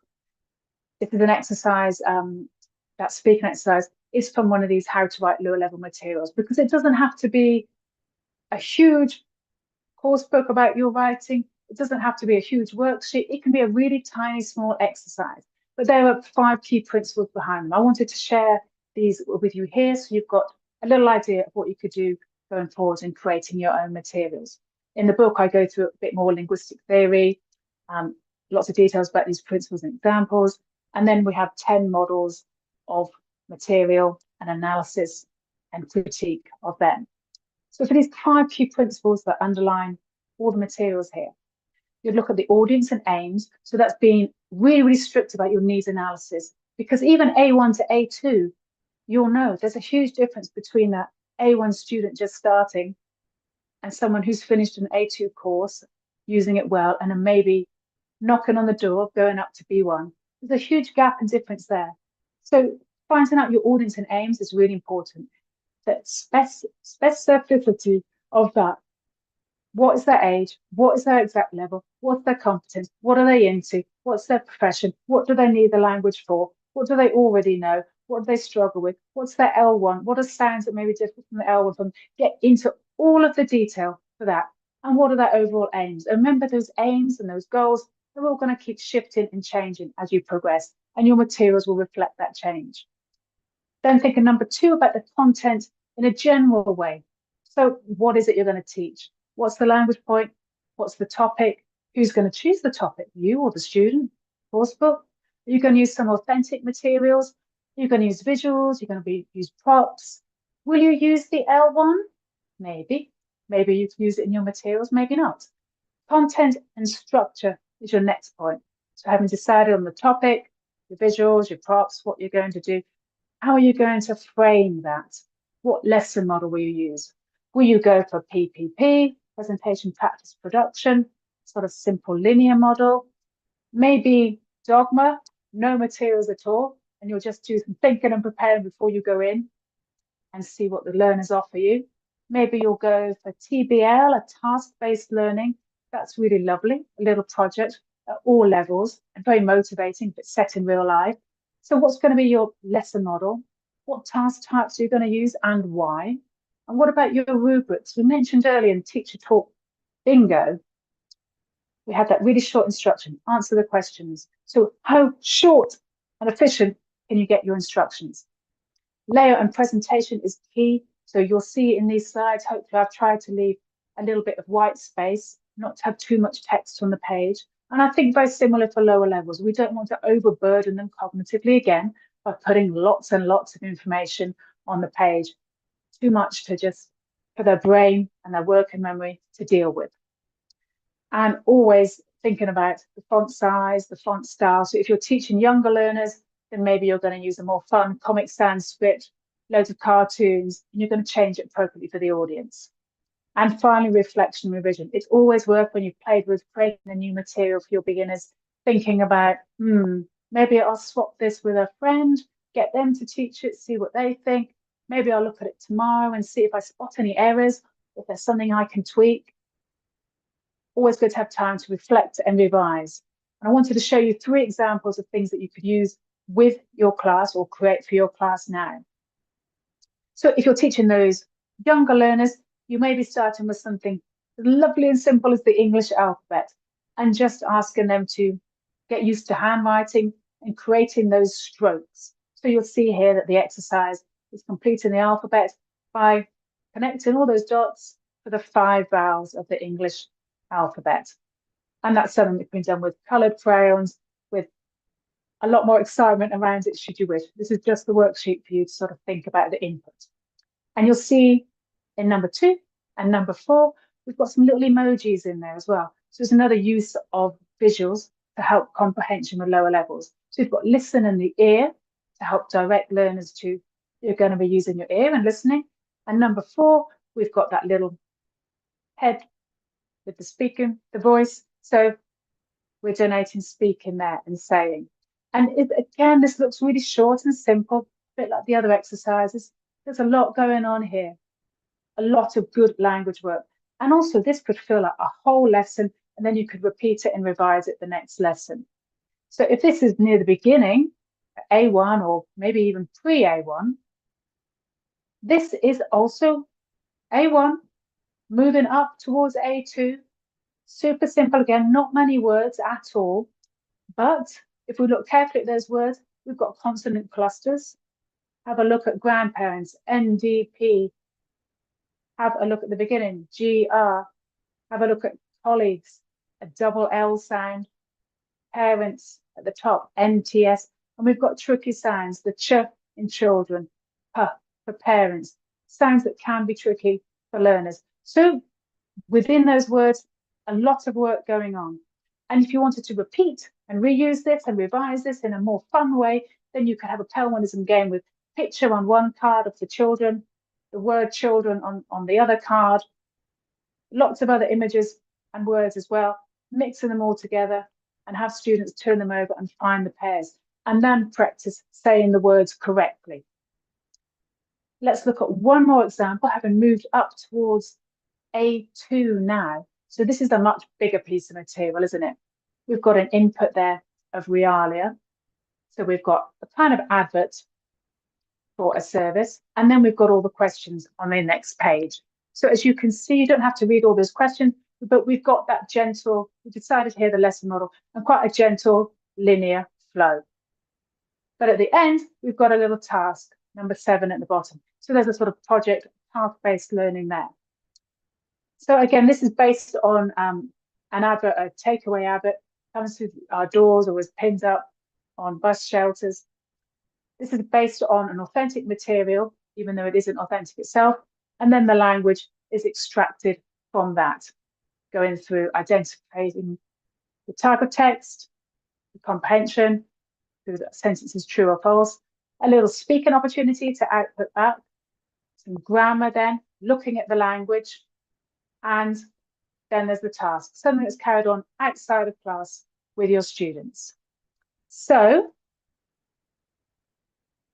here we are towards the end of the session, and I've only got one more question left for you. So far we've looked at the relevant linguistic theory. Let's look at those 5 pieces of theory. We've looked at exploring tips and techniques through the START acronym, so the syllabus, the teacher talk time, the happiness, the repetition, and the tasks. And we've looked at some classroom materials, things that look really simple and small, but actually have a lot going on, and some ways to develop your own materials should you wish. So my invitation now to you, if you would like, there's a big QR code there, or the Padlet.com address at the top. So if you go to that Padlet, you'll find the information from this session, some more examples there. If you want to contribute your own ideas, that would be amazing. Please do so there. If you want to share and tag, then please do so. I would love to hear from you.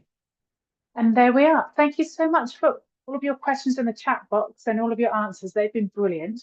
And hopefully we've got some time for some questions now. Oh, yes, Oh, we do, have. don't we, Blanca? Rona, have you some are so on the dot that we have even more than we prepared. Well, you know, there's just this okay. one question I'm dying to ask. Go on, Ron. So can I be the first one, Blanca? Off you Because, go. and we got some great questions in the, by the way.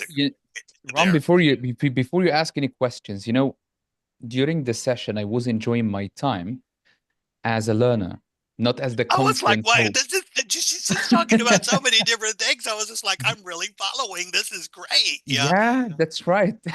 You know, it was I'm gonna start, amazing. I wanted to start with that right in the beginning. You know, Yeah. Rona, you talked about comprehensible input. And you know, I think that's just something that maybe if you could just give us a quick definition of it one more time, and maybe even give us an example that we as teachers are we doing that? You know, so maybe if you could just go over that really quick again. Yeah, of course. Yeah, I think it's absolutely key, because I could probably start from when it's uncomprehensible input. So we can all recognize that, can't we? We're in the class when we've got a lot of confused faces, or maybe students are going into their L1 and we realize that, you know what, this is too difficult. The reading is too difficult. The listening is too fast. The vocabulary is too high level. We can recognize when it's not there.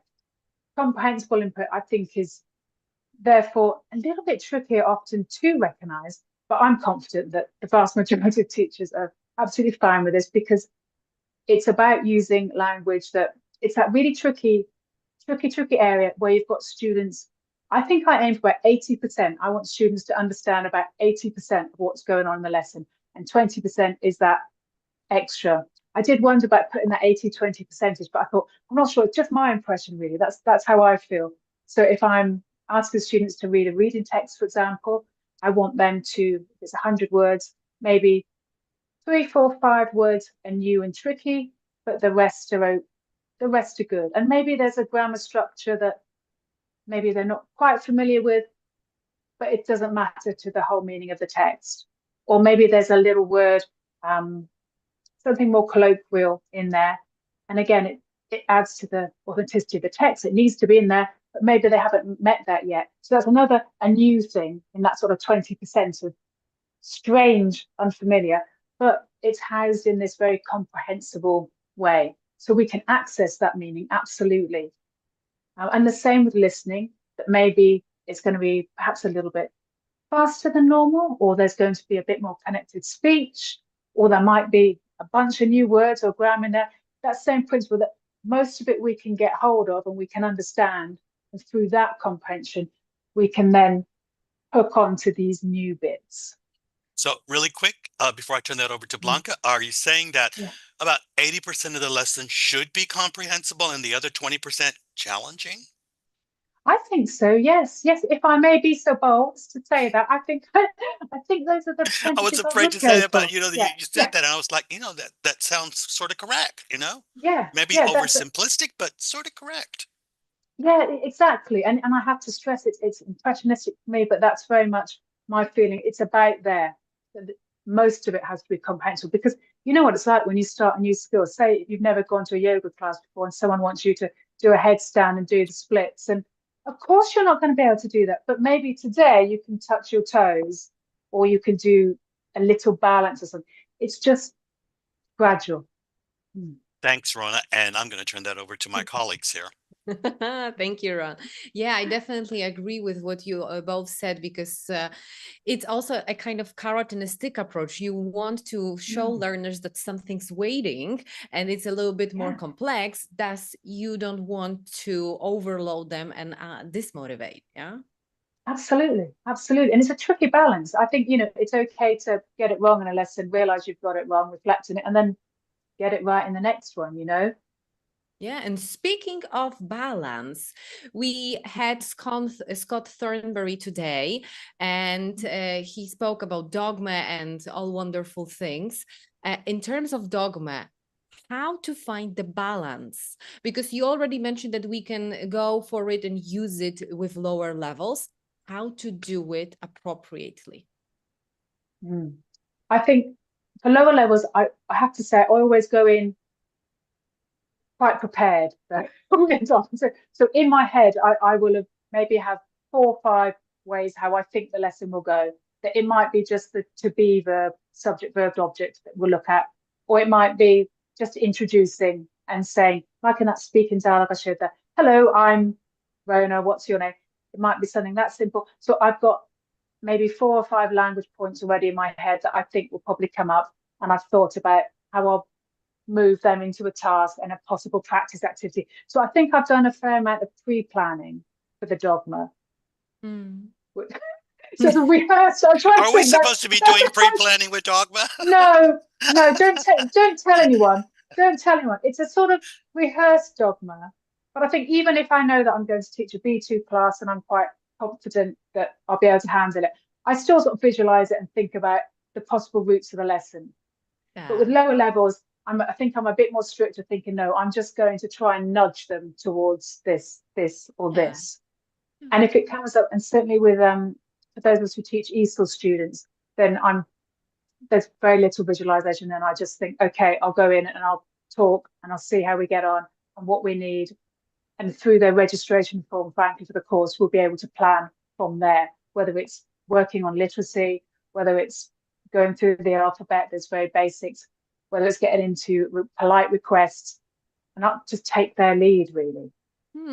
Yeah, I would go for like pre-planish a bit with dogma, considering, students' prior knowledge, some expectations. I wonder if Scott's listening to this. Yeah. Creating like new terms, it's 2025, it's like the world famous word of the year by Collins, the year by year they add new lexical elements. So let's have pre-planish. Rona, in your acronym START, and teacher talking time, I think it gets a bad rap because for low level learners, they need a model, and we as the teachers have to be sometimes their only model that they have. So how much do you think in the low level learners like A1, maybe A2, how much, let's put it into percentages. Why not? How much should that really be happening? Because, we're their only model sometimes. Yeah. I might go instinctively, I would say sort of 80-20. Again, I know when I used to do my sort of teacher script for lessons when I first started, because I thought I've been doing higher levels for too long. And so I'm completely unfiltered, and every nuance, everything's coming out, every dialect, everything.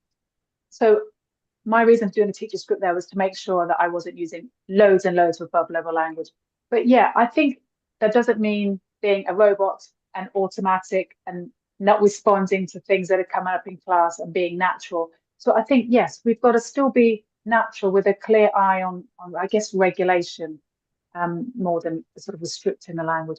Because you're exactly right. If we're the only model, or, it's also then sort of pushing students. I didn't quite have enough time in this session, but I wanted to say about using English outside of class as well, thinking about all the WhatsApp groups that we can set up between our learners, all the graphic novels, Netflix and subtitles, all the many different ways we've got to access another language and to make it comfortable with that translated subtitle, with whatever it is that makes it easier, listening to the music, doing a graded reader, just exploring all these different ways into all the different cultures and subcultures of a language. Rated comic book.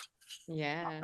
Fantastic. Yeah. Now it got me also thinking, considering language first reduction, we also want to, give students a chance to explore instructions, just to be actively engaged since the very beginning. So can you share with us some strategies, tips and tricks, with your magic wands to simplify instructions and ensure that lower level students understand the lessons objectives? Yeah. And do you mean from teaching or from materials? Yes. Just to check. From teacher, as a teacher, Yes. not a writer. Yeah, Exactly. yeah. As a Yeah. teacher. I would think it's often things like pair work. So you might say work in pairs, but you're going to back that up with pointing at two people and work in pairs, or work in a group, pointing at the three of them, putting a group, using those little gestures to sort of show what you mean. I also find myself doing a lot of, but listen to the audio and then write or type if it's online. So anything that you can support with a little action for that is good. And I'm also aware that I will say, for example, lovely, good, great. And you become aware as a teacher the word you use to symbolize a positive output. So when that happens, I end up writing them on the board with a thumbs up so they know that when I say lovely, it means good. It's the same as great. It's the same as super. All these other words that I use. So you can also almost sort of categorize your instructions and include them on the board. And I know many primary, well, actually, and teams as well, who enjoy having the classroom posters or the pinned boards in the chat box for classroom language as well, for students as well, so they can say, what does blah, blah, blah, blah mean? Or can you repeat that? So they've got to hand a really easy script for themselves as well. So just as we're thinking about what we're saying, they know what to say as well.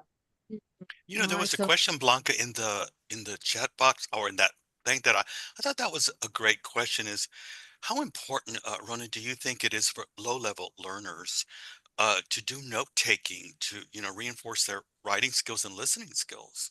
Yes. Oh, so important, so important. And I think it's an individual thing as well, isn't it? So I love note-taking. I'll do it forever, draw little doodles and write it when I get back after the lesson, and it's a way of recycling for sure. So I always try and encourage that. Yeah, and particularly if you've got literacy in handwriting, it's so essential to just give lesson time, I think, to holding the pen, to making those strokes, all those really simple things that are so easy to overlook because they're not simple in some contexts. So definitely, and make sure that's part of that syllabus and sort of planning your lesson, thinking, okay, my students are really going to need 8, 9, 10 minutes to do this. And I'm going around and I'm monitoring and I'm helping. And I've got to devote this time to them. So, yeah, Does that's that a mean great question. does that mean maybe using dictogloss? Yeah, absolutely. Absolutely. Yeah. So If it works, yeah. I do also want to read the question that also I believe is important, but Chioma, if I'm pronouncing your name correctly. If not, please forgive me, with wonderful surname blessings. She wrote, she wrote, my school uses a textbook that has a complex language for most of my learners. I struggle with this most times. How do I mitigate this since we have to use the textbook? Oh, yeah, that's a fantastic question. And I know that every teacher around the world is going, yeah, we've all had that. And this is, for this level, I don't think there's ever occasion when I just use a coursework because it's always too difficult. There's always insufficient practice because there's only this much on the page. And, we all know that our students will not know the verb to be just because they've read 2 pages of a coursework and done it in a class. It doesn't work like that for language learning. So I think get off the page, get away from the coursework as much as you can in your lesson. Make sure you've really introduced and engaged that topic, got students into it. Step away from it again for the practice. If there's a better presentation that's more meaningful, that maybe uses L1, do it. So it's adapting the coursework to suit your needs, because it cannot, in the nicest sense, it cannot address the needs of every single class because it's a generic coursebook. So that's our job as teachers, to just really think, okay, that presentation doesn't work. I need more practice. That exercise, I'm not even going to look at. And just to really trust and use their own instincts with the class. Yeah. I remember when I first moved to Germany, I was surprised that a lot of the lower level textbooks for language learning, the tasks were written in German, which I thought, why are they doing this? But then now I see, because I've gotten older and I think a little bit more experience, I was like, that probably is a good idea. Yeah. And I think it's interesting like that, because I think then it's quite nice that it centers, you're just concentrating on the language that you're being taught rather than this superfluous, unnecessary, all the other sort of rudimentary language. But then also I think it's quite nice, we were saying earlier about how much we want to regulate our teacher talk time, and if we're providing an L1 model for the students, sometimes I kind of think maybe it's nice to have it in the rubrics and we can pick up an extra little word. That I remember picking up words in Italian that, ancora, for again, I was like, yeah. And you just beginning to make a little, that word in the instruction. I've heard someone say that. So horses for courses, I think. Exactly. I think for me, if you're doing task-based learning or, little activities for lower levels, it's, understandability of the task is really important. And then we have to spend our whole time, explaining the task. I do speak fluent German and I don't want to be doing that. So, I just think, well, okay, well, you understand it and why don't you explain it? Let them explain it to somebody else. And so that I'm not doing teacher talking time, so that we can move on to the task. Yeah. I would also take an issue with the statement, no language first in the classroom. Sometimes there is no other choice. And this is the question by Asha. Do you have any advice for teaching beginner children who haven't developed strong reading or writing skills even in language first yet?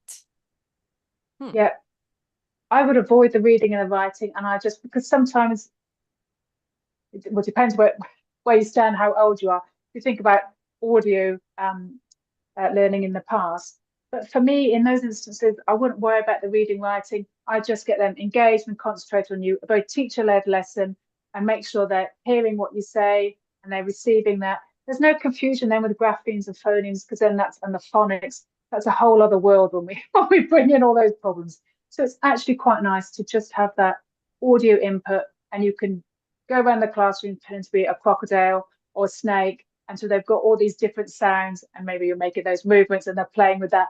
And there's a different modality to the language rather than sitting down and reading and writing. And particularly I've always found with younger learners that I don't really want them sitting down and still. I want them engaged and busy and around the room. And it's a really pacey, busy class with lots of TPR, lots of action, and very little writing. I just want that, for me personally, that engagement with English and the positivity, and they're having a good time. It's a great atmosphere. They're going to come back. They're going to enjoy those little words that they've learned. I think That's how I learned Spanish. I didn't know how to read it or, anything, but my father's Spanish, and my mother would ship us off to the country to be with my aunts and uncles, and they all spoke Spanish. And so that's how I learned it, just from listening and sort of repeating it after a while and getting comfortable with it. And that's how I learned German. And it wasn't until later that I started to read it. And that's how I learned French and Dutch, so just listening, and repeating it. And having somebody correct me. And in terms of further learning, this question popped out a few times. So apart from your website, Rona, apologies, where can our attendees find your books for lower levels?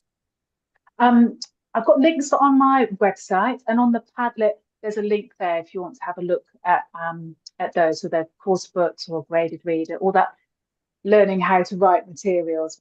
As Mo, do we have Rona's link in the chat box there? Yes, I've just put it. Oh, thank you.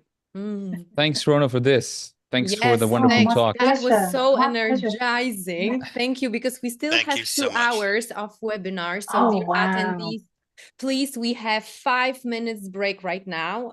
Okay, and I highly suggest and recommend you either stand up, stretch your back, air out your room. Let's use a little bit of science that can support us to A consolidate little bit the of wellness. information. Yeah, people are talking about Exactly, wellness. So we see each other exactly in 5 minutes, and then we are going to have another session with Sylvia. And Lynn will be moderating. So you are going to have a chance to see Lynn another time and our next wonderful speaker.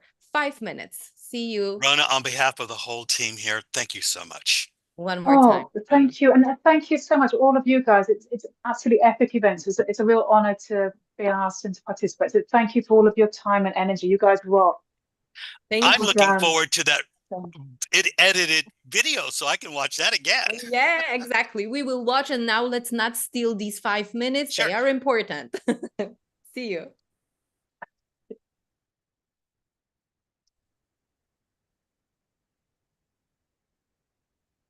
Okay, everyone, while you are taking a break, I'll be playing some promotional videos for some of our conference partners. So please don't go anywhere. Just, take some rest.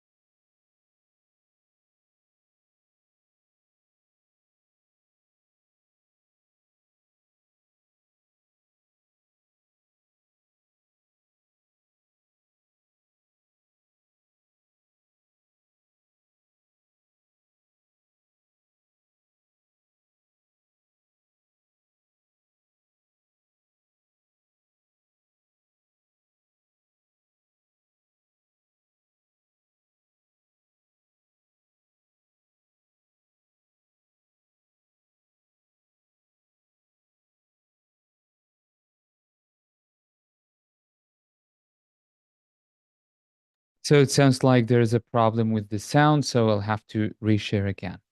Yeah.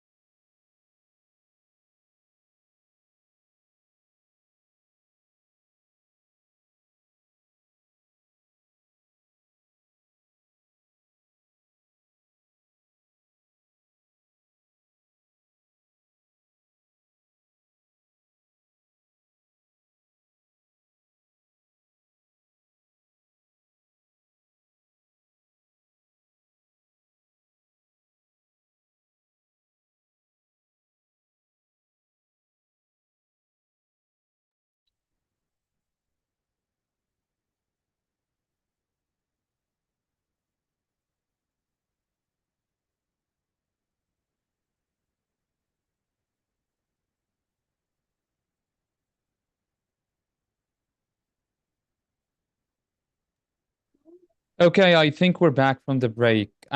We still have 2 more sessions to go. Let me just share the screen to tell you about our next session.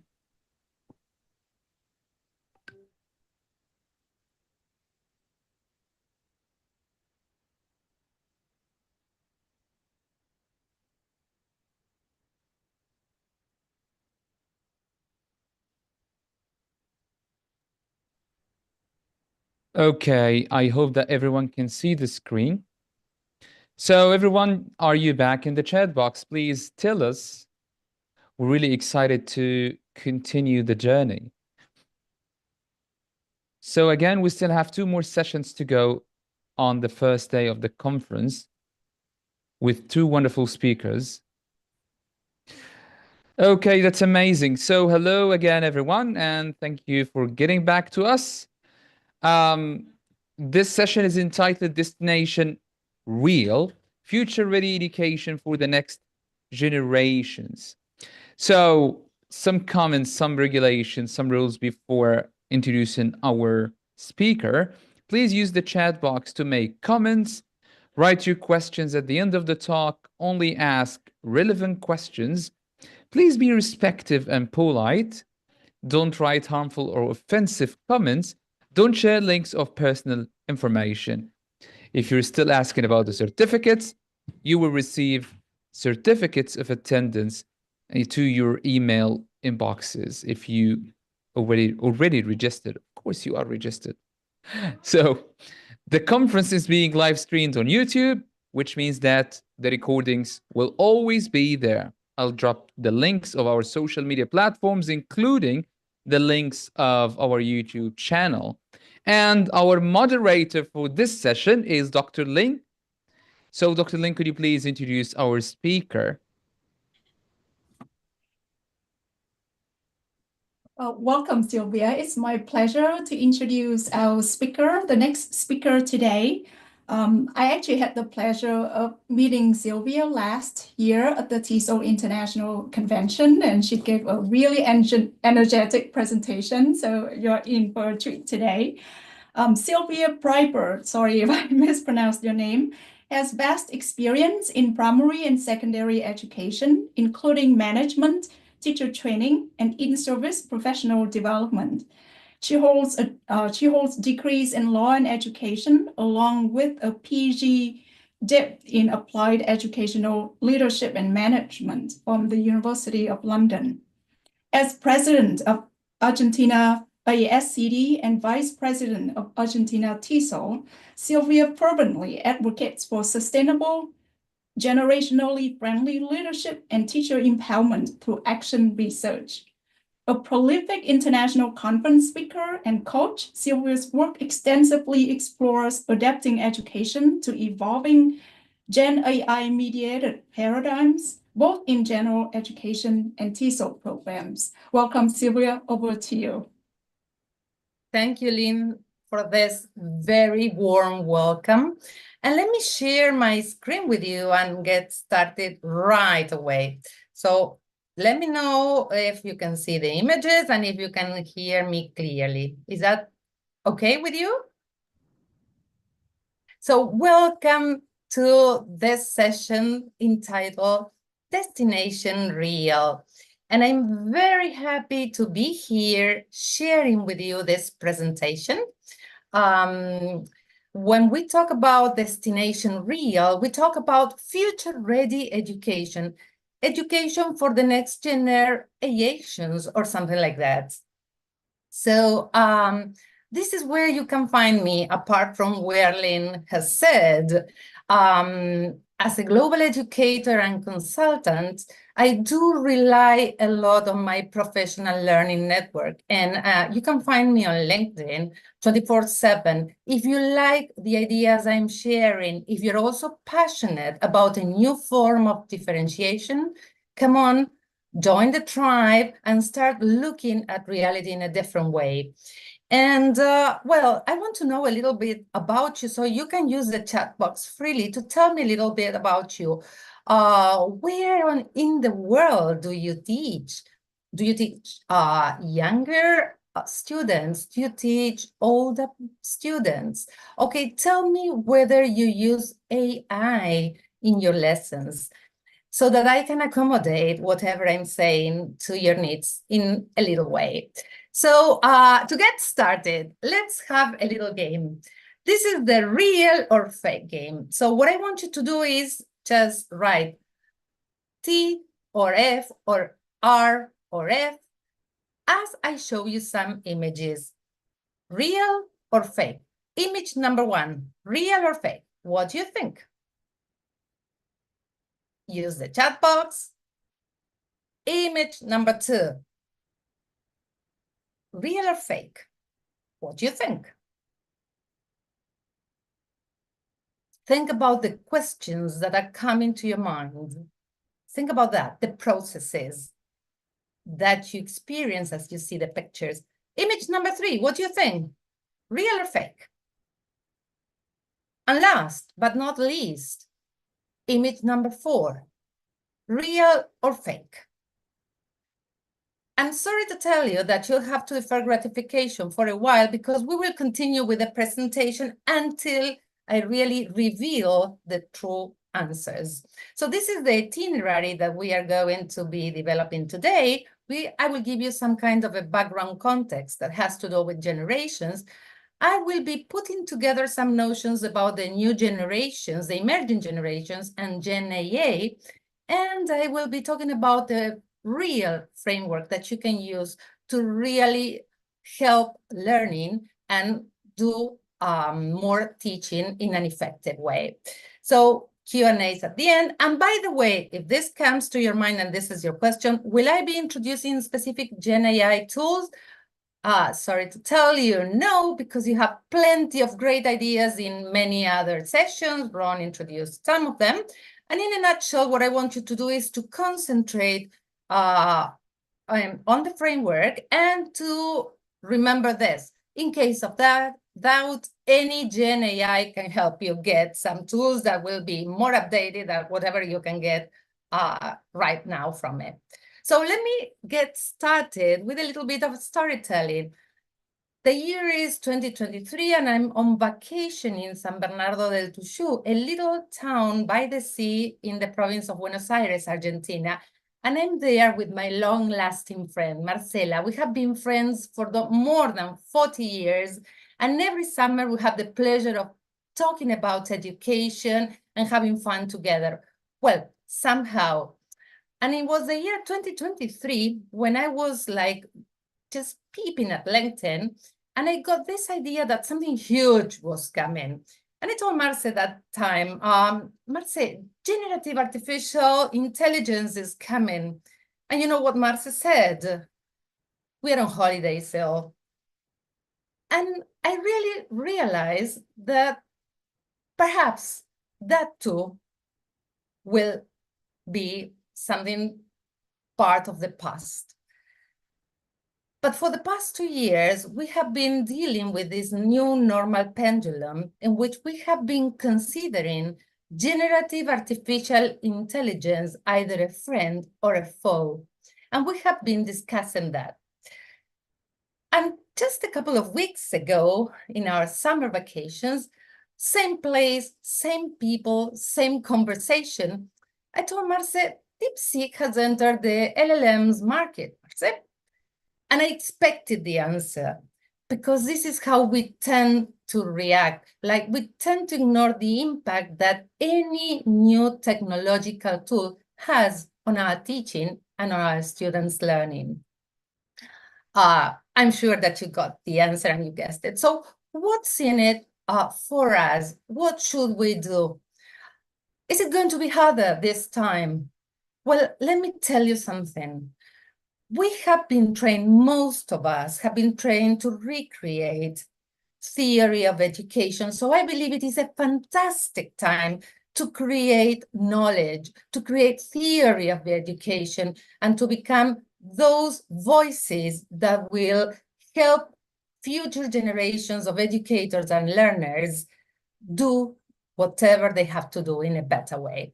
So having said that, as I am reading that you belong to the most diverse cultures and that your students also vary enormously, remember that you are professional educators, so adapt to your communities before you adopt any idea. So let me go for some facts. And in the meantime, think about this. True or false? Keep thinking about that. But remember that apart from teaching a language, what we are doing really is teaching our students for their future. And we are teaching students for the future of work, not just teaching content, ELT or ESL. So what about our learners?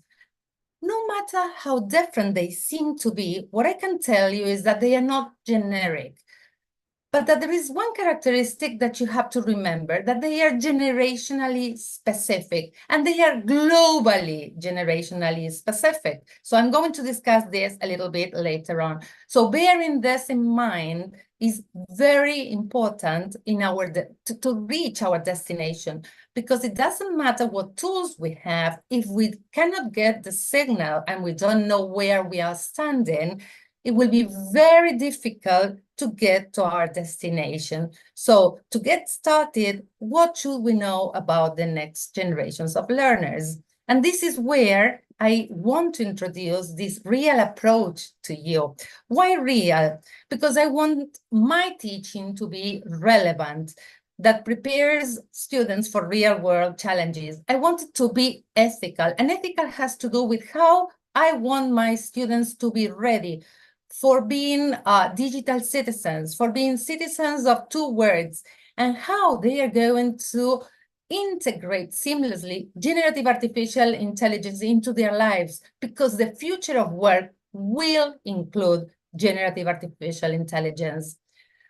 I want my students to know how to deal with change. So my teaching has to be adaptive, in which I can get them to rely on technology, and I can teach them to develop the habits of dealing with technology or not using it at their own will. And last but not least, it has to be learner-centered, considering the next generations and their cognitive and social emotional growth. So are you there? Just a word that has resonated with you in the chat will help us continue with this idea. And let me move on. So time to discuss what a generation is, because I'm sure that you have all been wondering about this. And to tell you the truth, it is not a new concept. It was Carl Mannheim who, about 100 years ago, talked about a group of individuals being influenced by major historical events of an era, and that because of that, they perceive reality in a different way. Let me show you what a generation is. Exactly this. The filters that you wear as you start trying to make sense of reality, and you develop these filters, you develop this collective conscience in your formative years, in your late primary and secondary, and this makes you just feel one with others who have experienced the same historical events. Another group of sociologists in America, talking about this at the turn of the century, they added one more element, this idea of a collective persona, feeling one with others. Strauss and House studied generations and why generations couldn't work together. They couldn't just relate. And again, the filters were interfering in their relationships. So let's move on a little bit here, apart from talking about this new student identity that considers sociological aspects, as I have said, and psychological aspects, to understand that this does not put aside freedom, because any individual will relate the way he or she wants with reality. So we are just talking about populations of individuals. And this is the generational spectrum. Considering different historical facts, generations take like from 15 to 20 years time, and their like laps are shorter. And here you have the whole set of generations that you can find actively interfering or just coexisting in any educational or work ambit. And their connection with technology is also different. What I am adding here are the cuspers, or people who are standing in between generations, because the changes from one generation to other are not drastic. The differences are blurred. But what I want you to consider this time is that we are dealing with two generations of learners, Gen Zers and Alphas, that our youngest colleagues in education are Gen Zers, and our leaders will be Gen Zers soon, and that their perceptions, their filters will be, in a way, affecting the way in which they carry out everything they have to do. Going on to the alphas are that generation that is starting secondary school and that was born as from 2010. They don't know of a world without Instagram. They don't know of a world without TikTok. And they don't know of a world, or they don't remember it in some cases, without generative artificial intelligence of any type. So this is very important to understand how we should address their needs more effectively. Now, the good thing is that we have just started in 2025 what has been named beta generation. In fact, it was predicted to start by Mark McCrindle in the year 2005, around 2025. But the good thing is that probably he got it right just because of the appearance of generative artificial intelligence. So going back to this, when we think of why we should adapt our teaching to their needs, it is because future ready, again, will be absolutely different from the way in which we perceived it while we were in our formative years. If that is okay, and any word like resonates with you or any idea, you can use the chat. Just type down there those words that are like calling your attention. All right. Now, if we move on, and here is the idea, let's see if you can get this quiz. Little brain break. Can you get it? Thinking about a different type of teaching. Yeah. Before generative artificial intelligence and absolutely after generative artificial intelligence. So this is why I am talking about generations. Right. So what can we say about the emerging gens that you don't know? Well, of course, you know that they are visual because they want to perceive information in the most visual format. And look at the way I'm passing on information to you, a lot of information in a very visual way. They are global in the sense that sharing the same historical events like a pandemic makes them have the same perceptions of or filters. And the good thing about this is that we have shared global problems that we have to face, but we also have lots of possibilities of finding shared solutions. And last but not least, we have this idea of being digital, which has nothing to do, or which complements, rather than having nothing to do, I would say, which complements the idea of just the 2 digits that they use to interact with screens, but also the way in which information is stored and used. So their life, and this is why we find it so difficult to understand them at times when they seem to be so tech savvy, and at the same time, for instance, they don't know how to carry out the easiest tasks online or in their programs. It is that they are not either or. It is that they are and both.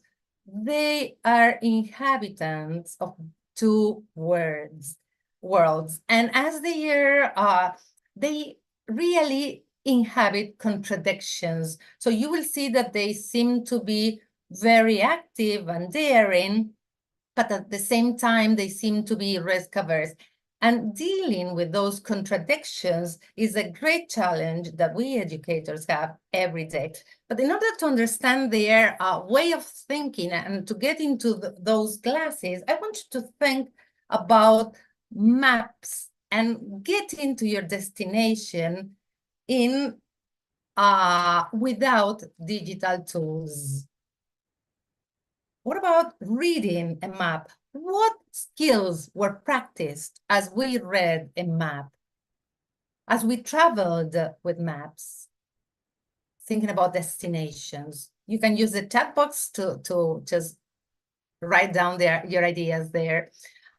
Think about this, learning to deal with uncertainty, problem solving, making quick solutions, having to think of wholes and not of parts. All that was rehearsed every time.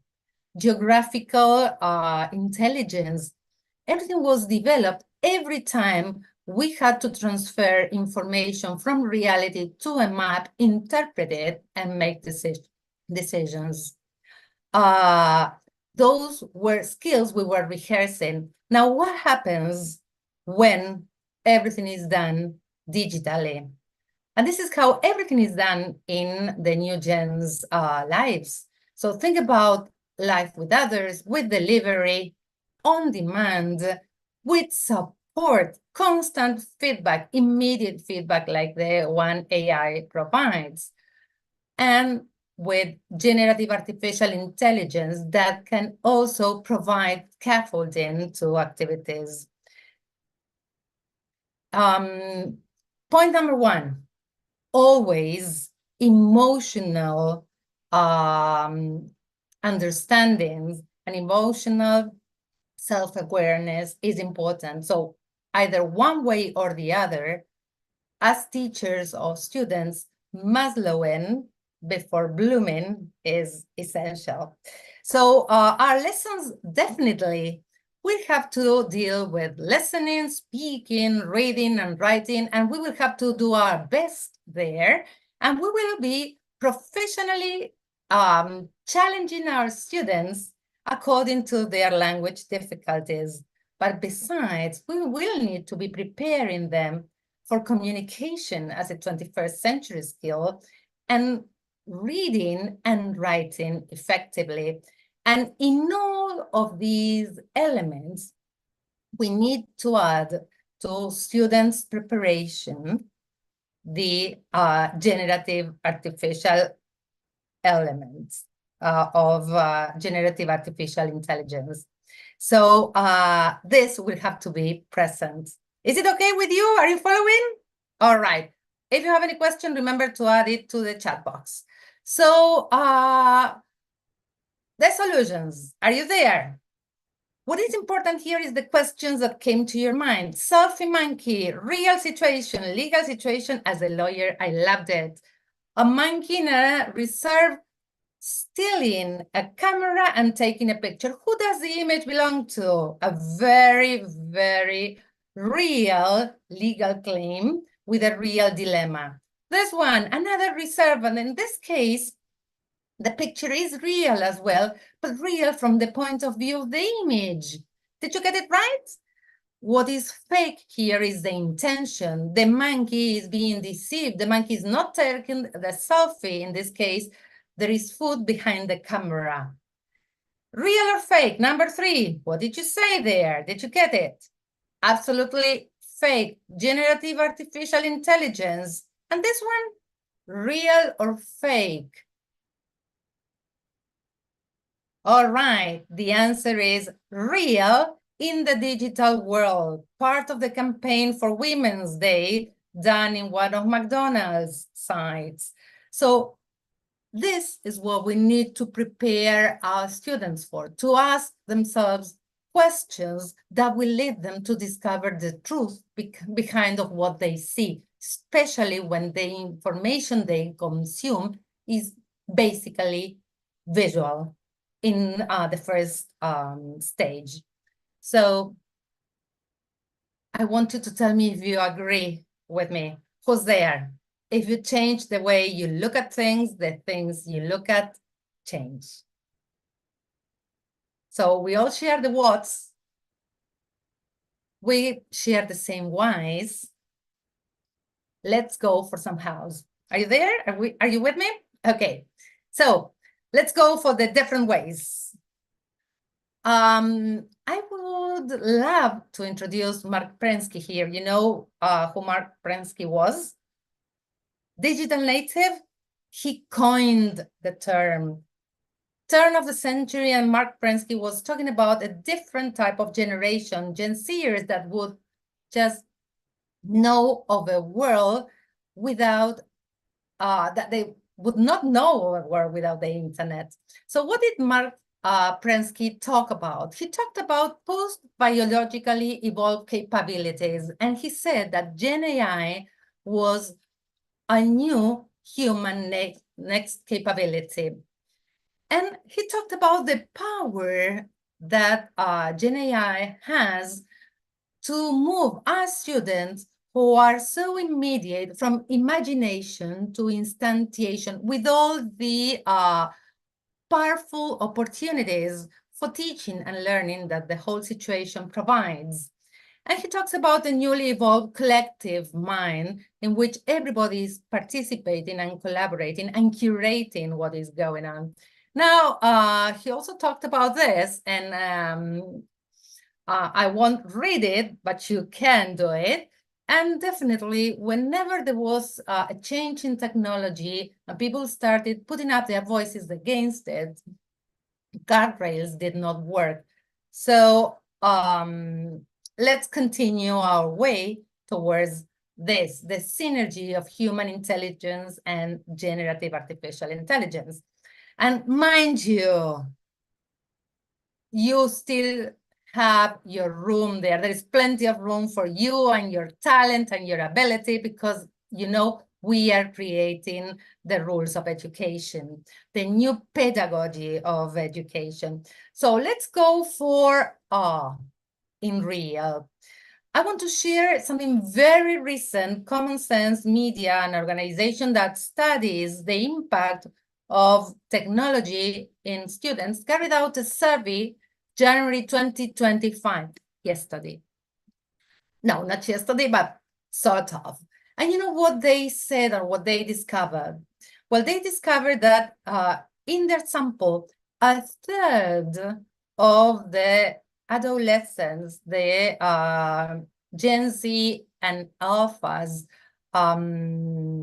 questioned in connection with fake news, had given it a click and clicked on or passed on fake information. 1/3 couldn't separate reality from what was fake. Think about the implications for the world of work. Think about the implications for the future. Now, 6 out of 10 did not think that the companies involved in the creation of social media or participating there would take care of their well-being. Social emotional well-being was being disregarded by these companies according to the sample in the survey. And last but not least, 3/4, 3 out of 4 of the interviewees wanted to have more protections and to have the governments do something about what was going on. And you know what? This reminded me of a survey at school, and my students did not know the students that are being questioned in this survey, but my students were pleading school authorities to do something to separate them from their cell phones and their interest in social media. So we have plenty of room to create, to help, to develop, and to take care of them. All right.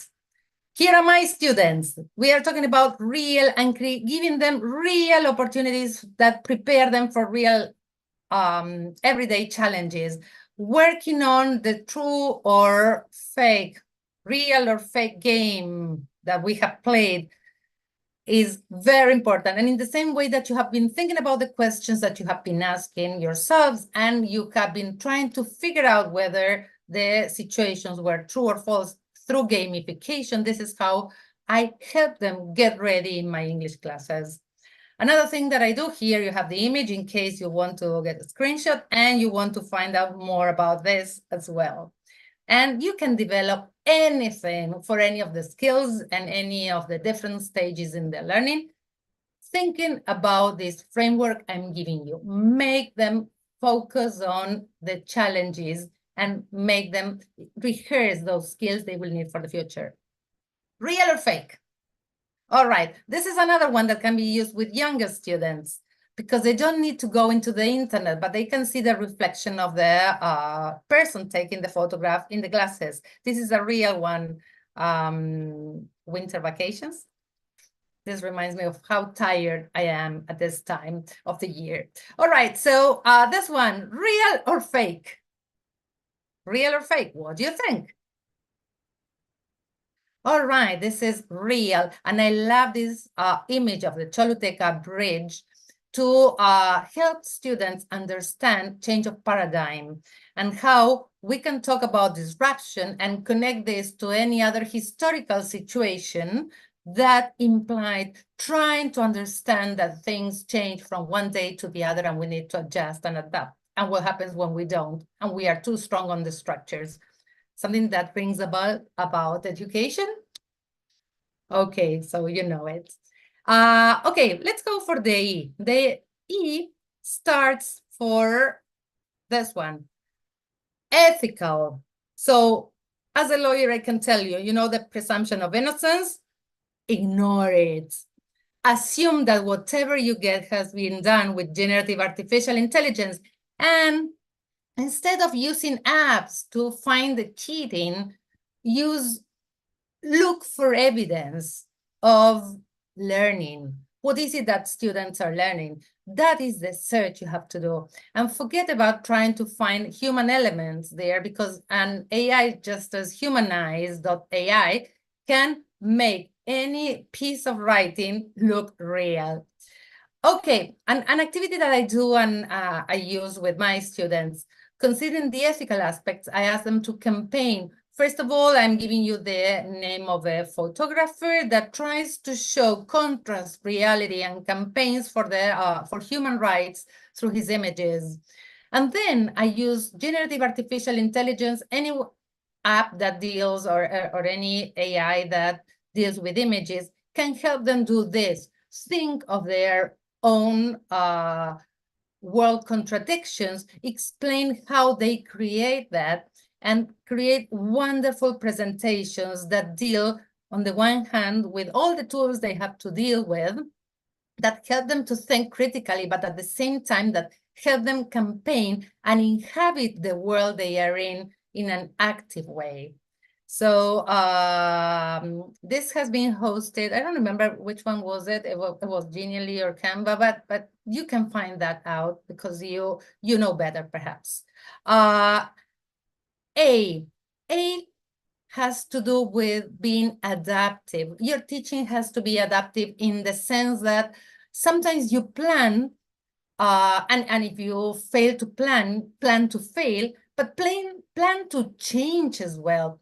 I started in one of my literature classes with my students dealing with Greek myths. And we started creating and writing down like a description of a mythical hero or heroine.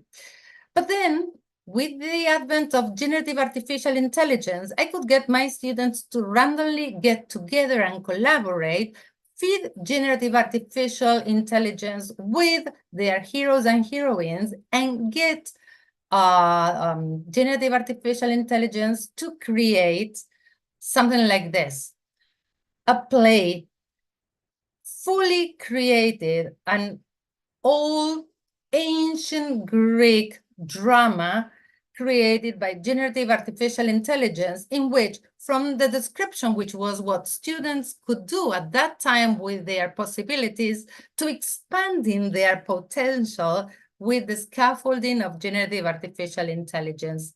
We had the chorus, we had everyone there. There was a lot of self-directed learning, and they loved creating their masks and finding out how to dress up everything as part of the project that had a very small objective and ended up being a whole festival of Dionysus with lots of ancient Greek food, and not the food that you can find today, but ancient Greek food included in our celebration.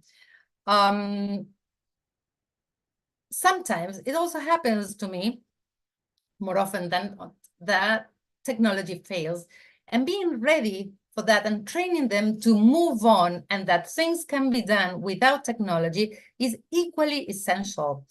And I don't know if you're aware with the Roof Goldberg competition. I'm not going into the details because, I mean, you can find out everything. You have information in your hands, but this is something that works very well. Roof Goldberg was an inventor that created very complex machines to do very simple things. And there is a competition that is fantastic. So I try to give my students, when technology fails, a very simple task in which they have to fulfill this task through very, very complex activities with whatever they have at hand. At the same time, what is valued there is how they work on creativity, on a making attitude or a maker's attitude, and how they can learn from trial and error and persist in their learning, even though things may not work at first. So this is another great way of having students acquire abilities even when technology fails. All right, the last but not least has to do with cognitive and emotional self-regulation, basing ourselves on the learners, on the different learners that we are interacting with and the difficulties they have and how they have to learn. And Monica is going to deal with this tomorrow. How we can give them tools to learn to self-regulate. From the cognitive point of view, and this is another word that I want you to just remember, we have to think about heutagogy. Heutagogy has to do with a new way of understanding, which is not pedagogy or andragogy, but has to do with these learners who have different filters and how they want to learn when all the information is in their hands. And last but not least, when we talk about self-regulation, here we have to think about the importance of developing flexible mindset classes. Classes in which yet becomes a mantra. When students come up to you and they say, I don't know how to do it. Well, tell me what you know. Tell me what you know well, or tell me where you're standing, tell me what you understand. When they say, I can't write this word, you cannot write this word yet. And you will see that the moment you start introducing that vocabulary in your classes and the way you force those little words into your students, the abracadabra appears. You create, as you speak, you create a different world. There's another one which you can use. Let me think of the other words that I was going to provide you. Another one is try. Give your students the possibility of trying out. You don't know. Everything is being created. Let them co-create with you. I wouldn't have had that wonderful project if they hadn't helped me with it. So the more freedom, controlled freedom that you can give them, the better. All right, one more idea here. Incidental or collateral learning. Well, this is something that from the point of view of heutagogy and self-directed learning, it is something that students are already acquiring just because they are there interacting with generative artificial intelligence. They are having extensive reading and language exposure, sometimes better used than others, but they are having it. They are learning the structure of written discourse and a generation that is very horizontal because of the life skills rehearsals they have done, needs this to organize ideas, to be able to grade, to know why first is first, and how to organize, for instance, the ideas in a discussion or a paragraph. And this is something that those who are dealing with academic writing know very well, how difficult it is to get our students to write coherently and cohesively. Talking about social, emotional learning. Sometimes I like interacting with these large language models, these programs that are so sophisticated that are created to imitate the way we think, just because sometimes I feel that they have me in higher regard than my own family. So having said that, the manners that they learn and the vocabulary they learn is great. But mind you, we also have to think about the biases and how they adhere, how models adhere to perceptions, to ideologies, and geopolitical structures are also present there. So again, we are training our students to deal with the real world, and both the good manners and vocabulary are there together with the possibility of using it for evil. So it's not about what they get, but the use you give to it. And then, of course, you have task response strategies, and they are acquired passively as well. All right. So what about the critical thinking and Bloom engineering? Sylvia, sorry for interrupting. If you can wrap up in about a minute, then we will have more time for questions and answer. All right. I may advance a little bit with the questions. I know that there will be a couple of 1 or 2 questions, but I prefer to finish with the ideas, and then I'll speed up and see where we can do it. Thanks for the warning, Lynn. All right. So anyway, I'm getting to the end of it. Let me see. I was talking about Bloom. I'm thinking how in any activity we could think of Bloom, because I'm sure that you've all been there, that you have seen, you have worked with your students, your this or that questions, and going deeper into the would you rather, so from nouns to verbs and choices that can move on from one stage to the other, or truth or dare, and campaigning for their own objectives having to do with providing their own solutions to real world problems. But above all, what we need to work on is the whys and getting our students to see why they choose A or B and support their choices. And last but not least, and in a flexible mindset spirit as well, this idea of what if, trying a different reality, sociological imagination, thinking that they can present better responses. And what if applies to every activity we can do in class in any skill, either 21st century or language skill. So let's go back to this. Remember the framework, just use your generational filters and use wear your glasses for making your teacher more real, relevant. Remember the real world challenges, the true and false things that we did. Ethical, remember all the challenges that we were mentioning in connection with biases, attitudes, and thinking about what is ethical and what is not. Think about adaptive use of technology according to needs, to your students' needs, and to prepare them for the plan B. And last but not least, this question of fostering students' cognitive self-development and social emotional growth.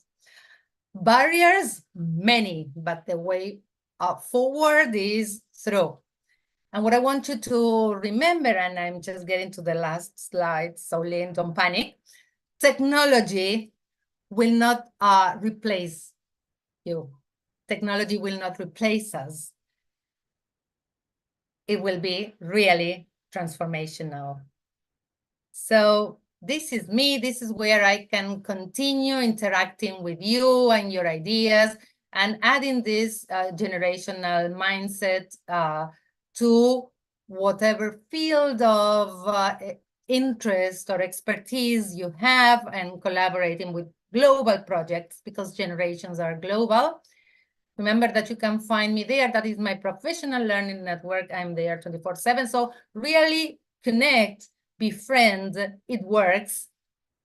And one more thing, if you want to test yourselves, just a little game, have a look at the slides all together and check if you remember a couple of ideas. If you're taking home something that you remember, this can be a lovely, lovely, lovely rally robin or round robin, depending on how you implement this in your classes.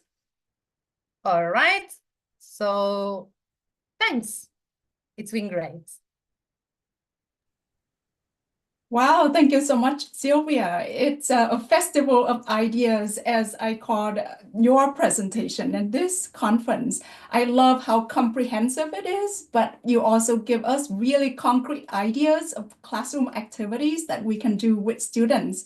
So I'm just curious, here from the audience, what resonates with you? A lot of ideas, a wonderful framework here. And Sylvia, do you want to talk about the last screen here that you have on the chat? Sorry, I'm just sharing ideas so that you know where, so that attendees can get a screenshot and then look for the titles. I think that this is very visual at the same time, but we are all ready for your Q&A, Lynn. Yeah, okay. So great. So let's see if the audience here has questions, but I also have a few questions for you as I listen to the presentation.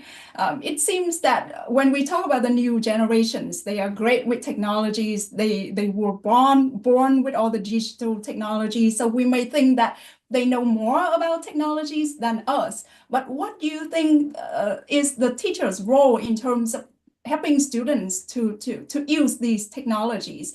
What I have heard from research is that these young learners or these young people may know how to use these technologies for personal and social purposes, but in terms of using them for learning, it's not really the case. Yeah, this is the part of the dichotomies I was mentioning, the contradictions they inhabit, like individualistic and collaborative, and knowledgeable or savvy, and struggling to get there. So what we need to do is if they don't have the skills, we have to train them to get them. So don't expect them to have those skills.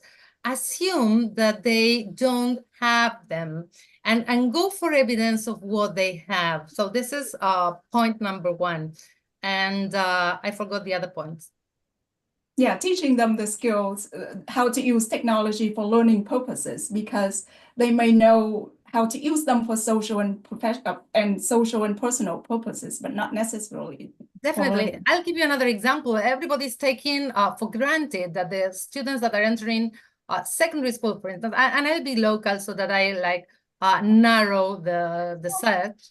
But the ones in my country believe that because they went through the pandemic, now they know how to use tools such as platforms or Google Classroom or whatever, to mention a brand. But the idea is that they don't, because when everything took place was 5 years ago, they were helped by their parents. So we have to pretend and assume that they don't know anything and go through the teaching, because we expect them, just because as teachers, we are trained to stay in the classroom, and we find it difficult to move structures and to accommodate to new situations. We assume that everything is the same as during the pandemic, for instance, and it is not. So we have to deal with the new technologies. We have to immediately incorporate what they are doing, like this or that, as I was telling you. Would you rather do this or that? That was taken from social media. Most of the things that you see me showing you, I take from social media. We have to get ready to co-create with students. Knowledge has to be co-created, and this is the greatest thing of all, because we can put together. No generation is better or worse. We have different abilities, different scopes of skills, and we have different perceptions. So a really multi-generational classroom is one in which all generations profit from whatever is being taught or learned, and both generations learn. Yes, yes, I love that idea. That I was gonna comment that you got to one of the most important aspects of teaching is to know your learners, right? And when they are a new generation, we have to learn from them and with them. So I love that idea as well. And I think you have already addressed the next question in terms of if we have multiple generations in the classroom, then how are we, maybe you have practical ideas with this. If you have multiple generations in the classroom, how do you differentiate? All right, well, that's a good one. I can tell you this. Sometimes it may happen that you have like two perspectives, like the perspective of let's say an emerging, a teacher belonging to the emerging generations, a very young teacher, I mean, teaching older students, or the other way around.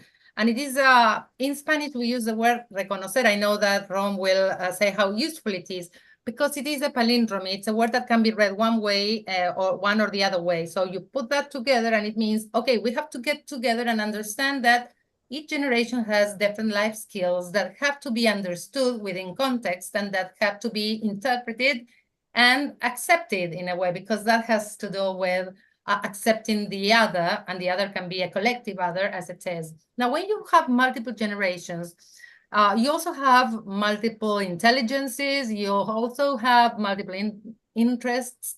So that may happen. The good thing is that when you have multiple generations, it is not that you're complicating the panorama. On the contrary, you have a shortcut.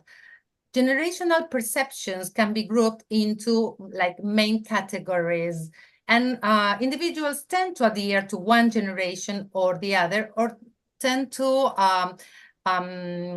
like associate their perceptions or their interests to some generations. And it is so good because we have a shortcut. So if we understand that there could be like a majority of learners adhering to the values of one generation, we may adjust our teaching to those preferences to make our teaching more effectively, because that will create more effective learning in turn. Yes, thank you. So my last question to you, and it's maybe a short question, that because the learners are changing, the world is changing, what is your advice for teachers who want to prepare for all of these changes? Keep changing, follow them, get ready to become fascinated at whatever they can do. Start observing your students in wonder. Think about the world they have to face. Try to place yourselves in their shoes and see what is it that they need. Because if you really understand what your students need, you will be able to respond to them. If you understand what they want, you will be able to develop them. And of course, if you give them what they want, you will be able to engage them and retain them in your classes, in your courses, in your lessons, and next to you. And I'm very happy to have some of my students joining this session and following the path of education as well. So thanks to all of you who have experienced the wandering class and who are still here listening to me and thinking about generations and helping me lead the cause. Thank you. And be real, right? That's the takeaway from this. Absolutely. Be yourself and learn to adjust to other realities. Generationally different, but worth understanding. Yeah. Thank you so much, Sylvia. See you at the TESOL convention in just a month. So thank you for being with us today. And now I want to hand it over to Mohamed and Ron to transition to the next session. Thank you. I just want to add, Sylvia, that, you were talking about generations, and, I do a lot of PBL with my teenage students, high school students, but also with, my university students. And I'm going to share a lesson plan that I use that's a PBL learning cycle about an investigation into all the generations. And I'm going to, of course, I can't share it in the chat box, but definitely will share it on my social media in connection to your talk, because I think that's a great way for teachers to approach that in the classroom. Thank you so much for that. And I'm sure it will be a great connection. Let's put together ideas. Let's connect and let's help our generations connect ideas too, which is something that they lack just because of the different upbringing they have had. So thanks, Ron, for that. Thank you, Sylvia. On behalf of all the people here at Educast International, we want to thank you for taking part in our conference, and we look forward to working with you in the future.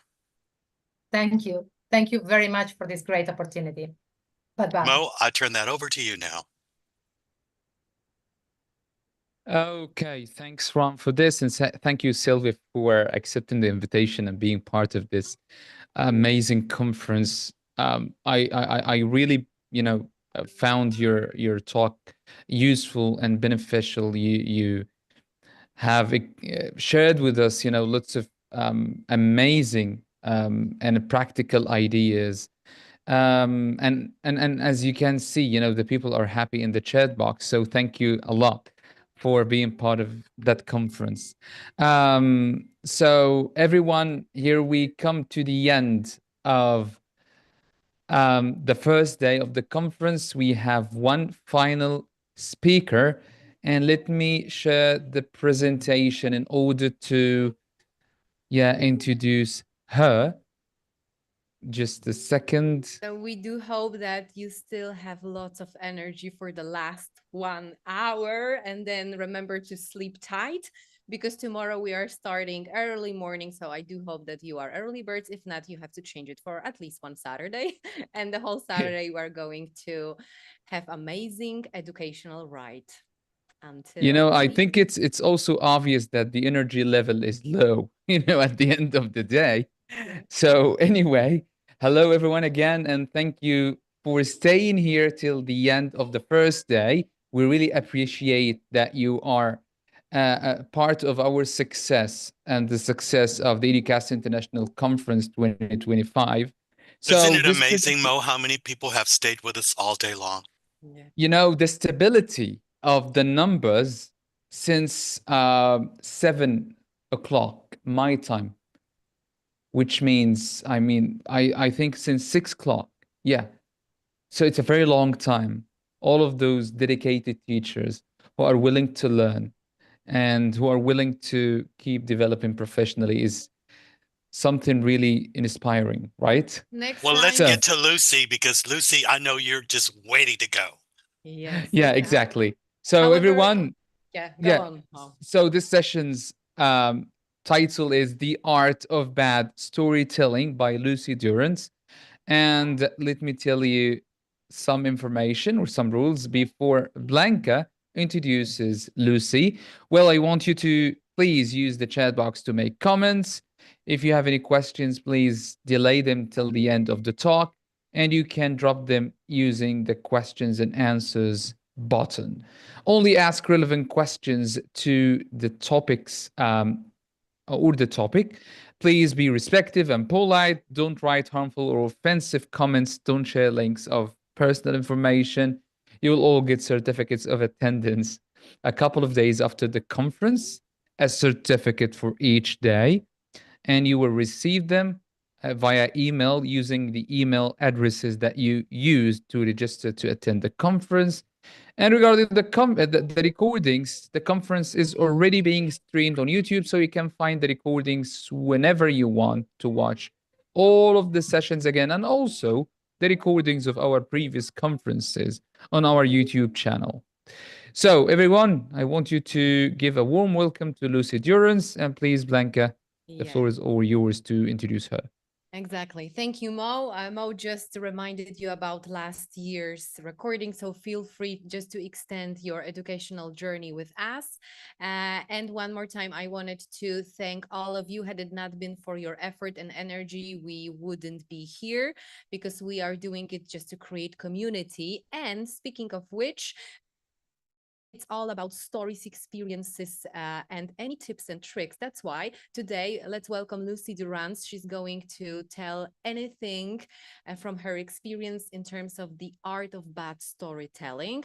And Lucy is a lifelong learner, as we all are, so we have a perfect match.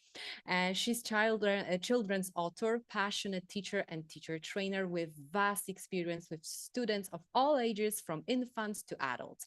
She holds a master's degree in bilingual education, and her current position at Agora Yedo International School in Spain focuses on young learners, inquiry-based teaching, and supporting academic management.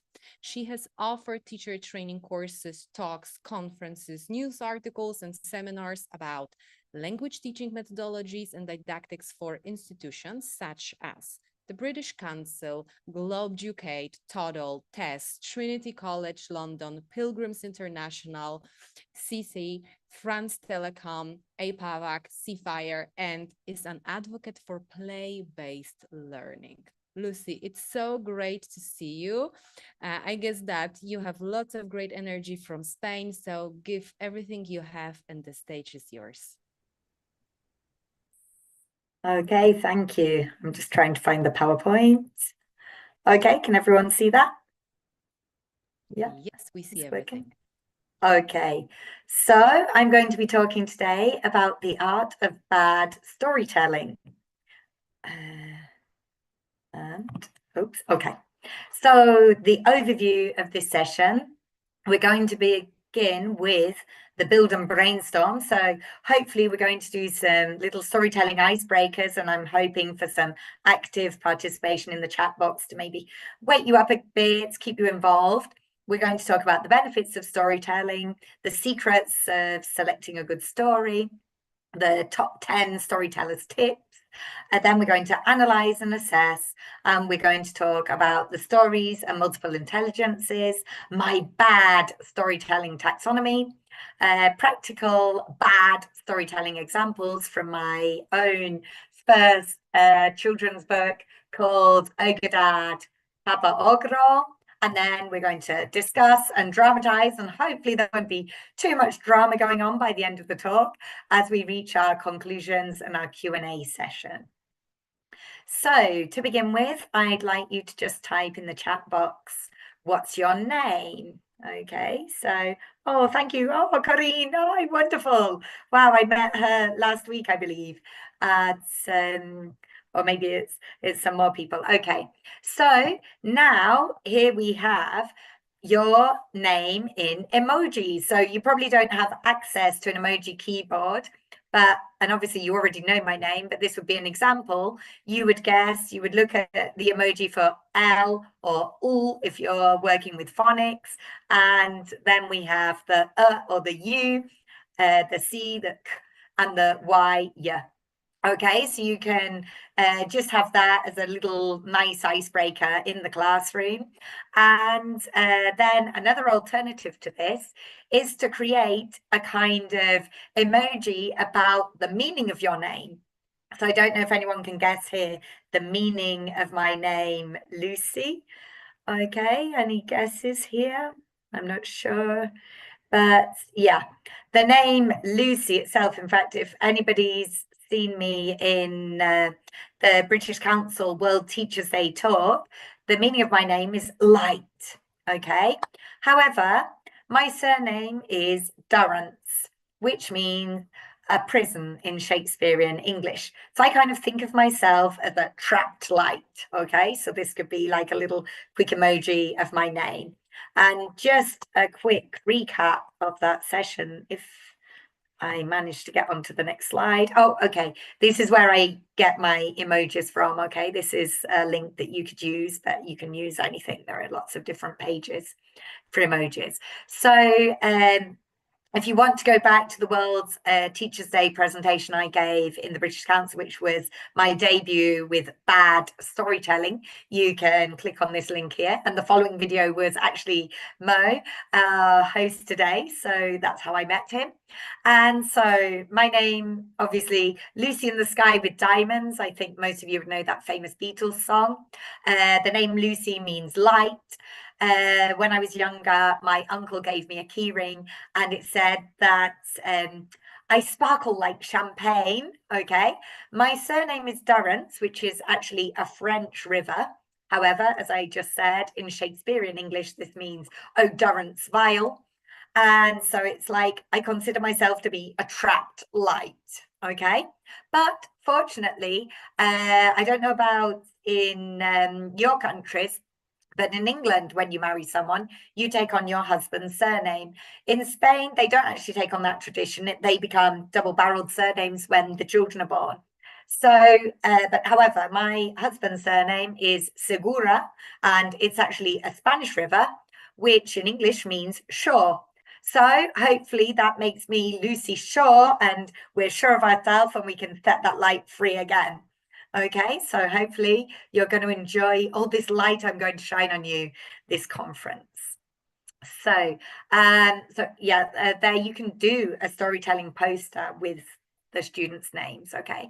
Another activity is to create a superhero alter ego.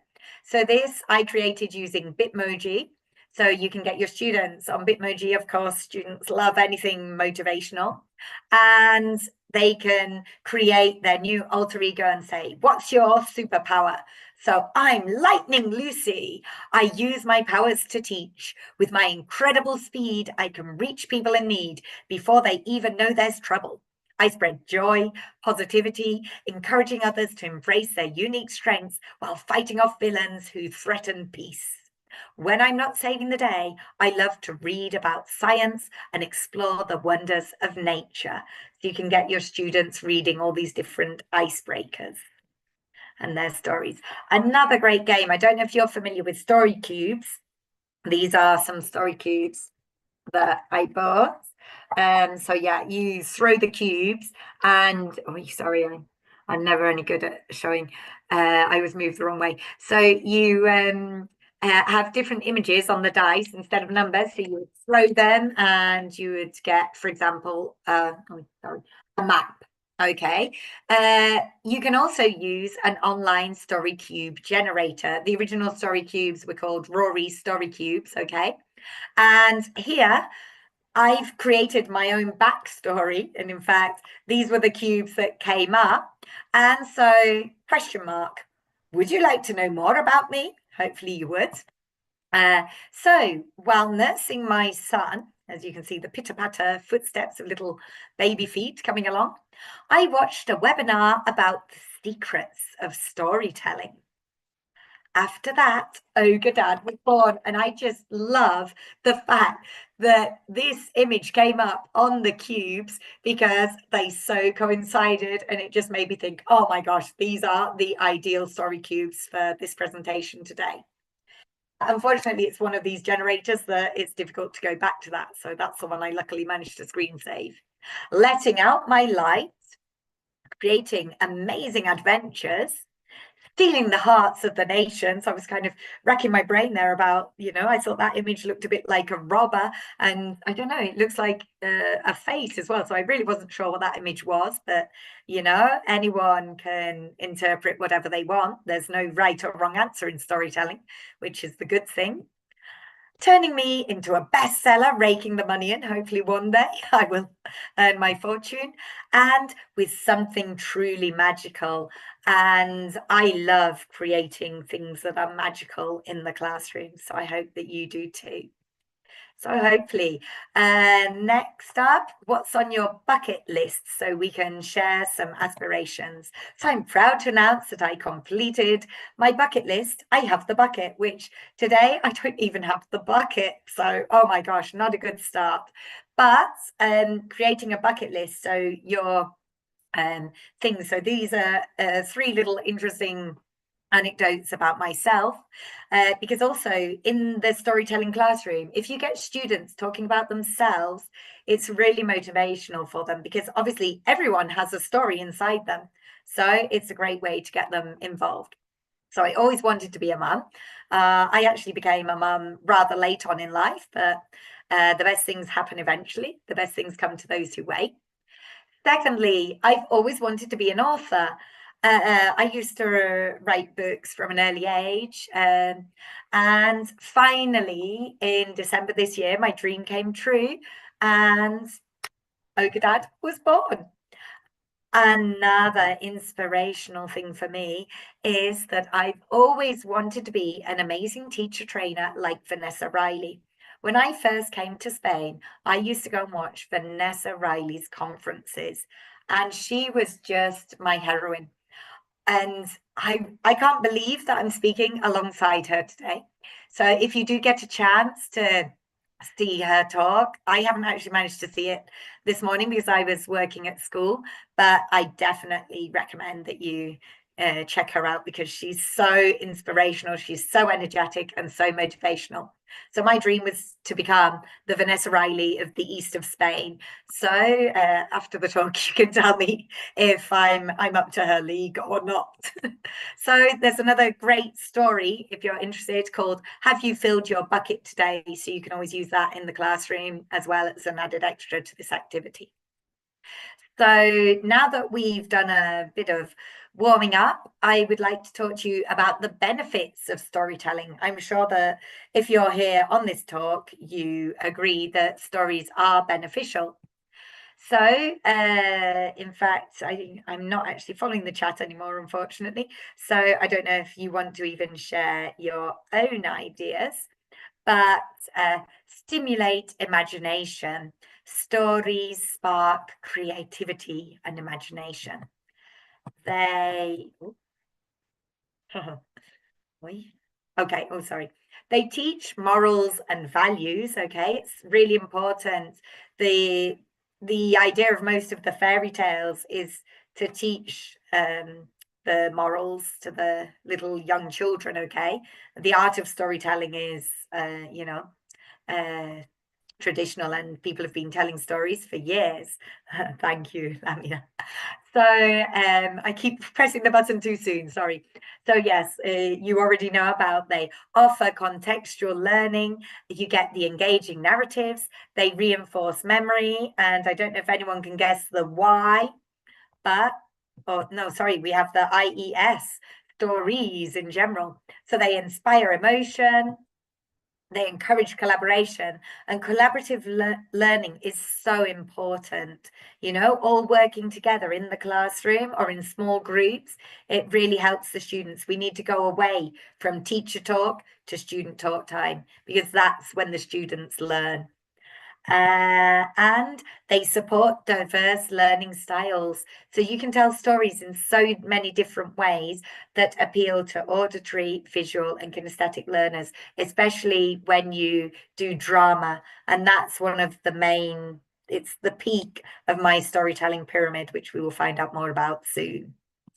Okay, so the secrets to select the best story. We have to find a story that's suitable for the student's age and level, because if you don't get the right story, it won't be successful. And I can unfortunately tell you that from experience. My first few lessons of storytelling in the language classroom were not the best, okay? So if you're feeling a bit unsure of yourselves, then you can do it. Last week at the end of the conference, someone told me, I thought I knew everything about storytelling, but now I feel I know nothing. But honestly, we are all innate storytellers and you can all do it. It's just a question of practice. They work themes and values. They offer opportunities for engagement. You need to get the readability and the language. It needs to be suitable for their age and level, because if not, they're going to get frustrated, okay? And it's useful to have stories with young learners, but then the older they get, you need to choose stories that they can begin reading themselves. And they yield understanding. So stories are an amazing way. You know, once you learn to read, that is the key to concept-based learning. Because once you can read, you can learn any subject in the world. You need literacy skills to be able to do maths, to be able to do science. So reading is the key to education. So my top 10 storytelling tips. You need to know the story well. You need to create a comfortable atmosphere.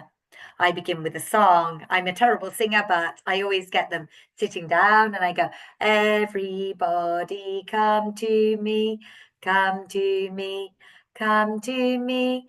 Everybody come to me. It's time for a story. So when the students hear that, they know that it's story time to come and relax and start listening.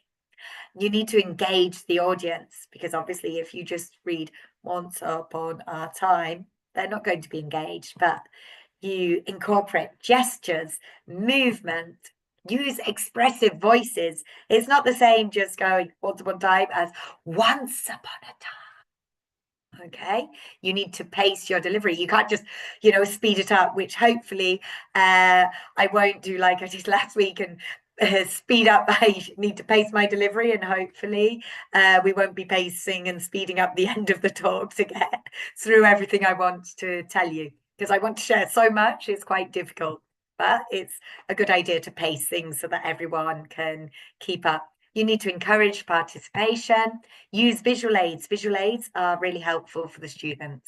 You need to practice the active listening to get them involved, and end with a reflection. At the end of the storytelling, you can do activities before, during, and after, which is what we're going to learn about in a moment. So I don't know if you're all familiar with Howard Gardner's multiple intelligences. Okay, they keep growing. But we have the linguistic intelligence, which is working on spoken, written, and language skills in general, logical, mathematical intelligence. And by the way, take a screenshot now, put it on your phones or wherever you are, because in a moment I'm going to be testing you on this. So we're going to do some learning by doing, and you have to practice things, okay? So the best way I find to learn is by taking action. Okay, so well done, Corinne.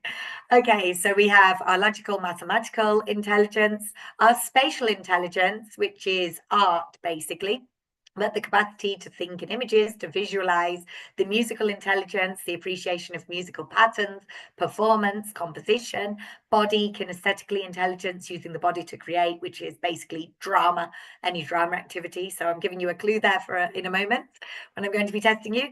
Interpersonal is understanding others, so do I, Corinne. And intrapersonal, understanding oneself, okay? Intra, yourself, the internal, and inter, external, with everyone. Naturalistic intelligence, the exploration of the natural world and science. And existential intelligence, the contemplation of human existence itself, okay, which was an added extra by Mr. Gardner. Okay, so we have now drum roll for the Bloom's taxonomy, which we have remember, understand, apply, analyze, evaluate, and create. And Lucy Lawrence's bad taxonomy for storytelling. So it's a pyramid, which is great, as our host is Egyptian. So we build the foundation. So that's why build is at the bottom of our pyramid, because if you don't have a strong structure at the bottom, then everything's just going to collapse and fall. So we build and we brainstorm, because brainstorming is a great way to build and strengthen your vocabulary. You analyze and you assess. So we're kind of, respecting Bloom as well, and his evaluating, and we're getting it in a bit earlier, because you can also assess. Assessment can be, before the learning. You can do formative assessments, summative assessments, and assessment should be all the time. You can assess all the time throughout your learning. And then we're discussing and dramatizing. So here is a matrix of my bad storytelling, because it's for before, after, and during, hence the bad. And then we have the building and the brainstorming, the analyzing and the assessing, and the discussing and the dramatizing. So here are the different activities. I'm not going to mention them now, because we're now going to go into them in great detail. So build and brainstorm. One of the first activities you can do is a cover illustration. So I tell you, Ogre Dad, for example, and you have to draw a picture without looking at the image. And then I see your image and I see the illustrator's image, and we decide if we can become an illustrator in the future, because sometimes, that's the reason why we have collaborative learning, because we all work together using our strengths and weaknesses, and we make a team. Because I, for example, am useless at drawing, hence why I had to employ an illustrator for my book. But so you can compare and contrast the idea. Okay, so sorry, I forgot to ask again. So that would be working on spatial intelligence, because you're working on your artistic skills, okay? However, you're also using your linguistic skills. Nothing is set in stone. I've chosen kind of one main intelligence for all of these, but you can guess. So for the next one, start guessing now, because I always forget to press the button. So I want you to start participating. That was the warm-up, the icebreaker. And now we have build and brainstorm vocabulary. So if you want to start typing in the chat box which intelligence this could be, then type away. So spookabulary is something I discovered recently, recommended by another teacher, and it's an online app. It's free to use, and you just access, this is the page you access. You type in a word list. It's a minimum of 3. The link is here at the top, okay? If you take a screenshot, it's www.spookabulary.com, and then, yeah, okay. But if you Google spookabulary, you will find it, okay? And you type in the different words, and once you get the words, you can add as many as you want. So the app itself then offers different definitions related to your words, and then it allows you to publish. And this is, for example, the link to the word list that I created. So you would then share that link with your students for independent learning. So you could even, if you have younger learners, you can get them to do it at home for homework. And now here we have a screenshot of the 6 different games that are offered. Okay, we have a speak and spell challenge, out of order, a bubble bounce, scrambled words, a Zen typing garden, and the Wordle shuffle. So I've taken screenshots of all of these in detail. So for example, in the speak and spell challenge, it gives you the sentence. You can play the word to listen to it for your audio learners. Okay, the visual learners are looking here at the screen, and then the kinesthetic are typing away. So it ticks all the boxes. So Jack learned to ride his new, and so here it says the bike, okay? And then you would type in the word, okay, to get it. The out of order, you have you have to guess, so you have to drag and drop, and you get ball, okay? Then scrambled words, so you get the words from the box out of order, and then you drag them to match up, and then you always get a hint as well. So let's with our new toys after school. So obviously one of the ideal words there would be play. The following game is a bubble drop. So the little things here, unfortunately you can't obviously see this on the screen, but the little bubbles are moving. It's actually really fast paced, and so for my son who's 6, I tried and tested with him, and it's kind of difficult for them, but yeah, sorry.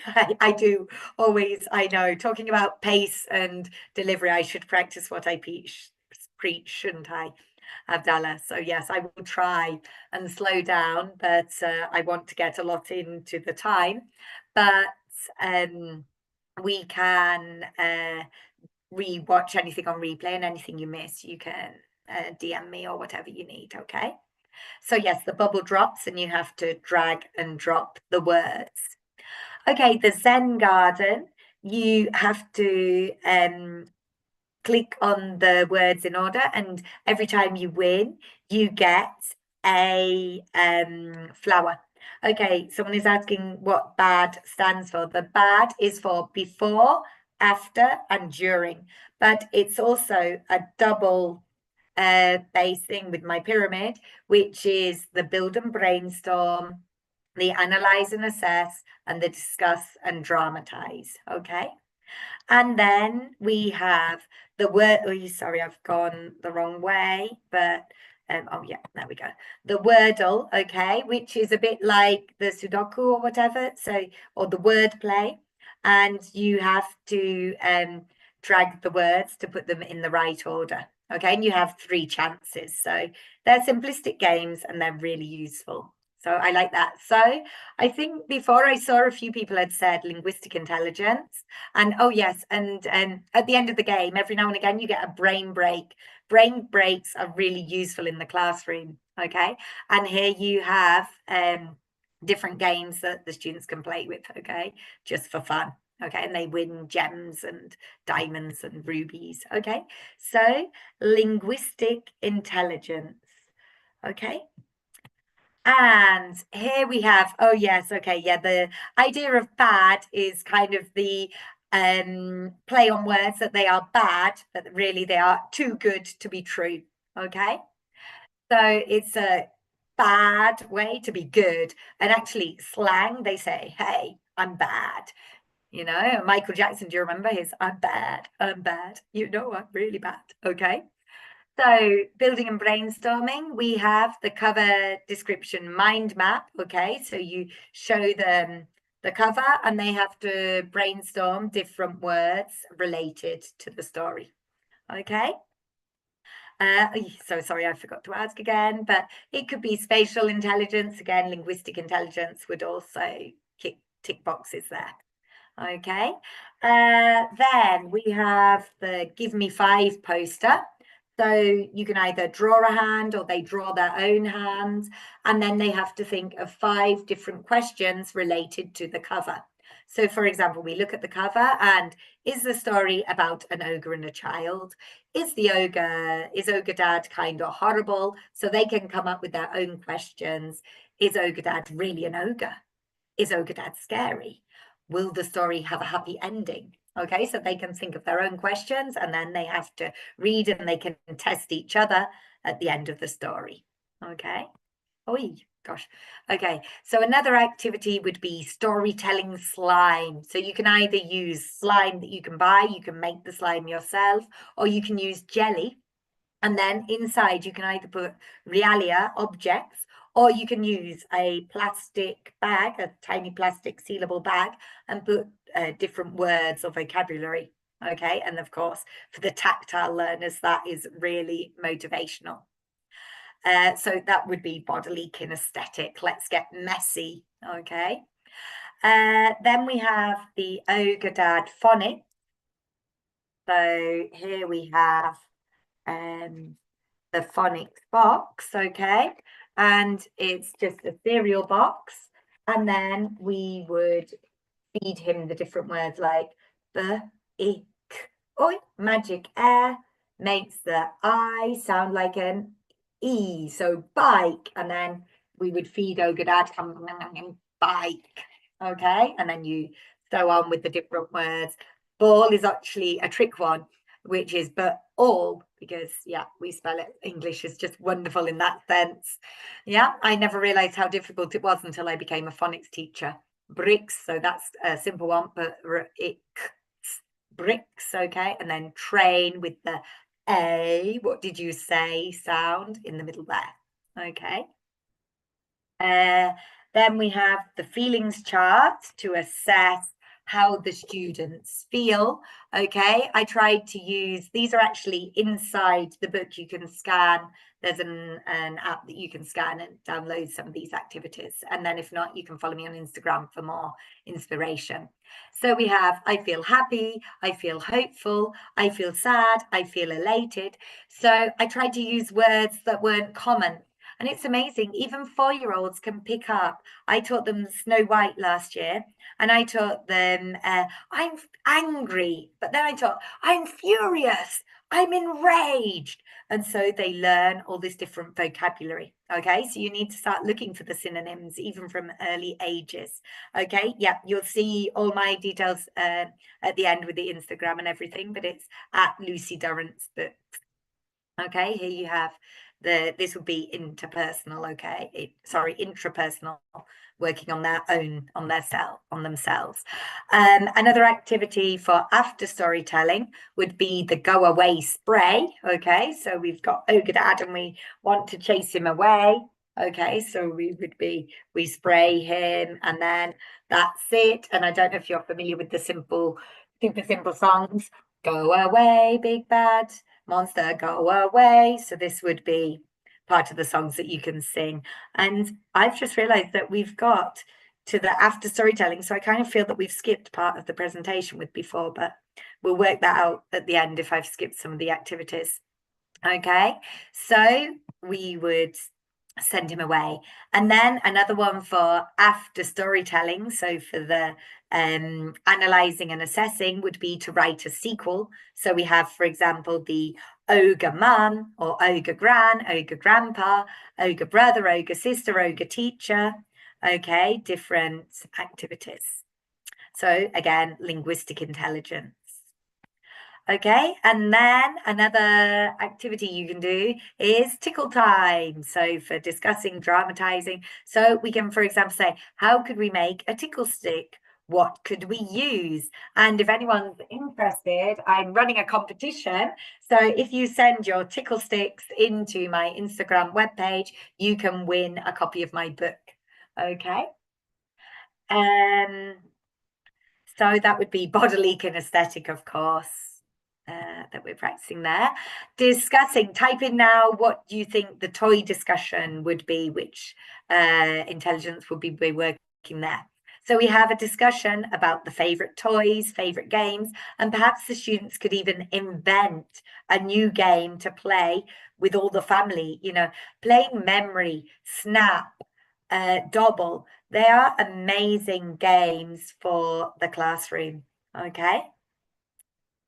So this, I actually put naturalistic intelligence. I mean, it's not exactly nature, but it's the world around you. Okay, so toys for a young child forms part of the world around them. So I kind of think that that would come under naturalistic intelligence. Okay, I've just done it again, and I'm not sure if I'm on the right page here, but yeah, discussing and dramatizing. There's an amazing guy that I just discovered recently on Instagram called MC Grammar, and he does storytelling raps. And obviously, especially for upper primary teenage students, a rap retell of a story is amazing. 1 year as well, even with my 4-year-olds, it was Jazz Day. So I don't know if you're familiar with Carolyn Graham's jazz chants, but we I wrote a jazz chant, and I got the students, and we did a collaboration with the music teacher at school, and we created a jazz song. Okay, so all different types of music, ideal and storytelling, and the fact that normally stories are rhyming lend well for music. Okay, so I don't know which intelligence this would be, but it should be an easy one to guess, because of course it's musical intelligence. Okay, which I don't know why it's clicked too quick and I've missed out the fact that it was musical intelligence, but okay. Another one for now during storytelling, we have the build and brainstorm. So we have the feelings peekaboo. Okay, I don't know if you're familiar with Molly Wright, but she's a 6-year-old girl, or I can't remember exactly how old, but she explains the importance of playing a game of peekaboo. And play with young learners is so important. It stimulates their senses, and just by the action of peekaboo, students learn so much. And if you've got young learners, the excitement of what will my face be like now? I am surprised or angry, okay? And the emotion peekaboo or feelings peekaboo is a great one. So again, that would be the intrapersonal. Okay, yes, play-based learning. I know, Ron. I know that Ron is really amazing. He's another of my, I can't believe I'm talking alongside you, Ron, with inquiry-based learning. He's one of the pioneers, okay, and really inspirational. So yes, okay. So we're working here on interpersonal, okay? And creating a story map. Okay, so here is my Ogre Dad story map. I printed it out on A3 because especially with young learners, the bigger the better. So you have the design of the story and Velcro. Just the sound of the Velcro is ideal for the students. You will be getting the PowerPoint at the end, so don't worry. And I think, oh my gosh, it's already 5 minutes. Yeah. Okay, so the story map, okay, to learn there. Okay, this is why the pace was going a bit fast at the beginning. Ticking the words that you hear as the storytelling goes along. Linguistic intelligence. Then we have the picture options. Can I play with my Lego bricks? No, you can't. Tidy up. So you're talking about, sorry, the opinions of the different stories. Okay, so intrapersonal. How does this make you feel? How do you think the boy feels? Predicting the dialogue. Okay, what do you think the little boy is asking? What do you think Ogre Dad is going to say? Okay, can I play with my teddy? No, you can't. Tidy up. So the linguistic intelligence, ordering the story. Okay. We have the logical mathematical. Okay. And then creating a parallel text. Okay, so instead of can I play with my Lego bricks, can I play with my cars? No, you can't do your homework. Or Ogre teacher, no, you can't tidy up the classroom before you can go to the playground, things like that. Okay, drama during, so you can create a living tableau. So you can look at the page of Ogre Dad and recreate the scene. And so someone could be a table, another one could be the bed, and etc. using the story's bodies, the students' bodies, sorry. So this would be either linguistic or bodily kinesthetic as well. Creating a soundscape, again, music. So you can look and you could just bounce the ball. So you've got the, and then, no, you can't, tidy up, banging. And you can check out Novel Effect for soundscapes. So again, musical intelligence. And so, unfortunately, I managed somehow to skip the inventing headlines. Oh, I skipped the roll and ogre. Okay, so from there, that's where. But roll and ogre, you can use a die, either that you draw the parts of the face on, or for example, a big die, or just normal dice. And the students have to, when you get a 1, you roll the face. When you get a 2, you roll the eyes, etc. Puppet work. Okay, there was one with inquiry time and working with puppets. And then there was the invisible string. I don't know if you're familiar with that story, but you throw the piece of wool and the student catches it, holds onto it, and you make a web. So an adaptation of my Y web from the British Council presentation would be to create the invisible string web. And they can say, I love playing with my grandma. I love baking cookies with my grandma. So you're throwing this and creating a web as you talk about connections. Okay, and the story, the invisible string, is a great one for leaving school and the students, you know, the anxiety of separation from the parents. So that's another great book. I also skipped the inventing headlines. Okay, so that you can create on Canva, for example, with the students. They create inquiry time was looking into ogres and looking into family life and creating discussions. Okay, puppet presentation. So here as well, we have my Ogre Dad sock puppets, okay, which is really easy to make. If I can make it, anyone can make it. Okay, so those are the ones that I somehow managed to skip those activities. So if you would like to just drop in the chat box your favorite activities of all the ones I just mentioned now, and then we can go to the Q&A. Okay. And yeah, time flies when you're having fun because I thought the other day when I was timing myself, it was like really slow. Yeah, the invisible string activity is beautiful. I love that activity too.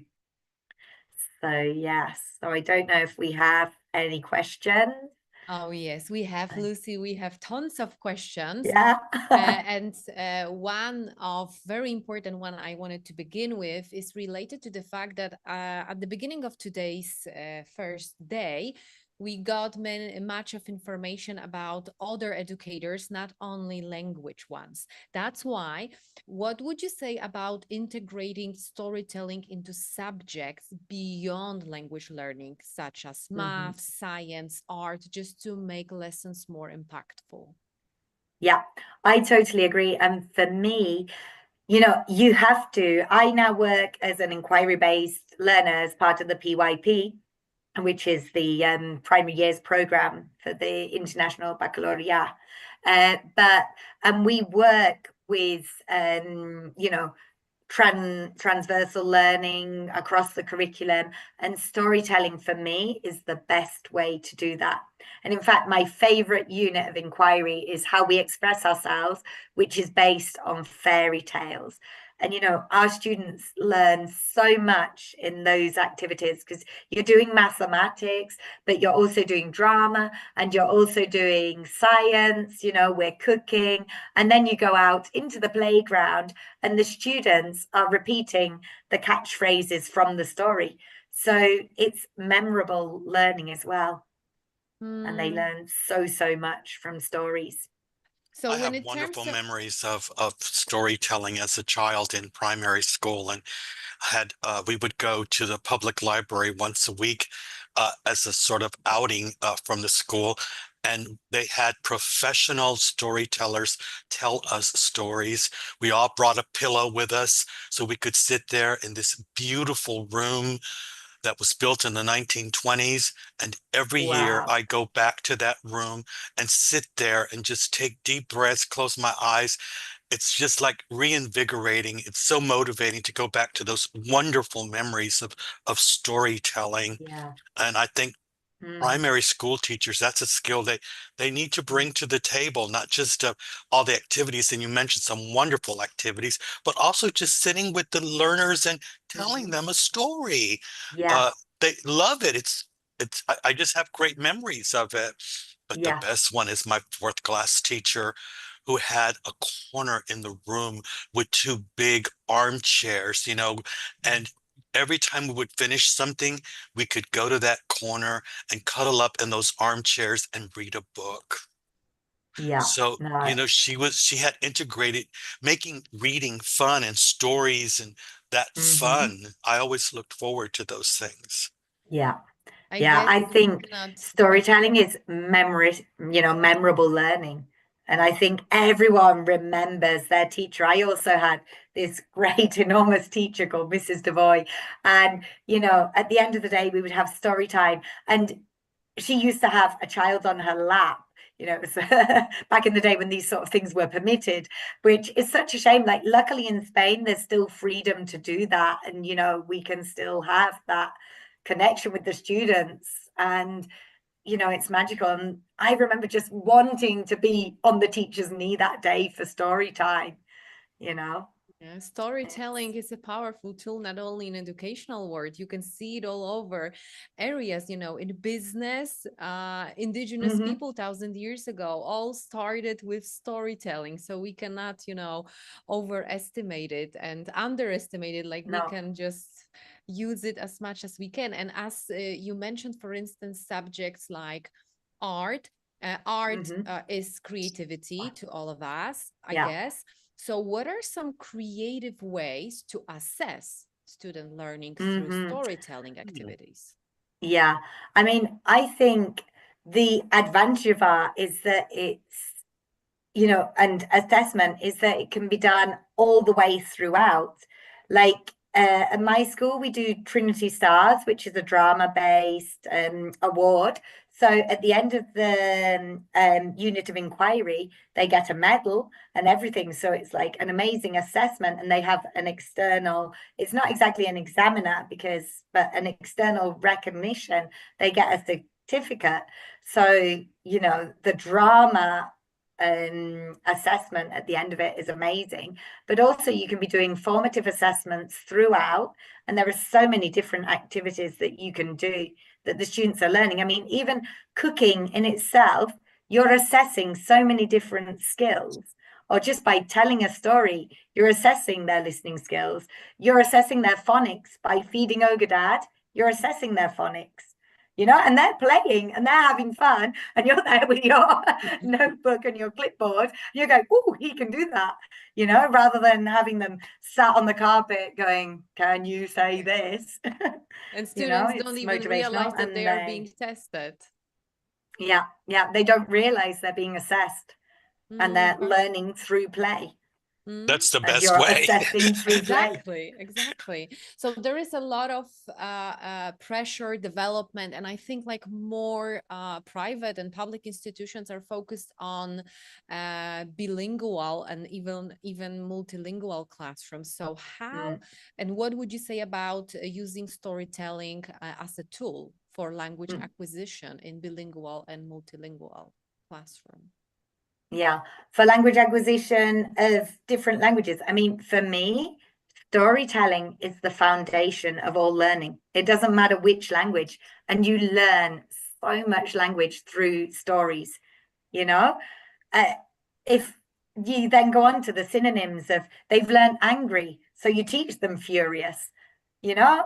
And they just learn all of this and they soak it in and they don't realize they're learning. And bilingual as well, you can, you know, my book, you flip it over and you've got Papa Ogro in Spanish. So the story, you read it this way round and you have it in Spanish. You flip it this way and you have it in English. Wow. So I think it's a great way to learn the stories, you know? Amazing. And I think we should also respect the mother tongue. For example, in the classroom, we tell the students that the English teacher doesn't speak the mother tongue or the Spanish so that they make the effort to learn. I have the advantage that I do understand them, but, you know, they make that effort. But if you respect their mother tongue as well, they learn so much more. I think. I had the privilege of getting to know my great-grandmother, who died at the age of 103. She did not speak English. She only spoke Spanish. And that was my encounter to the language and my culture, my heritage. By sitting and listening to her, I didn't understand everything, but she was I remember her as a great storyteller, and she would tell me things. And, you know, little by little, I started to understand her. So that was helping me with my, you know, second and third language acquisition. Yeah, and I think through stories, you build connections. I have one important question, and it popped up a few times. I'm a big fan of incorporating any fun, joy during any activity, especially with adults, but I also respect that some adults might be feeling a little bit stiff, you know, once they see certain kind of, as they would call it, childish material. So how would you adjust and approach storytelling for university students? Yeah, no, that's a great question. I mean, I think sometimes the more you go over the top yourself, I think adults are waiting for that inner child to escape, and they love being given the opportunity to let their inner child escape. So I find quite often, I mean, I remember when I started working as the assistant de langue, I was the English friend. I was the English teacher to executives of France Telecom, and I taught everyone from the security guards to the executives. And I had the security guards and everyone singing head, shoulders, knees, and toes. You know, because I just felt, you know, they learned so much vocabulary because they needed the basic vocabulary. And they loved coming to my classes. I remember another one, he used to talk about Muzzy, and I didn't actually know Muzzy at the time, but, you know, we would watch Muzzy or videos of Muzzy, and they would learn with Muzzy. And like the adult actually asked if he could learn, you know, and I think students learn with like Peppa Pig or whatever. Like adults can learn so much from the stories. And I don't think they need to feel ashamed. They just need that opportunity to escape. I have a LinkedIn article about that, Blanca. 99 prompts to get adults to start storytelling based upon tell me a time when. And there's 99 little stories that they could tell, and there's printable cards there. So that, yes, it's right. A lot of times adults find it, a little bit embarrassing, but when it's experiential and they're talking about something they know, and you give them some prompts and they get to choose what story they want to tell, they're glad to share that, but they just need some prompts, I think. Exactly. Yeah. And I think, again, that brings us back to the icebreakers that I had at the beginning. Most of them are based on talking about yourself. And if you begin by talking about yourself, that really helps. Especially if the stories are funny. Yes, yeah. Oh, I have a friend who, honestly, her stories, the things that happened to her the other day, she'd been to visit another friend in hospital, and she parked her car. Her car was in the dark. She couldn't find her way out. So she finally managed to find her way out of the car park. She went up to my friend's room. My friend had had a problem with appendicitis. So she was actually on the children's ward. So my friend was like trying to explain, yeah, I have this friend. She's like 50 odd, but she's on the children's ward. So they were kind of looking at her. And they said, no, we can't give data. So she then had to go back because she realized she didn't have a phone with the room number. So she went back, she banged into the door, broke her nose. And the way she tells the story, like, I had tears down my eyes. And then not only did she do that, but she then leaves with her bleeding nose. She then goes down into the car park, falls down the stairs, bangs her coccyx, breaks her coccyx, and decides to go home without visiting the other friend. But the way she told the story, it's just hilarious. Yes. Yeah.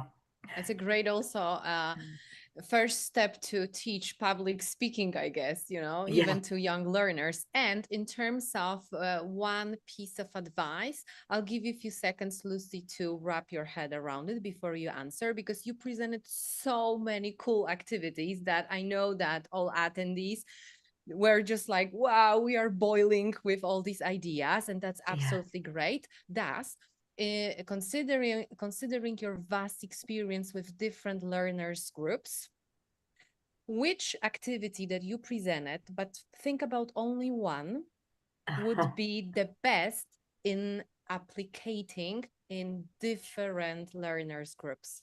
Adults, kids, teenagers, etc. Yeah. So like Monday or Tuesday, or our attendees can get down to work with one activity. For me, I'm really sorry, but I'm going to have to choose two. But for me, anything with soundscape and for example, the tableau or the freeze frame, anything that like links music, drama, I think for me has to be my favorite. And the third would be the invisible string as well. I'm sorry that I didn't get to explain it properly. But yeah, I think I had to have definitely, they would be my top three. All right.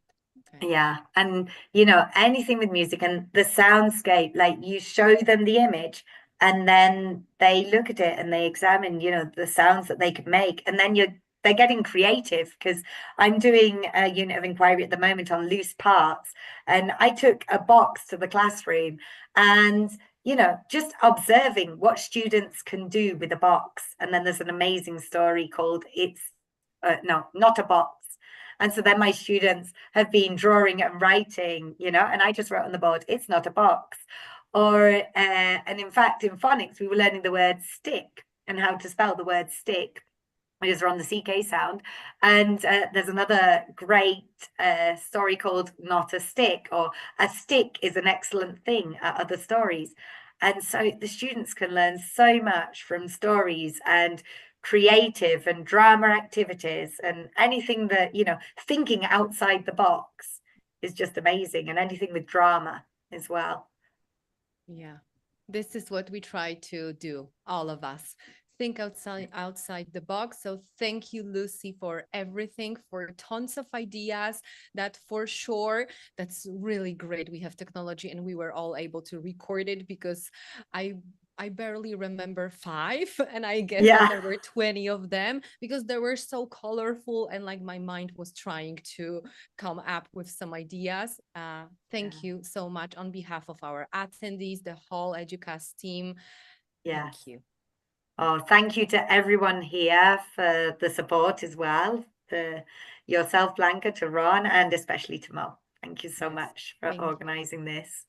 And it's been just amazing. To steal last 3 minutes of your attention span, I wouldn't be myself. These of you that met me last year during the Educast conference, you know that I'm a science of learning geek. So I just wanted to share a few tips for you, because some of you were with us and are with us since the very early morning. And tomorrow we do hope to see you. So just take care of certain things. I will oversimplify some standard elements of science of learning and neurobiology and neurocognitive science, apart from space repetition, which you can do on Monday morning, and active recall. Try to connect what you gathered today with prior knowledge. Yeah, so connect this, what you heard, with something you already know. It will help you to form stronger neural network, basically. Sleep tight, get enough sleep, because this is critical moment for your memory consolidation, and your brain will process everything even better. You can use also the prodigy effect or Feynman technique, maybe on Monday or Tuesday, just to teach someone else, maybe your teachers, your friends, anyone, just to share anything that you will gather during the first and second day of Educast International Conference. Help yourself with such useful apps like, for instance, Ron mentioned at the very beginning, Miro, to create mind map. Use visuals because your brain loves objects that are presented and terms that are presented in pictograms, in funny pictures. The funnier, the more awkward picture you will create, the better. You know, we all remember colorful and red elephant, not the standard one. And that would be a few tips from me, because we all take care of your development. And I will hand it over to Mo, I guess. Thank you. Well, that was amazing, to be honest. Thank you, Lucy, for your wonderful presentation and your answers to the questions. I really like the topic of storytelling. And, because we always tell, future speakers at conferences, if you want to be a good speaker at a conference, you have to be a good storyteller. If you want to be a good teacher, you have to be a good storyteller. So it's all about storytelling. And you showed the people here how easy it is and how also it beneficial it is for teachers and learners as well. So on behalf of the team, I'd like to thank you for accepting my invitation and being part of this conference. Thank you. And before the end of this day, let me remind the people that this is not the end of the conference. We still have one more long day full of professional development opportunities, even longer than today. And Mo, I would like to add there that, you don't have to feel like you have to stay here all day long. Join some of the talks that are interesting to you, okay? You're still going to get a certificate for attending, but and of course we would like to have you here all day long, yeah? So if you're going to do that, camp out in front of your computer, get yourself something to drink, make yourself some sandwiches and have some snacks like me, okay? I had some snacks and all that here ready for me, some cookies and stuff and something to drink to keep my energy going, and a few gummy bears. And, get me going throughout the day. So, camp out in front of your computer tomorrow if you're going to stay here all day long, but you don't have to, okay? Don't overdo it. We're giving you a great offer, but again, and we want you to stay all day long if you can, but if you can't, that's okay too, because even one or two talks that you come to tomorrow is still CPD. Exactly, Ron. I completely agree with you. So everyone, again, this was Educast International Conference 2025. And today you had amazing sessions by wonderful speakers, starting with Ron, then Scott Thornberry, Vanessa Riley, Dr. Christine Kum, Lana Hyasat, Richard Chin, Fatma Azam Ali, Nicholas Peachy, Dr. Ling Fung, Rona Snelling, Sylvia, Lucy Durance. So all amazing. All the sessions were amazing today. And today, I consider today a success because of the active participation of the attendees in the chat box. The chat box, was running, crazy, was going crazy. I couldn't catch, the questions and the comments. So everyone, and Nelly we George still was have... adding so much great information in there. Yeah. Yes, I just wanted to say, Nelly, thank you. Yeah, we all, thank you for your support. She's been here, since the start of the conference. So yeah, she did an amazing job. Oh, also Dr. Ling, did an amazing job moderating the sessions and helping the people in the chat box, sharing comments, answering questions. Also, Blanca and Ron did a really amazing job. We still have one more day to go, full of professional development opportunities, starting with Alex Warren tomorrow at 7 a.m. UK From National time. Geographic. Yeah, from National Geographic Learning. And there are also amazing speakers, including Dr. Nelly. So I'm Yes. really looking forward to all the sessions tomorrow. So everyone, thank you for participating in the survey I've just created for you. I think, the results are amazing. The majority are attending tomorrow, and everyone is, everyone likes the conference. Everyone's saying wonderful things. So everyone, thank you for being part of this, and looking forward to seeing all of you tomorrow. Again, don't forget the same link, 7 a.m. UK time. We will be waiting for you. Thank you. I'm putting my pajamas Thank on you. and crashing out in front of the TV and relaxing. And Yeah, can we I need some add, rest. if anyone wants a bedtime story at 8 o'clock, we're celebrating Read Aloud Day at my school tonight. So my Instagram, I'm going to be doing my first Instagram live. Well, it'll be So my second. guys, I did a you trial have to run see it. on Sunday. Okay, you So, have to yeah. attend it, guys. Okay. Thanks, Lucy, Okay. for this. Thank you. Okay, Oh, yeah. everyone. Good Thank night, you See you so tomorrow. everyone. much, everyone. Good Bye. night. Bye. Bye.